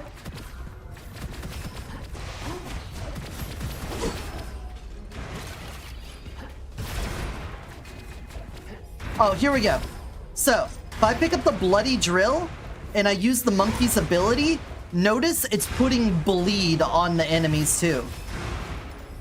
So even though my ability doesn't normally do bleed, the fact that I'm holding the bloody drill makes it do that.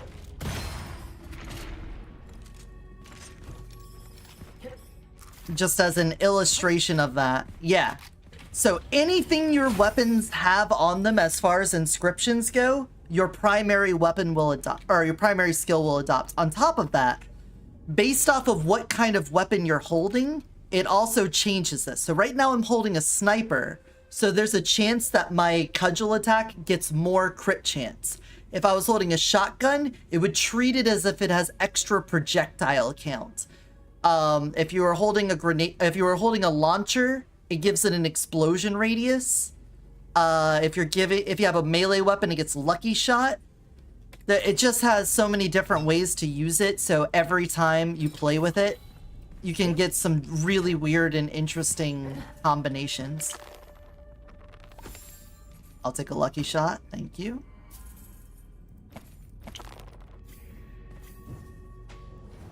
It's very cool.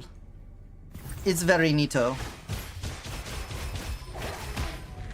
His secondary is this chain, and it builds up Ki, which is this thing in the middle of the screen. And Ki gives you temporary weapon levels. So you do your whip, you get temporary weapon levels, and then you can use those to deal extra damage to enemies, but it reduces it by 1 every time you shoot. So you don't really want to do like high rate of fire weapons with that. But you can abuse it. Do you know Gemini inscriptions on guns? Whenever you etch a gun at level 5 or higher, it gets a Gemini inscription. You can use his essence chain to boost your weapon temporarily, and then go over to a crafty man and craft on a Gemini inscription real early in the game. Little things like that I like. Little advantages, little knowledge checks. Hey, look, it's the Starfly again. I'm gonna leave you behind for right now, buddy, because I'm gonna look for something specific. I probably shouldn't have taken... Oh, we've got Skilled Trick. I could be way more busted. Just bought the DLC? Hell yeah. Go enjoy your Momo run. Go play the shit out of that, and then tell us how that is the next time you see me. I'm gonna make some red numbers appear now. See ya!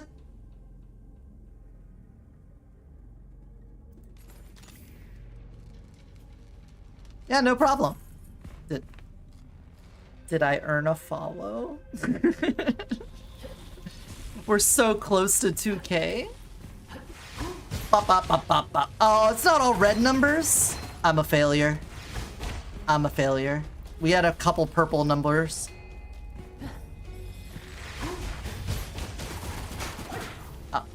Whip them into shape. Shape them up.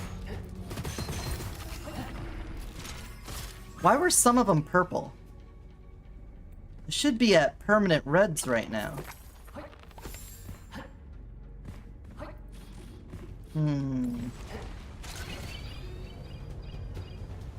Guys, everyone come out from behind the thing. Thank you.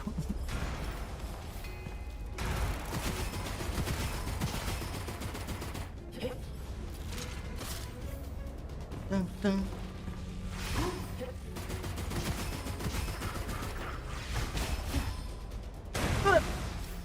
Yep. Explodey on explodey action there.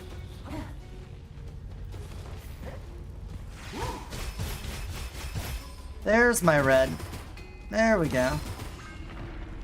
Much better. Give a scroll, get a scroll. Probably not doing elemental stuff.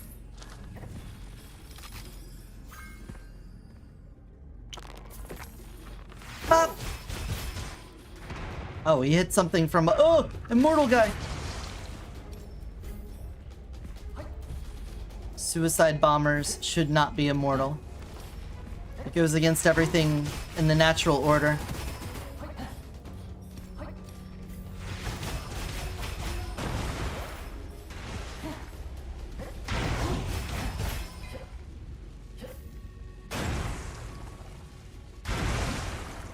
I guess I'll just stand over here for a bit. I guess I'll just fuck myself.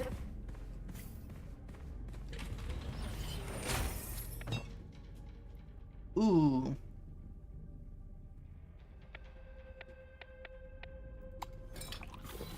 Extra damage.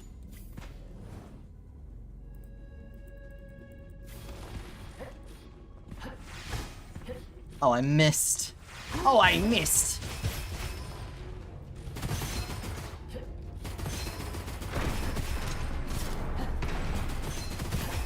So for this run to really work with the dimensional strike, I have to not get hit.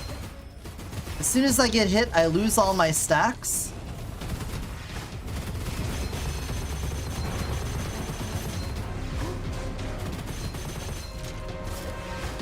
And that really sucks.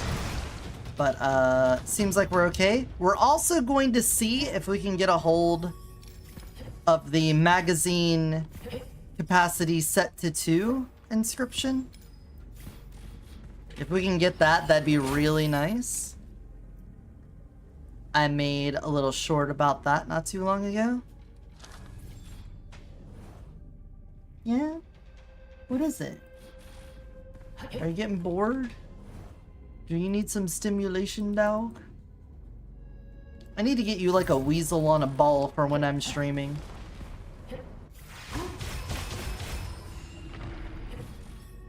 I need to get you something.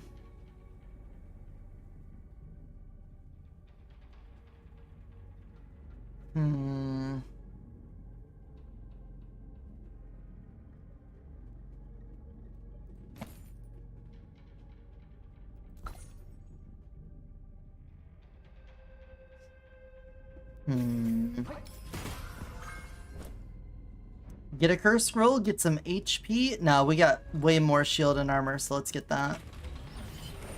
Heavy burden. The higher total max HP, the lower the movement speed is. Decrease up to 20. That kind of sucks. Kind of blows monkey balls.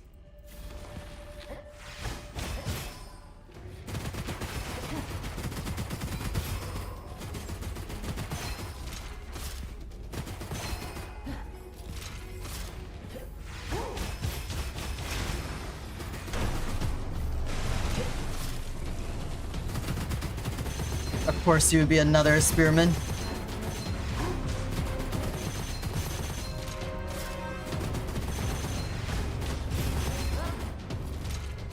Not that it mattered.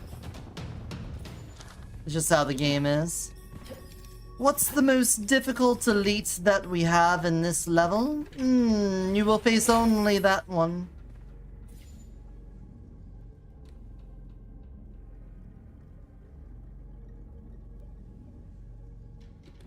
Just take the dashes. Never underestimate the power of a lot of dashes.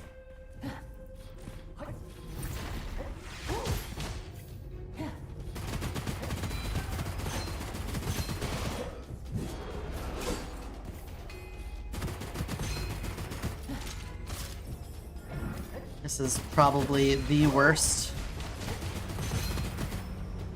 Every enemy having immortal.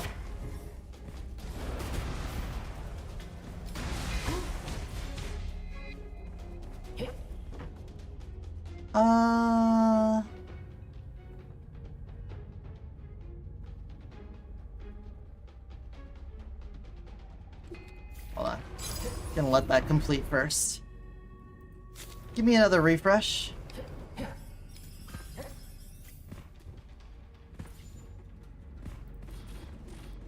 my stacks up. We're already doing some pretty sick damage.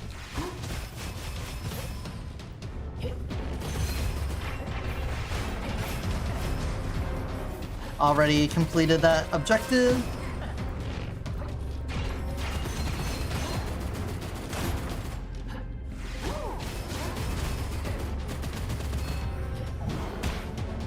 Oh, I got hit. Or did I? Oh, the crystal shield. Oh, my range is not long enough.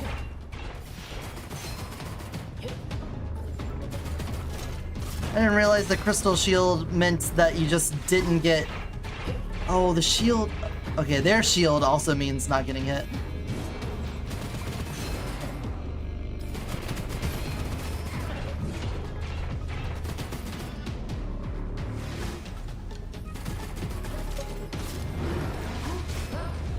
There we go.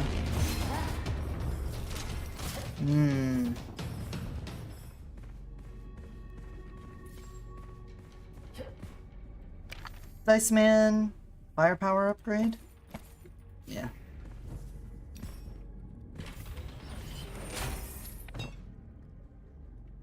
Extra range on our cudgel, that's exactly what we're looking for. We want more bounces. What we really need right now, or what we would have really wanted to see, was the hitting the same enemy multiple times with the cudgel. That would have been real nice. But it just didn't turn out that way.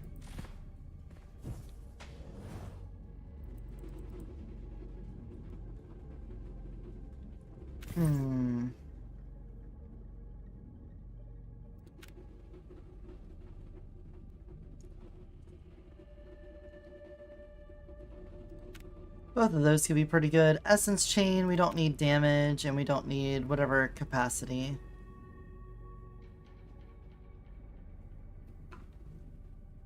Yeah, there we go. Yeah?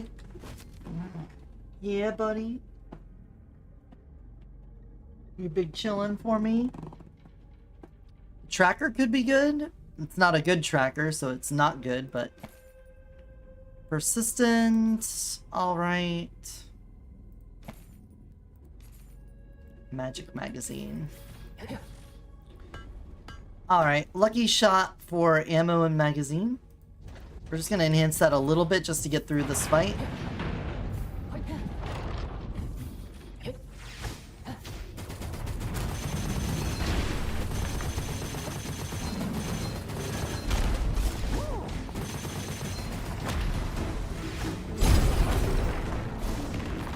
Probably didn't even need to do that. And extravagant consumption's always welcome. Just extra soul strike damage. Alright.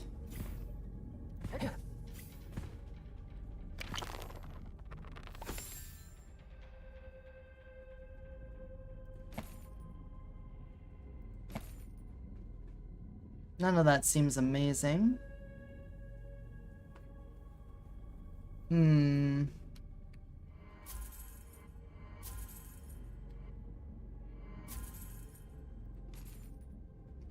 So let's see, we don't really need the crystal shield. It is helping us keep some stuff up there, but not necessary.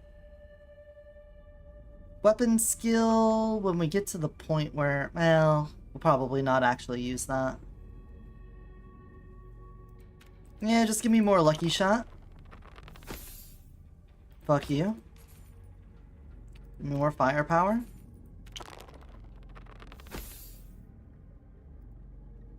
I'll keep that. We'll replace you. We already have decent lucky shots, so maybe I should replace this.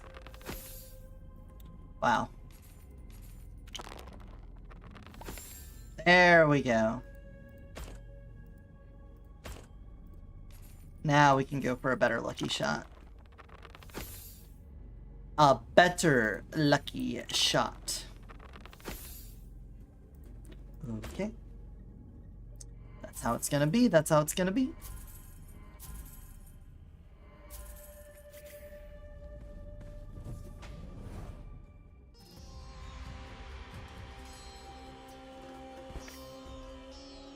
Love an evil devouring sword. I guess I take a curse then. Take a curse then. Take a thing that says it's a curse, but it's not actually a curse.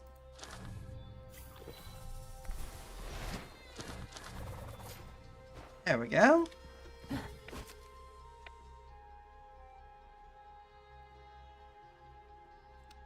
Copycat could be good if we just want to speed run this along. Painkiller would be fine if we were doing elements, but I'll take counterviolence. I'm pretty sure this also works on the cudgel, so we'll get the crit chance on it. Oh, I forgot to stack up another Tempest. There we go. That's better.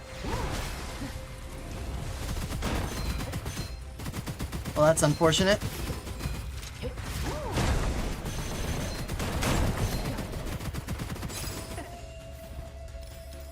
Hate that guy.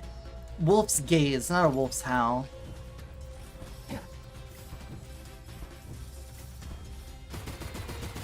Stop it. Just stop. Stop and think about what you've done. I don't really want to use the crafty man. I want to get that magazine capacity becomes 2 on something that I can reduce the magazine further down to 1. And then have the permanent lucky shot bonus.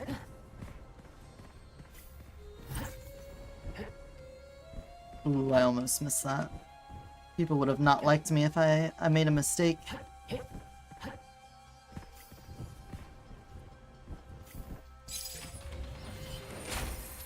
I'd lose all my friends. Let's go for Bloodbath. Sure. None of that helped. None of that actually helped.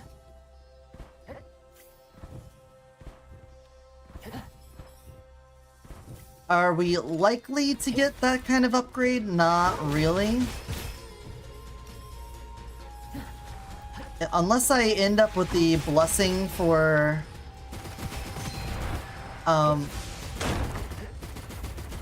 firearm, ultimate firearm, it's just not very likely. Because you need to see a lot of unique inscriptions, and then that unique inscription needs to show up on a specific weapon. They need to have more than 1 ammo. Actually, they need to have more than 2 ammo in the magazine, and they need to have less than 12 total. So there's not a lot of things that build off of that.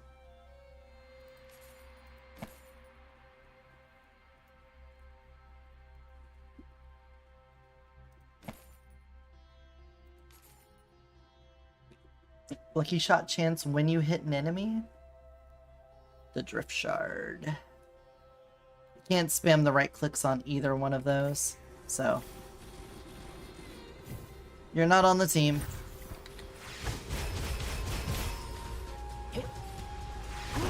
Oh, I hit a barrel with that.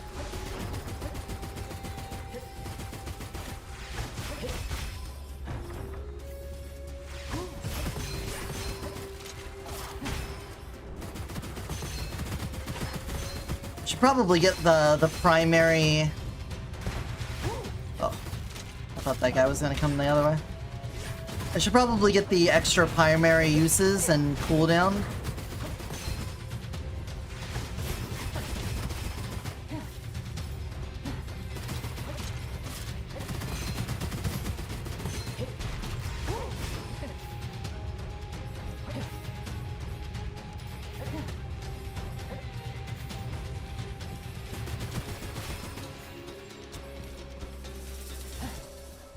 Since I'm basically using my primary skill spam to do as much. Oh, quick cast. There we go. Oh, except you suck. Except you suck.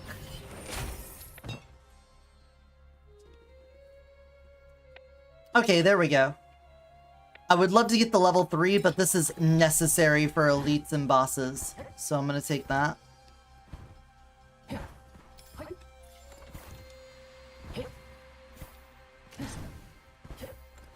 And I see we have a Chussie right here.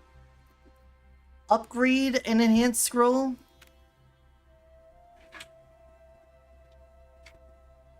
The Evil Devouring Sword. Because it makes it lucky shot. So now we got weapon damage, skill damage, and lucky shot chance per curse scroll. So even more multipliers on our multipliers.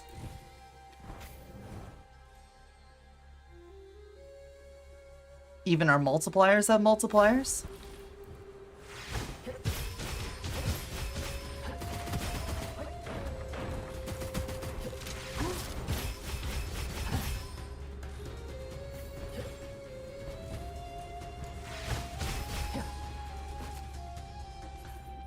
Purple gloves is okay, but we're hoping not to need that. That one's nice.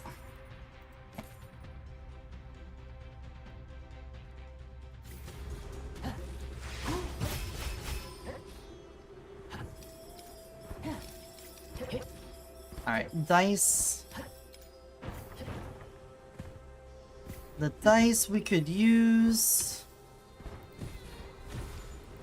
The primary cooldown. We already have a lot of extra because of our blessing.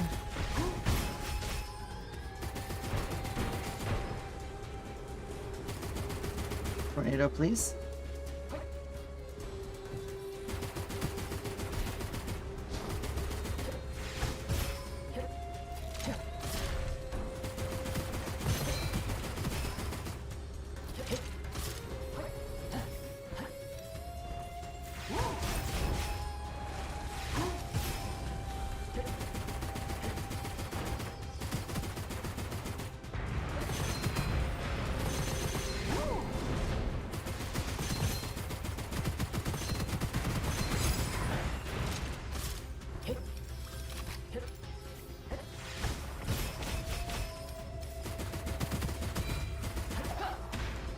Oh, I can just grab the fireball out of the air. Oh, don't you dare split. It's tornado.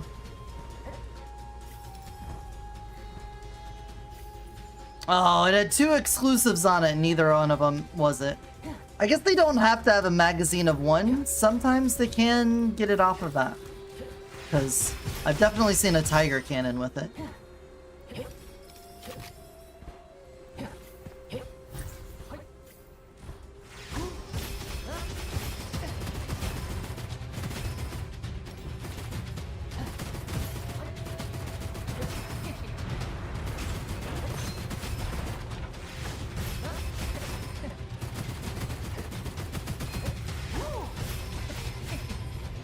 What you got, my man? Skill booster? We're not doing crit hits right now. Oh, there we go. Magazine capacity becomes 2. Give me that. Weapon damage after reloading, lucky shot chance, reload. It's not amazing.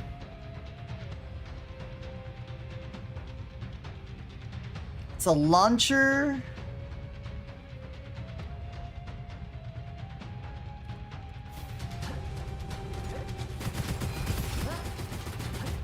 So now we need to find a crafty man, and there he is right there. We need a second weapon that can have that inscription, there we go, and also has the spam right click. So I can go... Oh, this is why it's better on a sniper, but we could do this for now. Enhance etch.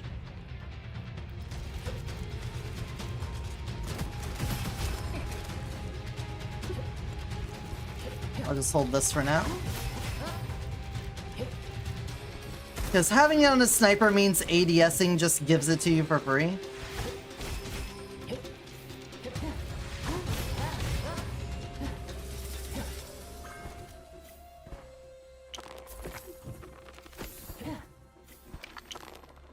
Let's see. The crystal shield. Oh, quick cast. Chance to refresh primary skill cooldown on primary skill use.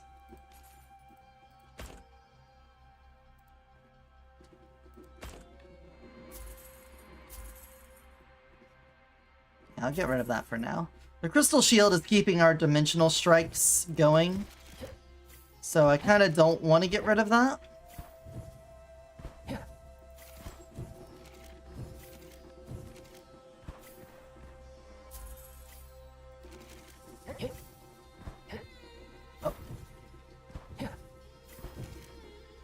Oh, cube defense. Oh no! It's dragon again.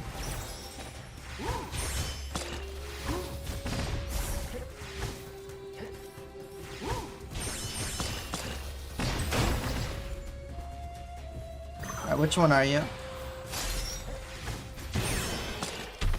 Say goodnight, Floppy.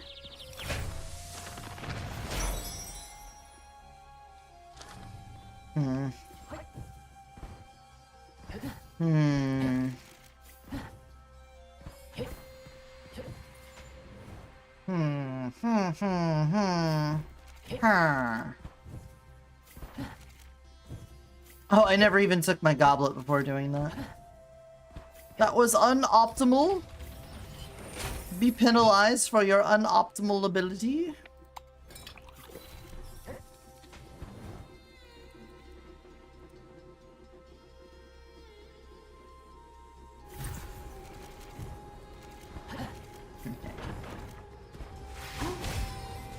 Alright, not enough range to hit everything there. Again. Okay. Feeling great about that.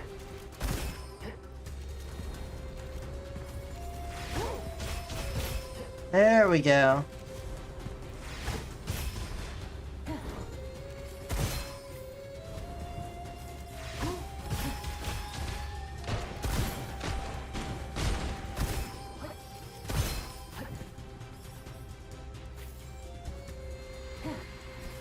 Still holding out.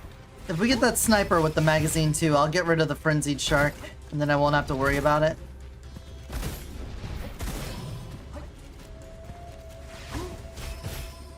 You'll see. You'll see what we're going for. I mean, you should already see what we're at. Should be a pretty strong indication of where we're gonna be.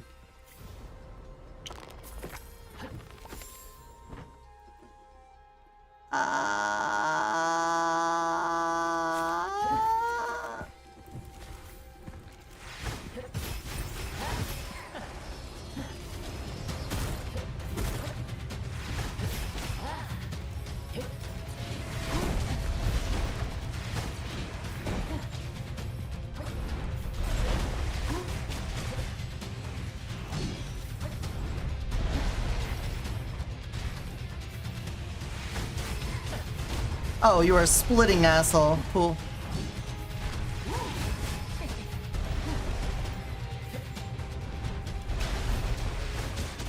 you can't just do that.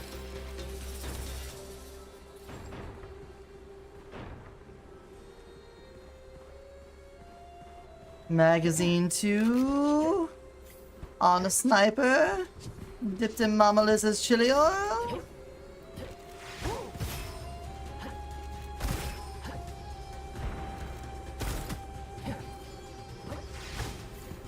What?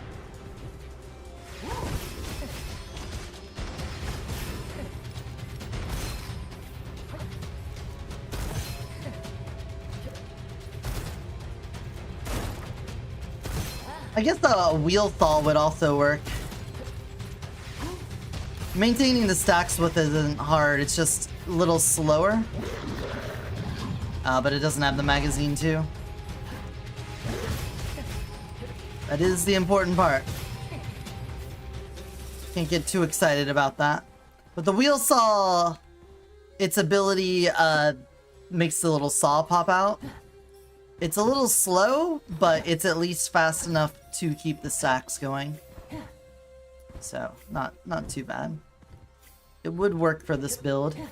And shotgun on the cudgel is pretty nice.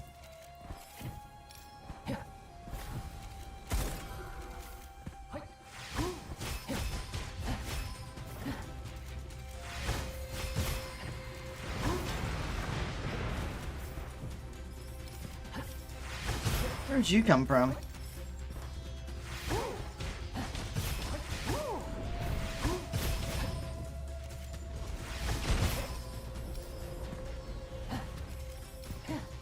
Hey, Dice Man?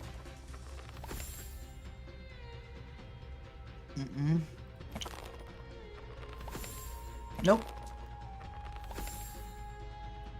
Damage dealt by skills will be stored when dealing weapon damage. Consume 20% of the capacity damage and deal true damage. It says damage dealt by skills, but it doesn't say skill damage. So I'm wondering if that means this could be used with the cudgel since we're doing weapon damage. I'll take it. We'll take it and see.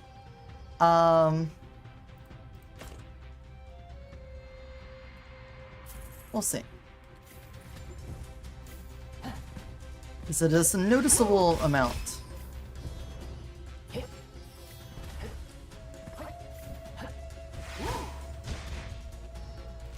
Oh, I kinda gotta do this part.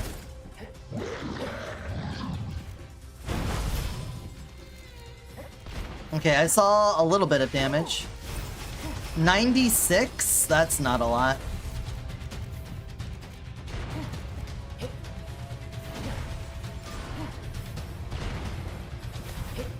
I want to get as many of the elites out at once, and then hit them with the cudgel strikes.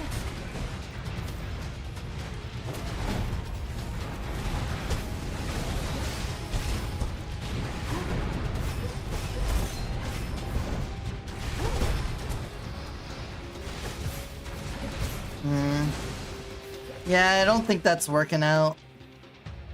I don't think it's actually doing the weapon damage with this. The skill damage and weapon damage aren't meshing right for it.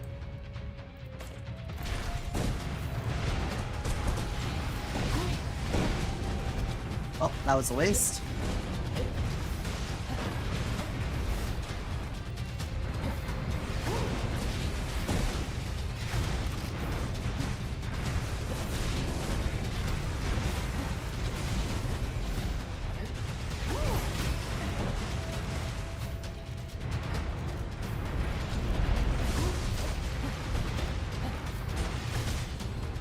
What? My shots are getting blocked by orbs. There we go.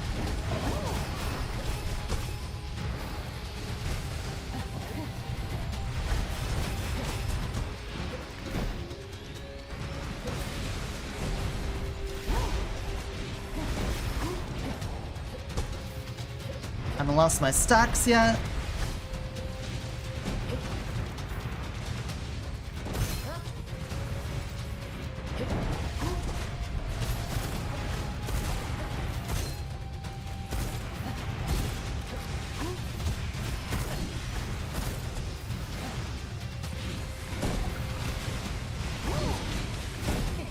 go.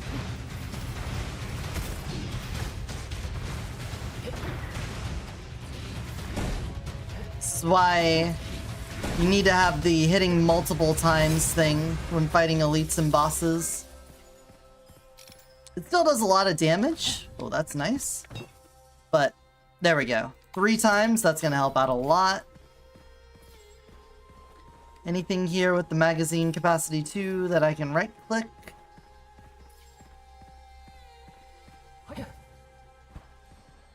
Hey, Starfly. Doesn't look like it. Oh wow.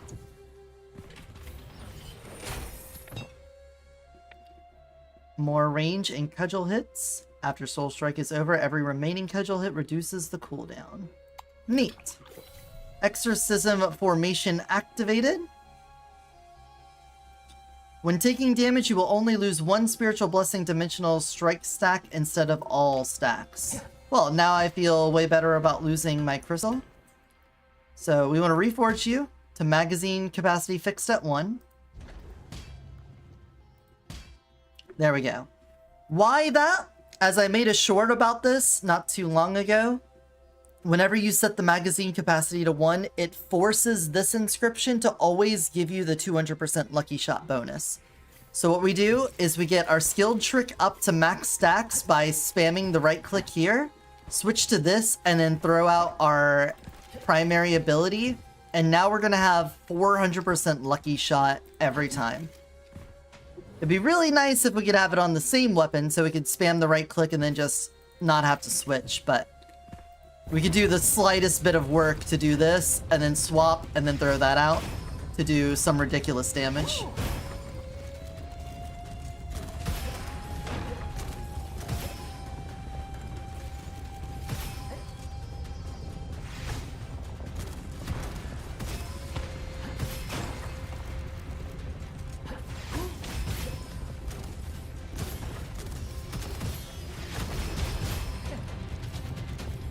Gotta keep these stacks up. Oh, I forgot to swap, but as you can see, the damage doesn't really care.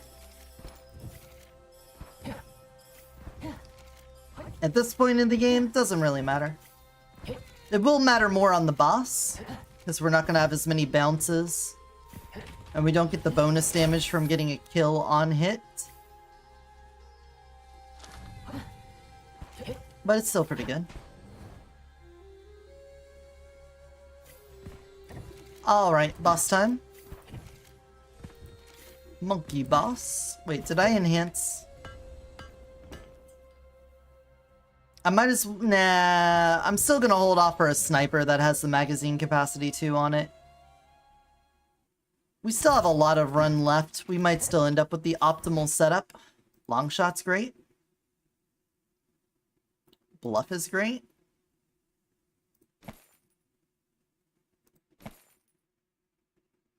It doesn't have to be a sniper. It just needs to be anything with a spammable right click. But... oh, that is not a lot.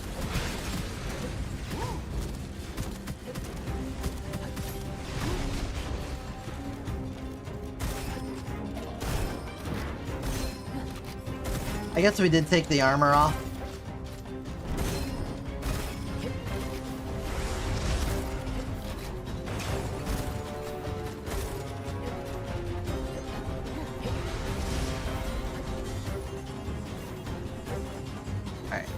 Now we switch to this.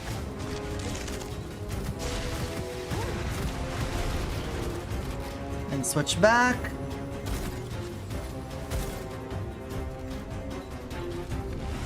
Uh-oh. I'm just gonna stand here. Yep.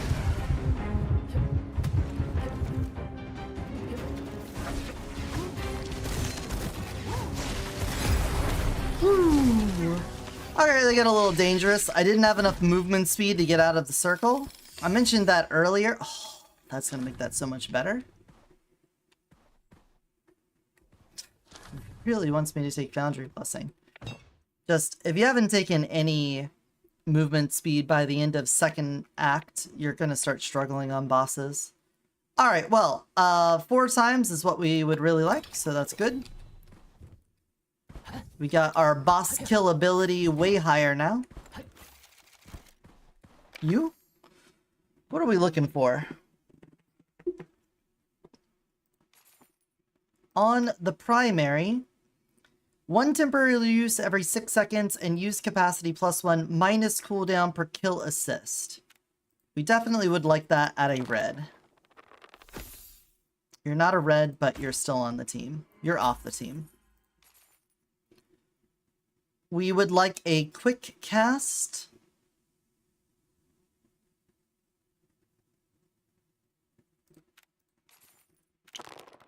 Get quick cast up there. There we go. At this point, we have a lot of lucky shot.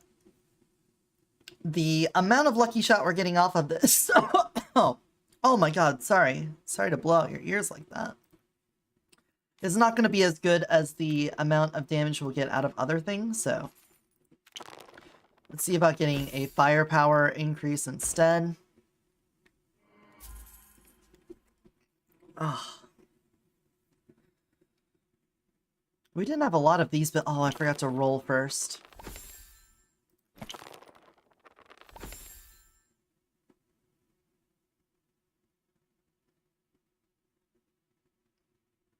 Nah. Nor, mate. I ain't doing that.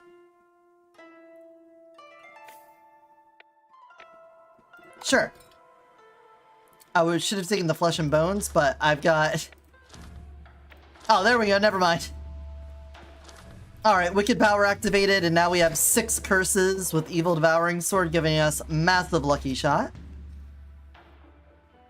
We don't care about skill damage. Overconsumption's kind of overstayed its welcome at this point, so we wouldn't get a lot out of it. So we take Fake Death because it's the only thing worth taking at the moment.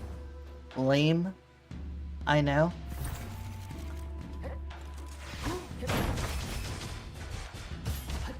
That's a lot of bounces.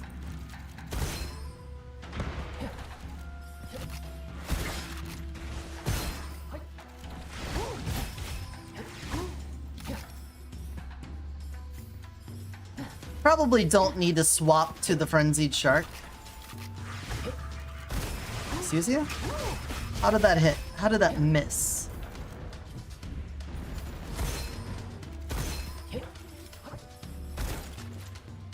What a tactical roll.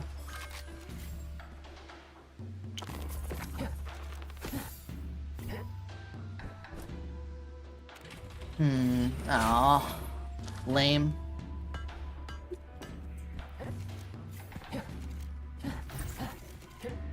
Sniper. Sniper with a magazine capacity 2. Come to me. Oh, you love to see it. How many bounces that was.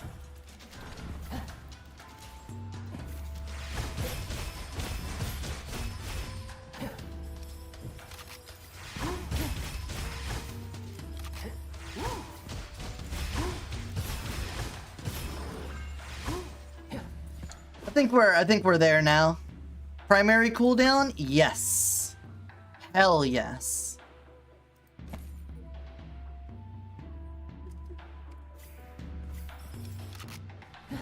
We have Masterful Craftsmanship, so the magazine capacity 2 on a sniper is going to be way more likely. Oh my god, that was an 18.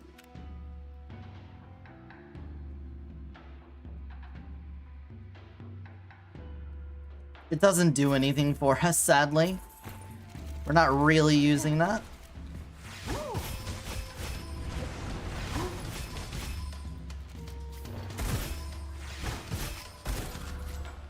Let's see how we do with an elite. Let's see numbers. I want to see big numbers. I was already low on health. How did that happen?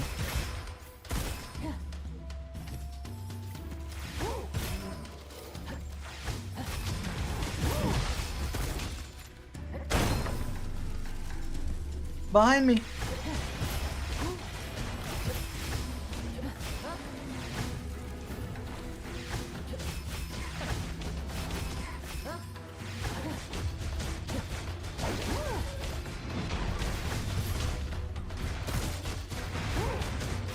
There we go. I can have multiple of my guys out there at once. Damn it. Damn it, that's a sniper. If it gets on a bloody drill, that is the best, because then you also get the bleed.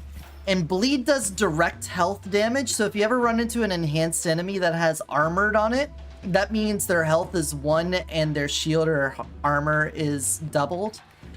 But bleed damage would just instant kill them, so that's great. Final Judgment. Give me that calling strike, that'll help out. Alright. Bring in the rest of the boys. And the dancing lobsters.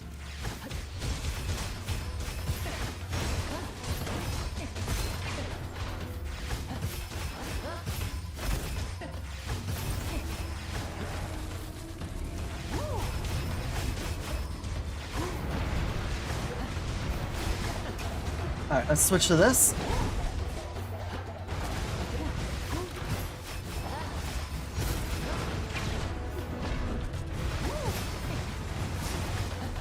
Of course, you would teleport right as I do that. There we go.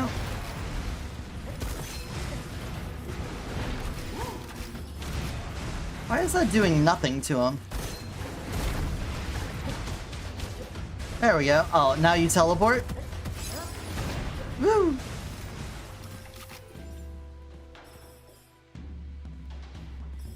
Can you have a magazine too? Nah, but your right click is only on reload, so that would be pretty hard to maintain compared to this. Oh, damage. I love damage.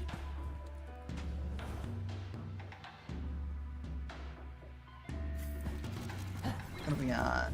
Peddler? You would have a sniper for me, right? No.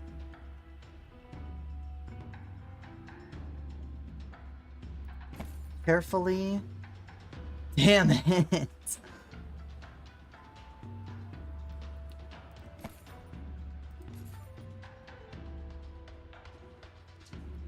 Oh, that's a great talisman, but not today.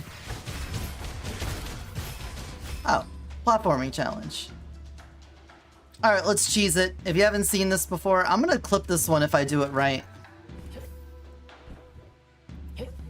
Oh my god, that's not a great start. I started going a little bit faster because I switched to the foundry and I was just like, oh, I could just jump that without dashing. Can't. Okay. If you haven't seen this before, you could just jump up here onto that. Oh.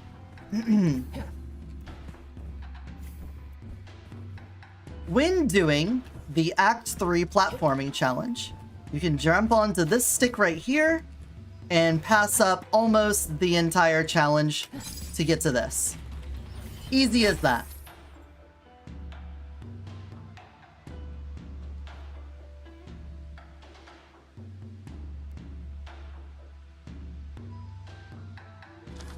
And give me the greedy choice. Whatcha? Reasonable luck, awful. Awful. Our lucky shot is so much higher than that.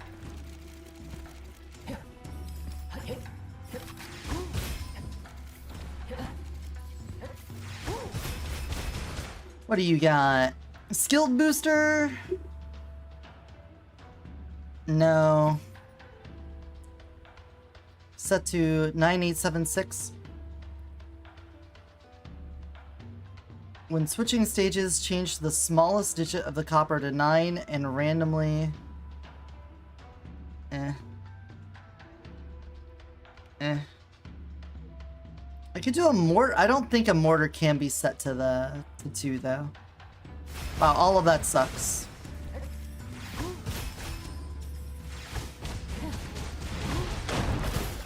Wow. Why does it feel like the damage is super inconsistent on that?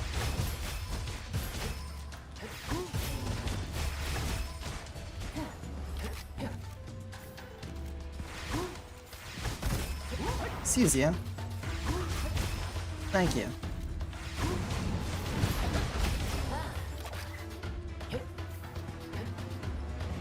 I should probably... Skill guy, what do you got? Take the movement speed.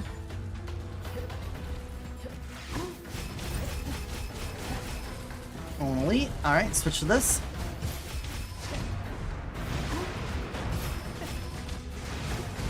Switch back, keep our stacks going.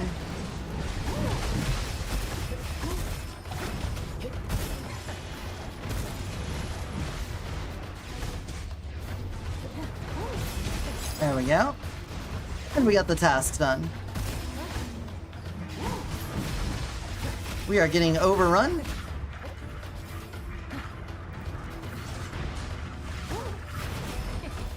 There we go. Just a couple of spirit lanterns here. Don't mind them.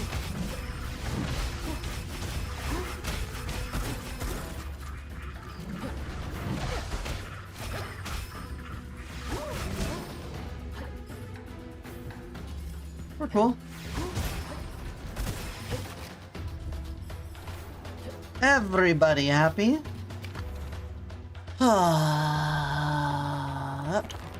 A fire mastery? Would fire do anything for us? Convert our primary skill to fire damage? Why not? You know what? Why not? Throw it on there. Put it on the team.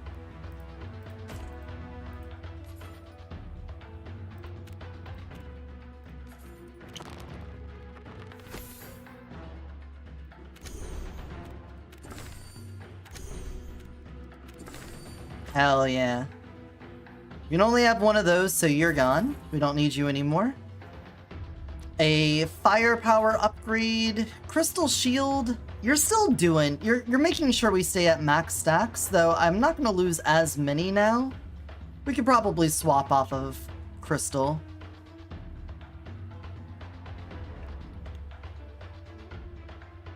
But what would we replace it with? After using primary movement speed and gain 1 temporary dash use?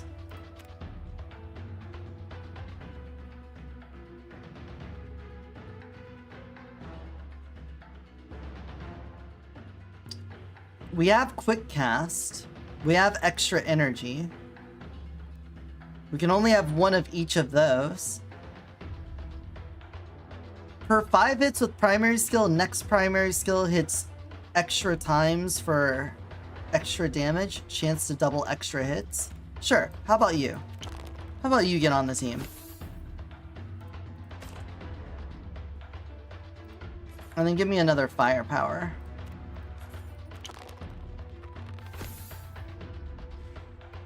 Okay.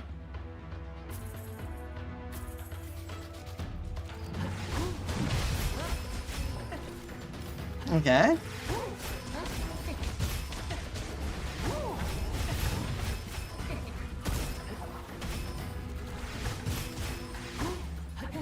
Red numbers are my favorite. Oh, did they spawn in enhanced versions of the lanterns? That's cool. I don't think I ever noticed that.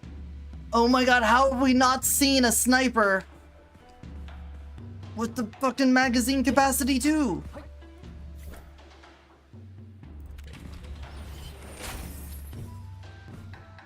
We've had Master Craftsman for so long.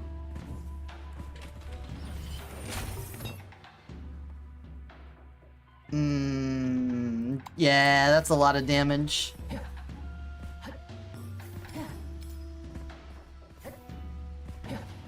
It's just that the pool of uniques is not that big for each weapon. I figured one of them would have had it so that we could have a decent amount of time with the most powerful lucky shot combination I can think of. This is such a small area to deal with this in.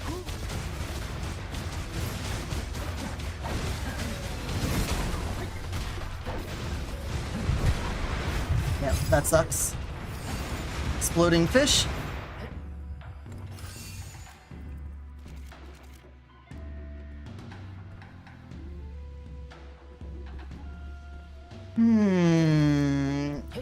Don't cry. I am just a fish.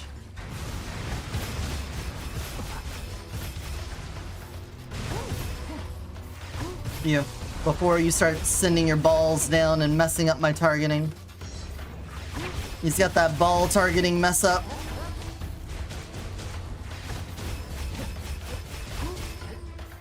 He's got that ball lock. Like a flare. The monkey just wants ball.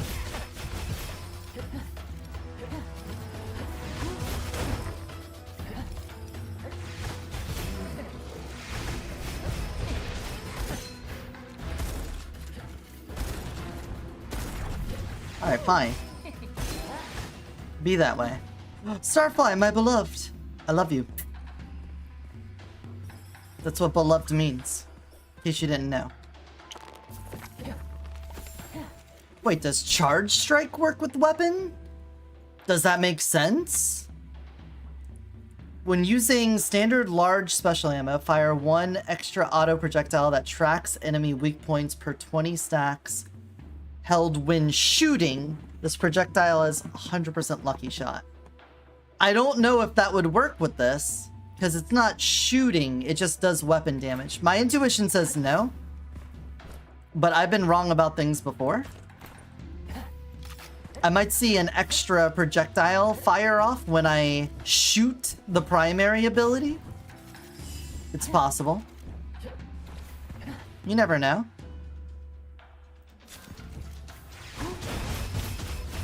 Yeah, see, like that? That doesn't count.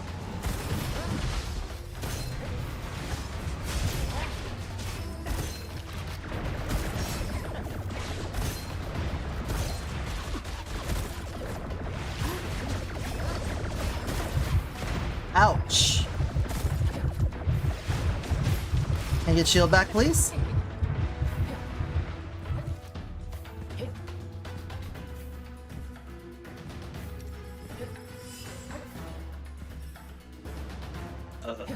Okay, that wasn't a right click anyway. Doesn't matter. Give me my stacks back. Alright, I'm gonna back up.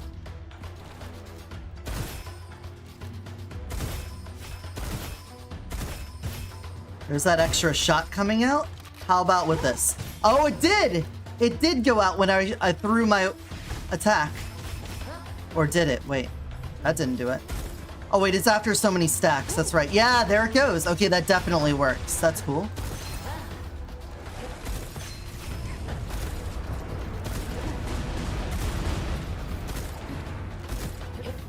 Look at those shots flying at me.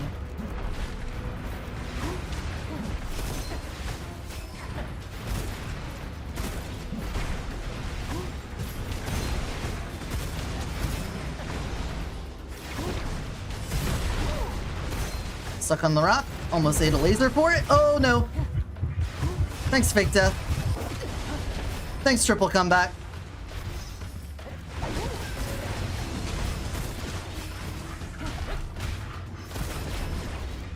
At least I can get this trial done.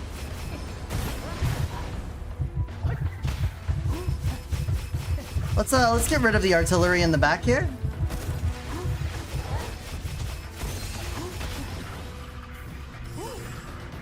That's so many.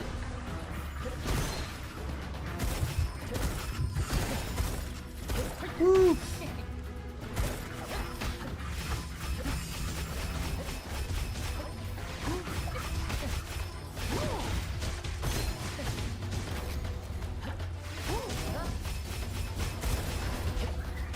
I just need a couple more hits.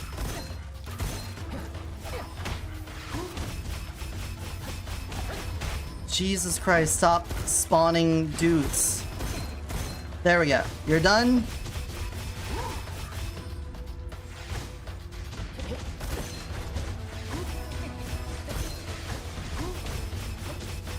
You're eating up all my strikes? What?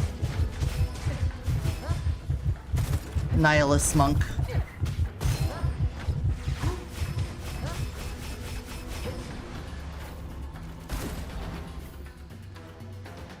Did you see the lag on that? It like preempted the kill on me. Okay, I'm upsetty spaghetti at how this went. I put myself in this situation. I could have not. But we are once again stuck fighting a billion lanterns. Give me all those stacks. I hate these monks. Stop! Holy shit, you make so many.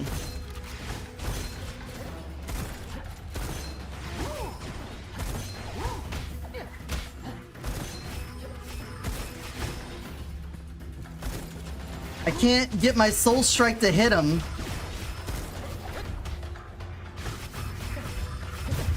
I'm dead. My triple comeback. I can't, oh my god.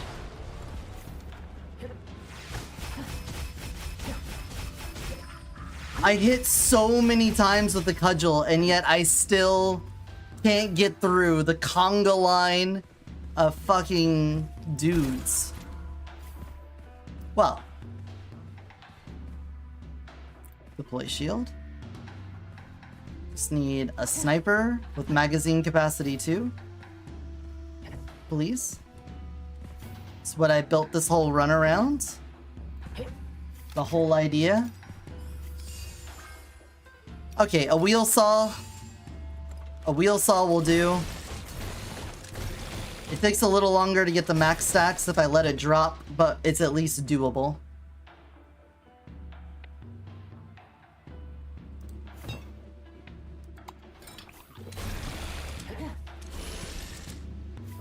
Alright. Maybe I should keep the crystal shield on.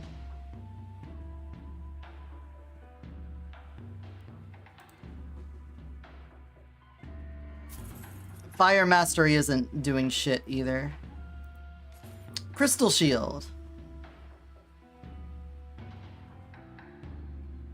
There you are.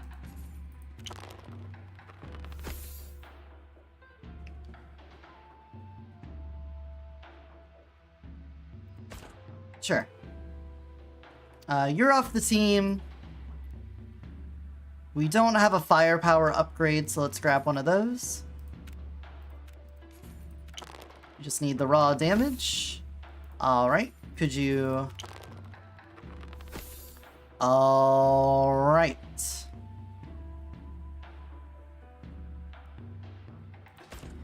I do have 4 bumps I could use on it.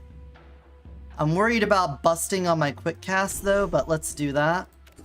Hell yeah. Welcome back from the ad break, everyone. Sorry about the ad break, everyone. We're fine. Alright, get that to max stacks. Let's do share capacity. Or magazine capacity 1. There we go. And now we can just start enhancing you. I should have etched you, but whatever.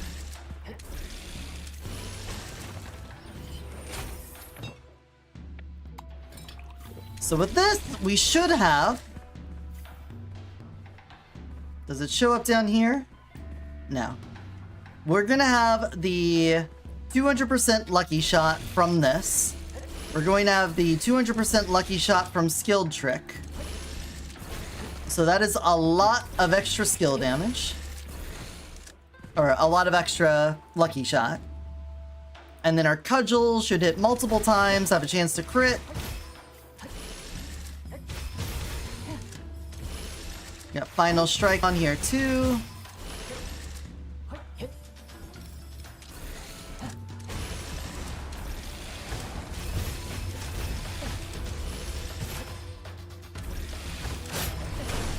Yeah, 2 throws. 2 throws is way better than all of the nonsense we just went through against the last one. Hawkeye sight? I'm not doing that much crit chance with my thing, so I don't think I can take that. After switching a stage, one of the following effects will be activated. Or both. Okay, more damage or more survivability. I don't think if we hit, based off of how that did against that elite, I don't think we're like one-shotting any bosses anytime soon. Our extravagant consumption's gonna eat up the rest of our money. Can I recycle more? No, I can't. Cool. Okay, Snake might go fine. I don't have a lot of movement speed, so I'm not like super confident on it.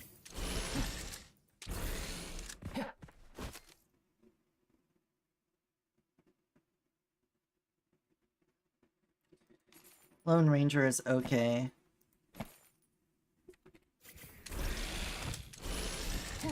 Alright, max stacks.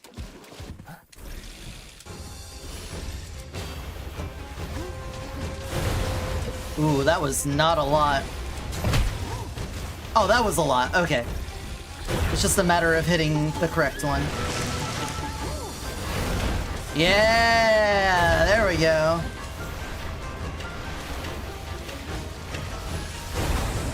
Alright, now all of them show up. Throw that down, just let it hit, throw one there.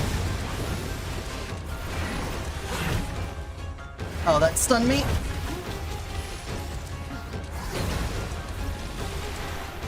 There we go, that should do it. Oh, what? There we go. Not bad. All things considered, pretty good.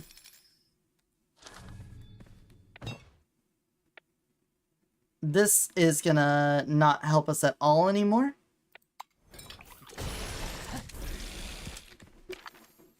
Firepower. Roll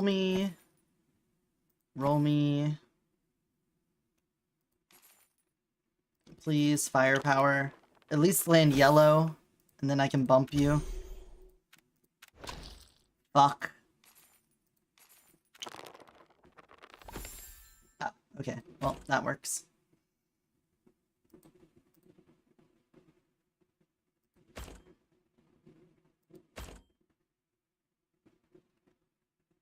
You know what? We've been going for almost 10 hours. I'm just gonna head back to the end. This run is doable, but it's not as strong as I was hoping it'd be. There's probably something else I could have done with it better, but let's head on over to the Wall of Memories. For any of you that are new here or you haven't made it to the end of a stream, at the end of every stream we put a little trinket up on the Wall of Memories so we have something to remember that stream by. And today it's definitely going to be the frickin' tier list that we made. I'm going to, as soon as GIMP decides to load up, just find a little spot on here to put our tier list, probably up there at the top. It's gonna be a little wide, so we'll just have to see. Open recent Wall of Memories, and then let me grab my... Oh my god, the Wall of Memories is so big now, it takes forever to load. There we go. Let's cut off the ends here. Put that on. What are we doing next week? You'll have to check my schedule when it goes live. I post it on Twitter and on Blue Sky and in the Discord, so if you want to find it, go check there. I'll have it posted tomorrow. We're gonna do a Discord hangout. So if you wanna do the Discord hangout tomorrow, I might be a little late simply because we need to go grocery shopping. And I wish to gross. Here, where? Oh, I could stick this under the wildland. Oh, I found a nice little spot to cozy that up.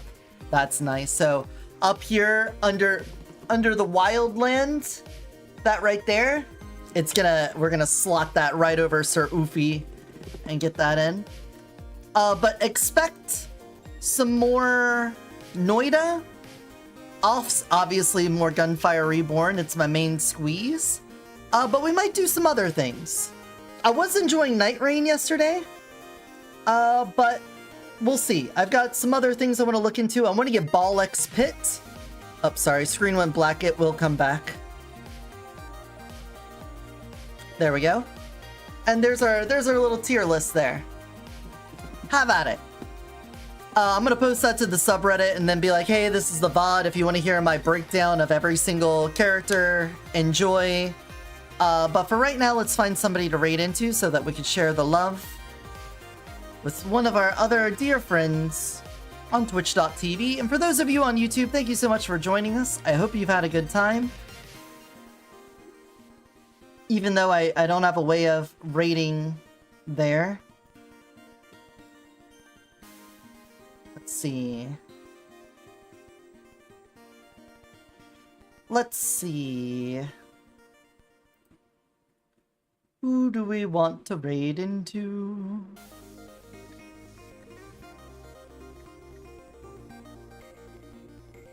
Ghosty Bee? Goosty Bee? What are you doing? Service with a shotgun. Oh, this looks like a Papers, Please kind of game. Not my kind of thing. Melraki is doing Dungeons and Dragons?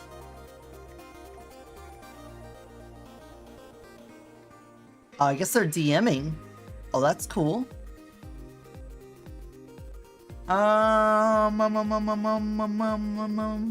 Oh, Whitest Cat?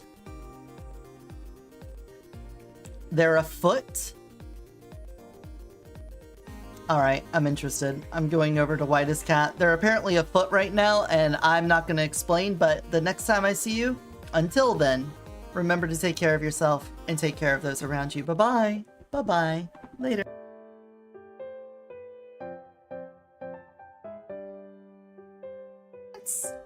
And look, it is, the community bicycle, Patchwitch! Hey, everyone say hello, welcome in, community bicycle, everyone, Patchwitch!